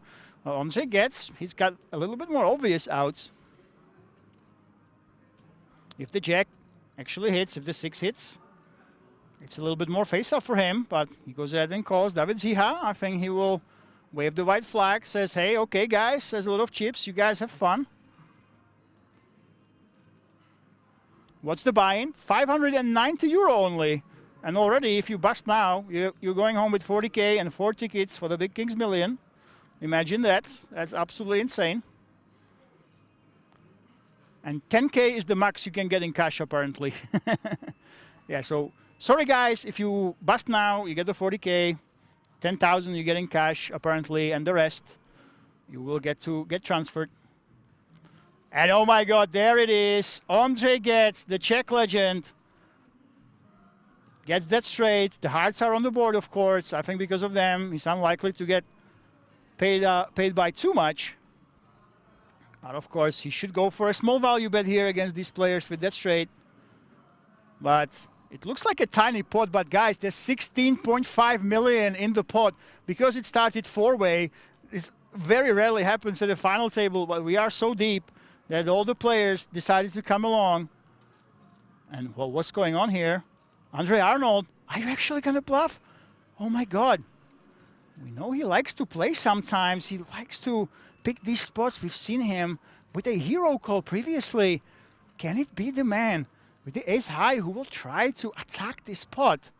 Well, nobody has a flush. Andre does have a straight though. It will be very tough to go through that. Obviously, this would be a very, very aggressive play. You started with 4 players. Now you bluff into 2. Ah, no, he waves the white flag, which will open the possibility for Andre's value bet. One thing that goes against value betting, if you go ahead and bet, you can risk someone raising if they have, for example, the ace of hearts. But he says, I don't care. I'm going to bet. And this is 4.5 million, 5.5, 6.5. There we go. 6.5 mil. And I think Westies has a pretty easy fold, especially with Andre behind us. Whoa, never mind. He's reaching for chips. Is Andre actually going to get paid? Yes, he is. Wow. Against all odds, Andre. He gets paid with that small bet sizing. I think this spells an inexperience in multi-way pots at the final table. There's a lot of ICM pressure right now. Every chip matters a lot more. And I do think this is a bit of a sign of inexperience. And Andre gets, he will be very, very happy about this.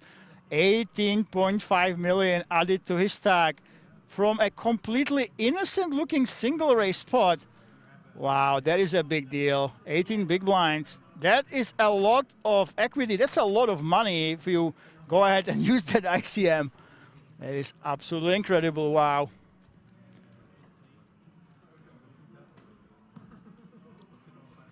Well, it would be a huge deal for the Czech Republic if a local wins this. All the Czech poker media would be all over it. And of course, the Czech TV and the mass media, they would probably notice as well. We didn't have a big win like this in quite a while. This is one of the biggest tournaments in Europe, not just at King's Resort, not just in Central Europe, not just in the Czech Republic.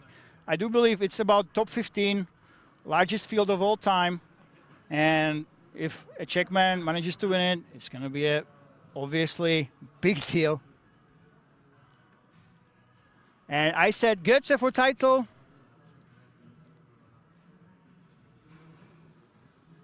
Says Tomáš. We'll see, guys. It's a long, long way to go. There was a question, are we going to finish it today?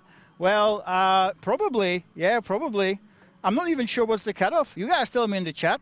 How long can we ask the players to play? So 2:30 we started with the stream. So 1 p.m. The players sat down at 1 p.m. What do you think is the maximum we can ask them to play for? Are we talking 5 a.m., 6 a.m., 7 a.m.?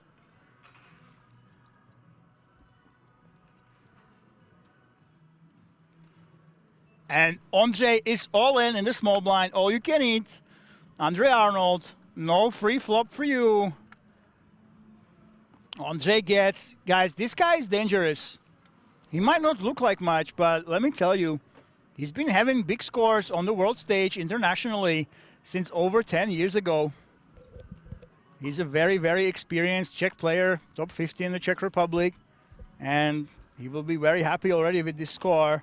He will go home a legend no matter what happens.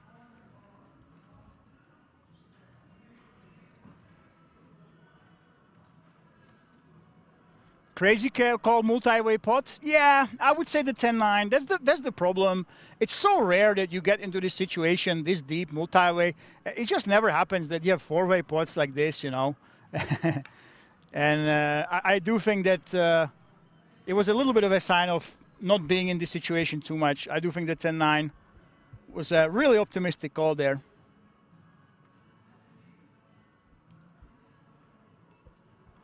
And in Twitch chat, Espen Jorstad, we know him. Yep, he's the Norwegian boss, of course. And look at this yet again. We have that call, but yeah, this is kind of a danger zone. We're calling with King-Jack offsuit on the cutoff.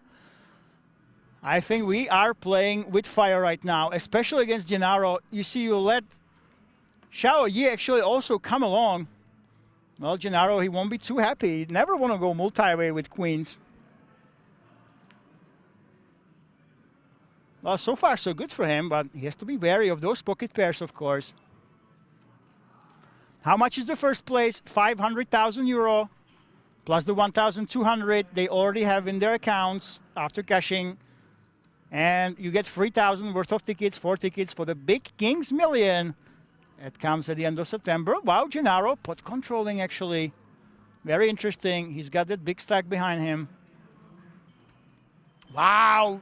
Gennaro gets a bet of 2 million out of Xiao Yi. It's a really small bet. I have no idea what's going on here. when you bet a hand like Queen 9, your plan should be to also bet on the river.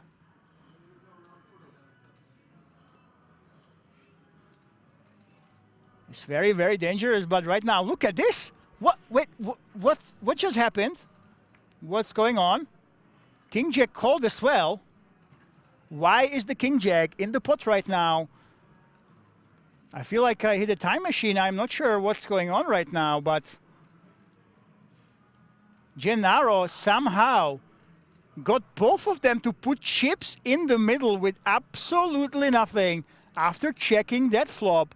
And this is a big sizing. Look at this.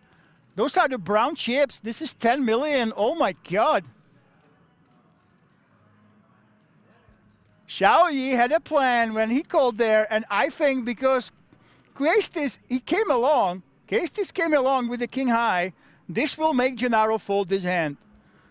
I have no idea what's happening with the king jack. Why is the king jack in here, but the king jack is actually terrible for Gennaro. Now Gennaro has to worry also about the Swiss player behind him having that 5. Oh my goodness. This is so bizarre. I don't think he can make that call. You just can't make that hero call. It's not just the Italian/Chinese player you have to worry about. You have Questis behind you. This is an impossible call to make here, guys. And the culprit is Questis. I have no clue why he would be calling the king high there, but because he did so, he's putting Gennaro into an impossible situation right now. I just don't see it. Yeah, that there's Stefan. If anyone can make the call, Gennaro, we know he's very skilled. Don't answer him, Xiao Yi. Don't answer him. We know Gennaro. He's laughing, but he's trying to get any read he can. We saw this with the ace high call down. He looked down his opponent up and down. No way. No way. I don't believe it. Okay, it's the time banks. This is an absolutely impossible call to make. Not with Questis behind you. I mean, that would be an actual genius call here. Multi-way. We check the flop. The big stack bets, but that man overcalled. There's only 9.8 big blinds left. He overcalled. Wow. That there Stefan says go all in. I don't think he will be sad. This is such a hard call to make. Xiao Yi is betting into 2 people. He's putting them all in.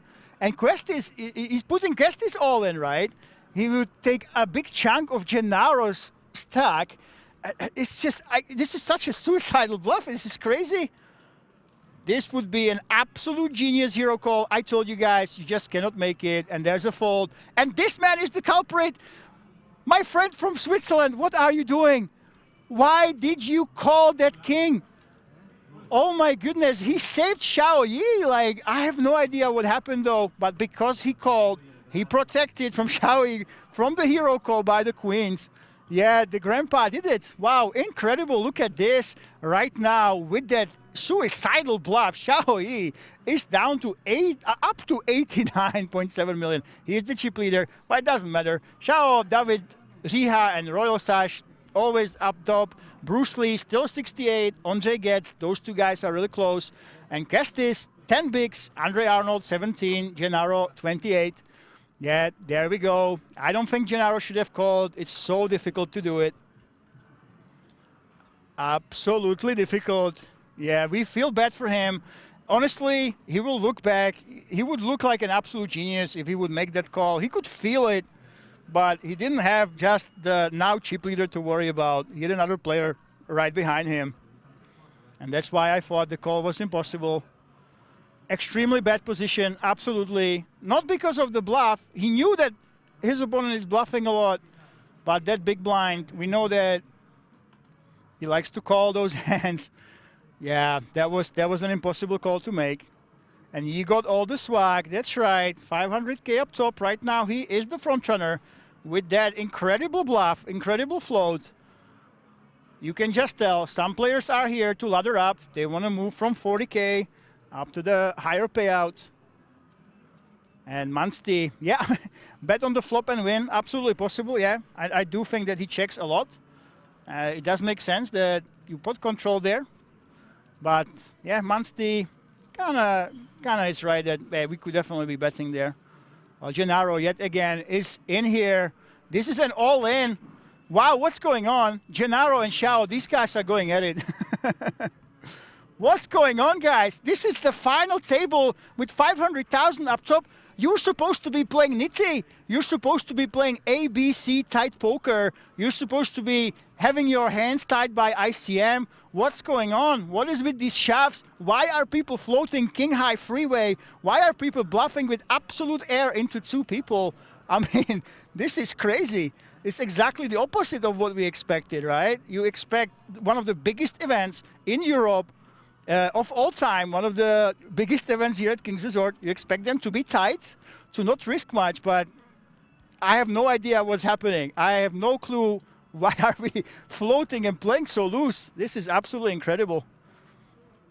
Yeah, very, very nice play. Yeah, I mean, there was a nice play for him, obviously. And he realized that he saw the Swiss player seemed kind of weak, but he protected him from Gennaro. He knew that Gennaro doesn't have only him to worry about then. Yeah, but still, guys, Free Africa says they want to go home. I suppose, yeah, but, you know, are you not entertained, guys? You know, when you watch the EPT, even when you watch those big events like Irish Open, when you watch those Tritons, when do you get this? You only get this when there's players like Gambledore, he comes on, when some of those recreational players come in, some of those millionaires, you know, Paul Fua also is crazy sometimes. But for the players to play this loose, it's just super rare on such a big stage. I absolutely love it. And right now, look at this, yet again, nothing, blind against blind. Gennaro, he seems to be in the middle of it, has a gut shot. David Zhiha, though, bottom two. It's incredibly difficult to make pairs blind against blind. That's why we are betting with that gut shot. David Zhiha, though, this is a dangerous, dangerous man. Where the other chip stacks, they are loosey-goosey. They're getting out of line. David Zhiha, he's playing in a very, very calculated way. When he bluffs, he tries to do it with hands that actually make sense. And I would say, technically, right now, I would call him the strongest player out of the ones that have a big stack. David Zhiha, definitely, when you are a poker nerd and you look at his play, I would call him the best. And there we go. There is that race. He wants to protect that bottom two. Gennaro, they have a lot of history, these two players. Previously, Gennaro already made a mistake trying to play back against David Zhiha with a weak hand. I hope, for his sake, that he does not do it again. Obviously, there's not too many hands that make sense for David to be raising right now. 4-7, not too many combinations. It might not look like it, but there's a lot of potential gut shots, a lot of backdoors on the rainbow board. So Gennaro right now, he must be very suspicious. He must be thinking David has a lot of potential bluffing raises here. And because they have this history, his ego will not want him to just surrender. Yes, he does the right thing. Good for you, Gennaro. Good for you. It's the most important thing. Do not lose your head. As long as you have chips in front of you, you are still in the tournaments. There's no need to go crazy. You already have 40K locked up. Just play your game. Don't try to change it too much. Even though this is one of the biggest stages in history in Europe, you should not go crazy. JHK Poker says, I love the commentary. Well, thank you very much. By the way, guys, just like the players have been playing for a long time, and many of them are nervous, that's the same case for me. This is my first 80-minute blind commentary tournament, and also it's the largest tournament I've ever commented on. So if I get a heart attack, if I pass out, don't be surprised, okay? I'm in it with the players. I'm in it with you in the Twitch and YouTube chat. And obviously, you can get nervous, you can get tired when you play poker, but when you try to provide commentary, the same thing can happen, of course. So I love every single one of you that appreciates the effort that King's Resort are putting in, all the amazing production, and Euro-rounders who helped us put this whole thing together. Bruce Lee. Of course he raises. Well, Royal Sash, you have a lot of blinds, but 7-4, it's a hand you have to play aggressively. Sorry, let's say, love the commentary, great job, friendly voice. Thank you very much. And by the way, guys, I'm not the only one. We have 3 commentators currently here at King's Resort. Christine, I love her female voice. We need more females, obviously. Yesterday, we had a lady from Israel have a huge score, 28,000 euro in the high roller. One of the biggest female scores this year, I believe, at King's Resort, if not the biggest. And the funny story is, she was forehanded in the high roller, 90K up top. They offered her 60,000. They wanted to deal, right? 60,000, come on, let's finish the tournament now. 3 big guys, 3 strong guys from Romania, from, I think it was Romania, and we had Germany, Romania and Germany. They said, hey, come on, take the 60,000. There's no need to risk it. And she basically says, okay, guys, I like playing poker. I like having fun. I think I'm playing well. She basically told them she thinks she's better than them. And she refused the deal. No deal whatsoever. Took home 28K in the end. She wasn't really upset at all. She said, I would do it again. I would always say no deal to the guys. And the minute she busted in 4th place, the 3 players, they made a deal and the tournament was over. That's what happened yesterday.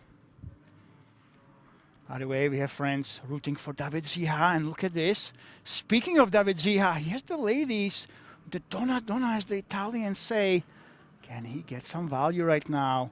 I don't think it will be from Onze. And you know what? Time and time again, you would think that when there's 2 players from the same country, they would play friendly against each other. But that's almost never the case. I have no idea what that is. Well, Ondřej, of course, doesn't have a hand that can continue. And the rail is cheering for David. I'm not sure how many people are there now. He started with 3 people.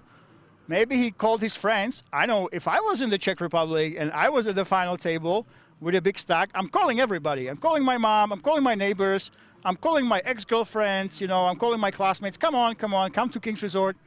I will need you to cheer on me and make me look like a big shot on stream. Andre Arnold under the gun. Well, 17 big blinds. This is kind of awkward. Yep, let it go. No need to risk it right now. Xiao, this crazy man. I'm a big fan, by the way.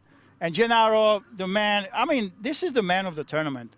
Straight up, Gennaro. We talk about David Ziha, but the biggest story by far has been Gennaro.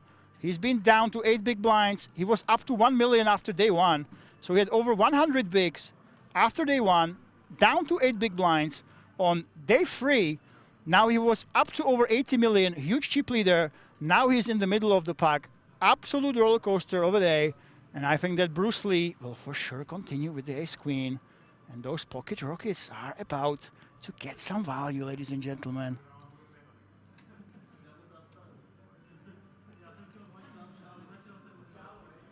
Here we go. Whoa, what's going on? Quests, oh my God, Quest he just wants to go home. I can't explain it in any other way. We've seen it with the king high float. Now he just goes all in with Jack 9 offsuit. He's had enough. He's ready to take his 40,000 euro, his 3K worth of tickets, and go back to his friends in Switzerland and tell him his war stories. I can't explain this play through any other means. Yeah, it does seem like it. Yeah, he's satisfied with his 40K. This is an absolute marathon. They did play until 5 a.m., by the way, on some of the day 1s. This is absolutely crazy. That is the tax for having 80-minute blinds, one of the longest structures in the history when it comes to a 590 buy. And there we go. All in for Gennaro. Bruce Lee. Oh, my goodness. Bruce Lee, don't tell me you're thinking about it. Are you also tired? Do you also want to go home, Bruce Lee? But there is, in his eyes, there is a lot of dead money. I think in Bruce Lee's eyes, when when he enters the pod, we know that Gennaro has aces. We know that, guys, but there's no way that he would expect that. I think there are some possibilities that Gennaro would do this reasonably light. And by light, I mean hands like ace 10 suited, ace 9 suited. when the Swiss man just enters the pot like this. This is crazy. Let's go Swiss. We have some fans for Switzerland. I don't think his real name is Bruce Lee, by the way. It's a nickname right now. All the time banks are going into middle. Oh my God. Praying for Gennaro. Flop Jack-9. Guys, come on. This would be so unfair for Gennaro, of course. What a roller coaster of a day it has been for him. Up and down, up and down. Now he has the aces and has them absolutely crushed. Oh my goodness. Weird, I walked into the street with the first hand, and if you're wondering what's going on, let me tell you exactly what's going on. I have no idea. Why are we jamming the Jack-9? Besides that, we say, I want 40,000 and I've had enough. I'm too tired. You know what? You young whippersnappers, have a good time. I'm going to go ahead and try to double through you, or I'm going to just go home. Oh my God, this is such a spot for Bruce Lee. 30 big blinds. This would be a gigantic pot. Absolutely gigantic pot if he decides to call. He's reaching for those browns. 5 million is every single one of them. Oh my God. Yet again, Quest is, he disrupts the players, and here we go. Extra dead money for Gennaro, but it is Jack-9 against aces. Gennaro once absolutely invincible. He has been running really, really bad today. Can his terrible run continue? And can Jack-9 crack the aces, or will the pocket rockets prevail?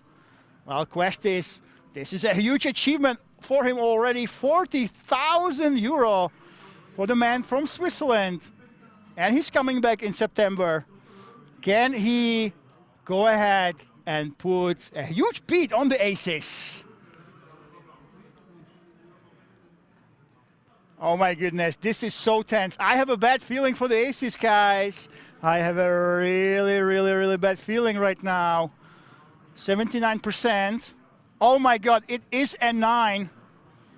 25%. He actually improved his chances of taking this down. There's also a backdoor straight draw right now. Can we dodge those 25%? This would be so unfair. It is a tray on the turn. That is a pair, and we are down to 1 out. And 1-9 was folded. A 9 and a 9 only on the river can save this Swiss man from elimination. Can it be the 9? Or can the aces prevail? It is a 4, and Gennaro continues his absolute run. But good game for Questis. You know what? This is such a difficult tournament. 80-minute levels. This favors the professional players that have a lot of endurance, that know how to play against you, that play day in, day out. For somebody like him to make the final table, make over 40,000 euro, I mean, that is an absolutely huge deal. 40,200 and those 4 tickets. Yeah, he was not really sad about it. And what an achievement. What a crazy hand. That was actually close. Don't do this to Gennaro. Yeah, never easy, guys. Never, never easy. That was a dream spot, but oof, almost got a call from the ace-queen. Well, I think it's very interesting. If you go all in with the aces, you're actually, this is why his opponent was thinking so long with the ace-queen. If you go all in with the aces, you kind of are trying to say that I'm trying to steal the pot, you know. I have those ace-jacks, ace-tens, I have some smaller pairs. And I know it makes sense to try to give rope to the players, but you basically try to play the hand the same way you would play the other hands as well. So that's why I decided on the jam, and you saw it was so close for that ace-queen to actually call him as well. Wow. And here we go. So our hero from Switzerland, again, it might look like, you know, he was definitely tired, guys. This 80-minute levels is insane. We had a comment here in the chat that he loved the structure, but he didn't love that it ended at 5 a.m. There is no other way. There's absolutely no other way if you want to basically finish it reasonably fast. And the thing is, we had so many entries. We had way more entries than we anticipated, right? This tournament was so popular. Over 70 countries came to Rozvadov, right? So if you want to have this structure, it only happens once per year, basically. 80-minute levels. There's something that always a plus and minuses, and the drawback, of course, is you will finish late. You will simply finish late. You will not get too much of a rest time. That's why this is an absolute marathon. That's why I told you, this structure favors the pros that have a lot of endurance. It's not just about poker skill. It's about being able to play poker day in, day out, huge levels, not enough sleep. This is an absolute endurance competition.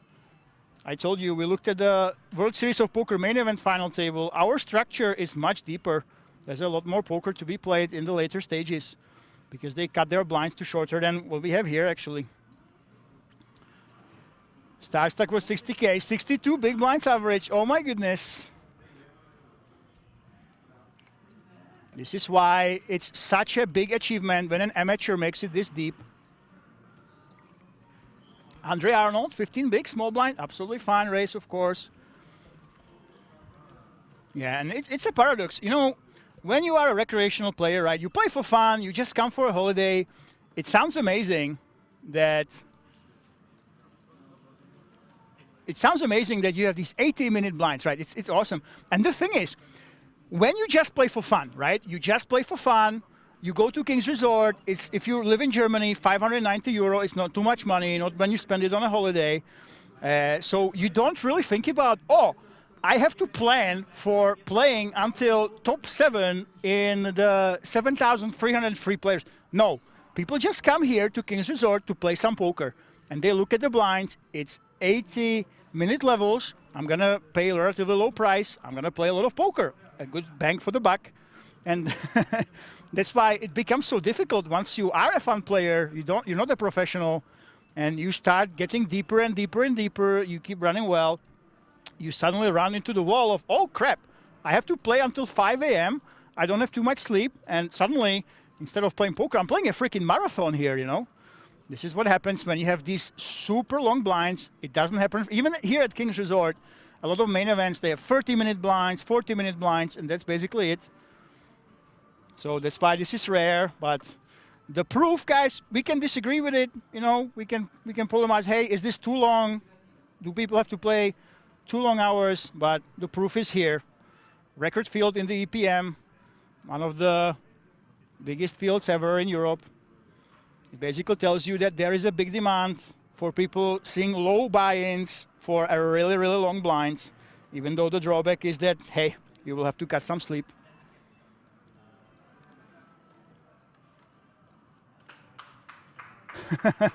Aces.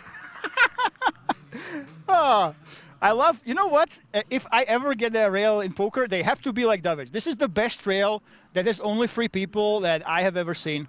You know what? During the break, I'm going to go ahead. I'm going to interview David, his rail. He has rail. I have to ask the players, where are they from? Are they his friends? Did they take time away from job, or are they actually unemployed? I will try to go to them during the break and find out what's going on with them, guys. Reset says that we shoved 18 bigs. Gennaro plays 30 bigs. It was 9 big blinds, no? 9 big blinds shove, I think.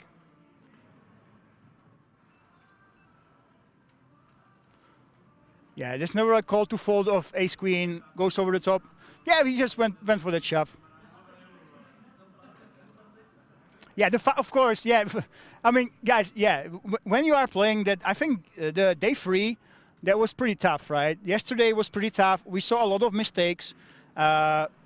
Even some of the guys were saying, there was actually an interview with Gennaro. So Gennaro was interviewed, and he was saying that, you know what, the players that are not professionals, they were making a lot of mistakes yesterday. During day 3, at the feature table, he chipped up. Yeah, he was lucky, of course, but a big reason why he did so well, he told the Euro-rounders in an interview that a lot of the players, they didn't know how to deal with the spotlight. They didn't know how to deal with all of you guys on YouTube and in Twitch, watching them in this huge event. A lot of them started making really uncharacteristic mistakes. And he says that the skill level was pretty easy for him. That's what he said yesterday. So, yeah, it will rejuvenate you, but you never know. For a lot of these players, being under so much pressure, being under the spotlight, there's a lot of viewers right now. Obviously, it's not easy to not make mistakes, to not feel it deep in your bones that this is it. This is once in a lifetime. And for a lot of the guys yesterday, it was the first ever feature table.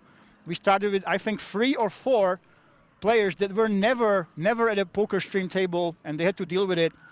And from what the interview told us, they were definitely impacted. They were making some mistakes they wouldn't make away from the stream. 16-6 altogether. And the donkey. Ace King. And the chip leader, of course, he free bets. There we go. I like how he sizes it up. Look at this. I think this is actually too big.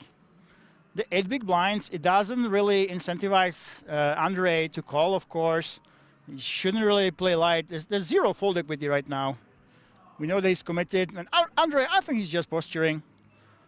Again, the only reason why he would shove 9-7 is that fatigue, is that overthinking, that paradoxically comes with the tiredness from playing so many hands day in and day out.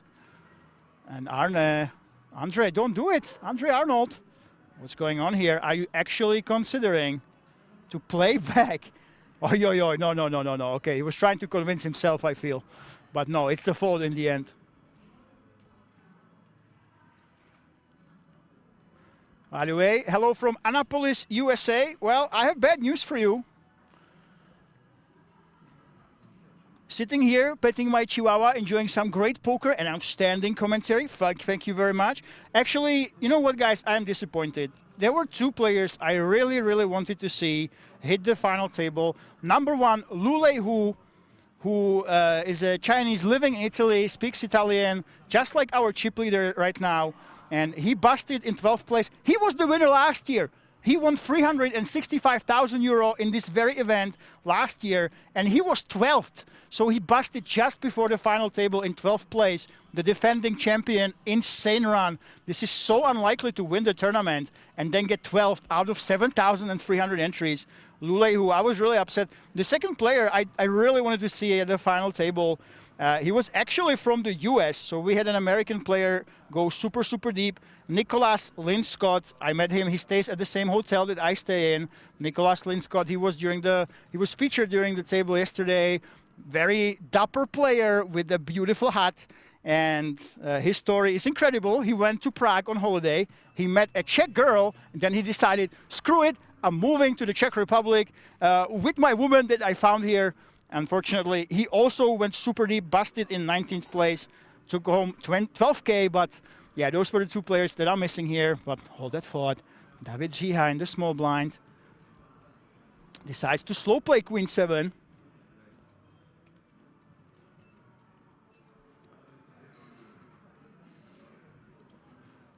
What's going to happen?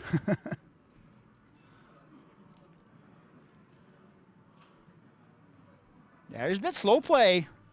Well, David Žiha, do you want to keep slow playing all the way? I think he can actually get paid off by the ace high. He can put in a small value bet. There we go. And you know what? Blind against blind, it's very difficult to make hands. I would not be surprised if Royal Sash decides that he wants to look him up. Nope, it is a fold. There we go.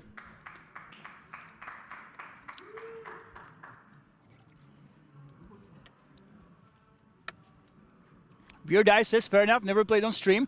Why don't we show re-entries as well as unique entries? Well, it looks better, guys. The total amount of entries obviously looks better. It's a big discussion. I know that, especially at WSOP, when you used to not have rebuys, in a lot of tournaments were just freeze-outs. There's a lot of rebuys right now, you know, and it's just the way of the industry, the way the industry goes. This is why sometimes the unique tournaments that are freeze-outs, they are so unique. I know I played the Norwegian Championship and all their championship events. They are freeze-outs. You bust one bullet, that's it. You're done. You're going home, you know. But yeah, it's just the way the industry works. You can actually see it on the back end. I'm not sure. Usually it's roughly about half, you know. There's some players that come in to fire 10 bullets. A lot of guys that come for the holiday, they go ahead and play with the 1,590.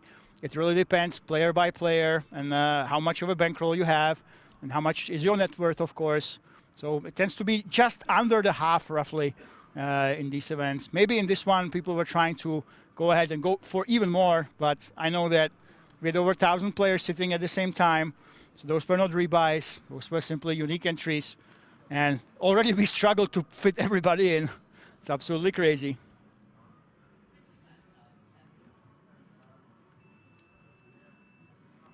Andre goes ahead for that raise. Gennaro only calling on the cutoff. Now he has 41 big blinds. Look at this. Gennaro, what a roller coaster for this man. From 8 big blinds to the massive chip leader to being all the way to the short stack. Now he's in the middle yet again. Andre gets 2 callers here. Bruce Lee decides to come along in the big blind. We've seen him favor these offsuit hands, of course.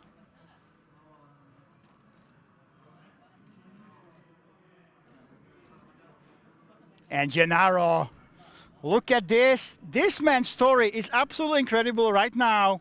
He called before the flop. He flops top set here. And I think Andre gets. He could be tempted into betting. That's the thing. You can't really check call with his hand. It's too weak to check call. But when you bet, when you turn a jack, you can keep barreling. King and queen bring you out as well. You are blocking those king tens and queen tens that your opponents will always continue with. So I like that bet. It's absolutely fine, especially against Bruce Lee, who might be a little bit too loose. And Gennaro, I think there's only one play. We should slow play this. When you hold 2 tens in your hand, that just means there's the 1 10 remaining, and those tens are most likely hands that you get value out of. So you are taking out that top pair possibility in your opponent's hands. Now let's see if the jack comes on the turn. Jack is an absolute action card here. Or if it will be a blank. Well, king. Oi, oi, oi, oi, oi. That's not good for Andre at all. And he decides to now pot control. Well, this is very, very interesting. The problem is, in Andre's shoes, when you don't bet yourself, you are basically telegraphing that you have showdown value. You're saying that you have tens, you have jacks, you have queens. You're not really saying that you have kings. And when you're out against someone like Gennaro, you basically are hoping that they will start bluffing. You're trying to induce that bluff. Unfortunately for Andre, Gennaro actually has it. He has pretty much the nuts. And because Andre is basically, he has a hand that is stronger than the story that he is telling right now. He's telling a story of, I have a 10, I have something like 8s, I have jacks, possibly queens, but he has a stronger hand than that. That's the reason why he will never fold right now. And it will be extremely difficult to fold to that inevitable river bet that will be coming on pretty much every card. There is that 5, no backdoors, nothing. And because Andre checked in a situation when you expect him to bet a hand this strong, I just can't see him getting away from whatever Gennaro bets on the river. 29.9. Maybe if he goes all in, it will be close. But if it's something like 40%, there's no fold for Andre. Even against the shove, it will be really difficult here. Well, let's see what Gennaro does. That's the problem when you check. Yeah, there it is. There is that all-in. And Andre, you got yourself into a tough situation right now. Look at this. The thinking posture is on. He's chewing on his sweater. He doesn't care about giving away any reads, of course. Oh, he makes the fold. Beautiful, beautiful fold. Well done, Andre. He didn't get tricked by his own tricky line. And he makes that fold. Gennaro got a little bit too greedy. I was telling you, if it's a 40% bet, he will get paid off. Ah, very, very nice fold by Andre. Easy fold for Andre. Here we go. He made it. Fantastic. And take a look at this. David Zia. We have a new chip leader, ladies and gentlemen. David Zia, 94 million chips. Xiaoyi, 90 mil, Royal Flush. But Gennaro, wow, 59 big blinds. Look at this. This man was down to about 24. Oi, oi, oi. And I will try to talk to that rail of David Zia. Ask them what the hell is their story. And if they think that David has what it takes to win this tournament, come back in 16 minutes. I will try to update the story on Instagram in the meantime. I'll see you after the break, ladies and gentlemen. Don't go anywhere. 500K up top. EPM. We'll be back.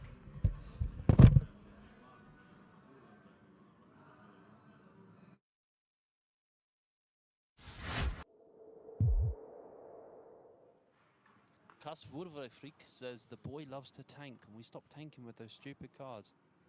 Holla that, my friend. Holla that. I'm not a fan of the tank. Wait, tank, wait. As Tony G says, You internet players make your decision straight away. 2 seconds. You come to my game and waste my time. Don't waste our time here. So +3 Banish raising with the 4-3 of clubs. Gets a call from Dine with the Jack-10 offsuit.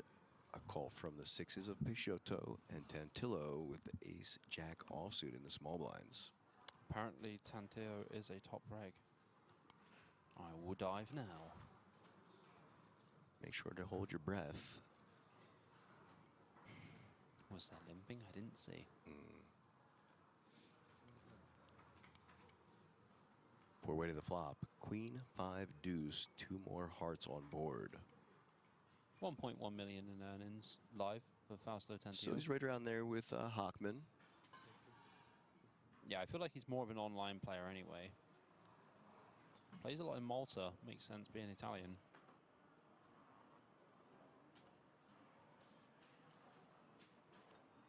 Six is going to take a stab at it. 2.5K. Banish. Open ender. Makes the call.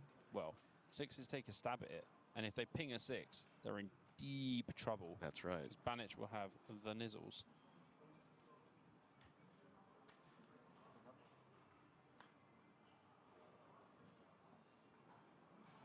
King on the turn. Pretty inconsequential to both of these hands. Certainly could slow action down a little bit, though. Yeah, it's not really a turn that we would bet multi-way, but heads up, we don't mind taking a little stab. Banish going for it, 3.5K. I mean, if this river comes 6, oh dear. Oh dear! Oh dear! Bobby, you've done it again. We could see the end of Peixoto here. Bobby, you've done it again. That was absolutely brutalica. Oh my goodness me. Only 2 6s left in the deck. Banich Ivan makes the nuts with the 4-3 suited. And Peixoto, who has about 190% VPIP, has drilled a set on the river. And there's no chance that he will think Banich. No. Oh, look, he's all in! Snap call, surely. Snap call, not snap call. What you gonna do with your set of 6s? All in. Yes, he has less chips. Puts them in. Says straight. Yep. What you gonna do? Wow. Buena noche to Peixoto there. Wow, indeed. And he says, like, what are you supposed to do there? Call is bet, and they have more ships than me.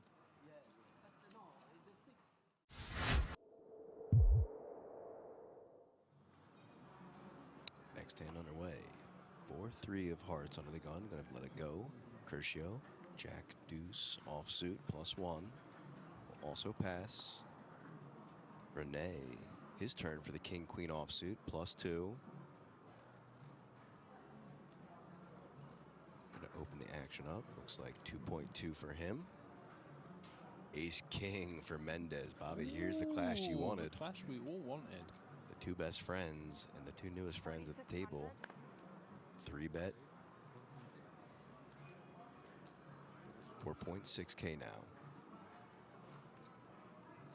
Scalia, pocket deuces. We'll let them go. Diki, 9-3 offsuit in the big blind, just passes. And now back to Knopp. 2.4K to call. He ain't interested. He said, she said, howdy, neighbor. He calls. It's 4-6, right? Can't fold to a min 3-bet, but yeah. Heads up to the flop now. 6, right? Thank you.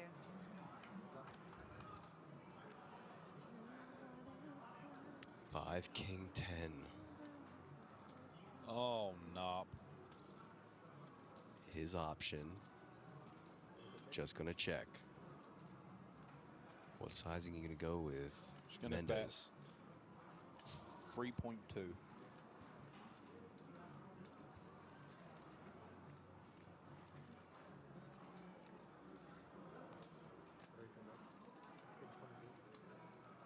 one of the numbers right. 6.2 is the sizing.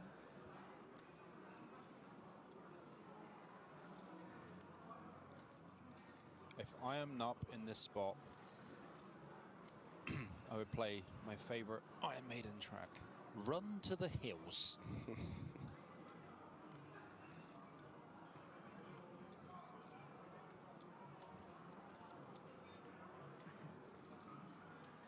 Yes, look at this. Let's it go. Nup flops top pair, second kicker, and just snap folds on the flop. Can I keep it? No. Can I keep it? Amazing.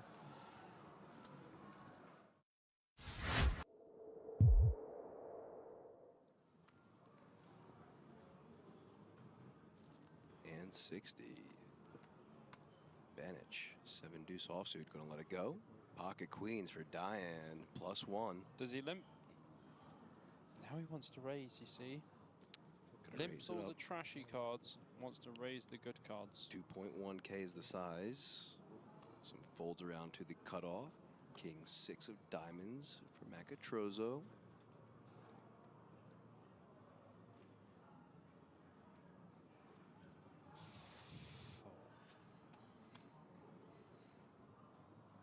And does. Henning out of there. Pitavi as well. And Zubov wow. with aces again. Wow. Ace king 5 times at least. Pocket aces so the second time. The thing is, Diane has not raised pre-flop. Has only limped pre-flop. Nice big free bet from Zubov here. To 10K now. Yeah, so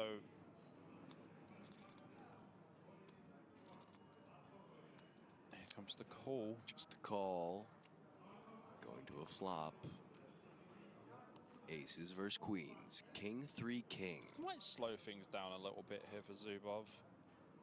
Gotta have to think that Diane was gonna have some king queen suited in his range. Like blocks the ace king though. Yeah, I mean blockers, man. Blockers aren't real. But he blocks him twice. Blockers aren't real. Option on Zubov. I mean, he's blocking ace queen. He's got queens off. That's true. Grab some oranges and a pink. 35? 55. 5.5. Yeah, quarter pot seems good. Oh no. Diane raising to 9.5. Oh no, sorry, 21.5. 21.5. This is a huge raise. Wow, this could put max pressure on Zubov here with his aces.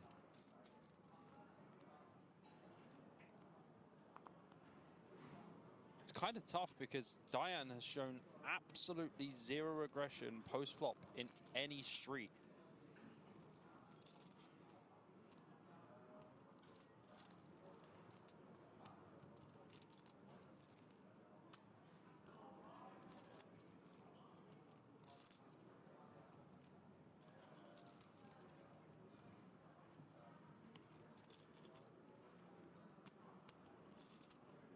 Real tough spot here for Zubov because Diane's not supposed to raise queens on this board. Ever, basically. Especially when the big blind is the aces. Oh boy. Queen on the turn. Oh my gosh. The 2-outer turn. Zubov now down to 3 outs. And his option.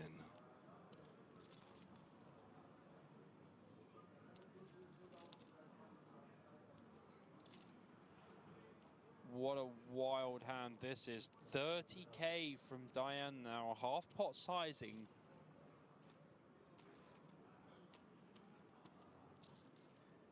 Let's see how Zubov reacts to this. Dude, honestly, like Zubov might just fold. He's one of the players who has that in his game. So let's just think about the hand just for a second. 3 bets from Zubov pre, calls from Diane. Honestly, he might just fold. Diane can have queens. He can flat jacks or whatever, but he's not raising jacks or queens on the flop. Realistically, he's not. So when it comes queen, I just feel like in Zubov's mind, he's like, well, I guess the guy's just got king queen suited. Like, Zubov is not blocking king queen of hearts. Can't have king queen of spades, but can't have king queen of diamonds. So it's only king queen of hearts that Diane can have for the king queen combo. Please fold Zubov. I think he's going to do it. This would be a great fold, and does. Let's go. Zubov. Look at that. What Alexander a boss. Zubov, one of the best in the game. And you know what? I think Zubov wanted to fold the flop and then was like, wait a minute. Had to call once. Had to call for sure. And that, ladies and gentlemen, is a pro and showing you how to make deep runs in tournaments like that. You have to be able to let go of aces in situations like that. Unreal fold. And do you know what? Yeah, it does separate him from the rest. A lot of players in the field. Hey, mom and dad. Or do you say mom? Mom. Mom and dad. Mom. Nichols dad. with the open here. +2, 1.6K.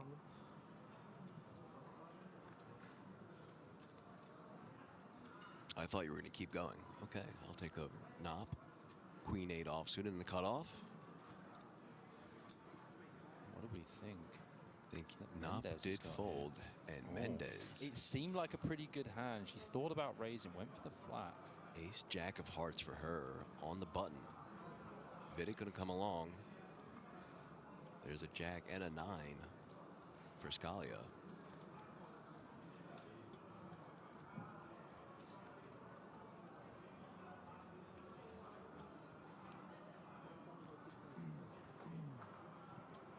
Makes the call. Four-way action. Yeah, I would have just folded with the king 7 off in the small. 8, 10, 5, all hearts. The Mendez nuts for Mendez. Finally makes a hand. Patience pays off for Absolutely. Mendez. And Scalia has the open ender. Nichols has the 9 of hearts. Let's see how she plays it.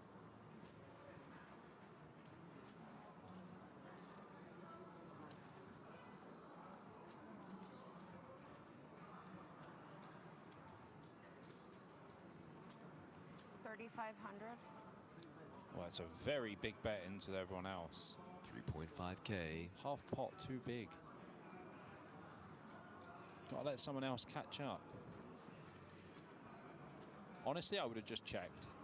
We're not the aggressor in the pot. We're last to act. If it comes another heart on the turn, someone else might improve. We're only going to get them to fold a hand where they're drawing.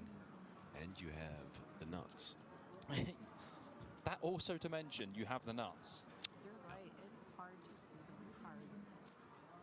Looks like she's going to get one call, though.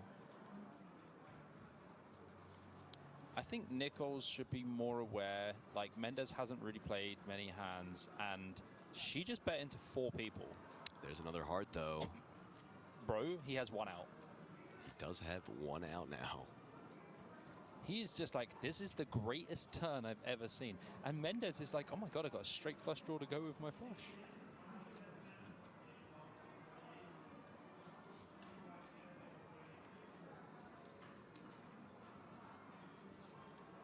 She might just bet like 8.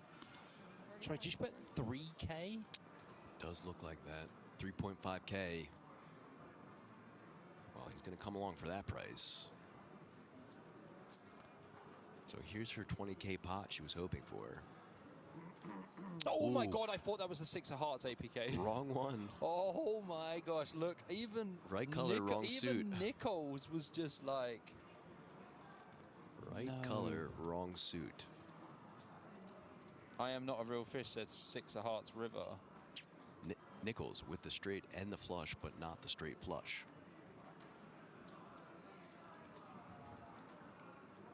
She looks so strong as well. I'll be snap folding as Nichols. 10.2K, 10.3K. Sneaky 100 chip underneath.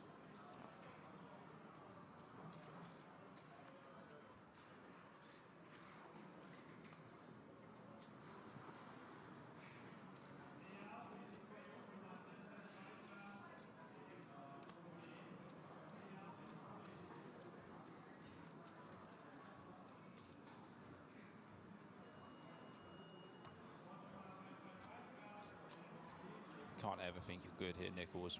You bet into everyone on the flop, bet tiny on the turn, and now bet river.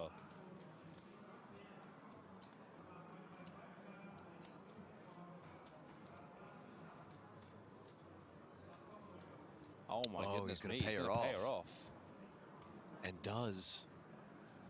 One card beats you, buddy. Yep, she flopped it, my friend. Ooh, and you see that look up? Hold of the neck. I know what that feels like. And welcome back to this massive final table of the EPM main event. We started with 3 million guaranteed, but we are all the way up to over 3.6 million. And the last bust out got 40K plus 3K worth of tickets. Let's take a look at the payouts. So whoever busts now, 55,200 plus those big Kings million tickets. Andre Arnold right now on the short stack. Everybody else has a lot of chips to play with. Andre gets 34, and everybody else, Gennaro, Bruce Lee, Royal Star, Xiaoye, and David Ziha, all of them have between 49 and 78 big blinds. This is the deepest poker that you have seen. Absolutely insane. 80-minute levels all the way through in this tournament. We are still at 500K, 1 million, 1 million. This is absolutely insane. By the way, shout out to those Italian guys. They say there's an Italian stream on, but a lot of the Italians are in the English one.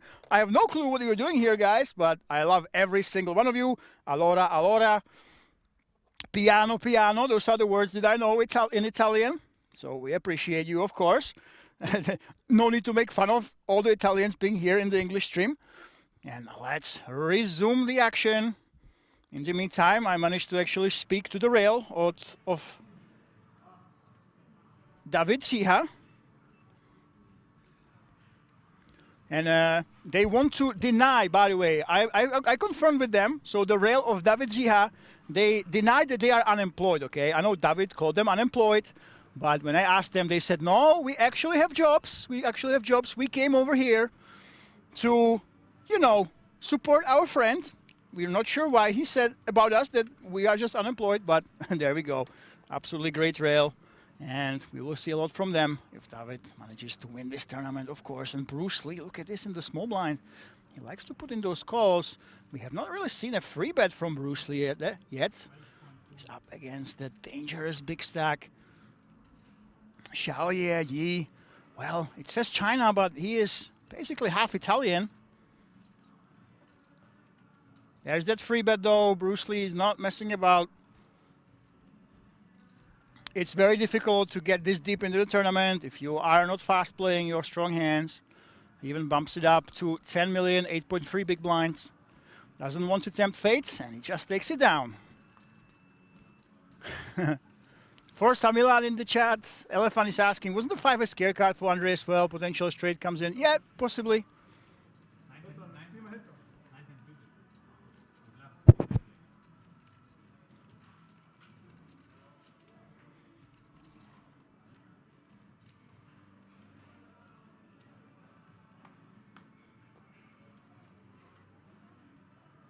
And we continue with this historic tournament, biggest ever EPM.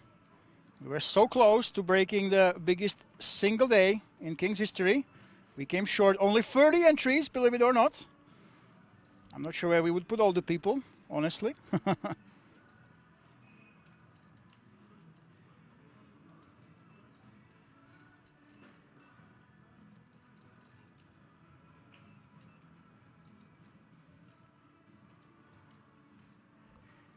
And Gennaro, the man of the tournament, the man with all the ups and downs, currently has ace-queen suited. Let's see if he can get some action. Andre gets in the big blind. I do think that he should defend.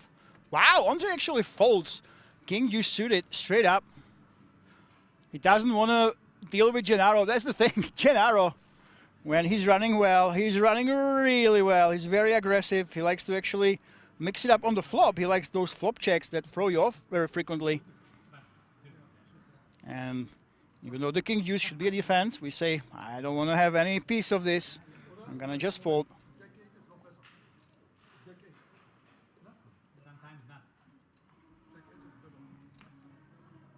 Gennaro also has a couple of friends, by the way, so the rail is divided between basically Gennaro and this man, David Ziha. David has 3 or 4 guys cheering him on.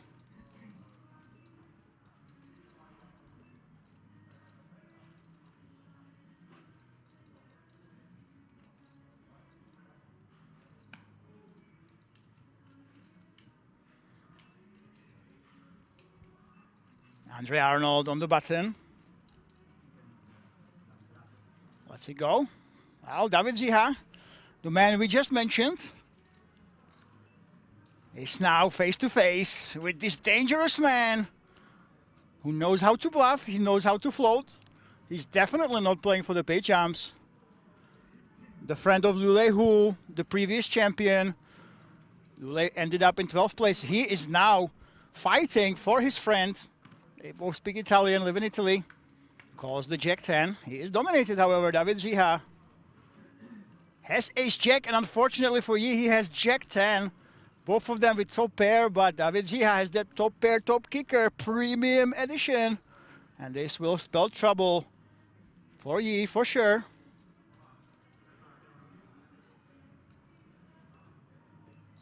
Re-Race Chili Dog, thank you so much for coming along. Thank you for thanking me for going the action, of course. And here we go. There's that bet, 3 million on the flop. Jack 10 has no option but to call here. And I don't think that's all she wrote. And here we go, the 9. Well, this will slow down the action. Both players could have it. But I think he is more likely to actually hit that 9 than David Ziha. This will probably save some chips of David's.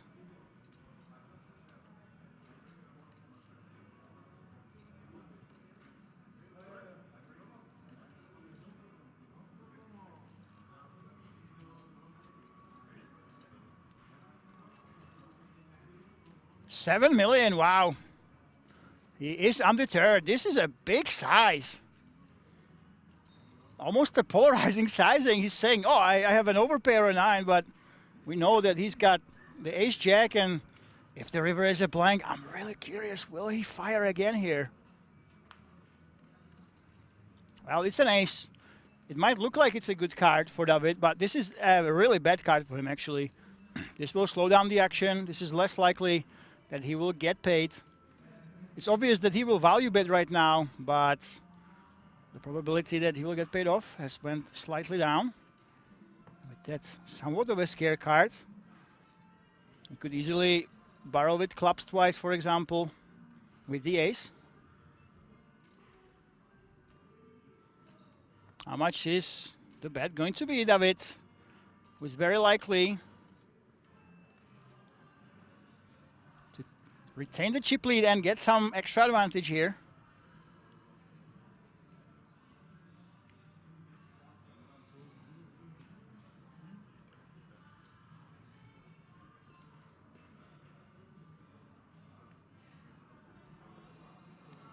There is that bet, 10.5 million and an insta call. Wow, he was a non-believer. He didn't believe that the ace could have helped David. And he makes the call. Wow, look at this. And David right now, he is up to an all-time high of any player in the tournament. We crossed the 100 million and then some, 118 million almost in chips. And oh my goodness, this man who was down to 16 million only a couple hours ago, suddenly is the big favorite to win and a huge chip leader right now. Flashy TV, just like this, it looked like a completely innocent pot, but with those big bet sizing, he looked polarized. He was saying, hey, I have a 9 or I have nothing, but he actually was betting with a non-nut hand there. It threw off Yi completely, and he gets paid. Oh my goodness.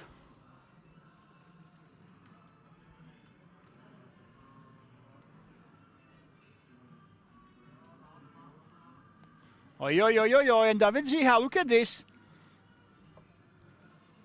He says, I have all the chips, guys. Now I am ahead of the pack. I'm going to go ahead and raise with King 4 suited under the gun. We do have only 7 players remaining, of course.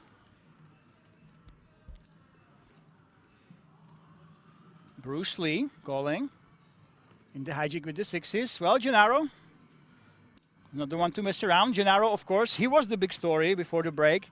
A big comeback for him. He was down to just above 20 mil, now 60 mil. Roller coaster for him, but look at this. David Zia. The momentum keeps swinging between these players. David Zia right now is the biggest beneficiary with the King 4. Two pair. Wow, oh my God, he keeps doing this. David and the other young player, they like to sometimes trap and check.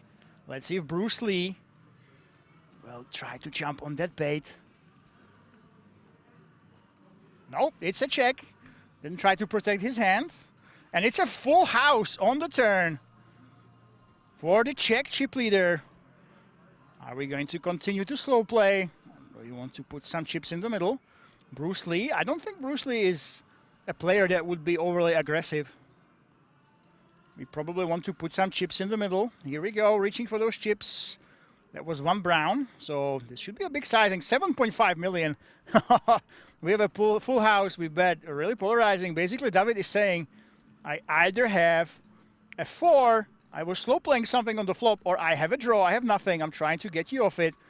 This is kind of unlikely to just be random 10s, jacks, or a naked king. David got paid, and suddenly look at this, yes. This sizing is throwing his opponents off. Very sneaky check on the turn.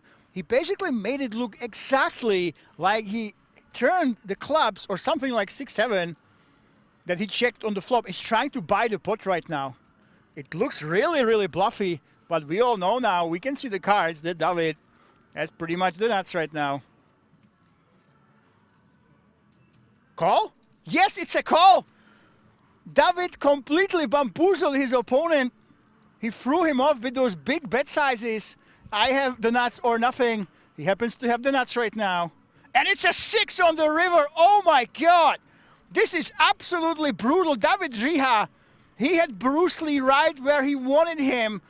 He slow played the flop. Huge bet on the turn. He must be thinking that I have 100% the nuts, but no way. This is absolutely sick, incredibly unfair. Oh my goodness, what an insane cooler. He got what he wanted. He got a light call out of Bruce Lee, but Bruce Lee, he hits a miracle. What a poker kung fu from Bruce Lee right now, hitting those 6 on the river. Oh my goodness. This is absolutely brutal. Can he actually do it? I have a really bad feeling about this, ladies and gentlemen. He's gonna jam it. Yep, it's an all-in. David Zia, you can't fold this. He knows. Oi, oi, oi, oi, oi. This is the biggest cooler so far, by far, of course. And just like this, David Zia looked completely unstoppable. I was almost ready to hand him the 500,000 euro for that first place. But just like this, in a single hand, he is knocked down to the middle to 52 million in an absolutely unbelievable miracle river for Bruce Lee. Oh my God, that is the palm of God straight into the chest of David Zia. Oh my goodness, that is absolutely brutal. Big poker, big cooler. Oh, yo, yo. Some people are asking, is this online poker? What is this? Big river. Bruce Lee chip lead now with that 6. No, what do you mean chip lead? He's an overwhelming chip leader. Massive chip leader. Oh, of course, David had him right where he wanted. He got that value from the 6s. He did everything right. David did everything right. He slow played. He got a big payoff there. But just like this, David is in the 5th place, 44 big blinds. And look at this freshly minted chip leader right as we increase the blinds. 600K, 1.2 million. Bruce Lee from Germany. Suddenly 133 million, an all-time high out of all the players. And we had those players in the middle. Now we have one clear chip leader, one clear short stack. And then there's Lorio, Sashi, Gennaro, David, and Andre, who will have to battle it out on those middling / big stacks, try to contest this Incredibly lucky man. Look at this. He tries to stack those chips. There's just too many of them right now. Oi, oi, oi, oi, oi. The turn call, by the way. The error 404, we're saying. I think there's somebody from France, so error 404. Somebody saying, is this online poker? Oh my goodness. This is absolutely insane. What a hand. This can completely change the tournament.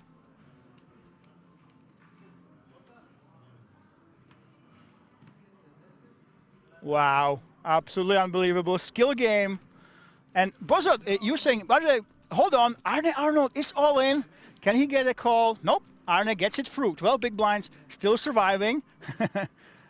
Happy goes lucky. King 4 suited should have folded pre. No, I think you should go for it. You absolutely should. This is incredible. By the way, Bozot is saying turn call is so bad with sixes. Turn call is so bad with sixes. I think that was the idea. David Jiha checks the flop. He bets really big on the turn, and the reason why he did it, he really wants to induce that call. He made it look so bluffy. So David Jiha, his play was designed to make sixes call him on the turn. David got exactly what he wanted. He outplayed Bruce Lee on the turn with his bet sizing. He got a really light call out of him. So David wanted Bruce Lee to call. He made him call those sixes, but unfortunately for him, the absolute miracle destroyed his plans completely. He got exactly what he wanted, but oh boy, it was way too much with that six hitting on the river. So this is unbelievable. And King 4 suited pre, he absolutely can raise, guys. He was a big chip leader for about 5 minutes. David Jiha was, oi, oi, oi, the King 4 suited raise. You do this. You have the chip lead. You have all the chips in the world. You should be adding pressure. You should be pressuring your opponents. That was a good raise, okay? The only question in that hand was the flop check. You might consider that, yeah, I should be betting. But he got exactly what he wanted. Sixes made him get value from a huge turn bet. Unlucky though, that's nothing you can do. That's poker. Sixes can't beat any value, and almost all the rivers has to fold. Yeah, Bozot, absolutely, yeah. I'm telling you, it's not a call, but the way David played it, he made his opponent make a bad call. Splashy TV can be folded against Grandpa. Maybe, if he's so deep. I don't think so. By the way, you say Grandpa, but the older players we've had here, they have been aggressive. They've shown us that they are capable of river bluffs. You know, it's not a coincidence that they got this deep in such a massive tournament. It's not a coincidence at all, guys.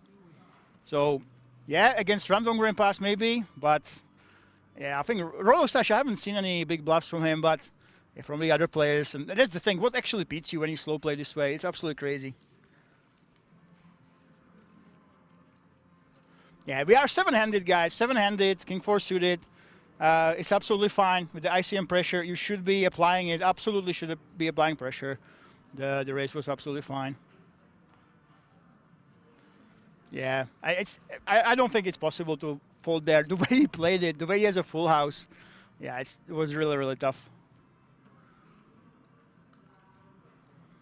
Yeah, so Bozot, I agree with you. The sixes call on the turn was not good. I'm telling you why it happened. It happened because David Jiha made it happen with his bet sizing. Okay, so he basically tricked his opponent. Unfortunately for him, it worked too well. He got that call, and his opponent got there. And look at this, Yi. Also in the middle, suddenly the story is completely different. If you joined us an hour ago, we had 4 stacks. They were almost equal.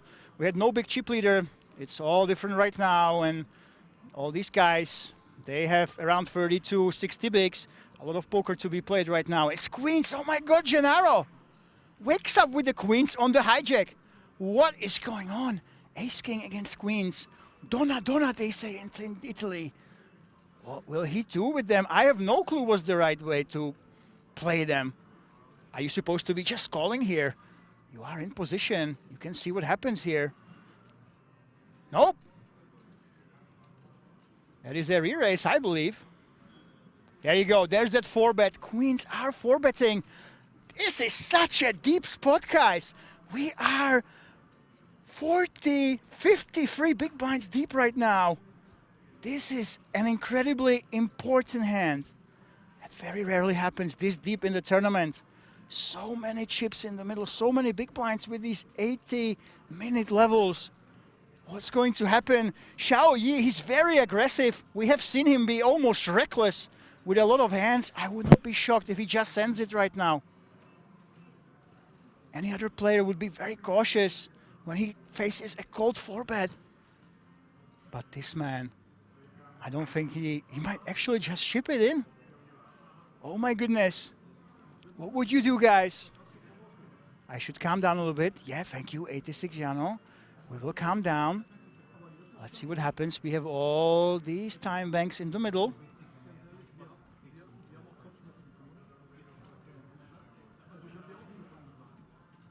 What's going to happen with those ace-king? If you guys are just joining us, Xiao Yi, he's a friend with Lehu. They both live in Italy, speak Italian. He has shown us some insane bluffs, insane floats. I don't think that he'll be folding here. This is a very loose player when it comes down to it. He's reaching for those chips. This man is playing for the win. Xiao Yi is not playing to ladder up. He wants that $500,000. And from what we've seen so far from this player, it will be really surprising if he actually just folds. Oh, he's letting it go. Is he just folding? No, he is not. No, he's not. I can't believe the same man who floated absolutely nothing went with the pot size bet on the river into two people. Absolutely crazy bluff. We just let go a hand like this.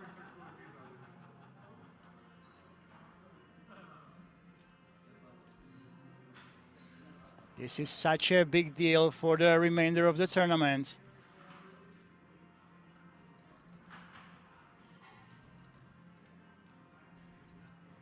Over 50 big blinds effective. This would be a 100 big blind pot. If this goes in, whoever wins, it will be right there up with the chip leader. Giannano is a tough player, of course. That's the question. How aggressive do you think if he is?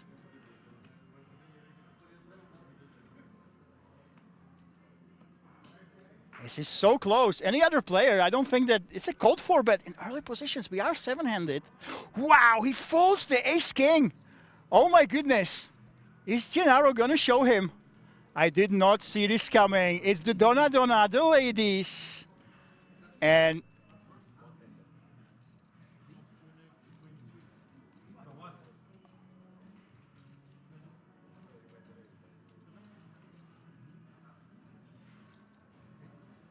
one time bank. Well, he won the pot but lost the time bank. Wow, this is crazy. I didn't see this coming. Xiao Yi, he's really good at changing gears. Wow. You know, he's really aggressive in some situations. Now he actually let it go. This could have gone either way. Honestly, I saw it as going all in, calling or folding, but I did not expect this from this player. He's been so aggressive. It seems like he's going for that win. He just lets it go. That's very interesting. Can't you just smooth call? Yeah, I think you can. Here it's fold ace-king. I'm not sure, guys, honestly.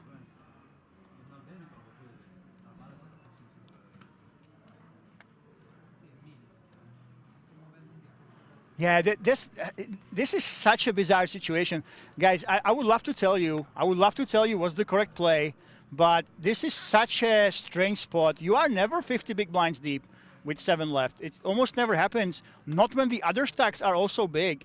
Right? Usually when you are in this situation, there's a lot of short stacks at the table, and you have to take that into consideration. But yeah, this is such a bizarre spot. Of course, raising, calling, or folding, those were the options right there. Yeah, this is very crazy. Let me know, guys.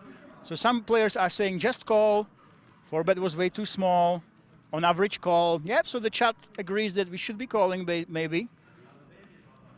The pay jumps are absolutely incredible, guys. Massive, massive pay jumps. You can put an exclamation point, pay jumps. Payouts, sorry, exclamation point payouts, you will see. And now, it's time to calm down. Listen, we have a relaxing hand. Nothing crazy will happen right now. Andre and Bruce Lee, ace-9 against ace-9. We can calm down a little bit. There we go. There's those payouts. 55,000 already in the bag. 76,700 for the 6th place. That is a lot of money. Wow. 21,000 pay jump.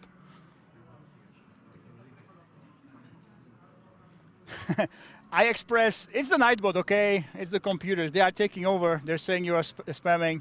Very interesting. Good fold, pole player.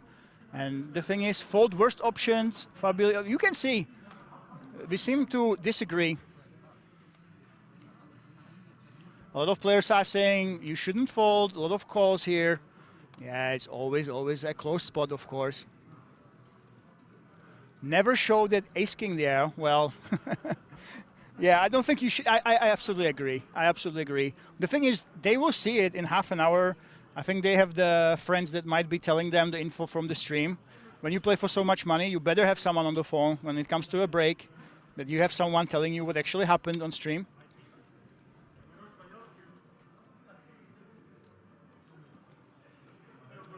And yeah, it's a close spot. I can't tell you guys. You have to decide for yourselves. If you have a solver, if you want to run it in the software, you can tell me. But this is such a unique situation. I don't even think you might have a solution. If you look at some of the pre-run databases, they might not even include the possibility of having 50 big blinds deep, 7 out of 7,300 with these payouts. It will be really, really difficult to find a solution for this stack depth when everybody is so deep at the final table. Who is moderator? So moderator on Twitch, we have Jay Vicello all the time. Well, we have so many moderators, guys. There's too many. We have a fantastic team on Twitch. On YouTube, it's the bot. That's why we complain about it, of course. The bot is not as good as our Twitch moderators. And take a look at this. We have a free bet from Royal Sash.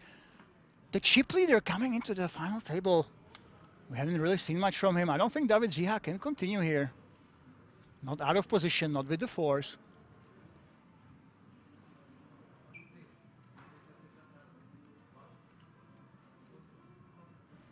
David, you should be folding. Well, he decides we are deep enough. 36 big blinds behind. This is such a unique situation. And suddenly, we have a free bet pot in hijack and +1, where you have fours against Jack 10. Nobody has basically anything. David Ziha flops. That gut shot right now. He also has that pair. There we go. It shows the outs for Royal Sash, but really the outs really should be showing for David as he is on the defensive, out of position. In theory, you're not supposed to be calling with a hand like fours, unless you have some extra plans, not just trying to set mine. There it is. There is that call. We actually are floating with those fours if the turn is a hand. Oh my God. David now turns a really strong hand.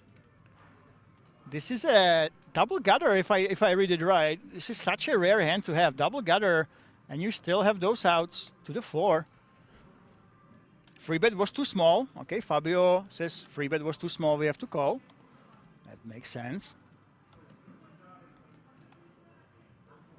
I must say I didn't pay attention. So now we find ourselves right here where Royal Flush there. He's waving the white flag. Is David literally going to win at showdown with a 4? Oi, oi, oi. This is really unfortunate.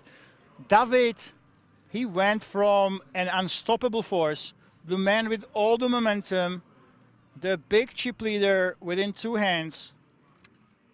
He will go down to 33 big blinds unless he decides to bluff. I don't think it's out of the realm of possibility. Yes, he's reaching for the chips. Look at this. Those were the browns.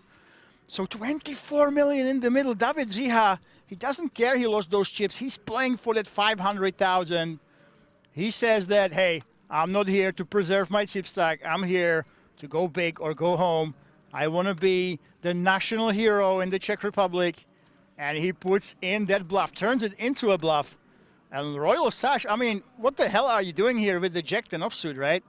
How the hell do I have this hand right now? David Ziha, in these positions, he can easily have Ace-Jack, can easily have Ace-Queen that he's value betting right now. They are very believable, those hands. Royal Sash might think about it because he holds the jack in his hand. So he has that one jack, only 2 remaining. Makes it less likely that David Ziha has that 2 pair that always will value bet like this. Really hard to call. I'm telling you, yeah, the fact that he holds the jack in the hand is a factor for why you would be calling, because ace-jack is a hand that makes a lot of sense for this. That guy will call, Splashy TV says. The chat is saying he might actually be calling. Oh my goodness, what do you guys think here?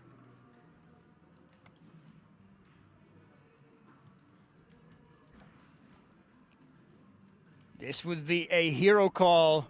He does have a good hand to hero call with, however. We do have to say kudos to David Ziha. I really like the bet that he's pulled here. No matter what happens here, this is a good bet. He's representing a really wide range. He's telling a really convincing story that he has that ace-queen, ace-jack. I do believe that no matter what happens, the bluff was good. Just happens the jack 10. That's one of the hands that you can go ahead and hero call with. Yeah, I think, oh my God, he makes the hero call, not like this. David Ziha, he runs into jack 10 offsuit on the river. The battle of nothings is won by Royal Sash. And this is absolutely brutal. David Ziha was the overwhelming chip leader a couple hands ago. Now he is the short stack. This is so unfair, but never write this man off. What a roller coaster of a final table here with €500,000 up top. But this was absolutely brutal. There we go. Well, small free bet. It paid off for him, actually. Nice hand. Nice hand. We can't say that anyone made a mistake. The free bet, of course, is out of line. Jack 10 offsuit. Free betting it, of course. You disrespect your opponent.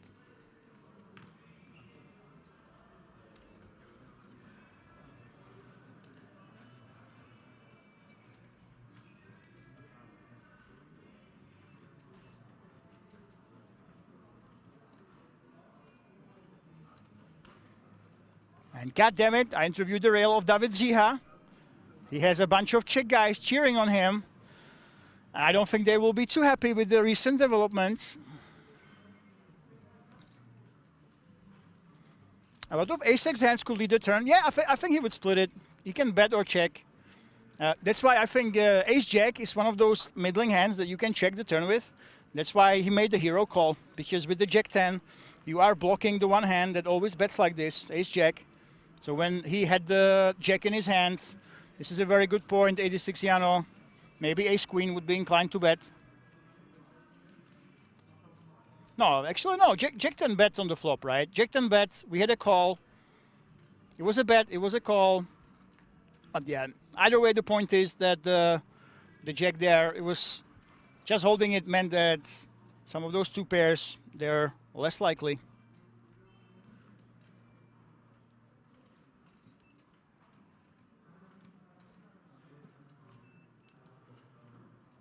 Very interesting to see that most of the players on this FT have a micro stakes mindset, ignoring the pay jumps and stack values. You know, yeah, this is interesting actually. You know, when you are in a spot like this, of course, when you play for money, it's all about that ICM, all about those pay jumps. You're supposed to be tight, but you know, this is not the long run. When you are at playing a tournament like this one, does the long run really apply? This is one of the biggest tournaments in history in Europe, and you are here playing for 500k from 590 euros. This will not happen in a year, right? You have to wait for next year for this to happen, basically. So a lot of these players, they realize that, hey, it's time to play. I want to outplay everybody. We are super deep. We have been playing for super long. We're really tired. A lot of these players, you are absolutely right, that they are ignoring the way they should be playing, which is really, really tight.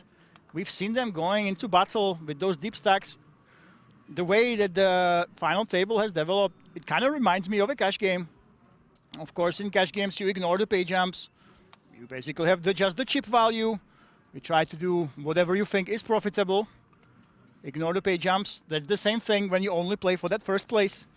So I do have to agree with you. Seems like these guys, a lot of them, they're playing to win. They don't play to ladder up. They are ignoring the ICM in a lot of situations. They're not playing as tight as Fury says, but I love it. You know, this is once-in-a-lifetime opportunity. Winning that 500K is a huge deal. You already secure yourself a bag. You have a lot of money already taking home. If you bust now, go to the cashier. Tens of thousands of euros await you. It's so much that we can't even pay you all in cash. So I kind of understand it. The players are playing for glory. Can we really blame them? 10-5.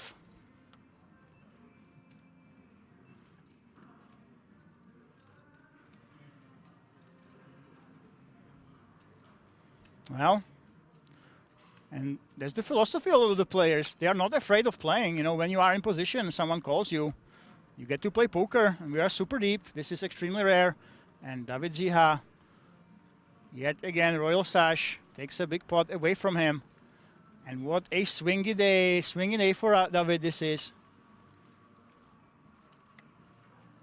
It's not even a day. I would call the last about half an hour. David went all the way to the top of the leaderboard, huge favorite to take it down, and within a span of a couple hands, suddenly he is the one that might be at risk very, very soon.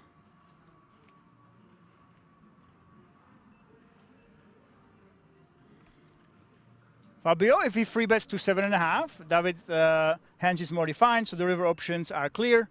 Yeah, that's the thing. If you free bet small in position and you are this deep, you basically are saying, I want to play poker. I'm going to play poker with you. I'm going to make it difficult for yourself and me as well. So I don't mind if you call a lot of hands out of position. I will simply go to war against you. I actually didn't notice the small free bet there. But you are absolutely right. And that was the strategy there. With that small free bet, a very, very light one. That's the power of position in poker. Especially when you are in a spot like this, when a lot of the hands, they basically get relegated into street poker. When everybody is tired, everybody is on this big stage playing for so much money. And oh my God, is this squats on the flop? Did Royal Sash just flop quads and he's betting them to 1.2 million? Bruce Lee, it's tough to make quads, of course. It's very unlikely he has something. It's also difficult to have pairs. Bruce Lee decides to call. He's obviously running as dead as you can be. And somehow Royal Sash is getting value from his Quadzilla.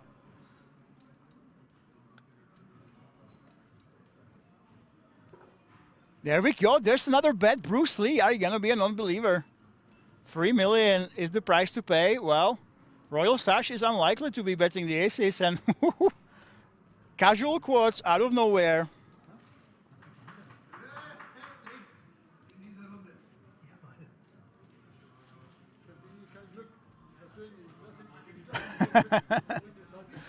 Here we go. Preet Owen says, bruh. Hello, Gasgano. Nice to have you here back. It was a pleasure yesterday. And you just joined us for the Casual Quads BVB.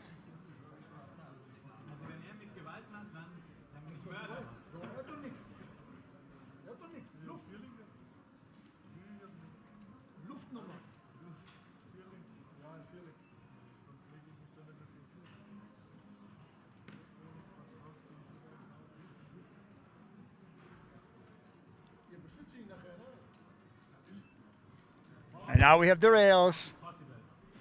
Weird play when we have quads. Yeah, we have quads, we fast play. It's very interesting.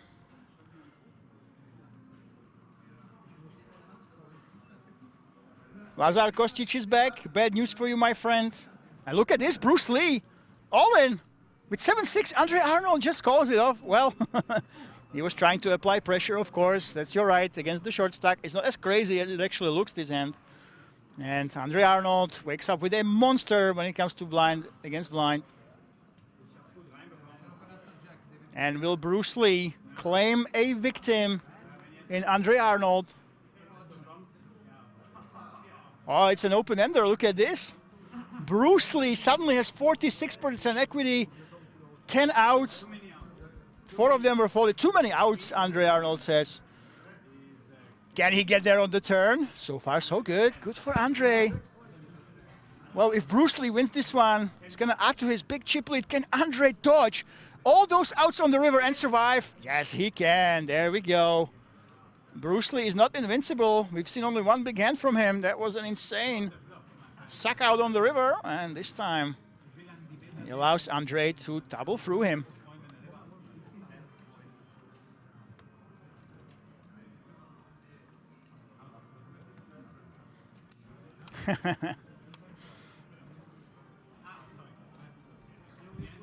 I don't mind it, by the way, the 7-6, the 6-7.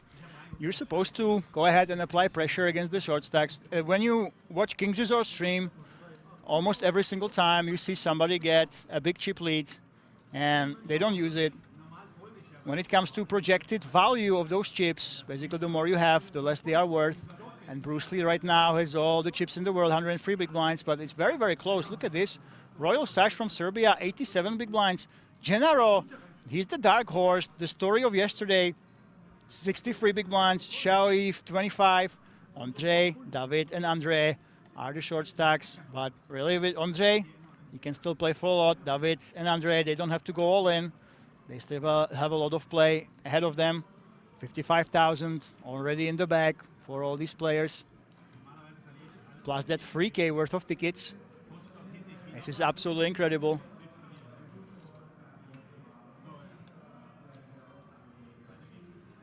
Is David out? I actually missed that.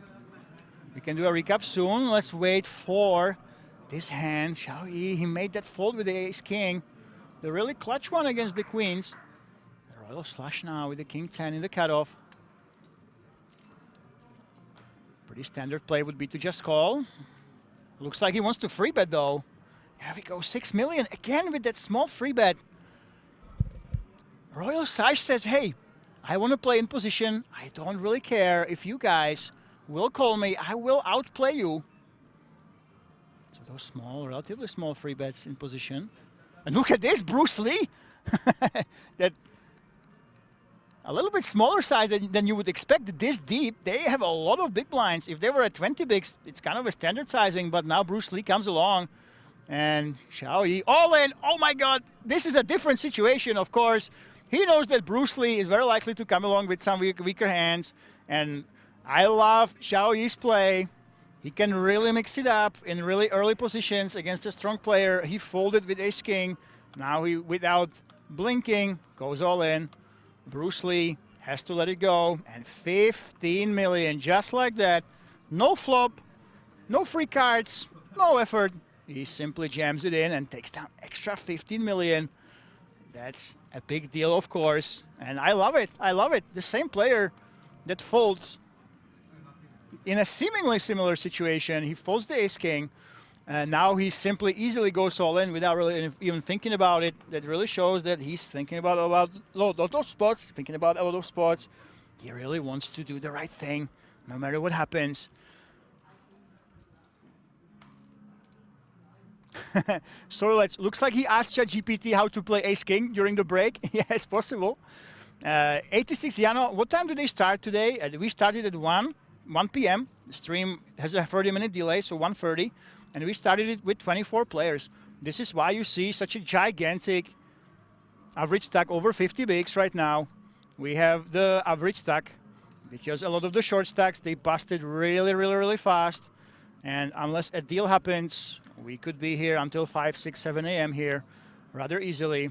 Or we could have Bruce Lee cool everybody, win the tournament in 20 minutes, and take down the 500K, and basically everyone will go home. You never know what happens in tournament poker, but as it stands, we are extremely, extremely deep. This is unheard of to have this average stack size in such a big field. Usually, even the deep stack events, they end up being a flipaments with 10 big blinds when it comes to the final table. Not here. We are almost in that cash game territory when it comes to stack sizes. Very, very deep, good structure. It's a very difficult, by the way. It's not too easy to play. And let's recap, guys. All those bust outs.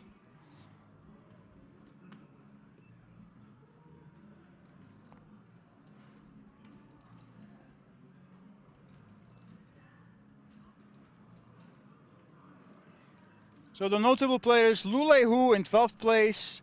He was the fan favorite, of course. Losing him is a big deal. We started with 24 players. In 20th place, we lost Dimitar Toshev, the last Bulgarian remaining. Nicolas Linscott, 19th place, 12,300, taking it home. He was from the USA, believe it or not. Nicolas Linscott. He one time came for holiday in Prague. He fell in love with a Czech lady, and ever since then, he lives in the Czech Republic and plays poker here, and sometimes travels to the US as well. If you check his hand and mob, Nicolas Linscott, you will see that it's all American and Czech flags with decent scores in the US especially. And of course, in 12th place, we lost Lule Hu, the defending champion. Insane run to win the tournament last year for over 360,000 euro and to go 12th out of 7,303. What an achievement by Lule. Well, at this final table, Presu, 9th place, 30,709 plus that main cash plus the tickets.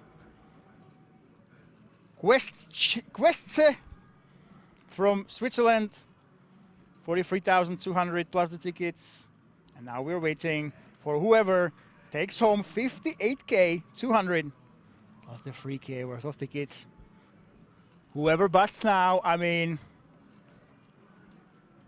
I don't think that you can be too sad, right? Right now, if you get eliminated from the tournament, you know, you will be very, very sad. You will be crying, and you will go to the cashier, and they will ask you, "Oh, sir, why are you here?" And you say, "Oh, I'm so sad. I busted in 7th place, nowhere near that second or third place. There's my ticket." And they will ask you, "How would you want your 58,200 euro paid?" And by the way, you have already 4 tickets worth 3,000 euros for the King's Million European Poker Championship. So you will be very sad for a minute, but once you hit that cashier, I think all that sadness will be gone. You can buy yourself a nice car. You can go to that champagne room and treat all your friends. Those are the payouts right now. 55,200 plus those tickets. Bruce Lee, open raising Xiao Yi. King Queen on the bottom. I think he definitely can call. There we go. And it's the free bet. Wait, it doesn't make sense. Raise 2.4 million, free bet 2.5 million. I think there was a call, right?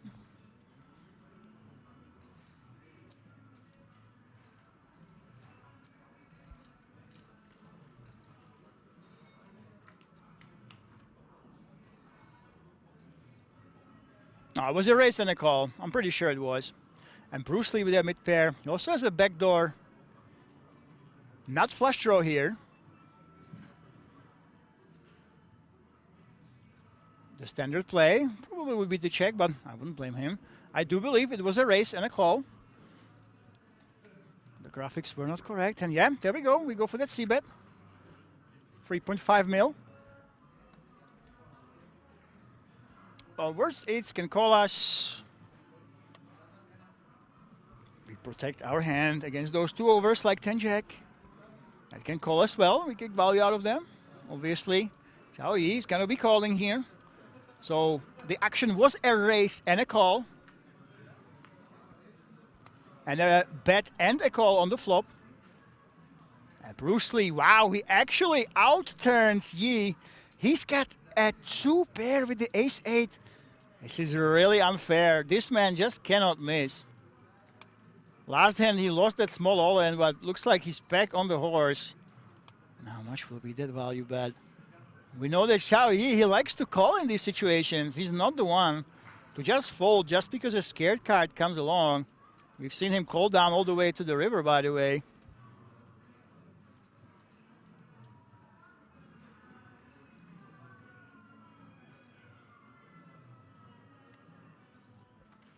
Let's see what happens here.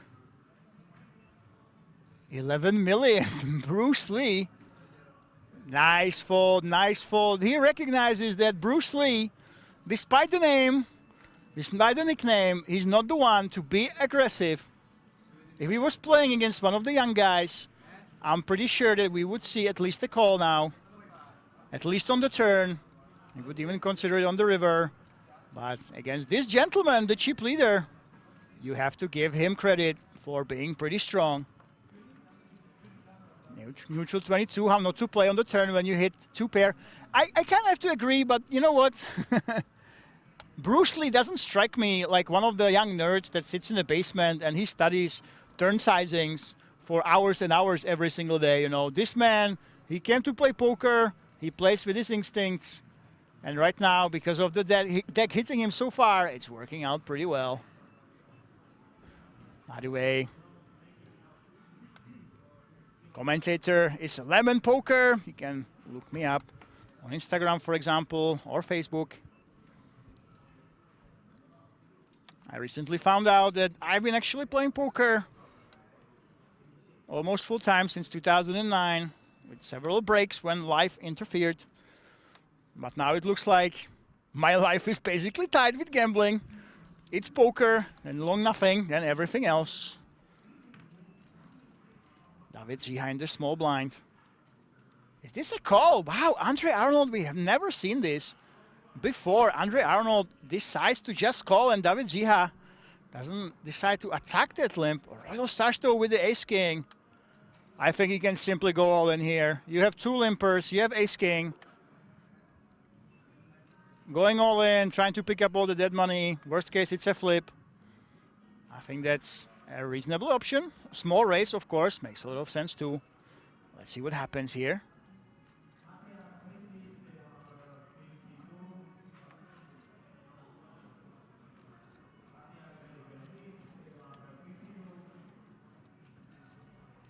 Royal Sash, what do you want to do? You really don't want to, obviously, you don't want to just limp. You have to raise here, absolutely have to raise here. Ace-King is only a strong hand when you actually have fold equity, when you get some folds. I think we should be going all in. Exactly, I love it. And you will get those two folds. Here we go.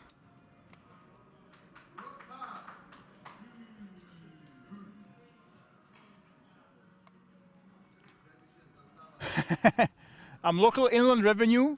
First guy I'm looking up closer is Mr. Lee. Well, good luck with that, Mr. Tax Agent. If you go ahead and Google Bruce Lee, I'm not sure you will find the right person. We do allow nicknames here at King's Resort, of course, and we respect that.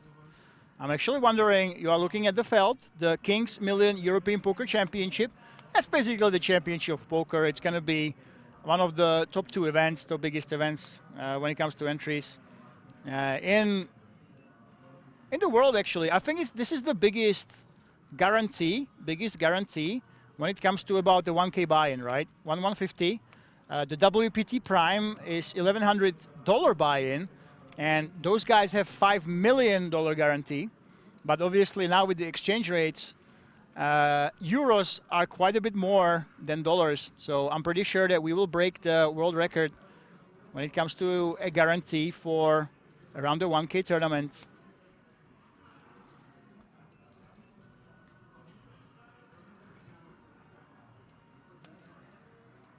Obviously, Prime might break it right after. You never know. But I am pretty sure that the record will be there. Of course, the biggest guarantee, the World Series in Bahamas, they have the biggest guarantee when it comes to a single tournament. And Royal Slash. He also has a rail. I love it.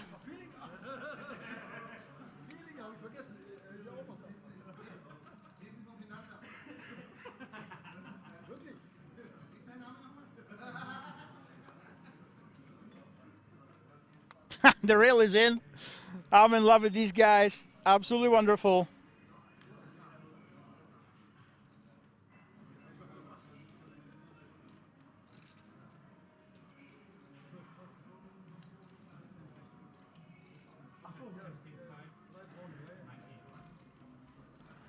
Gennaro folding.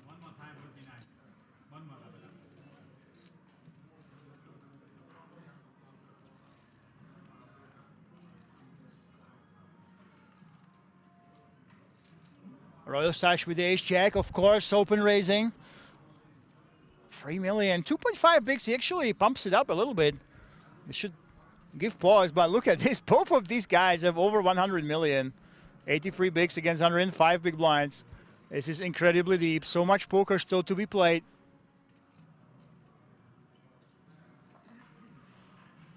Andre Arnold in the big blind. Well, the argument against calling is that extra money in the pot, 2.5 mil, 2.5 big blinds. Well, what do you want to do here?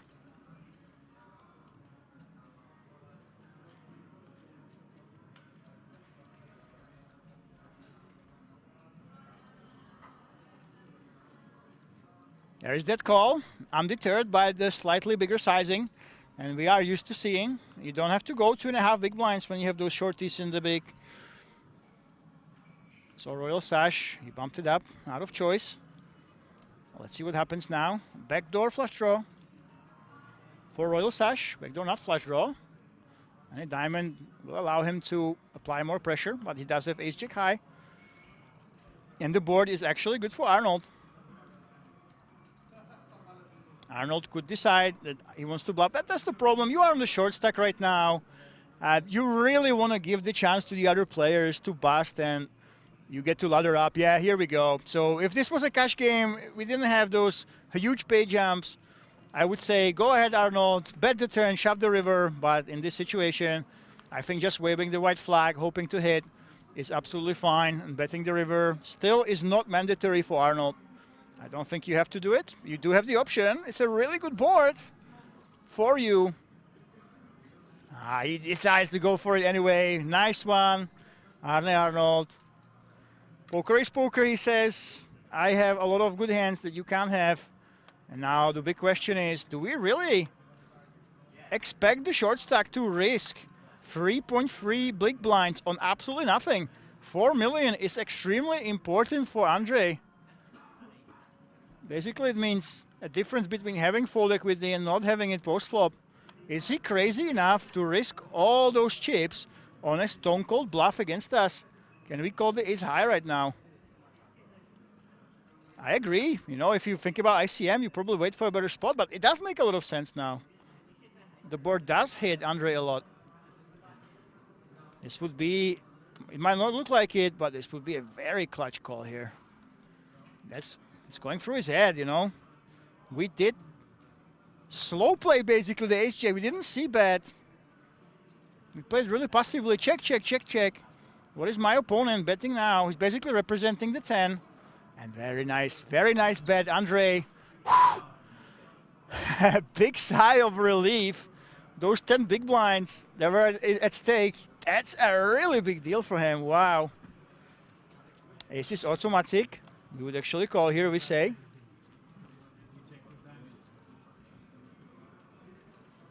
He will call. We expected a call, but we actually got that fold. Wow. That was very nice. Very nice. Guys, this, you know what? These little spots, they never make the highlights. No one will remember that he made this nice little play. But when you are on the short stack and you are in danger, your opponent didn't see bet. When your opponent doesn't see bet, they're basically saying, I have some sort of showdown value. You know that you are bluffing against something. Ace high makes a lot of sense. So you know that your opponent is very likely to have a bluff catcher and you want him to fold it. Even though the board is really good for you, with so much ICM pressure, every single chip counting, you want to have as much fold equity as possible when you do go all in. That was a really clutch bluff. There we go. Even the chat expected that call, yeah? We did not expect the call to actually happen, and yet it did. That is poker. iExpress says, been watching a lot of streams for years, and for sure this will be the biggest one in Europe. Not the biggest one for 500 euros. Yeah, obviously you have bigger, there are bigger fields. I think in the UK there is a tournament that has bigger fields, but that is basically super fast structure, and you have only a couple hundred quid buy-in. And obviously the Tritons, they will have more prize pool. But yeah, it's one of the biggest. For sure. And the biggest with this structure, I mean, it's not really comparable. 80-minute blinds all the way through if you decide to do it at 597K entries. When it comes to this slow structure of the tournament, it's by far the biggest, I think, worldwide. I don't think there's any other tournament that has a structure this slow with this little bind. And look at this, oh my God, both players, they have a flush draw, but Ondřej gets, he actually has two pair to go with that flush draw. Loyal Salash has that not flush draw, but luckily for Ondřej, he dodged the bullet. No hard on the river. He doesn't go for that thin value bet. Well, there's the ace high. Royal Salash checks, and you can see that with those pay jumps, suddenly these players are taking it easy. That's why that bluff on the river that we have seen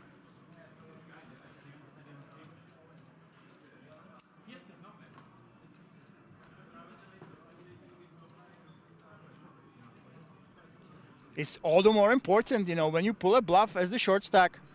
That is a big deal, of course.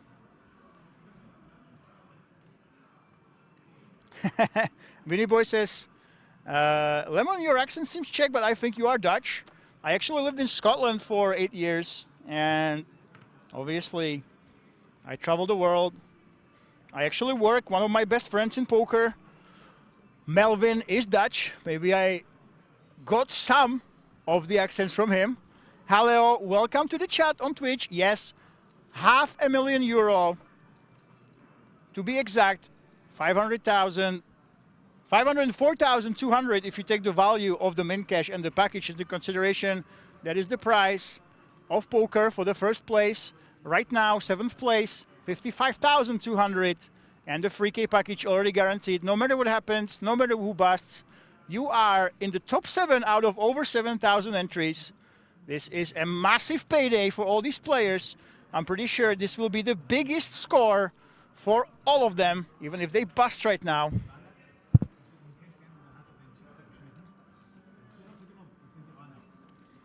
So no matter what happens, all these players are big winners.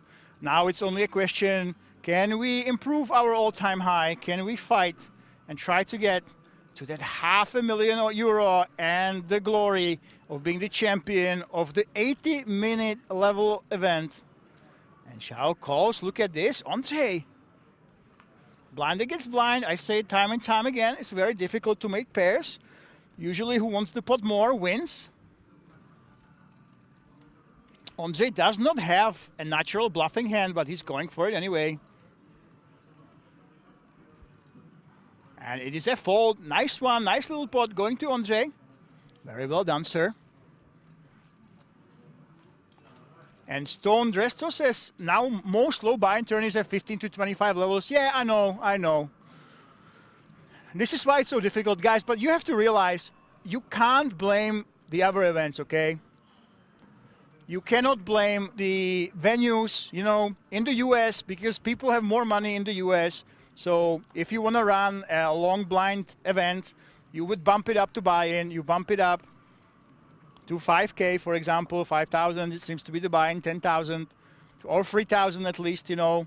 You want to bump it up. And in Europe, the problem isn't necessarily the amount of money people can afford. But hold on, Ace King for David Ziha. David Ziha has Ace King. Bruce Lee has Ace King as well. We are about to see a race of two big slicks. And Bruce Lee, can he finish the job? If you are just joining us, Bruce Lee has pulled a massive suck out against David Ziha in the biggest pot of the tournament. Can he do it again? I certainly hope not. David doesn't deserve to lose Ace King against Ace King. This will go all in inevitably. Here we go. There is that all in. Both of the players have Ace King, as you can see. 4% to win it for Bruce Lee.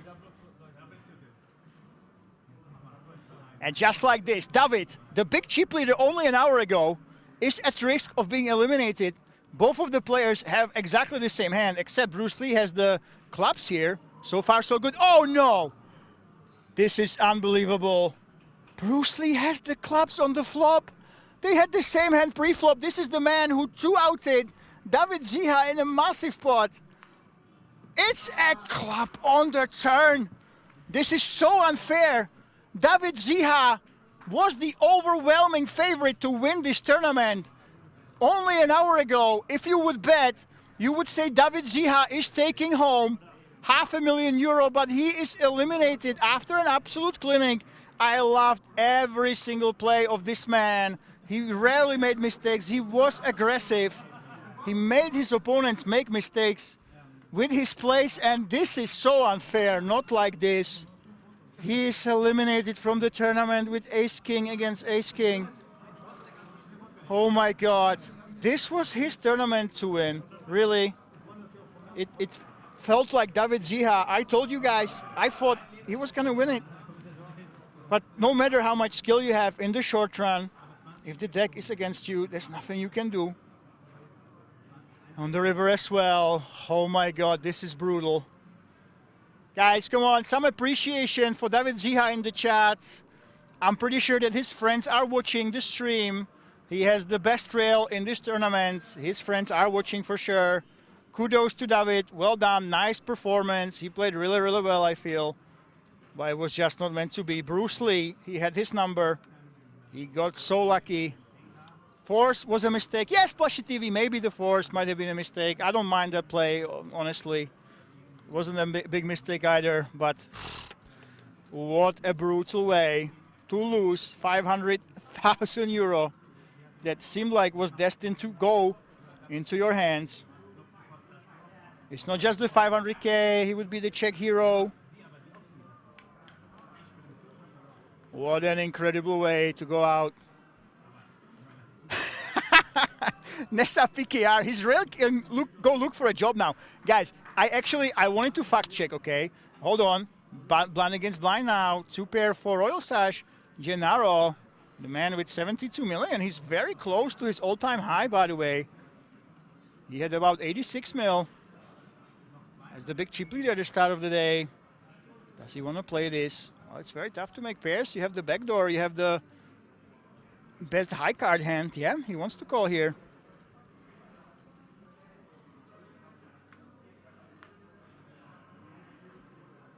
Seven on the turn.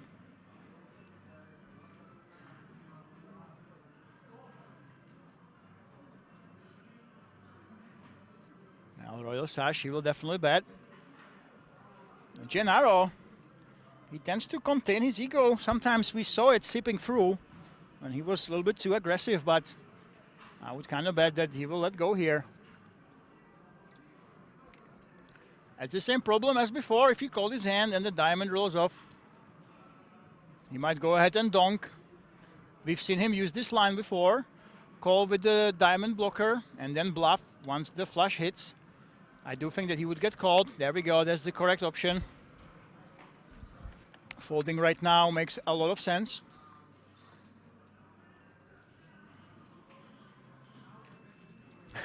And I did go to his rail, guys. Personally, unfortunately, sound didn't record. I interviewed them. They didn't want me to put it out, but I put it out anyway, but the sound was broken. But no. Rail of David Ziha, they told me, no, we are not unemployed. We do have jobs. We just came to support our friends.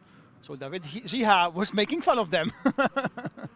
And I have to officially say, friends of David Ziha are very successful, and all of them do have jobs indeed, okay?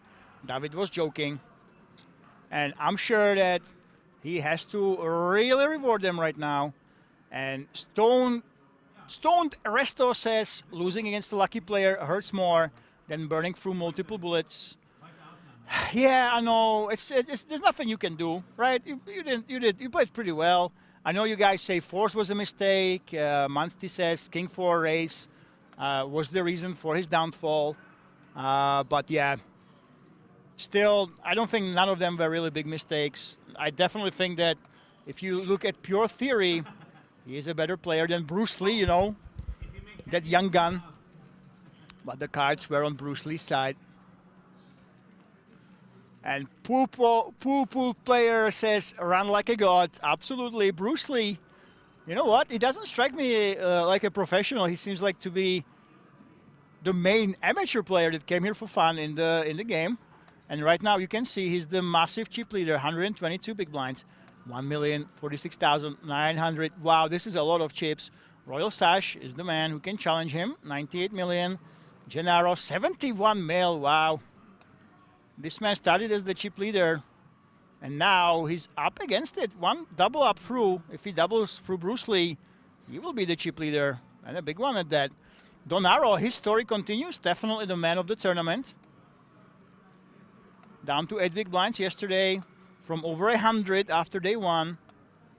He was the big chip leader starting today, and now the same man is now above a lot of players. He's in the middle of the pack, and I would say one of the favorites to win this tournament.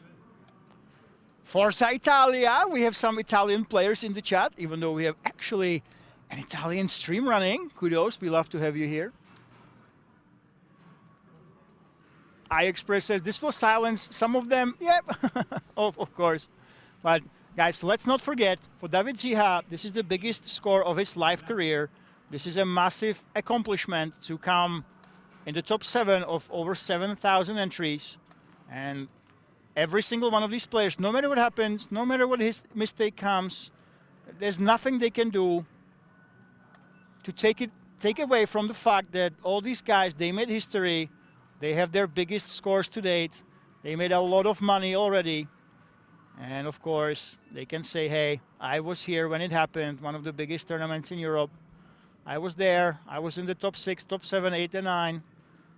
And I will have a massive bankroll boost from my 590 euro buy-in.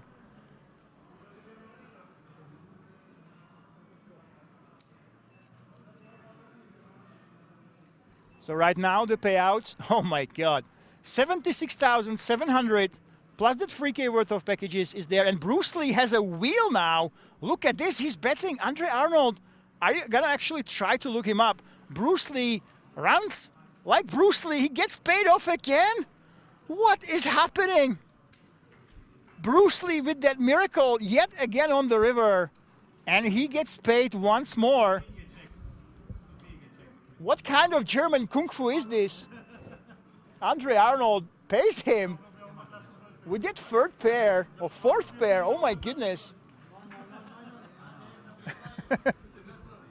Bruce Lee doesn't even have to do anything.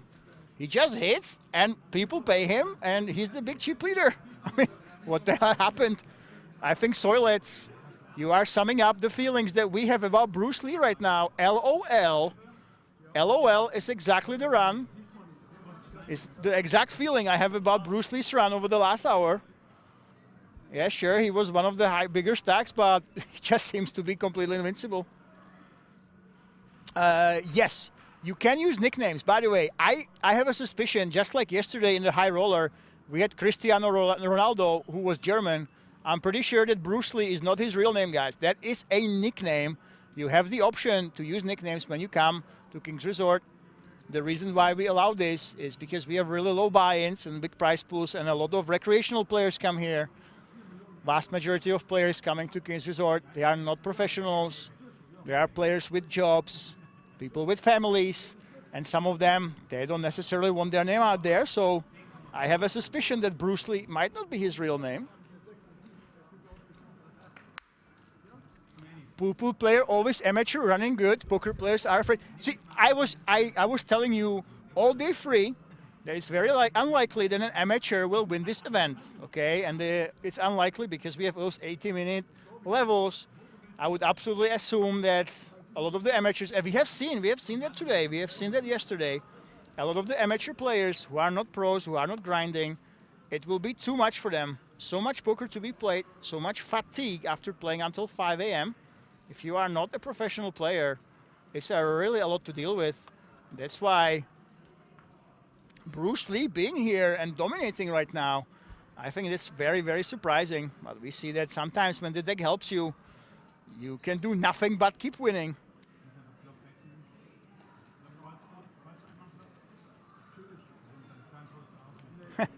Jay Vicello says he hits every hand. He is the Bruce Lee show. Yeah, absolutely.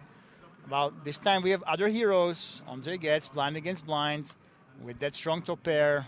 Xiao Yi. He likes to float. Not this time, though, he says.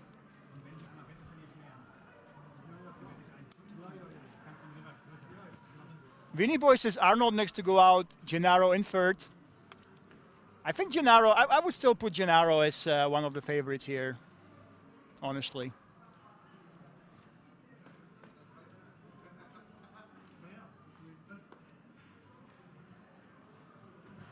Cory Poker says, nice to know. Last time I used my own, but if I ever play in Rozvadov, I'll think of something nice. No! Guys, please, please, please, please, please, please, only use nicknames if you absolutely have to, you know. If your wife would divorce you, if you tell her that you're going on a company retreat and instead you go play poker, or if the taxman is on your ass, then you use nicknames. But please, for the love of God, for the sake of us, the commentators, do not use nicknames. Don't use them when you are deep in a tournament, you know. It's funny to talk about Bruce Lee, but I would love to see his hand and mob, for example. I would love to know his results. So I know it's funny. We allow these nicknames for people that don't want to be known that they are playing poker. But if you can help it, please, if you go deep in a tournament, change it back to your name as a production to keep it in your name. So I know who you are. I know what your results are. It makes my life so much easier, okay? So Cory Poker. Please, please, please, please, please. I know you love those nicknames. I love it when there's someone with a hilarious one, but in terms of commentary, it's always better when we can see your name.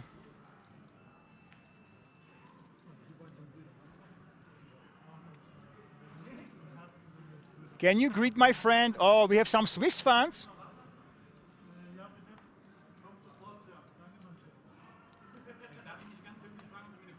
Of course, we had the Swiss player go really, really deep right now.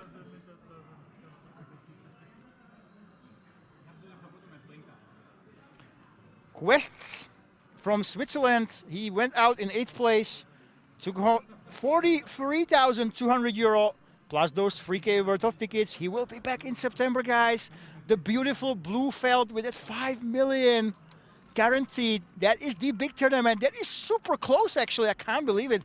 In September, that's coming, the Poker Championship. You can be the Poker Champ of Europe if you come to King's Resort. And trust me, I made up my mind that I want to come here only after I saw so many entries. I just couldn't miss out. And because I was late with my accommodation, I have to stay uphill. There's a free shuttle that takes you to the King's Resort hotels if you stay at King's Resort and it's far from the actual casino. But sometimes they are booked. You have to wait 5-10 minutes, you know. So I have to go uphill in the morning. It's not worth calling it. I just walk downhill. So if you wait too long to book your hotel, you will get space, but it might be pretty far away. Humio, where is David Ziha? I have really bad news for you. David Ziha is right now with his big rail, with his friends, enjoying the 58,200 euros that he's won.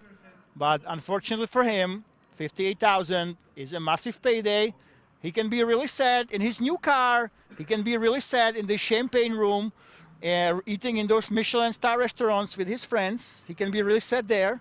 But the truth is, David Ziha, after being the chip leader just over an hour ago, it looked like it's his tournament to win. After Bruce Lee absolutely destroyed him in hand after hand after hand, ace-king against ace-king, 2 outer on the river, Bruce Lee absolutely crushed David Ziha with some incredibly lucky plays. And David, unfortunately, is out for 58K. And those tickets, yep, I know. As if you take a break, don't go anywhere. It might seem like in some periods, you know, because we're so deep, we have so many big blinds in here. This might be one of the deepest big tournaments in history, actually, when it comes to the final table. It might look like not much is happening, but you blink and it's over. David Ziha went from chip leader to being out within probably an hour, maybe even less than that. And we still have one Czech hero, Ondřej Getz, the Czech legend.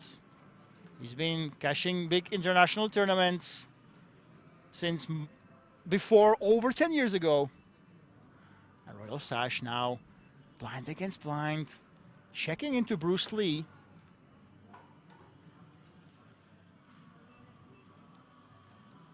There's that check.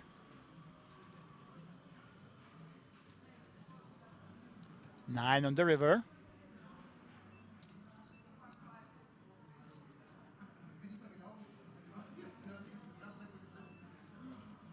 Bruce Lee lets it go. I still root for Gennaro. I think he will wake up if he arrives in top 3. Yeah, guys, don't forget, we have different heroes. Bruce Lee right now is the star of the day, obviously. But don't forget, if you were here, tell me in the chat if you were watching yesterday. But Gennaro is the story of the tournament. He had a lot of blinds after day 1. Day 2, he was doing pretty well. And then he went all the way down to 8 big blinds. And then, out of nowhere, he started crushing. He was the huge chip leader coming in today, and then he was losing and losing and losing and losing at risk with only 20 million. Now he's right there contending for that first spot. So for me, Gennaro, when you include yesterday and today, starting with that ace-10 hero call, everybody will remember for a very long time. Gennaro is the player and the story of the tournament for sure. By the way, Winnie Boy, if you use a fake name, how can HandleMob track you? Yeah, the casino knows your real name, but if you choose to choose a nickname, we send the results to HandleMob. HandleMob will not have them.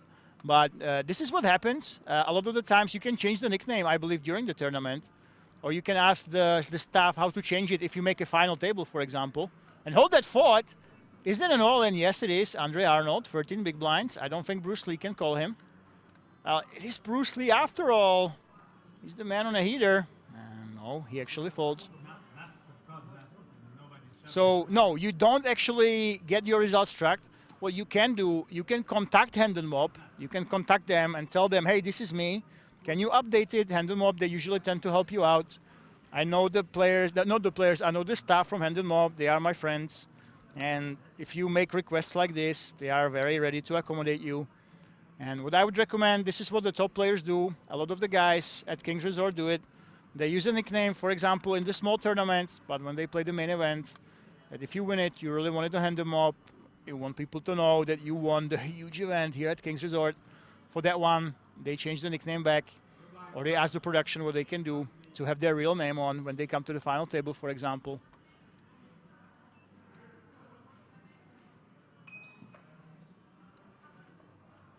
Sun Life says, I'm glad that Copperhill is not in the game. Well, Bruce Lee, of course. Yeah, don't try to look up Bruce Lee on the HandleMob, guys. If you Google Bruce Lee, I think they're pretty different. Bruce Lee comes along. And by the way, Sun Life says, I'm glad that Copperhill is not in the game. Well, he's been crushing it with content, especially the short form. He's now the #1 most viewed player by far when it comes to shorts. On YouTube, he's not doing that well. I was quite surprised that his YouTube following has not grown too much. But when it comes to short form, those short clips, Copperhill is the king. And also, he's the king of Rozvadov. If you look up on the HandleMob, the biggest winners, Martin Copperhill is #1 when it comes to earnings here.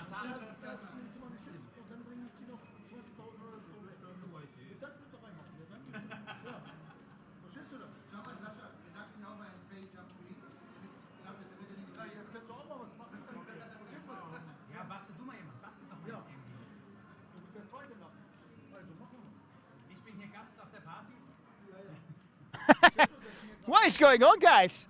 What the hell? Hey, we're playing for 500K? How come you have so much fun? The players are joking with each other, they're yelling at the rail in the middle of hands. I mean, come on, are you not entertained? Have you ever seen this during a Triton, that multiple players would just be talking with each other, joking around, and all of them are yelling at the rail as well? I mean, in the top 6, over 500,000 euro up top. I mean, I don't know what the hell is happening. Why aren't these players a little bit more serious? But I suppose I told you before, when it came to deal making, already all these players, they have 76,000 plus, 76K guaranteed. I think that if you play 590 euro buy-ins, when you have 76K up top, not up top, you already have 76K in your pocket. And basically the value of most of these stacks, we can count it at around 200K. I think you would relax a little bit as well. So, and this is the reason many times people are surprised. How come in these big tournaments there are no deals? But once the top 4, once it rolls over that 70K mark or 60K mark, it's such a massive boost to everybody's bankroll. It's so much money that they feel like they are so happy that they don't even talk about the deal. They just play through and they go home happy. I got 70K. If I got 500K, I would be more happy. But I've seen this here at King's Resort. No deals in these massive events where the top 4 or 5 or 6 places, they have big payouts. Everybody relaxes and forgets that, hey, there is a difference between 500,000 and 70,000. A big damn difference.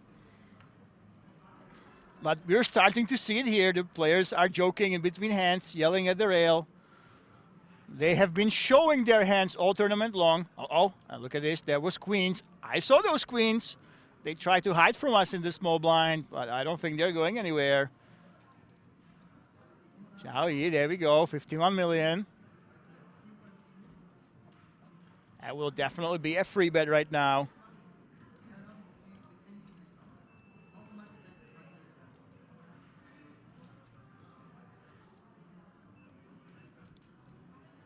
There we go, those 4s now we'll consider calling. But that's the thing, we have blinds up. 800K, 1.6 mil, 1.6 mil. Zhao only has 24 bigs behind. This is not good enough for a call, I think. It's more likely that Royal Sash would try to go ahead and go all in, put pressure on his opponent.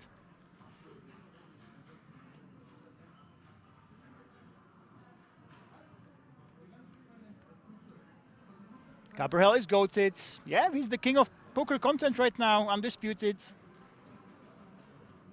Let's see what Royal Sash does. I think he might be considering just jamming it here. It would be such a power move, but I do think that just letting it go makes a lot of sense. There we go, there's it fold. You want to consider all your options, of course, when we have only 6 players remaining.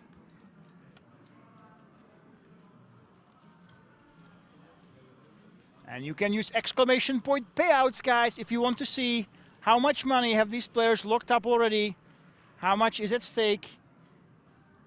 Of course, we know over 500,000 up top. All of these players are going to that big Kings Million in September. They have 4 separate tickets all year long. We've been looking at this event, 5 million euro guaranteed. Super main event. I will be there. Everybody should be there. Hopefully, I need to check my accommodation, by the way. That reminds me. I love exercise, but when you stay in a hotel that's 8 minutes away from the poker room, you know, it's exercise in spots you don't want it in.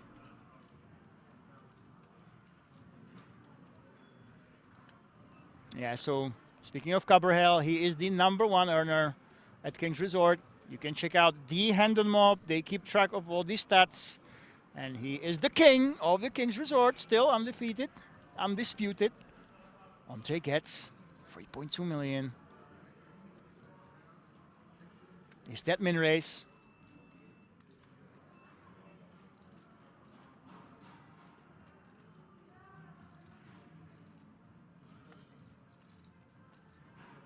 Royal Sash, what do you want to do here? Well, against the cutoff, if you are confident against your opponent, if you think you can put on some pressure, maybe you can call, but if you respect Andre gets his play and his game, you just want to fold, and Royal Sash says, no, I don't want to fight with this man. The Czech, very experienced veteran, of course. I do believe this is his biggest score to date, though. That will be the case for everybody here. Largest win of their career. Already secured 76,700. Plus that 3K worth of tickets. Those will show up on Hendon Mob. So 79,700. Every single one of these players will take home. This is just about how much you win, just above that in the 500K guaranteed events. When we just hit that guarantee. This is a funny question. Where am I commentating from in Rozvadov, an office? I wouldn't call it an office, by the way. I will post a story of where I am. But when you commentate from Rozvadov, you don't exactly get an office. You get a small soundproof room, and the players that you're watching, I'm literally on the wall behind them. So you see the panel. You see the Euro rounders behind Gennaro right now. So there is a wall, and behind that wall, there are 2 rooms for commentators. Right now, we have the Italians, and I'm commenting from a small room. So it's very claustrophobic. I can't say that if you have claustrophobia, you should be commenting from here, but we are right next to the action. So if I want, I can simply jump over, see what's happening at the table, and jump in. And this is exactly what we'll be doing during the Big Kings Million. I think that Aaron Paul Kramer should be coming to Rozvadov. We will be commenting as a duo, and I'll be able to run away from the booth, try to get you guys some behind the scenes, try to get you more interviews as we play. And if you will have some requests from the chat, we can absolutely do that for you then. Yeah, so literally I'm about 3 meters from these players. If I would go straight through the wall, I would make 3 steps and I would touch Gennaro's head. That's how close I am to the action. The only reason why they can't hear me is because there's a wall and there is a very thorough soundproofing in the commentary booths.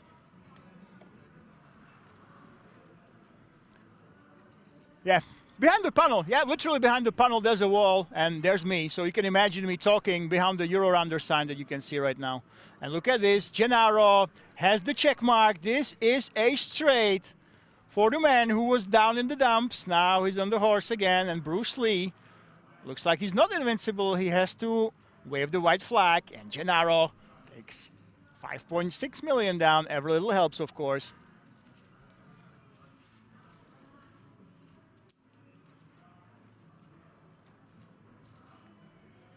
And by the way, guys, I keep telling you, that's the thing, Kings Million, the big one, the ending, we can't do it. But if you guys think that you're an interesting character, that you feel like you could guest, basically, you want to join the commentary booth for an hour or two, you do command English reasonably well during a lot of the big but not massive events. I actually come to Rozvadov personally when we have 2 days of streaming. And of course, we have 12, sometimes 16-hour shifts. So if you want and you are here personally at Kings Resort, feel free to reach out, and I'm sure we can have some fun with you. You can co-comment with me for an hour or two. Why not? Not during the Big Kings Million, during the ending when APK is coming, but we always are looking for some, especially pros that want to guest. So if you go big, if you bust from the final table, and you feel like joining the commentary, I'm sure the chat would appreciate it as well. No, it's not under the rail. Literally, the rooms where we commentate from are behind the LED panel. See the LED panel behind the players? That is the wall that divides us and the players. So the Italian commentators, they are behind the Kings Resort sign, and I'm more behind the EPM sign right now in Rozvadov. Literally behind the panel. Behind the panel, there's a wall, and that's where I sit. Asgano says, one day I will come. Fantastic. And of course, guys, if you find yourself in a tournament like this and you go really deep and your English is good and you bust, we always welcome for you to come for a debrief. Come in for half an hour. Let us comment on the action. Tell us the atmosphere of the tournament. Xiao Yi, look at this. One of the chip leaders at the start of the final table. He is actually way more reserved than we expect. Friend of Lule Hu, the defending champion. If he wins this, that friend group will go back to back. They have Chinese flags, but they really are Italians. They use Italian when they communicate here at Kings Resort, and they live there. Andre gets last remaining Czech hope. After that brutal, brutal beat inflicted upon the other Czech man by Bruce Lee, has ace queen in the big blind. And he's all in. There we go. All you can eat. 25 bigs. I'm not sure if that's the right play. Honestly, I'm not sure. I know in pocket pairs you can mix it in. I'm not sure you have to do this or should do this with ace queen of diamonds.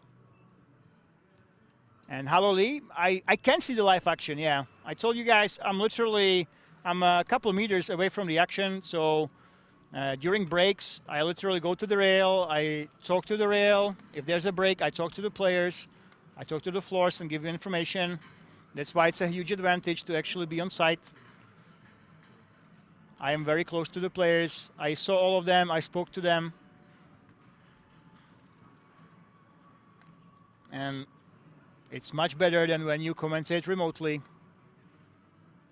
Yes, this is live. So basically what's happening now, they are playing and I'm commenting with half an hour delay. So whatever you see on screen right now and whatever I see, it happened half an hour ago.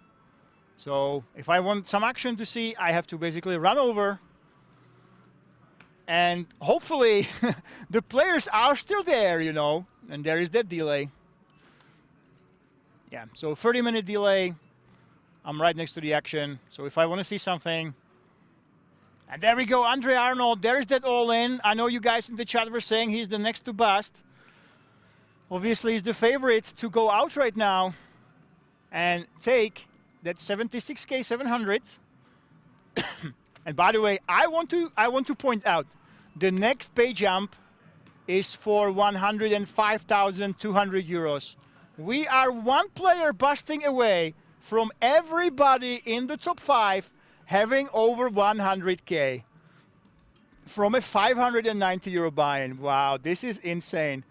And even if you bust as a 5th place, you already made over 100K euro. You're coming back to Rozvadov with that 3K worth of tickets. I mean, isn't this a great tournament with such a low buy-in? One of the biggest in Europe. It's absolutely wonderful. Luki Karel, it was David's tournament. I absolutely agree with you. Yeah, it was him. Unbelievable. David went from the chip leader to busted in an hour. Huge favorite to win €500,000 to going home with his friends, with his very loyal rail, with 58,200. Well, David, I know 58,000, a good chunk of change in the Czech Republic, let me tell you. That is a lot more than a yearly salary, but he was poised to do much more. It seemed like it was his tournament to lose. And Andre gets, he actually jammed Ace-Queen of Diamonds in the big blind. Now he decides that we're going to go for a small free bet, 2.5x against Andre. And you know what? I think Andre is kind of playing with fire. He goes ahead and min raises 7-6 of diamonds. I don't think it's mandatory. And now he will be down to 11 bigs. I don't think he should be calling this off. Here we go.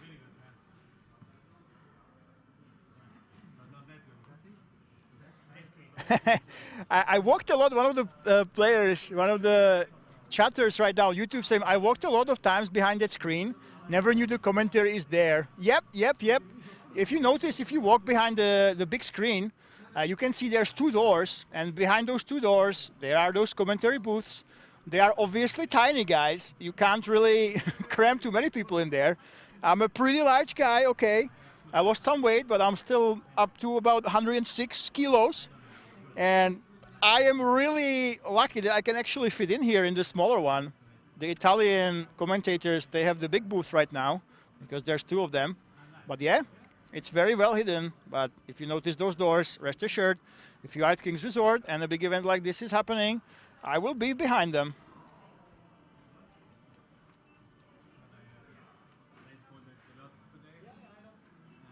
Bruce Lee with that race. The overwhelming chip leader.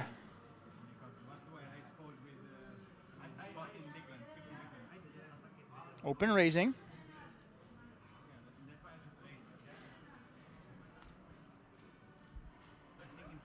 I'll knock for coffee. Oh my goodness, Bruce Lee. Royal Slash has aces in the big blind.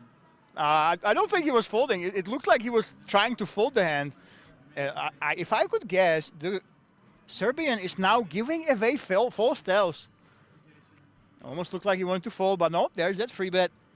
Bruce Lee in the first position. We are 6-handed, by the way. This is short-handed poker. And King-Queen should be folding, actually. The free bet is to 10 bigs. Bruce Lee can let it go, but you never know. He wants to tempt fate. Guys, just because he's a chip leader doesn't mean that this man is crazy. Bruce Lee, relatively passive. We have seen him free betting. He's definitely capable of that.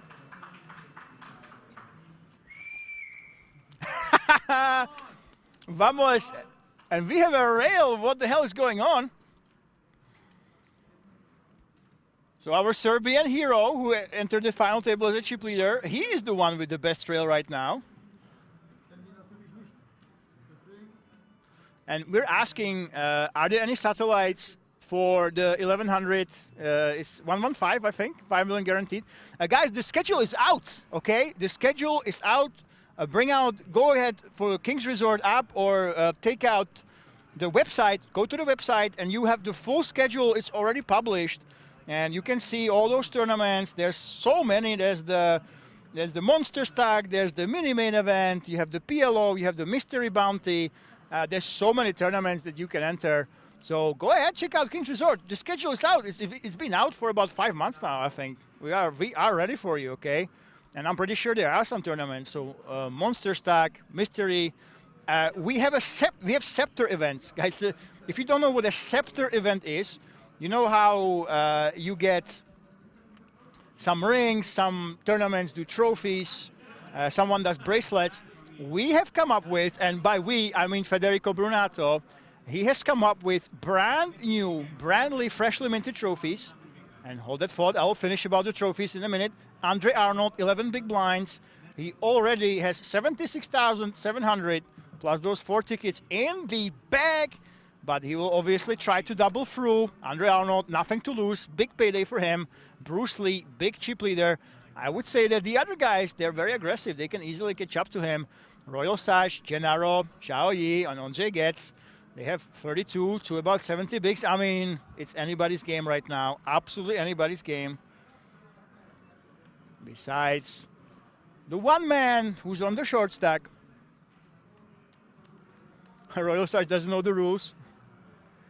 Royal Sash has a clear pre-sizing tell. There we go. It's definitely possible, yeah. 15-6. Xiao Yi, look at these sixes. This man is from the school of Lu Lei Hu, the reigning champion.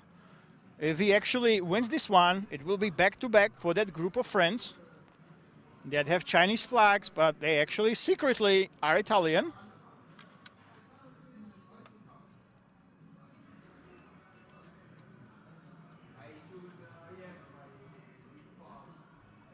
Yeah, this is the festivals. You can go ahead, go on the Kings website, and you go on festivals. You will see the Kings Million. I think near the tournament we have Italian poker sport. I think between now and the big one, we have the IPS. So obviously we want you guys to come for the IPS. But the Kings Million, that's the big one. On the app, you have it in festivals as well, and on the website it's already released. The full schedule is there. So just scroll down and you can see the full schedule. Make sure that you book those hotels, though. You don't want to end up on the hill like I'm staying right now. When there are the smaller events and I tell Kings well in advance that I'm coming, I get to stay basically 10 meters from the stream table. Now I have to go uphill because I decided to come at the last minute.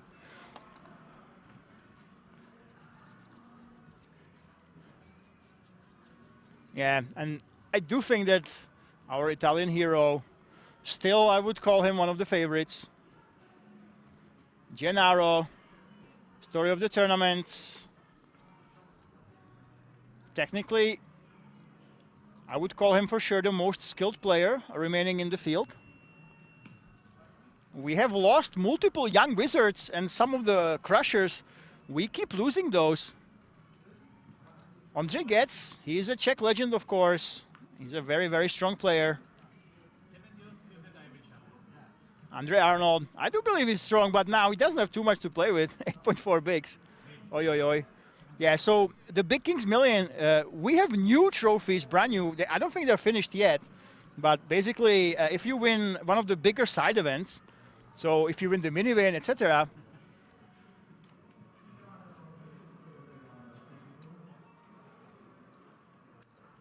you win a scepter. So you know how Kings have the big staff, the scepter?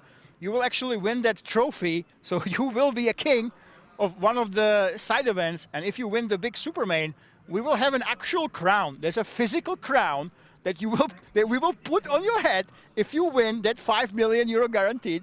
We're looking at least 700K there for the first. Hopefully we will smash past the guarantee and have 1 million for the winner. But if you win that tournament, you will literally get a crown at Kings Resort put on your head. So that's what you have to look forward to. And I think, for me, definitely they will be on the level of the WSOP bracelets. If you win the scepter or the crown, that's a big deal that has a lot of bragging power.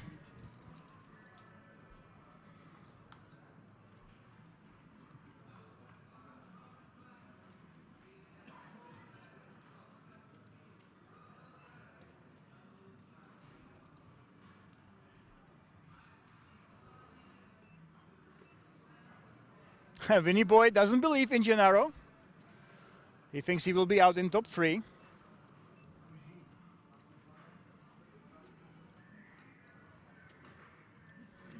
Stoned Resto, am I the only one who doesn't like the whole ticket as a part of price strategy? Forces you as a player to either play an event you perhaps cannot even play or forfeit part of your price. Well, that's the thing. Oh, by the way, hold that thought. Andre is all in the cutoff with King Jack. There we go. He gets one fold. Gennaro, I think he will fold as well. And I must say, in a tournament like this one, it's pretty much a slam dunk, Stone at Resto. I mean, it's free K, right? It's free K. We're playing for so much money.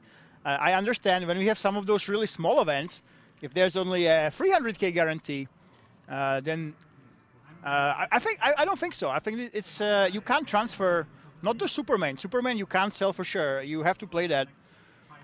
But yeah, in the bigger events, I think it's a great thing. And let me tell you why. The thing is, you know what?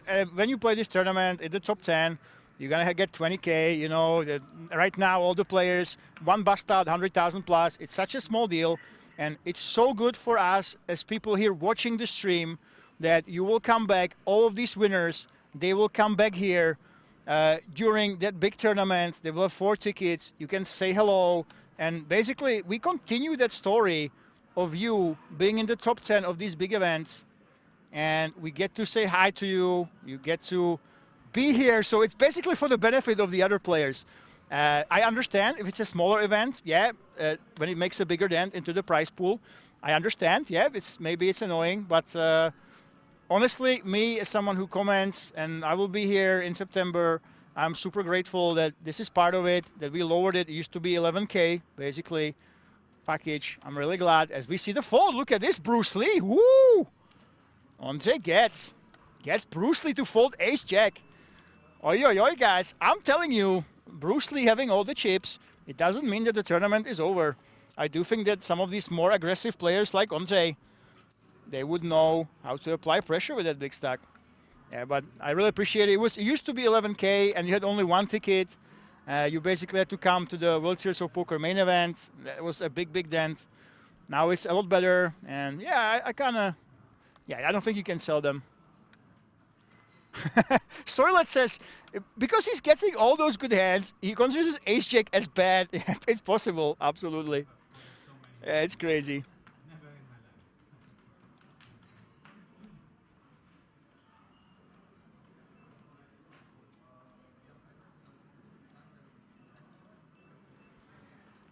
Yeah, Stone Resto, that's the thing. For me, I really appreciate that you have to come. You have to come and have to play, you know. And in the big events, it's not a big deal. A free K if you get it part of your prize. It's so minuscule. I understand your argument. If it's one of the smallest events at Kings and we have only 300K guaranteed, and out of that is 10 tickets, yeah, okay. I give you that. I give you that. You would like to choose. It's a bigger part of the prize pool. If you're in top 10, you can into it, but. Obviously, for me as a commentator, I love to see it. I want all these players that we've been cheering on. They will be coming here, getting together once per year. And I think that's absolutely epic. And the thing is, there we go, Royal Sash. Woo-hoo-hoo-hoo. Bruce Lee disgusted that he doesn't win. He expects to win every single hand, that when he doesn't win, he's disgusted. And Michelle says, I prefer to be lucky than skilled. Very interesting. Who do you go for? I'm a Gennaro, guys. I think either Gennaro or our Czech hero. Okay, Gennaro is the young gun. Gennaro, he is the online player, okay? He's a lot of experience playing online. He's an MTT professional, and he already won a big tournament. So he's the wild card. Gennaro, there's always a big chance he wins. Andre he's got the most experience, though. I believe like Andre. And don't forget Xiao Yi. Xiao Yi, he is a friend of Lule, who the last year's champion. He's extremely unpredictable. He can let go of some super strong hands. He can apply pressure. So this man also one of the favorites for sure. Very, very unpredictable. So out of those players, I think anyone can take it. Royal Sash as well. Very, very solid from Serbia. And you know what? Bruce Lee, the way he's running, and the chip stack he has, obviously he's the favorite right now.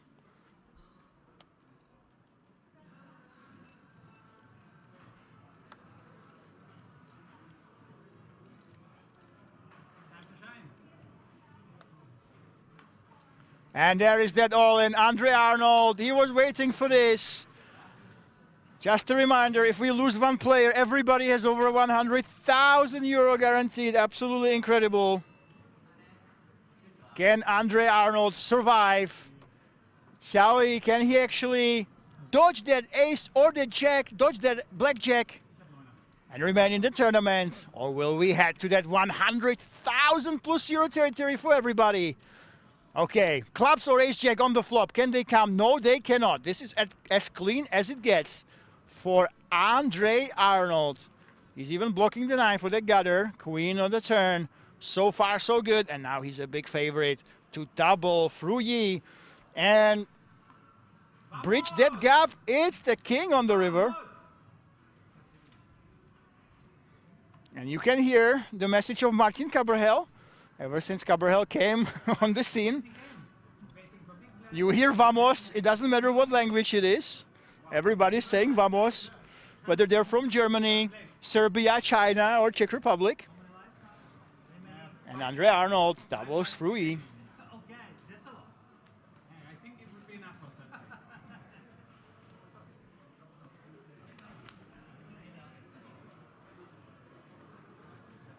Yeah, you're right, Stones. But you have to remember that 3K, usually in the big events, it's really not big a deal. And you have 4 separate chances. It's not as variance-based as it used to be.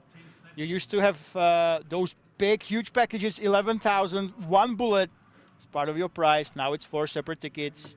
Very easy way to spread that variance, to actually have a chance of winning something with them. Yeah, and I'm going to always defend it to death because I want to see you guys. If you win an event, if you are in the top 10, I want you to have those tickets. I want you to come over to Rozvadov. I want to talk to you.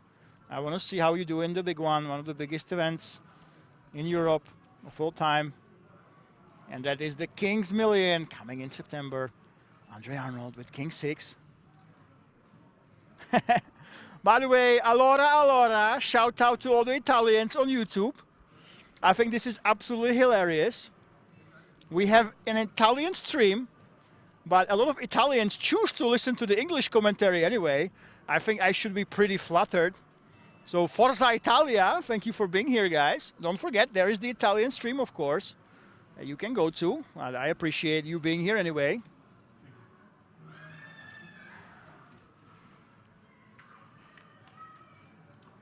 There we go, Andre Arnold. Suddenly he's up to 20 bigs. Even after that pre-flop action, blind against blind. He's now ahead, but only just that Andre gets. He's got that flush draw, and this will be his spot to lose, I think. Andre doesn't want to risk his chips after just doubling.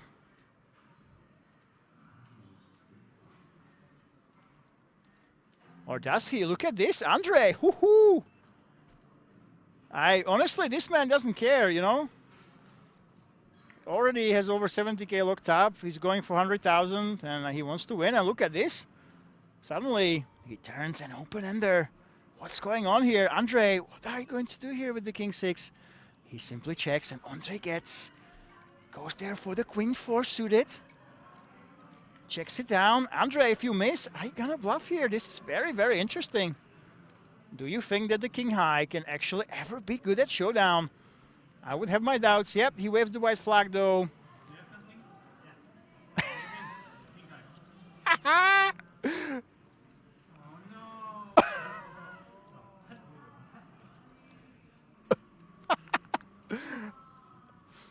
Okay, Andre is my favorite player, honestly. That was so hilarious. And that whole exchange just made me laugh so hard. Do you have something? And then he says, no! Oh my goodness. That was hilarious, Arnold. Thank you for the show.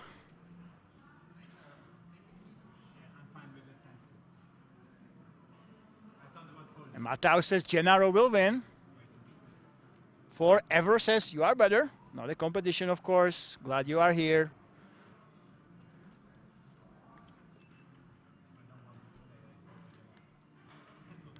Gennaro under the gun with those 7s.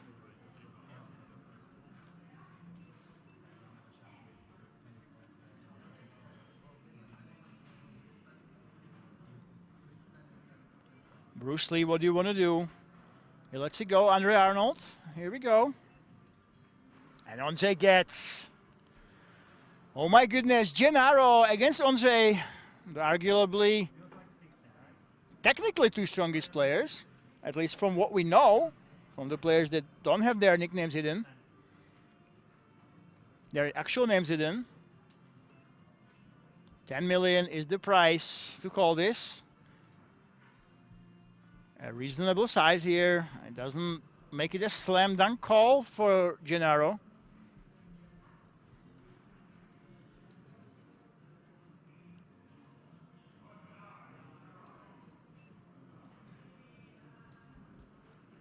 What are you going to do, sir? Looks like we're calling, yep. We're tempting fate.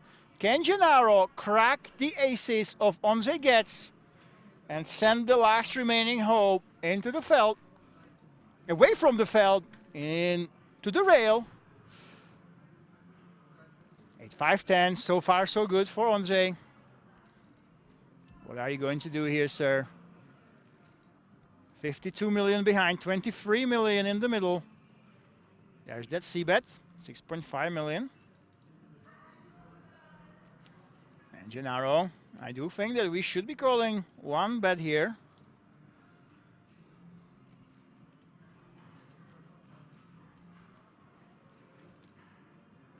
Well, that's the question. Your opponent can be easily C-betting. There we go, with air. You want to call one street. Vast majority of the time, you want to go ahead and let it go against further aggression. Let's see if he will disagree with me. Well, now we have 3 outs. It looks like there's more than that, but we know that some 9s were folded. Only 1 9 remaining. There's that all-in. I do not think that Gennaro is priced in to call. There's that fold. Here we go. He does have better hands that he could be calling in this situation. And by the way, if you want to see and listen to the Italian stream, it's Euro-Rounders on YouTube. Also, Euro-Rounders have a blog, live blog by Euro-Rounders. If you want to read the updates from all the day ones, if you want to see who won those extra 5 packages that we were talking about right now. JV Solo says, expensive hand. Yes, it is. Yes, it is. A lot of the hands that look standard when it comes to free betting, they will be very, very expensive right now.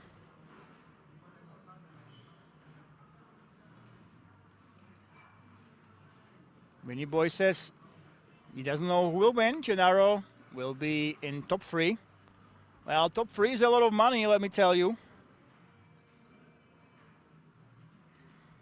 If he finishes in top 3, I don't think he would be too sad, as top 3 is 203,200 euro. 200k plus for the 3rd place. And remember, guys, there's so much money up top.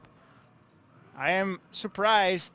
I would be surprised if when we get to that top 4, they will not discuss the deal.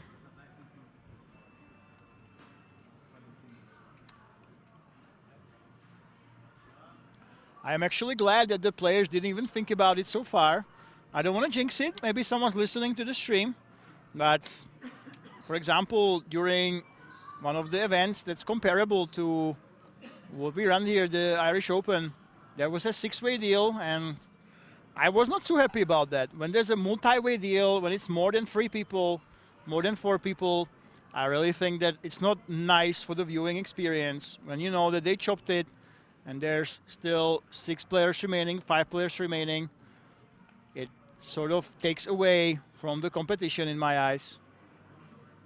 Of course, you have a lot of creative ways how to do those deals. Sometimes you make a flatter structure, you remove some up top, you are creative. This is what I like. When the players are really creative, when they think outside of the box, when they leave a lot of money up top, for example, when they add creatively here and there to different places, That is really, really cool. But when 6 players say, oh, I'm just going to do an ICM deal, I find it very, very boring, leaving that 10% up top. And I'm super glad that none of these players has even considered bringing this up.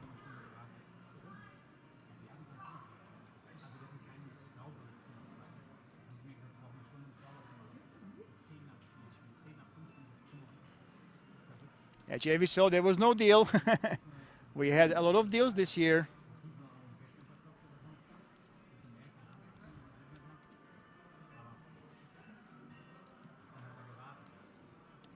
I'm pretty sure there will be. You can check the schedule. I can take a look for you actually. And Royal Sash, look at this. Royal Sash calling in the big blind with 8-7. He's now against 9-7. Neither of the players does anything. That obviously always favors the player that open raise pre-flop when there is an ace, especially unless it's a low connected board. We go for that continuation bet, continue that aggression we have shown pre-flop, as there's nothing that Royal Sash can actually do about it.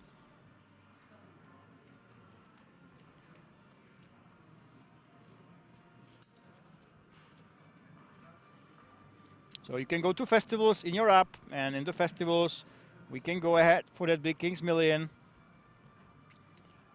Yeah, so we have satellites to the EPC Mini Main Event. We actually have a seniors event. This is amazing.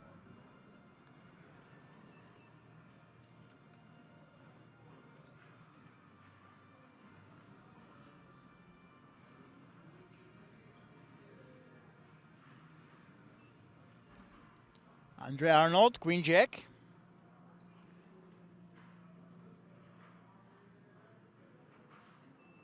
And yeah, you will have satellites to basically every bigger tournament. Yeah, so Satis will be running in September.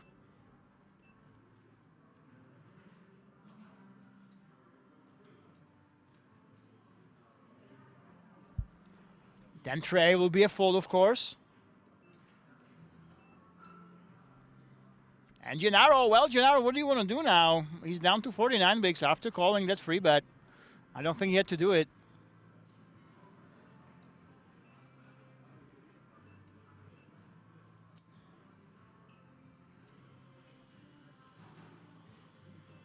As that call with the 5s, can Gennaro get there?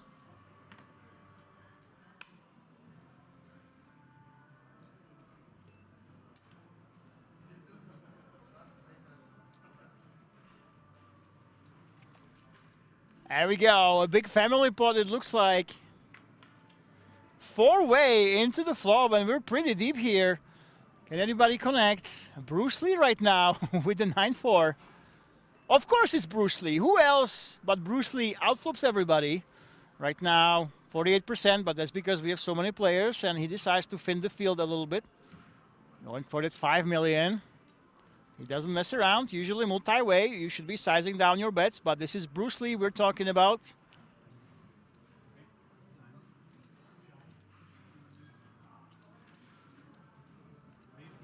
And he takes it down. Wow, 4-way pot.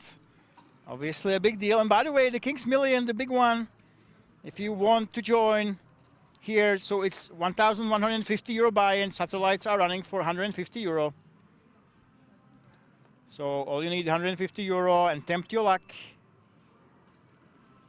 and jump in. And of course, there's a bunch of side events, random Friday nights for 200. You have a bunch of 200s, 175s. You even have some flip and go satellites. So yeah, it's not just the main event, okay? It's a proper festival with a lot of side events, a lot of events that have the big trophies, the scepters. It's going to be amazing. Lazar Kostic says, yeah, by the way, if you guys missed it, during the high roller, where the winner was supposed to take 90K, but they made a freeway deal after a lady from Israel refused the deal 4-way, busted, then they made a deal instantly. One of the players was Cristiano Ronaldo from Germany. And you know what? I went over there. I know Cristiano is retired from international football, but he didn't look anything like him. I suspect it was not the actual Cristiano.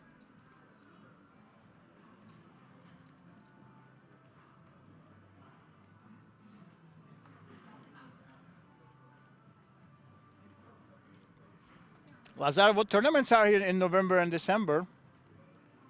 You can actually see that as well.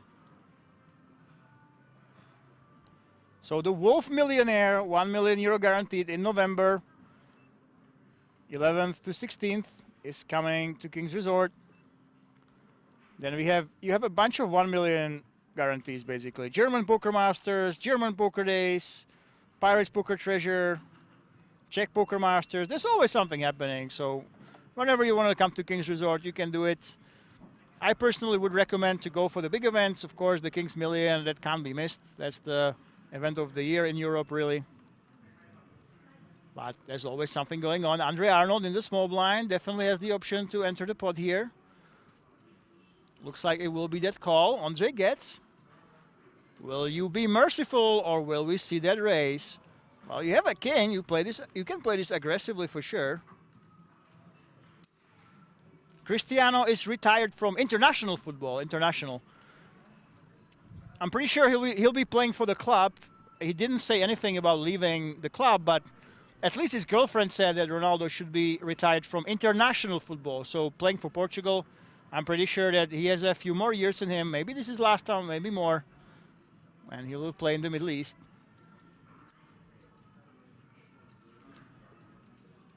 Arnold, there we go. He has a monster draw right now, but Andre gets, look at this, he has the flush draw that actually would be better. So if the river is a club, we can see, well, at least for the standard of BVB, some fireworks, but this is the blankiest of blanks. And Andre has it, there we go. Andre Arnold takes one away from Andre. These guys are buddies right now, look at this. I'm watching a buddy comedy between Andre and Andre, I feel. They've been joking around, they became the best friends. Let's see if that lasts, if one of them busts the other one, but you know, one day I want to have what Andre and Andre have.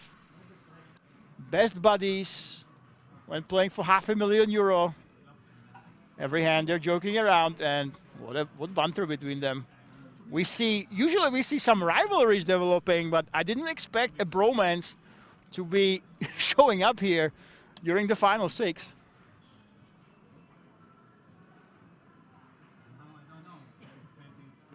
Acqui, IPS, Italian Poker Sport, there will be huge fields as well, by the way. Lower buy-in, but I will be here for that as well, for sure. JV Solo says you can actually play satellites. Very, very interesting.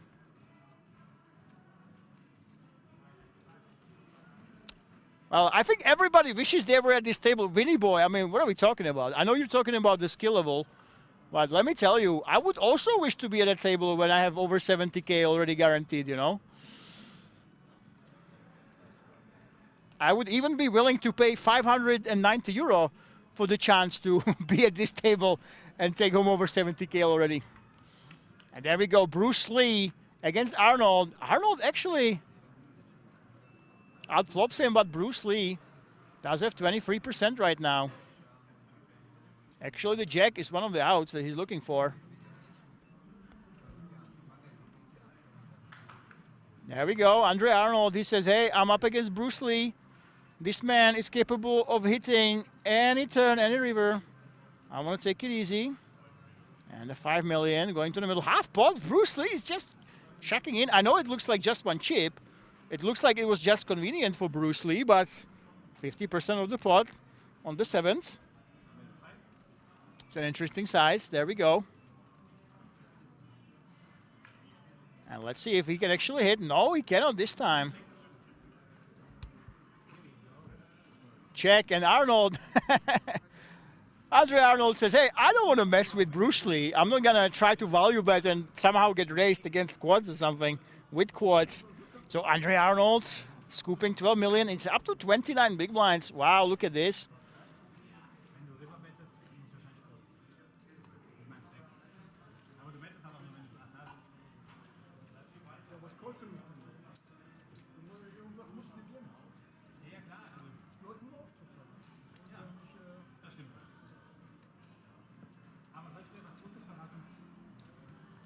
And Andre Arnold with that 29 big blinds. So he is the short stack, if you can call it that.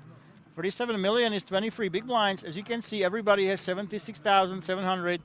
in the bag. 500K up top, 500, 300, 200, 146, 105. These payouts are absolutely beautiful. And some of the guys in the chat, they would say, they would actually be so nice as to be willing to sit at this table, take home that 70K or that 100K, they wouldn't mind. Very nice.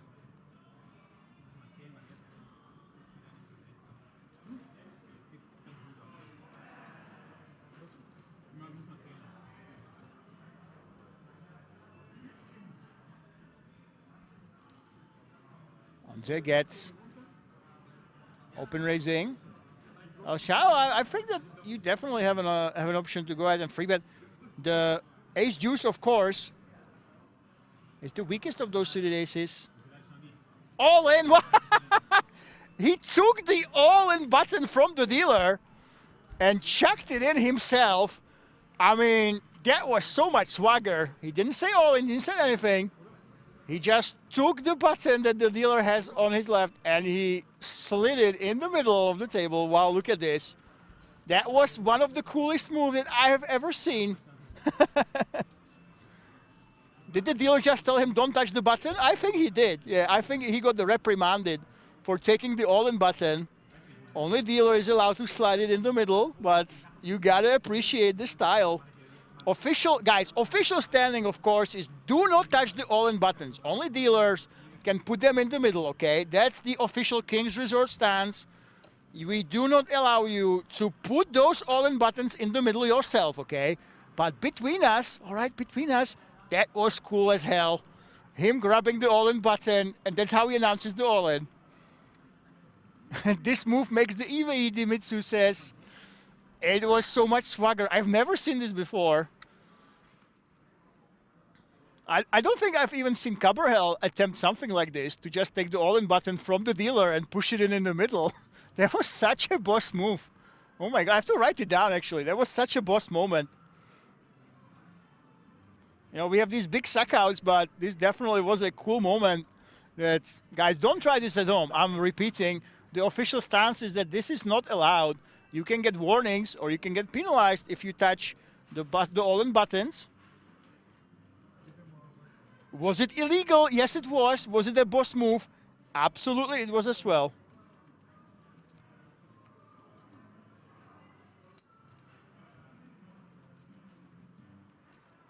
But if anybody at King's Resort asks, okay, guys, I absolutely tell you that do not do this stuff. And yeah, December, there's the schedule out already. I don't think the specific, yeah, the specifics are out. The schedules are published for the whole year. So you have 14th, the Pirates Poker Treasure is starting. And over between the break, you have the Czech Poker Masters, Christmas edition, German Poker Days at the start of December, and German Poker Masters in November, Wolf Millionaire in November, and Balkan Poker Circuit in October. What the hell is that? Very, very interesting.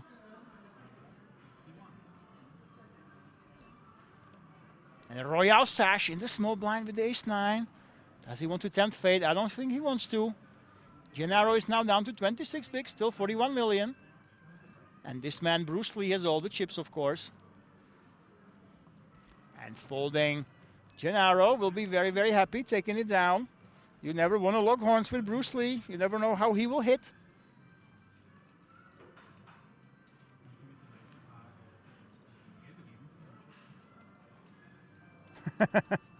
Lazar says, Hippo smell. I don't want to say, I don't want to repeat that. Teresa says, I've never seen that one. I've never seen this one either, guys. You take the all-in button from the dealer and you slide it in the middle in front of yourself. That's how you announce the all-in. I mean, how do you even think about that? He did it so casually. It looks like he does it all the time, you know. I mean, it makes sense. Look, the button is right in front of him, right? The all-in buttons are actually next to his time banks. So it kind of makes sense, you know. You just grab it, and if you all in, you use the button. This time he only raises. But again, don't try that at home. He got reprimanded by the dealer. The dealer told him, please don't touch my buttons. Let me do it for you. And Royal Sash will try to beat that big slick.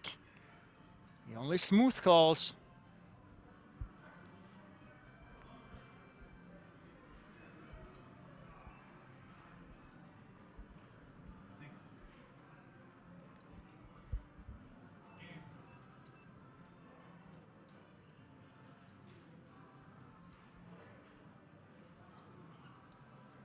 Andrea lets it go.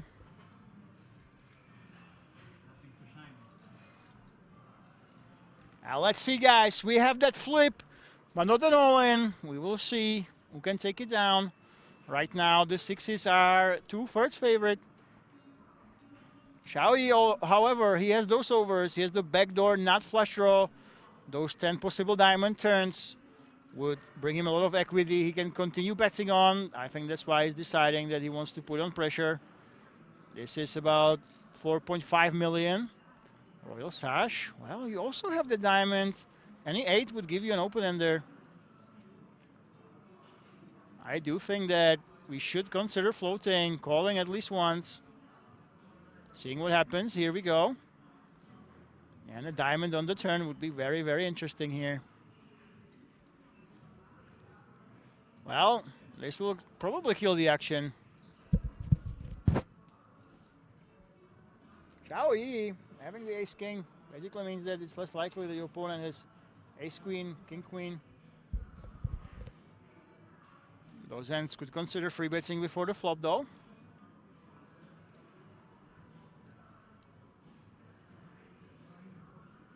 Well, Royal Sash, there's a lot of hands that those cards you don't want to see. You don't want any 7 to roll off. You don't want any jack or 10 or ace or king roll off. So this is a bet designed to protect our hands. Taking it down is obviously great when you are in the shoes of the sixes.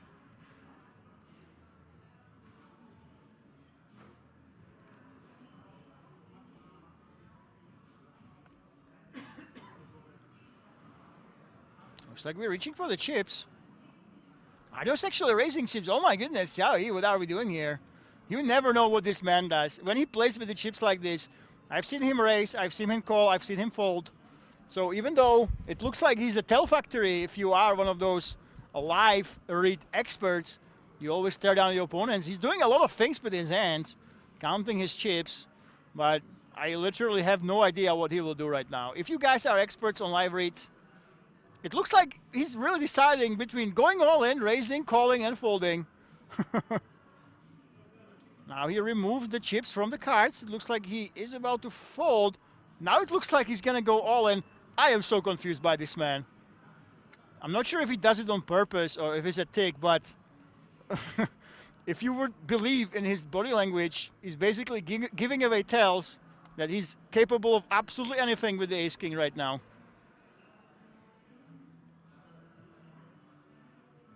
Now he's completely stoic, so pushing those timings in the middle. Oh my goodness, what is he planning here? I would be so confused if I was watching the player.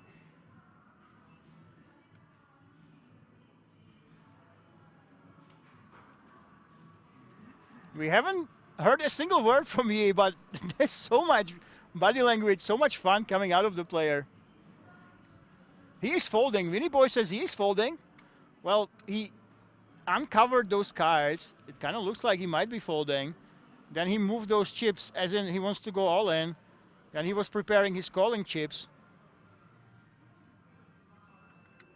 I think... Wow, it's an all-in! He confused everybody. This time is the dealer pushing the all-in button in. And Royal Sash, can you actually find that call after that Hollywood performance? Oh my goodness, Xiao Yi, you unpredictable man. He is the friend of Lu Leihu, the defending champion who busted in 12th place. And just like this, we are yet again in the insane hero call territory.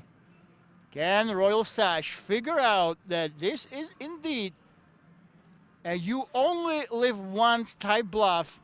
I did not see this coming. He confused everybody with that play of chips. It looked like he was folding. It looked like he was going all in. It looked like he was calling. I really wonder. Royal Sash was watching him the whole time. He makes that fold. Xiao Yi, you crazy man. You are a madman. He just ships it. Look at this, cracking his knuckles. Oh my God. He didn't say a word, but he is the chaos incarnate. What a chaotic player this man is. Soilets says, Oh, we expected a fold. Call, we're saying, wow. Well, he didn't want him to protect his hand, and he got punished for it by with the sevens. But wow, what a performance. I'm watching this player play. I mean, what the hell was that?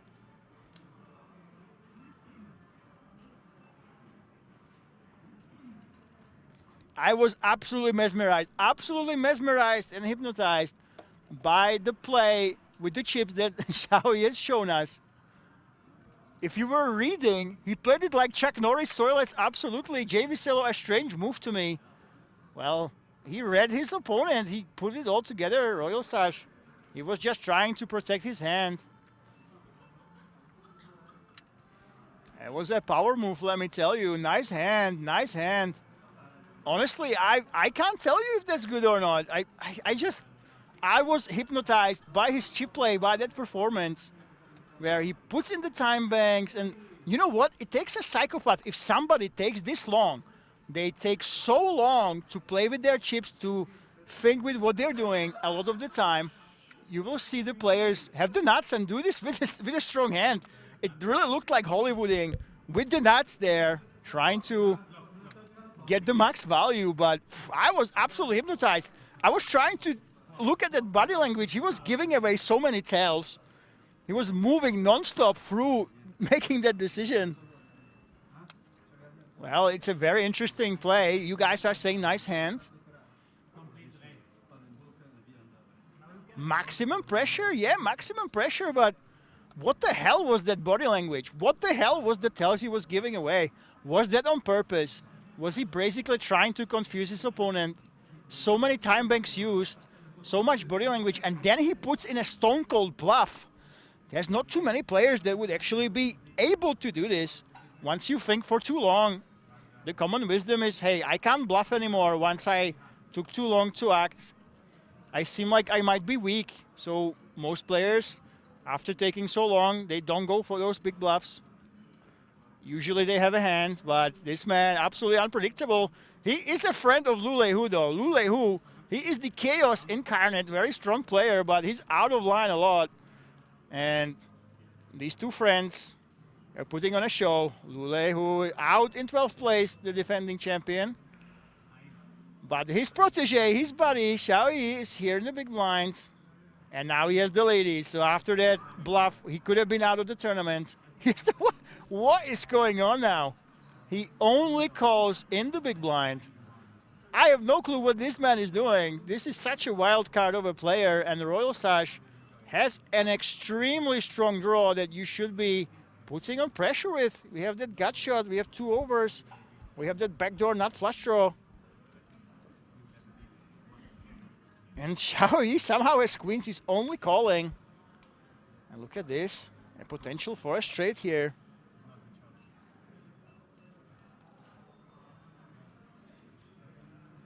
There is that check. Somehow we have queens in this spot. There is another check. Well, Royal Sash, will you fall for it? Will you try to go ahead and bluff this crazy, unpredictable Chinese/Italian player? I'm pretty sure that he would be snapping him off. Yeah, here we go.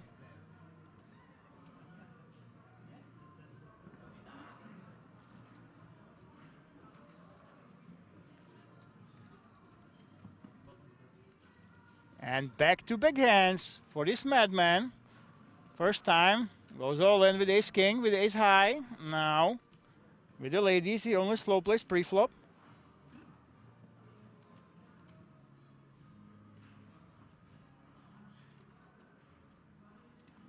And the payouts are, so David Jiha, still the last man out.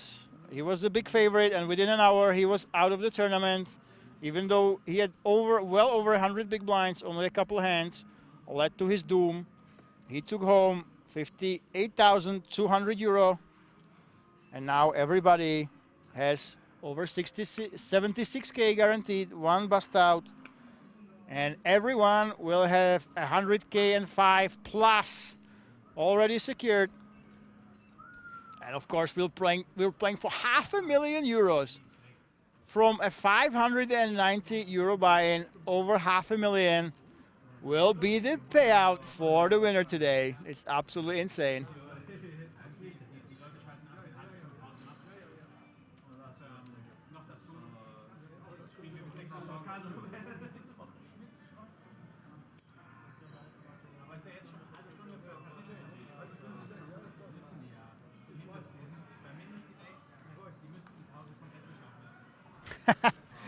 I love it. Look at this.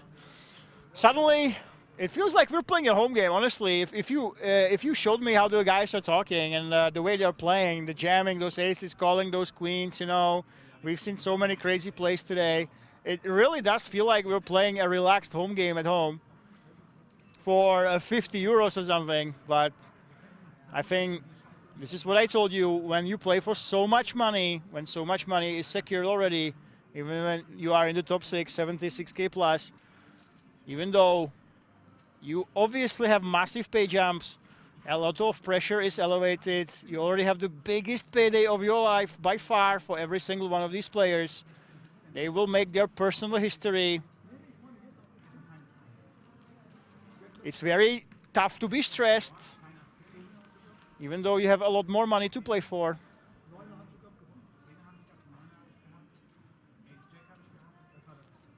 And Xiaoyi, there we go, 10-7 of clubs. It's his sacred right to c-bet, but Royal Sash, he has a strong pair. He has the backdoor nut flush draw as well. He will not be going anywhere. Royal Sash, we don't know too much about him. He's choosing to use a nickname. Right now he is calling with the ace-4. I will try to find out more, actually. You reminded me that I can do that.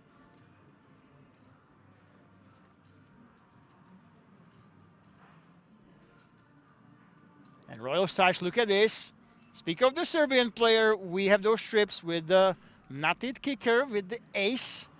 How much will be that bet? I don't think we should be checking here ever. You risk too much that Xiaoyi will simply check back. Unfortunately for Royal Sash, he cannot get paid off by 10 high.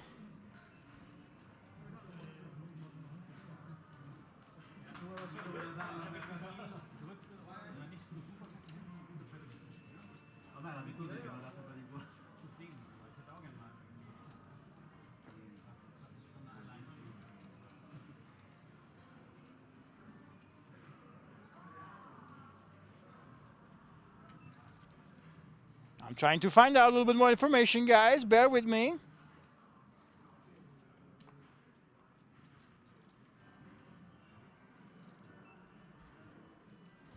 Royal Sash.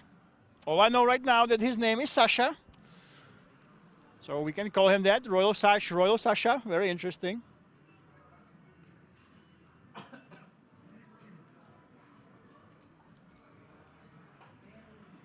All right, I will not reveal his name, but I can tell you that we have some information about him. And yeah, so his history, I cannot tell you his name because he chooses the nickname, but he has 243K in live earnings.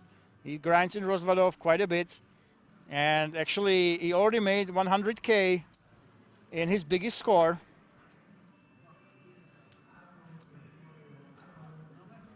So the man that you were looking at, the Serbian once chip leader, a very, very accomplished player that knows how to win, over 100K. That's all I can tell you. We don't have his permission to reveal his whole name. He uses the nickname. All I can tell you is that he plays in Rozvadov quite a bit. And he had a lot of final tables here as well. In Czech Republic, across different venues. And Royal Sasha. Now he has ace-6 of diamonds on the button. JV Cello, sound from the table is very quiet. Do we want to increase it a little bit? I can ask the production.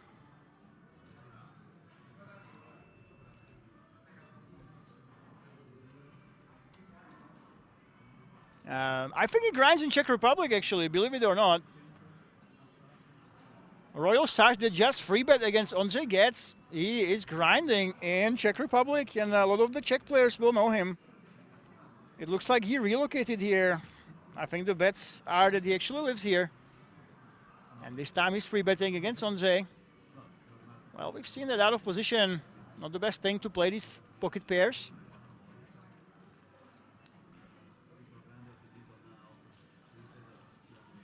Lazar says, I love to see Serbian, Croatian, and Slovenian and Bosnian to play more. Yeah, absolutely wonderful.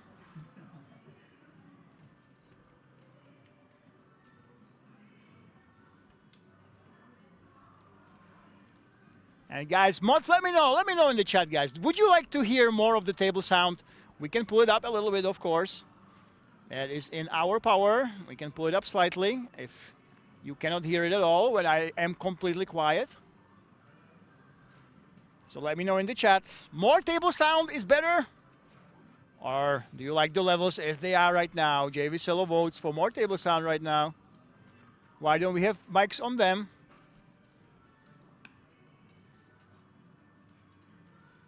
Better. We didn't change anything. Nothing was changed. It's same. I can ask the production to put it up a little bit if you guys want. And of course, Slovenia. I know one of my favorite Slovenian players is Blažejev. And if you guys don't know that story, he's a man who had a $2,000 bankroll and he won over 1.3 million from $20 in a satellite. And he won one of the biggest events online. And ever since then, he's been one of the biggest crushers. He didn't spend his money. And that will be a big story for most of these players. We're saying it's okay, actually. Yeah, so the most important thing is when I am quiet that you can at least hear something. Table sound, we want it a little bit more. Yeah, we can pull it up a little bit.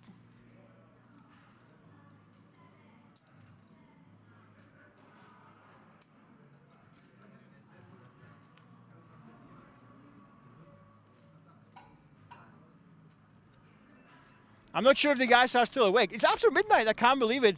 Bruce Lee, of course, this man has two pair, but it's the stronger one than the one that's on the board. A Royal Sash with absolutely nothing now, though.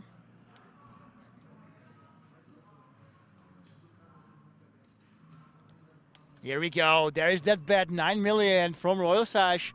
And he will get called. He will get the bad news. And it just feels like every single time Bruce Lee has it, people are just willing to pay him off. I am not sure why you would be bluffing into this man. It's just not necessary. Bruce Lee, with that smirk on his face, he said, okay, you want to bluff into me? I will oblige. I will take your chips. Well, Royal Sash, what are you going to do on the river? Are you really going to apply aggression yet again with ace-7 offsuit?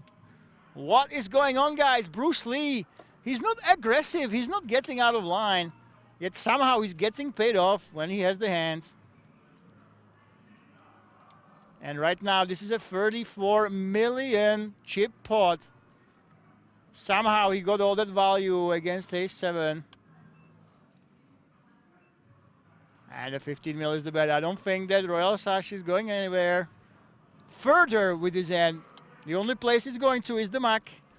And somehow Bruce Lee is extending his chip lead.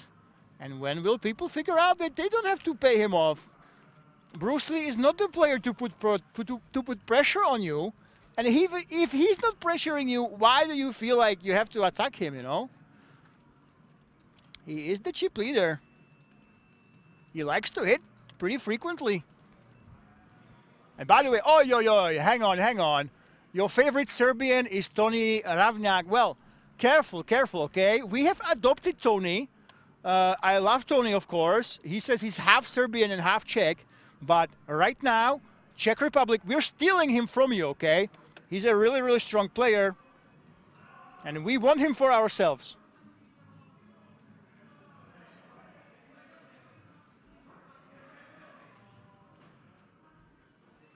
So, if you guys don't know who that is, he is a really strong grinder, low-stakes grinder, but he travels across Europe. He plays the EPTs. He plays at King's Resort. I've seen him in Malta, all sorts of places. Antoni Ravňák, or Ravňák. I will call him Ravňák, and I'm going to say we are taking it from him. Just like the Italians are doing with Lulehu, just like they will do with Yi. He has a Chinese flag, but I will tell you 100%, if he wins this tournament, Euro-rounders will call him an Italian 100%, just because he lives in Italy. Xiao Yi, this man, he speaks Italian as well, very fluently. And even though he has a Chinese flag on his ID, that we have at King's Resort, the Italians are saying, no, he is ours, he's a great poker player, we want him for ourselves, and that's exactly the case with Tony Ravňák. Komil71, welcome to the chat. As you can see, everybody already has themselves 76,700. Even if they bust right now, plus the free K tickets, so 79K in value. That's a nice chunk of change, of course.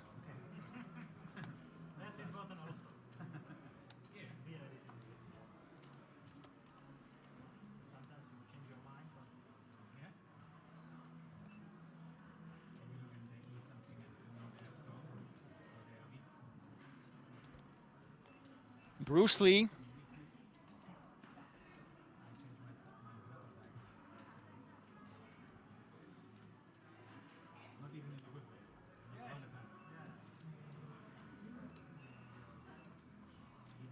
Bruce Lee open raising, there we go, ace-10 offsuit.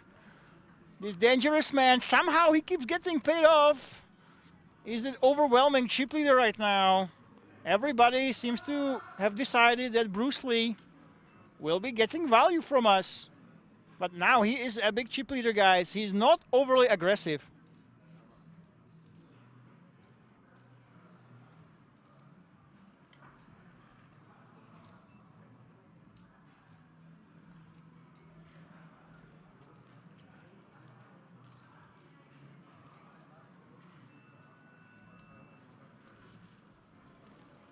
There we go. The rich gets richer, and that's the thing, guys. I have to say, Bruce Lee has been running like God, okay? He's been running like God, but from what we have seen from him, he's not applying too much pressure on people, all right? He's not the man to go ahead and put in those 4-bet bluffs, to try to turn his hand into a bluff in a crazy river free bet. And when I'm a player like this, I look at Bruce Lee, and I would be confident, hey, if it gets to free-handed, if it gets to heads-up, no matter how many chips he has, I would basically give the aggressive players edge, or those experienced players like Andre gets, like Xiao Yi, you know, who does have the aggression. So that tells me I would pretty much ignore him. He has so many chips.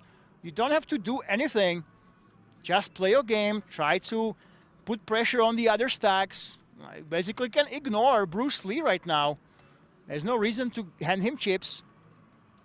And try to survive, try to get to that top 3, try to get to that heads up when your aggression should be working against Bruce Lee.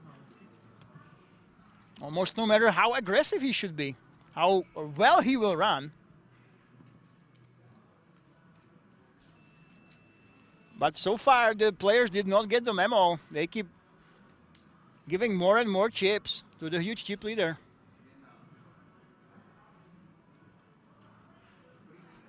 I love this man's style, by the way. He speaks Italian. He with the Chinese flag. Secretly an Italian. I did not understand a single word he said. Yet, I understand that he has a lot of swagger.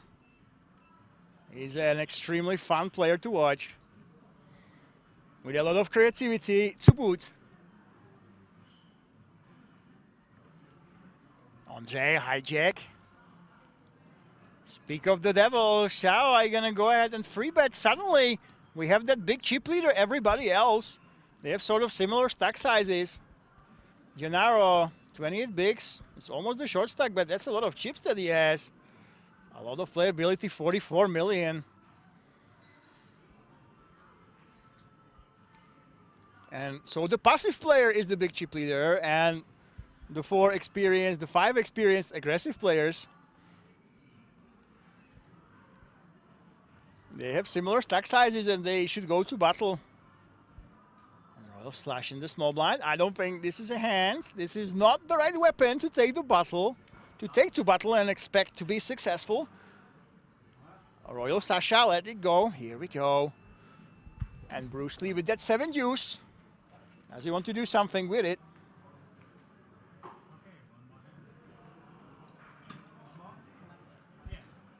And looks like we're heading into the break, ladies and gentlemen. A lot of poker still ahead of us. This is a much deeper structure at the final table than even the big Vegas main event. We have so much ahead of us. Look at this, 91 bigs, the short stack, if you can even call it that. 28 big blinds. Oh my goodness, this is so much poker ahead of us. Make some coffee, get some Red Bulls in, and join us after the break as we will find the conclusion, hopefully today, hopefully within the next 12 hours, of who will take, under 12 hours, who will take home that 500,000 euro. What an insane tournament still ahead of us. Don't go anywhere. I'll see you in about 14 minutes.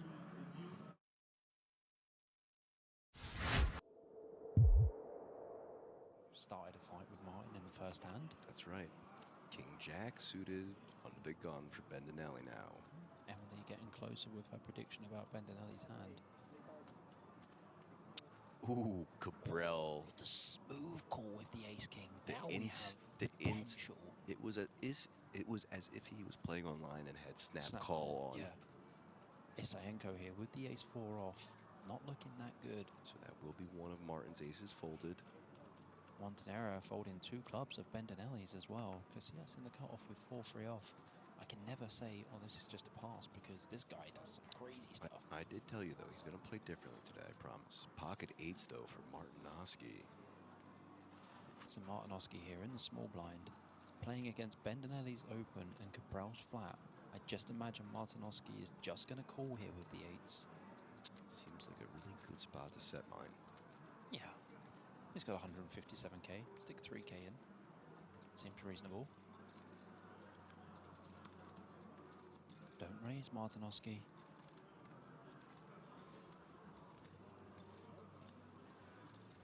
I can't see because someone's heading away, but this feels like a raise. It is. Oh, 3-bet to 14k. It's quite a big raise as well. Open to 3k in a flat. 14k from the small blind. Bendinelli.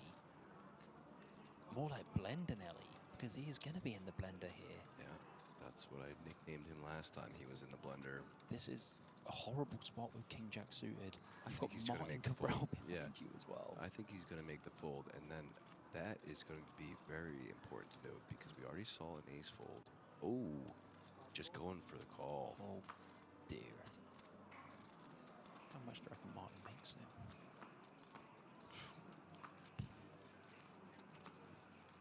I think it's ace king, Martin. 55k? 40. I was thinking 45, but yeah, maybe a little larger. I mean, realistically, you're going to have to go above 50. Oh, he just calls. Oh my dear. God, if it comes ace high flop, and Martin hits the ace, only and 2. Martinoski hits the 8. Only 2 aces left. There's 2 clubs on the flop. That would be crazy. Well, 10 deuce, swing and a 9. miss, that one, isn't it? Yeah, 10 deuce, 9, Absolutely 2 diamonds. Anticlimactic. So Martinoski did take the bet in lead pre-flop. Does check to Bendinelli, who has a clean gut shot and 2 rovers. But I imagine Bendinelli's going to check because Martin can easily have 9s and 10s behind.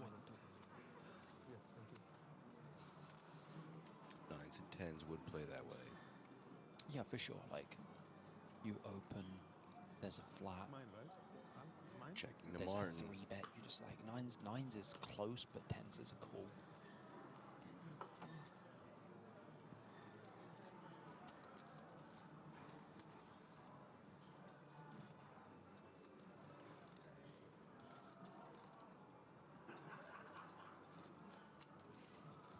18,400. 18K, fold from the 8s. Bendinelli in a very interesting spot here now. Having 2 overcards and the gut shot. I don't imagine Bendinelli's going to fold. He's 100K deep with Martin. If Bendinelli calls, the pot will be 80,000. Oh, we could have some spice here for sure.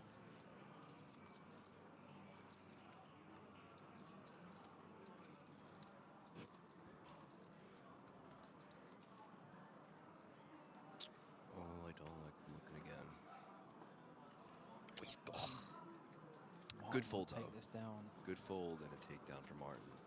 Cabral up to 167K now. A friend of mine has gone on to start something beautiful, and by beautiful, I mean hilarious. If you haven't checked out his shorts and reels, please do. They are just pure comedic genius. And speaking of genius, Flugel with the queens. My guy with a nice jumper. Here we go. Flugel opens the queens. Horn flats the ace-6 suited. And Peter with ace-7 of diamonds himself, gonna come along. Palatinas with pocket 10s. What is going on with all of these coolers, APK? I don't know. And the passivity as well. So another call into the blinds, small blind, Jack 7 offsuit for Sinaj, just gonna let it go. What will our big blind have? The clean diaper. Oh, we're gonna call with that and for only sure. 700 to call. We in there.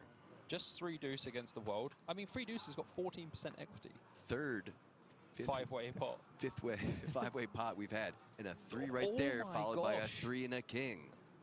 Constas flops trips. Look at Constas. He's like, I'm having the time of my life. Oh boy. I mean, it's got spicy. Of clubs on the turn. So, in Horn's eyes, he's going to be like, this is the dream. By the way, one thing to say, Horn flopped the nut flush draw as well. In this 3-way pot, it was checked so fast. Still drawing to that. Chislik comes in for the bet with the ace-7. Constas still unable to believe that he just flopped trips in a 5-way pot. Poor Flugel's like, I haven't had a hand for a while. Gets queens, gets 5-way pot. This is what Constance gets for making that great call earlier. Rewarded 5-way with Redemption. trips.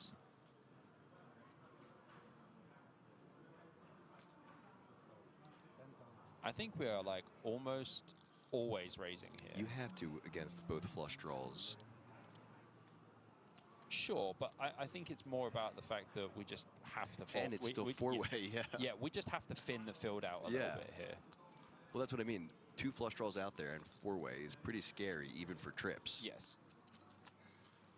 Gets the call from 1, though. Well, Chiswick's going to need an ace and only an ace. There's only 1 remaining in the deck. That's right. We've seen a 2-outer. Are we going to see a 1-outer?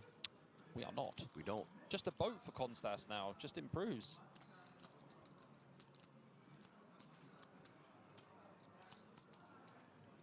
I think Big Lee must have sent the deuce on the river. I think he sent a deuce. He was like, oh yeah, for Constas, yeah, let me just send that. Once again, rewarding him for his good call earlier. So in regards to sizing on this river as Constas, we know we're pretty much just targeting ace-x. And because there is a king on the board and the board is paired, all ace-x would be chopping apart from ace-king, of course. So we can use probably quite big sizing here. I probably want to use around 20,000, maybe a little bit less, but I think 20K would be a nice size. So you need to think what an ace will call you. Yes, that seems like a good sizing to target an ace. I think you can only target an ace specifically in this scenario. Considering it was 5-way to start. And also, if Chislik is thinking, he knows that Constas might be trying to get him off a chop with the ace. 16K, that's a great size. Yeah, nice sizing. And a quick call, so plus 32K for Constance. He's up over a starting stack now. Yep. Good on him.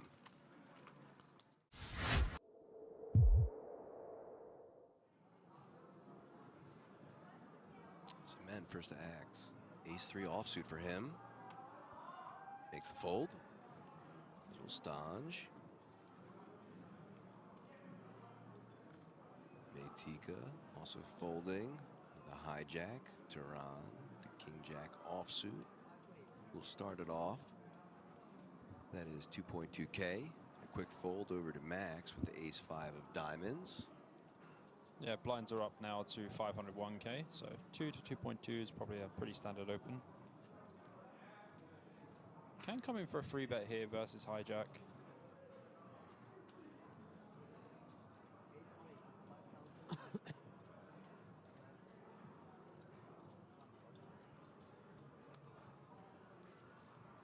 Does come in for the 3-bet on the button here. Makes it 5.5K.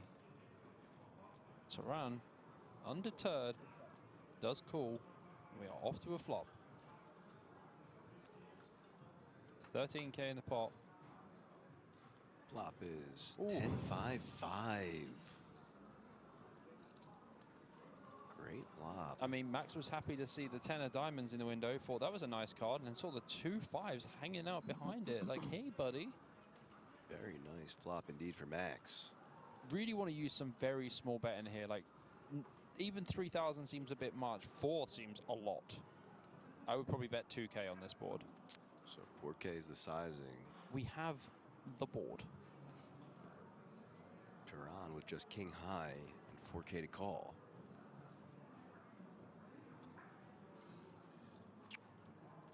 Does get the call in. That looks like a raise, APK. Oh my. Oh my. He clicked it back. 10.5K, now 6.5K to call for Max in a lovely spot. Wow.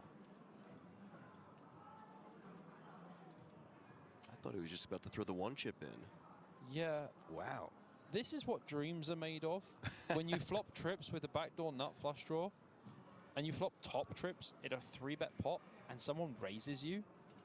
Oh, yeah, I'll just call. Seems reasonable. Seems like a smart way to play it.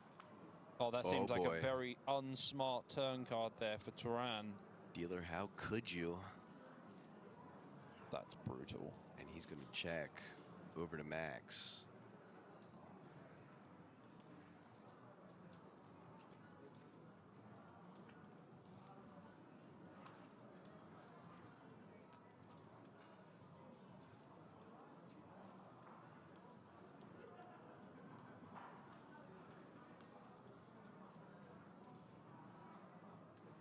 Oh dear. This is quite a big bet. It looks like half pot from Turan. Does bet 16K. 16K. Yeah, that's pretty much half pot. And this is going to be a tricky spot for Turan once he sees what happens here.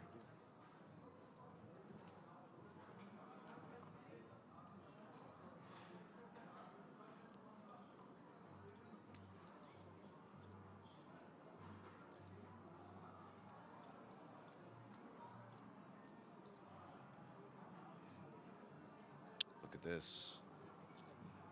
All of it. 69.9K. Yeah, he basically Great put him number. in. Putting him all in. I mean, Turan raises the flop. Goes check, check on the turn. And now this spot on the river where Turan bets and Max is all in.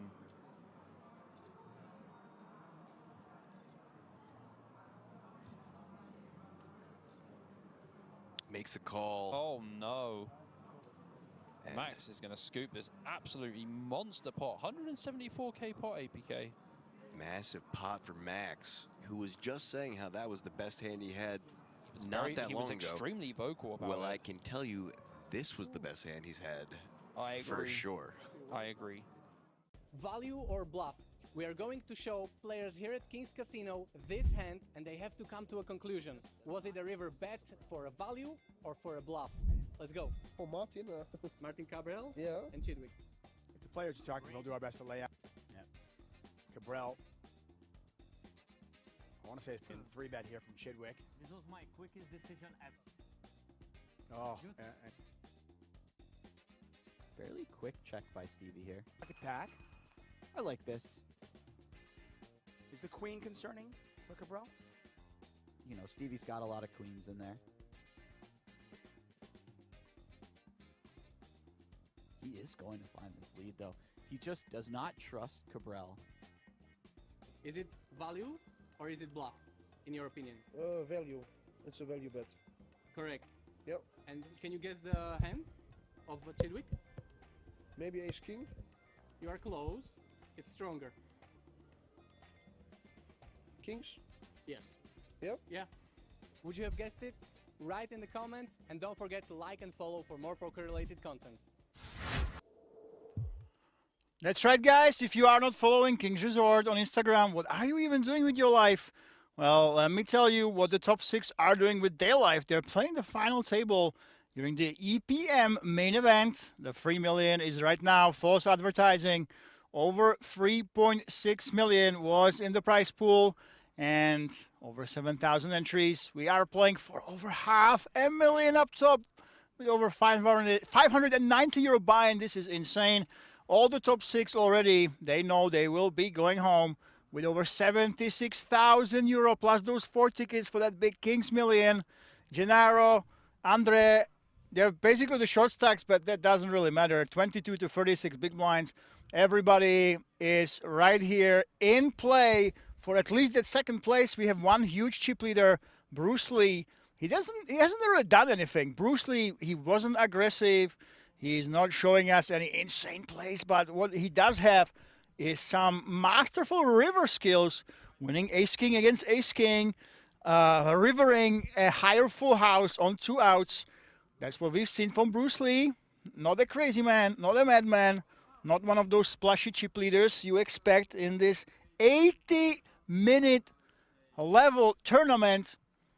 So those are the guys in the second all the way for the 6th place. They are the action players. And Mr. Bruce Lee is the king, just playing it easy, playing tight, folding ace-jacks to a free bet, but hitting when it matters against the right players. And right now, he is the king, and everybody else is trying to get right behind him, hopefully squeeze into that top 3 or to that heads-up match, and then try to deal with him then. But that is the story of today. Mr. Bruce Lee having all the chips and all these action players trying to catch up.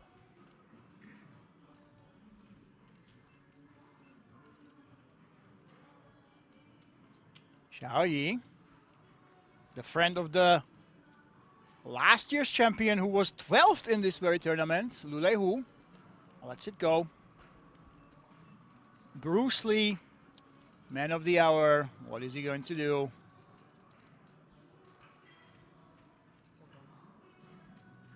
Open raising.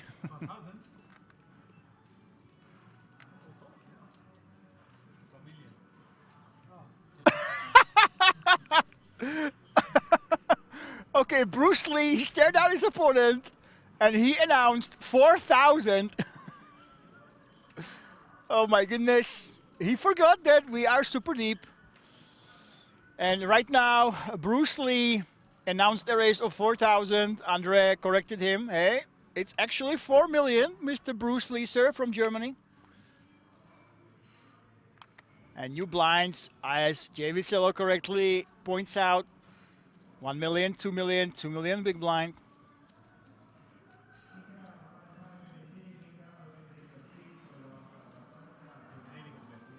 Bruce Lee actually gets it through. Look at this, big bet.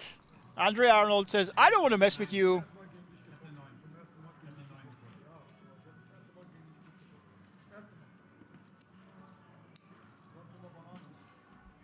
And honestly, I cannot blame him. Right now, I do declare that the proper strategy will be to just ignore Bruce Lee. Come on, he will not put up the aggression. He will not try to steal your blinds with weak hands. We saw that he can put up the aggression post-flop, of course. But don't expect this man to be super loose and free betting and 4-betting light. The players you should be focusing on is basically everybody else but the chip leader. He's in a league of his own right now. But let's not underestimate this. See, King Frey, you can absolutely open raise King Frey offsuit when you have such a big chip lead and everybody else has similar stacks. The pay jumps are absolutely massive. 75k to 105k plus. That's a big difference. 76.70 is the payout right now. 105,200 is what you guarantee for yourself if you just get into that top 5.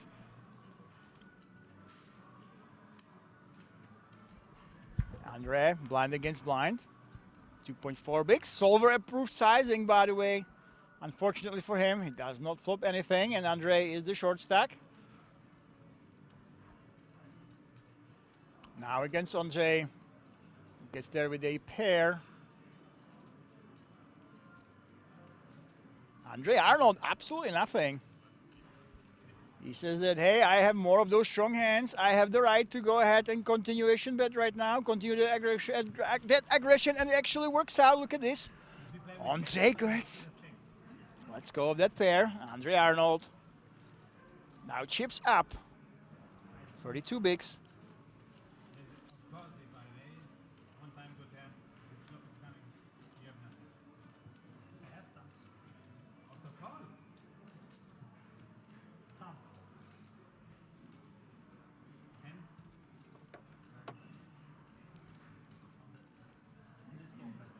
And here we go, yet another hand.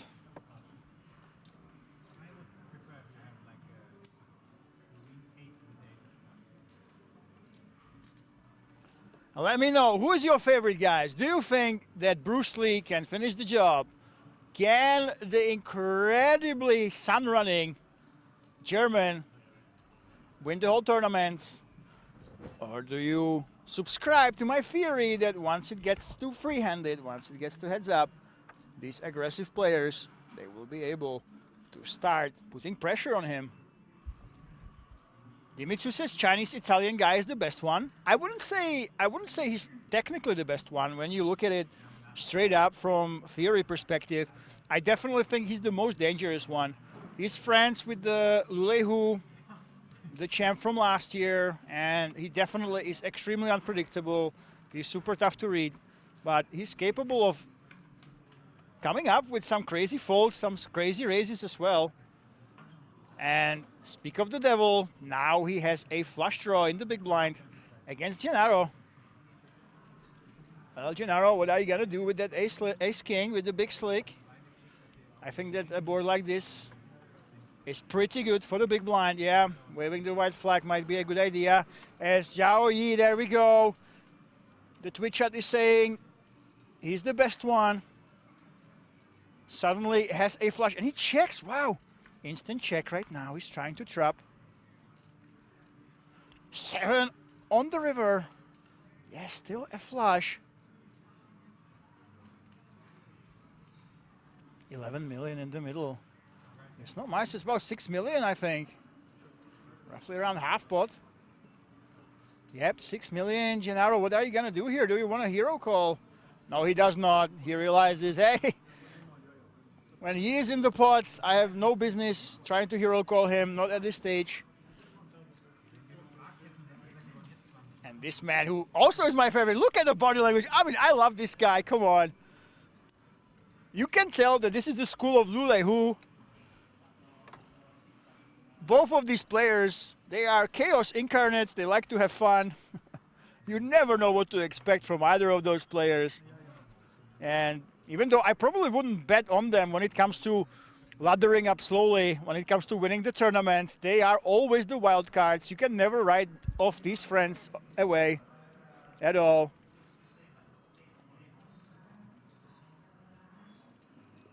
By the way, Solan666, I am here to learn how to play poker and learn English. Tread carefully, Solorn. We are playing for €500,000 up top. All of these players, 76,000 in the bag already. But let me tell you, this tournament has been absolute marathon. You will only get a couple opportunities in Europe during the year, and you will only get these opportunities in Vegas during the big series to play tournaments like this one when you have the super long structure. 80-minute blind, that's a lot of poker. And we've been playing for a very, very long time, let me tell you. For some players, this is actually day 5 as the days 1AB have been split. So I'm not sure that we can expect perfect poker. I think the likelihood is that after playing for so long, it's already 1 a.m. We're likely to finish around 5 or 6, maybe even later. The likelihood is that you will not see exactly perfect plays from all these players. And we have seen some really outrageous plays. This man, Xiao Yi, the last hand we remember, he just decided to go ahead and jam ace high on the turn into his opponent. It worked out after thinking for about 4 minutes. So be careful if you use the plays that these guys have been using in your home game or in a low stakes tournament. You might run into some trouble.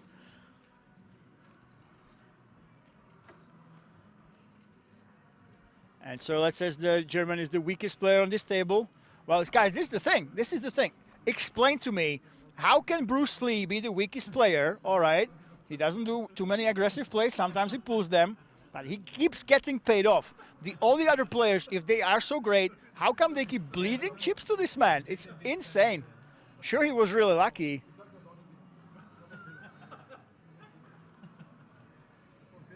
He was really lucky, but even in those spots where the other players, they didn't have to pay him off, they still keep paying him off. So yeah, it's always a danger at King's Resort. You never know what player will the player struggle with. And today, it's definitely Bruce Lee. Obviously, it helps when you run like actual God.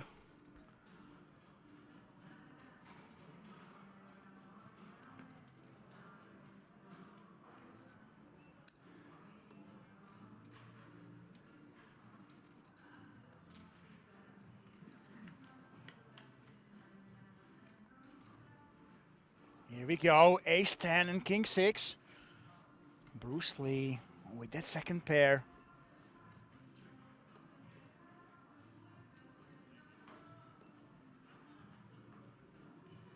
There's that c-bet. Well, Bruce, do you want to call? We have seen him make these folds before. Not this time, though. There is that call.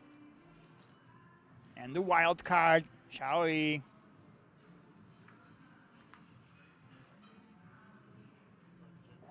Ace 10 on the turn. Bruce Lee against Chuck Norris. There is that check, actually. Why are we betting? Okay, this is a block bet. Bruce Lee wants to see what's up. Insta call will come out, and Xiao Yi, there we go. Up to a nice chunk of change, plus 15 mil in this hand.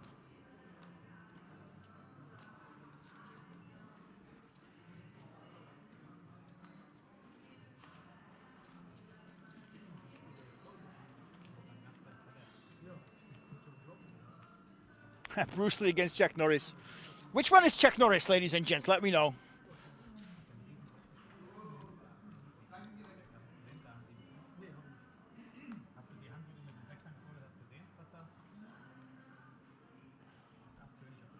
Oh wow, Sasha from Serbia. Is that him? Is he having that conversation? Nice, the two Germans. There we go, Xiao Yi. 6-9, he should release at any moment. Gennaro, here we go. The story of the tournament is down to 20 big blinds. He has his work cut out for him. Royal Sash. What are you going to do with tens? Of course, we are raising. 4 million is the price of poker.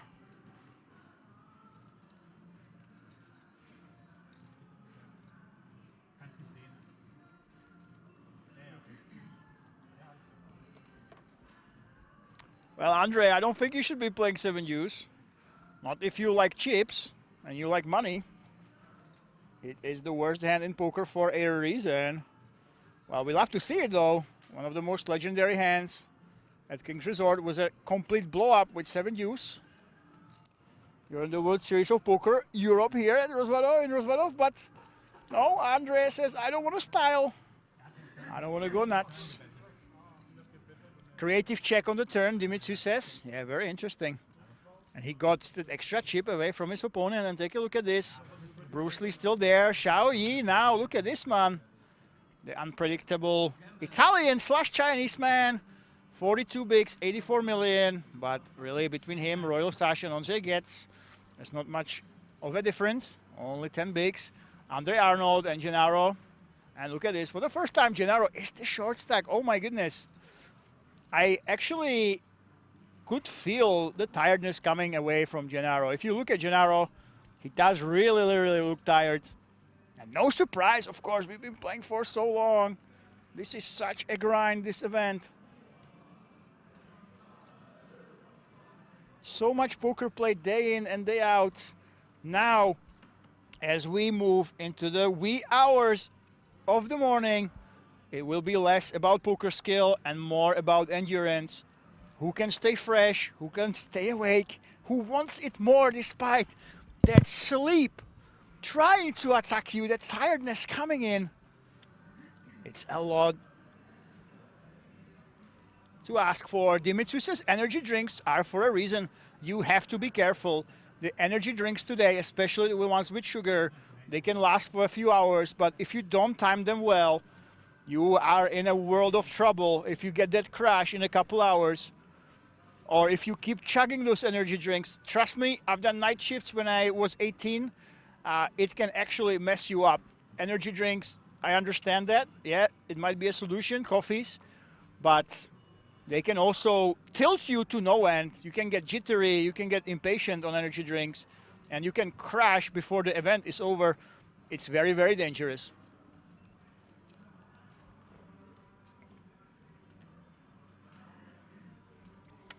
Prince Ghetto is asking, free KMEC. Basically, in September, we have the Big Kings Million European Poker Championship. Everybody's going there. It's the biggest event in Kings history besides the WSOP East. And you get 4 separate tickets. All of these players, you will see them here. And they get 4 separate tickets. One of them is for the 5 mil Super Main, and you have 3 other ones. For the Monster Stack, for the Mini Main, and Mystery Bounty, I believe. And Ondřej Getz, look at this. The Czech veteran, the Czech legend, Ace King, big slick on the small blind. He will definitely go ahead and free bet right now. After Bruce Lee, what's going on? Bruce Lee actually limped. Is this the limp from Bruce Lee? Oh my goodness, this man likes to mix it up. Royal Sash, he will get punished for that raise. I don't think it's mandatory. I keep telling these players. Oh, what the hell? Bruce Lee? Did he just call? No, it's the time banks.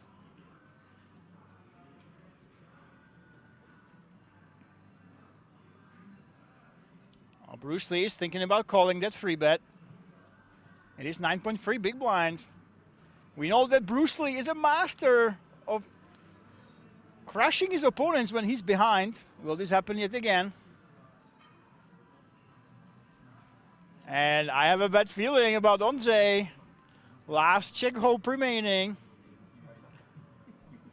10-9 suited is exactly the type of hand you want to beat Ace-King. Aces or kings and queens for that matter. Soilets is looking for that straight flush on the board. Okay, so far so good. Ondřej Getz, top pair, top kicker. Bruce Lee does have that straight flush backdoor. An 8 of hearts would bring in a straight flush draw. So Soilets, you are right now. We have 3 cards to a straight flush for Bruce Lee. Let's see if he will tempt fate and try to see one of them on the turn. This is a really tiny sizing. I think we can actually do it. The chat is calling for a straight flush.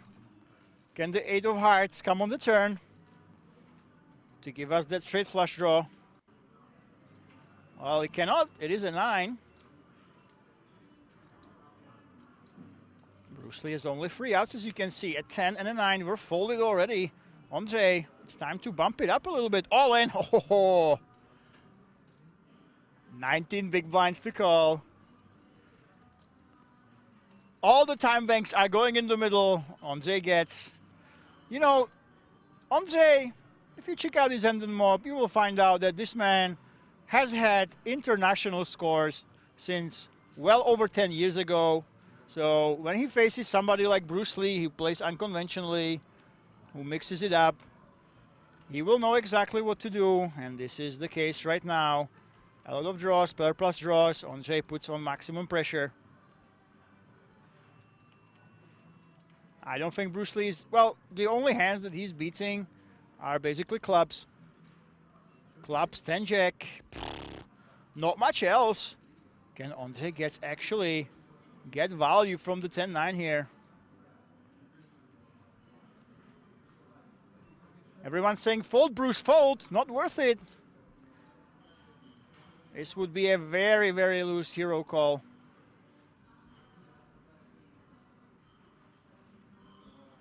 Ondřej, well, he's very, very happy. Right now at this point, he 100% knows he's good. Bruce Lee would not take his time for so long if he had a better hand than an ace-king.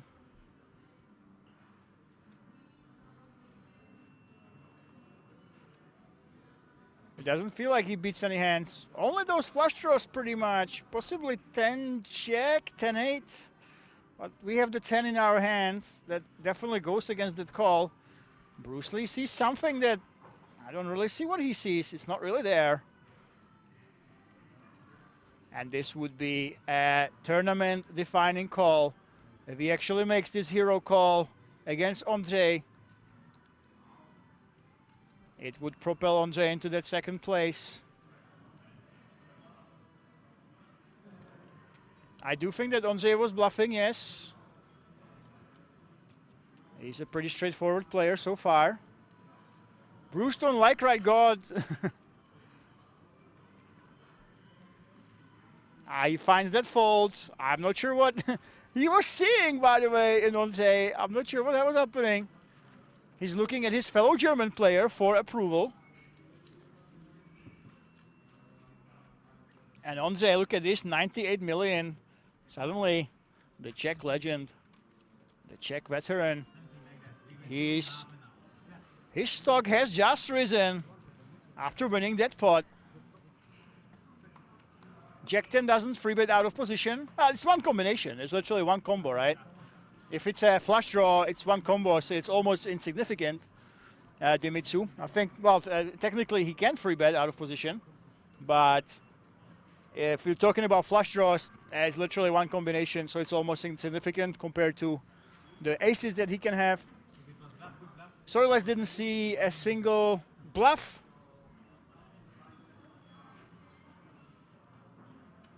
Tony says so slow, only one player out in 4 hours. Yeah, let me tell you, we have 80-minute blinds and we have €500,000 up top, you know. If you have €500,000 up top from €590 buy-in, you have to work for it, my friend. You know, you have to wave sleep goodbye. And the reward is to be $500,000 if you take this one down. So prepare for a marathon. It really depends. A big deal will be when we get to that top 4, top 3, what players will be there and with what stack sizes. Because we have to ask ourselves, will we see a deal in this tournament? Or will they play it through without any deals whatsoever?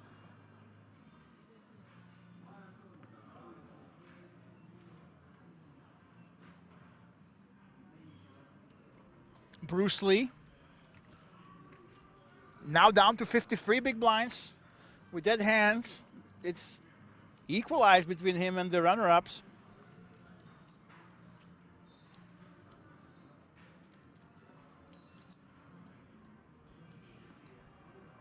And he's taking down one pot.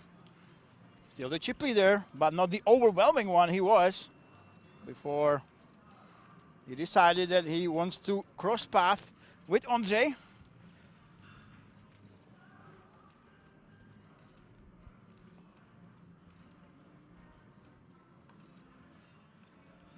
And if you are still watching, guys, I appreciate it. This event is for the true poker fans. If you want to see how deep poker is played with incredibly high stakes, especially relative to the buy-in, you've come to the right place. We are very likely to see a lot more exciting plays as we are so deep.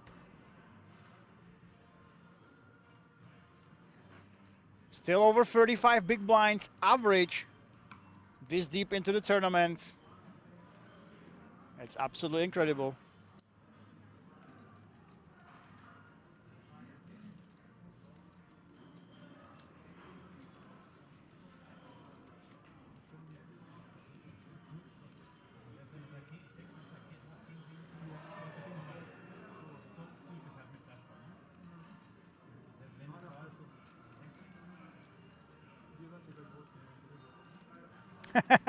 It looks like we have some chatting groups over here.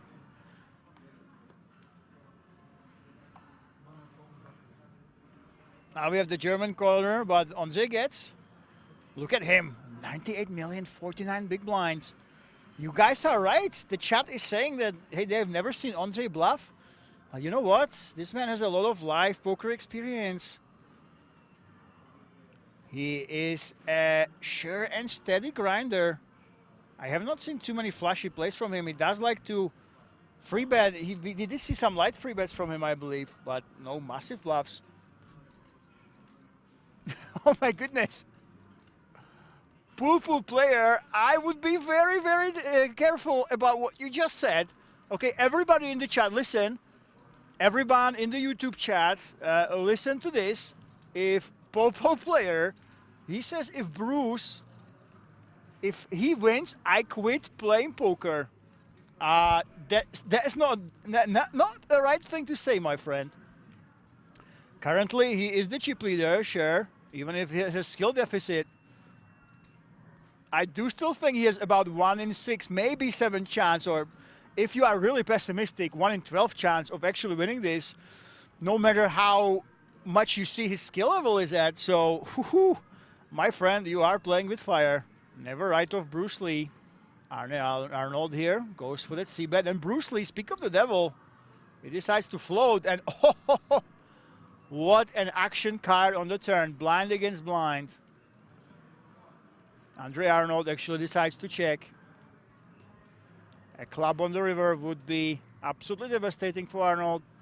It's not there, and Arnold will take away a few chips from Bruce Lee for sure. 22 million in the pot. That will belong to Arnold. I don't see Bruce doing anything here.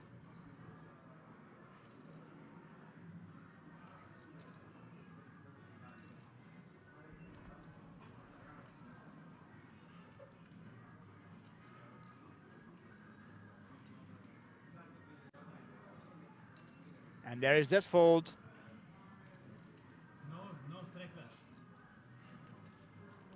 No straight flush? Oh yeah, that's right. It was actually a straight flush draw for Arne Arnold. Straight flush draw on the turn. We have already seen quads today, quad 5s. Now we are waiting for that royal flush. I don't think I've actually ever witnessed a royal flush while commenting for King's Resort. Believe it or not. Of course, it's extremely unlikely.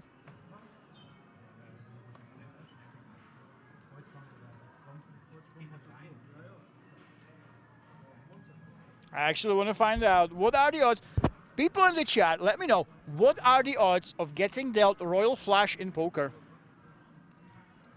In no limit hold'em, what is the probability that you will get dealt a royal flush?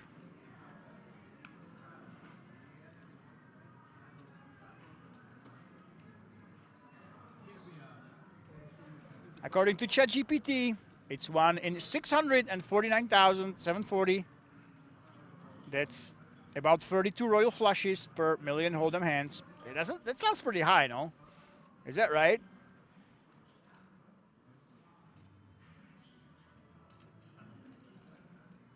In Texas Hold'em by the river, using your 7 available cards, 1 in 30,940. Really? Royal flush, 1 in 30,940 hands.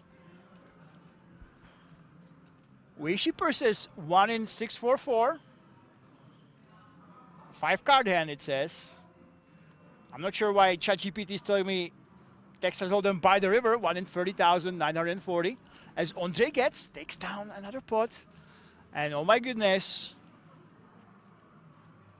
I feel like Andre, the Czech legend, is gaining momentum right now. Of course, it would be a huge story if a Czech player takes down one of the biggest tournaments of the year in Europe, not just here.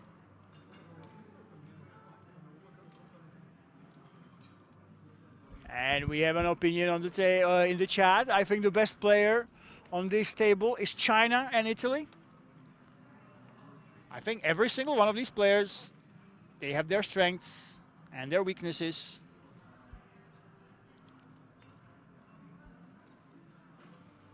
Royal Sash open raising with that ace-king. Andre Arnold releasing that jack-9.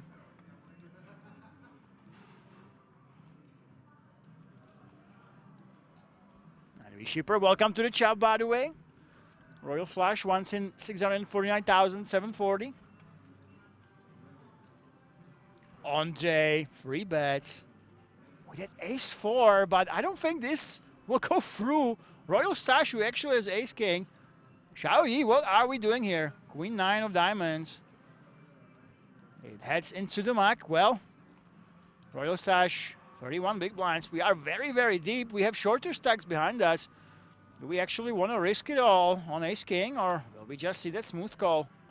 I would not be shocked at all. Sasha, what do you want to do? All in. I think I heard that.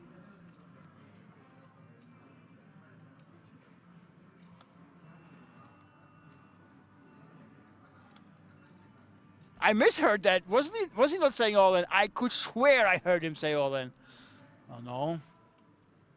That was not what he said just yet. What are you gonna do here against Andre?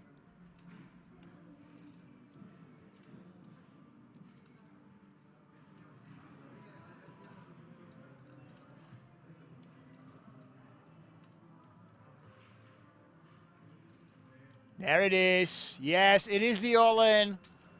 Somehow I had a premonition of him doing this, and Andre gets. Loses some chips to Royal Sash, who catches up to him. 44 and 41 big blinds right now. And Israel is very, very happy right now.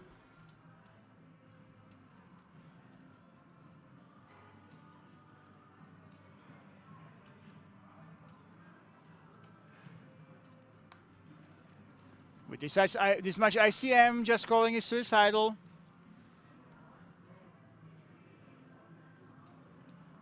Of course, there's a lot of pressure on the players, but it does feel like a lot of them, they don't really feel the pressure. When you already have 76,000 in the bag, they have been joking around, talking to each other, revealing the strategy, showing each other their hands. I mean, such a big payday from such a low buy-in.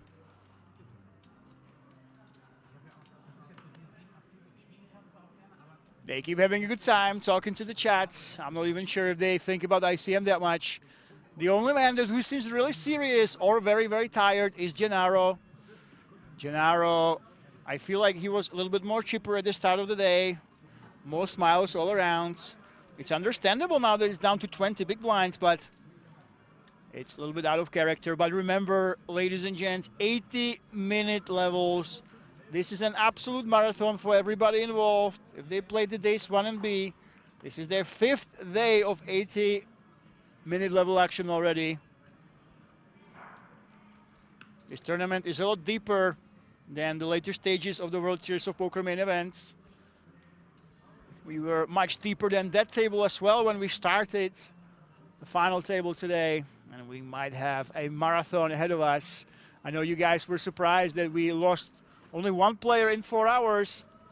Well, it's not shocking when you are this deep and you have this many averages. I don't think you can have experience, you know. We do have some heavyweights, by the way. Just to introduce the players to you guys, Ondřej Gec is a live poker player. He's been playing for well over 10 years, a lot of live caches, not just from the Czech Republic, but throughout Europe. So, Ondřej Gec, experienced live player. I have no idea what is Bruce Lee's story, of course, no clue. He uses a nickname, Older Gentleman. If I could guess, he's one of those fun regulars here at King's Resort. Andre Arnold.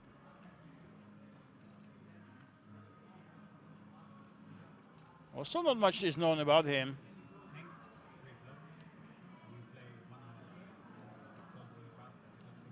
Oh, I see. It's Andre Arnold, 190,000 euro live earnings.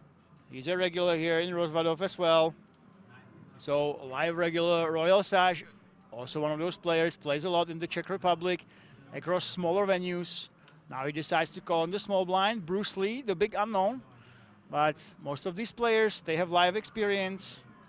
Donaro, of course, he's an online player, so Donaro, online grinder, who already had a big success at King's Resort for over 90K a couple of years ago. Bruce Lee is merciful. Let's see go. Sub 100 million right now.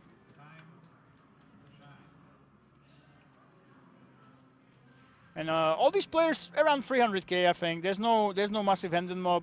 Donaro is hiding his Hendon, but most of these players that we have reads on, they have between 190 and 400K.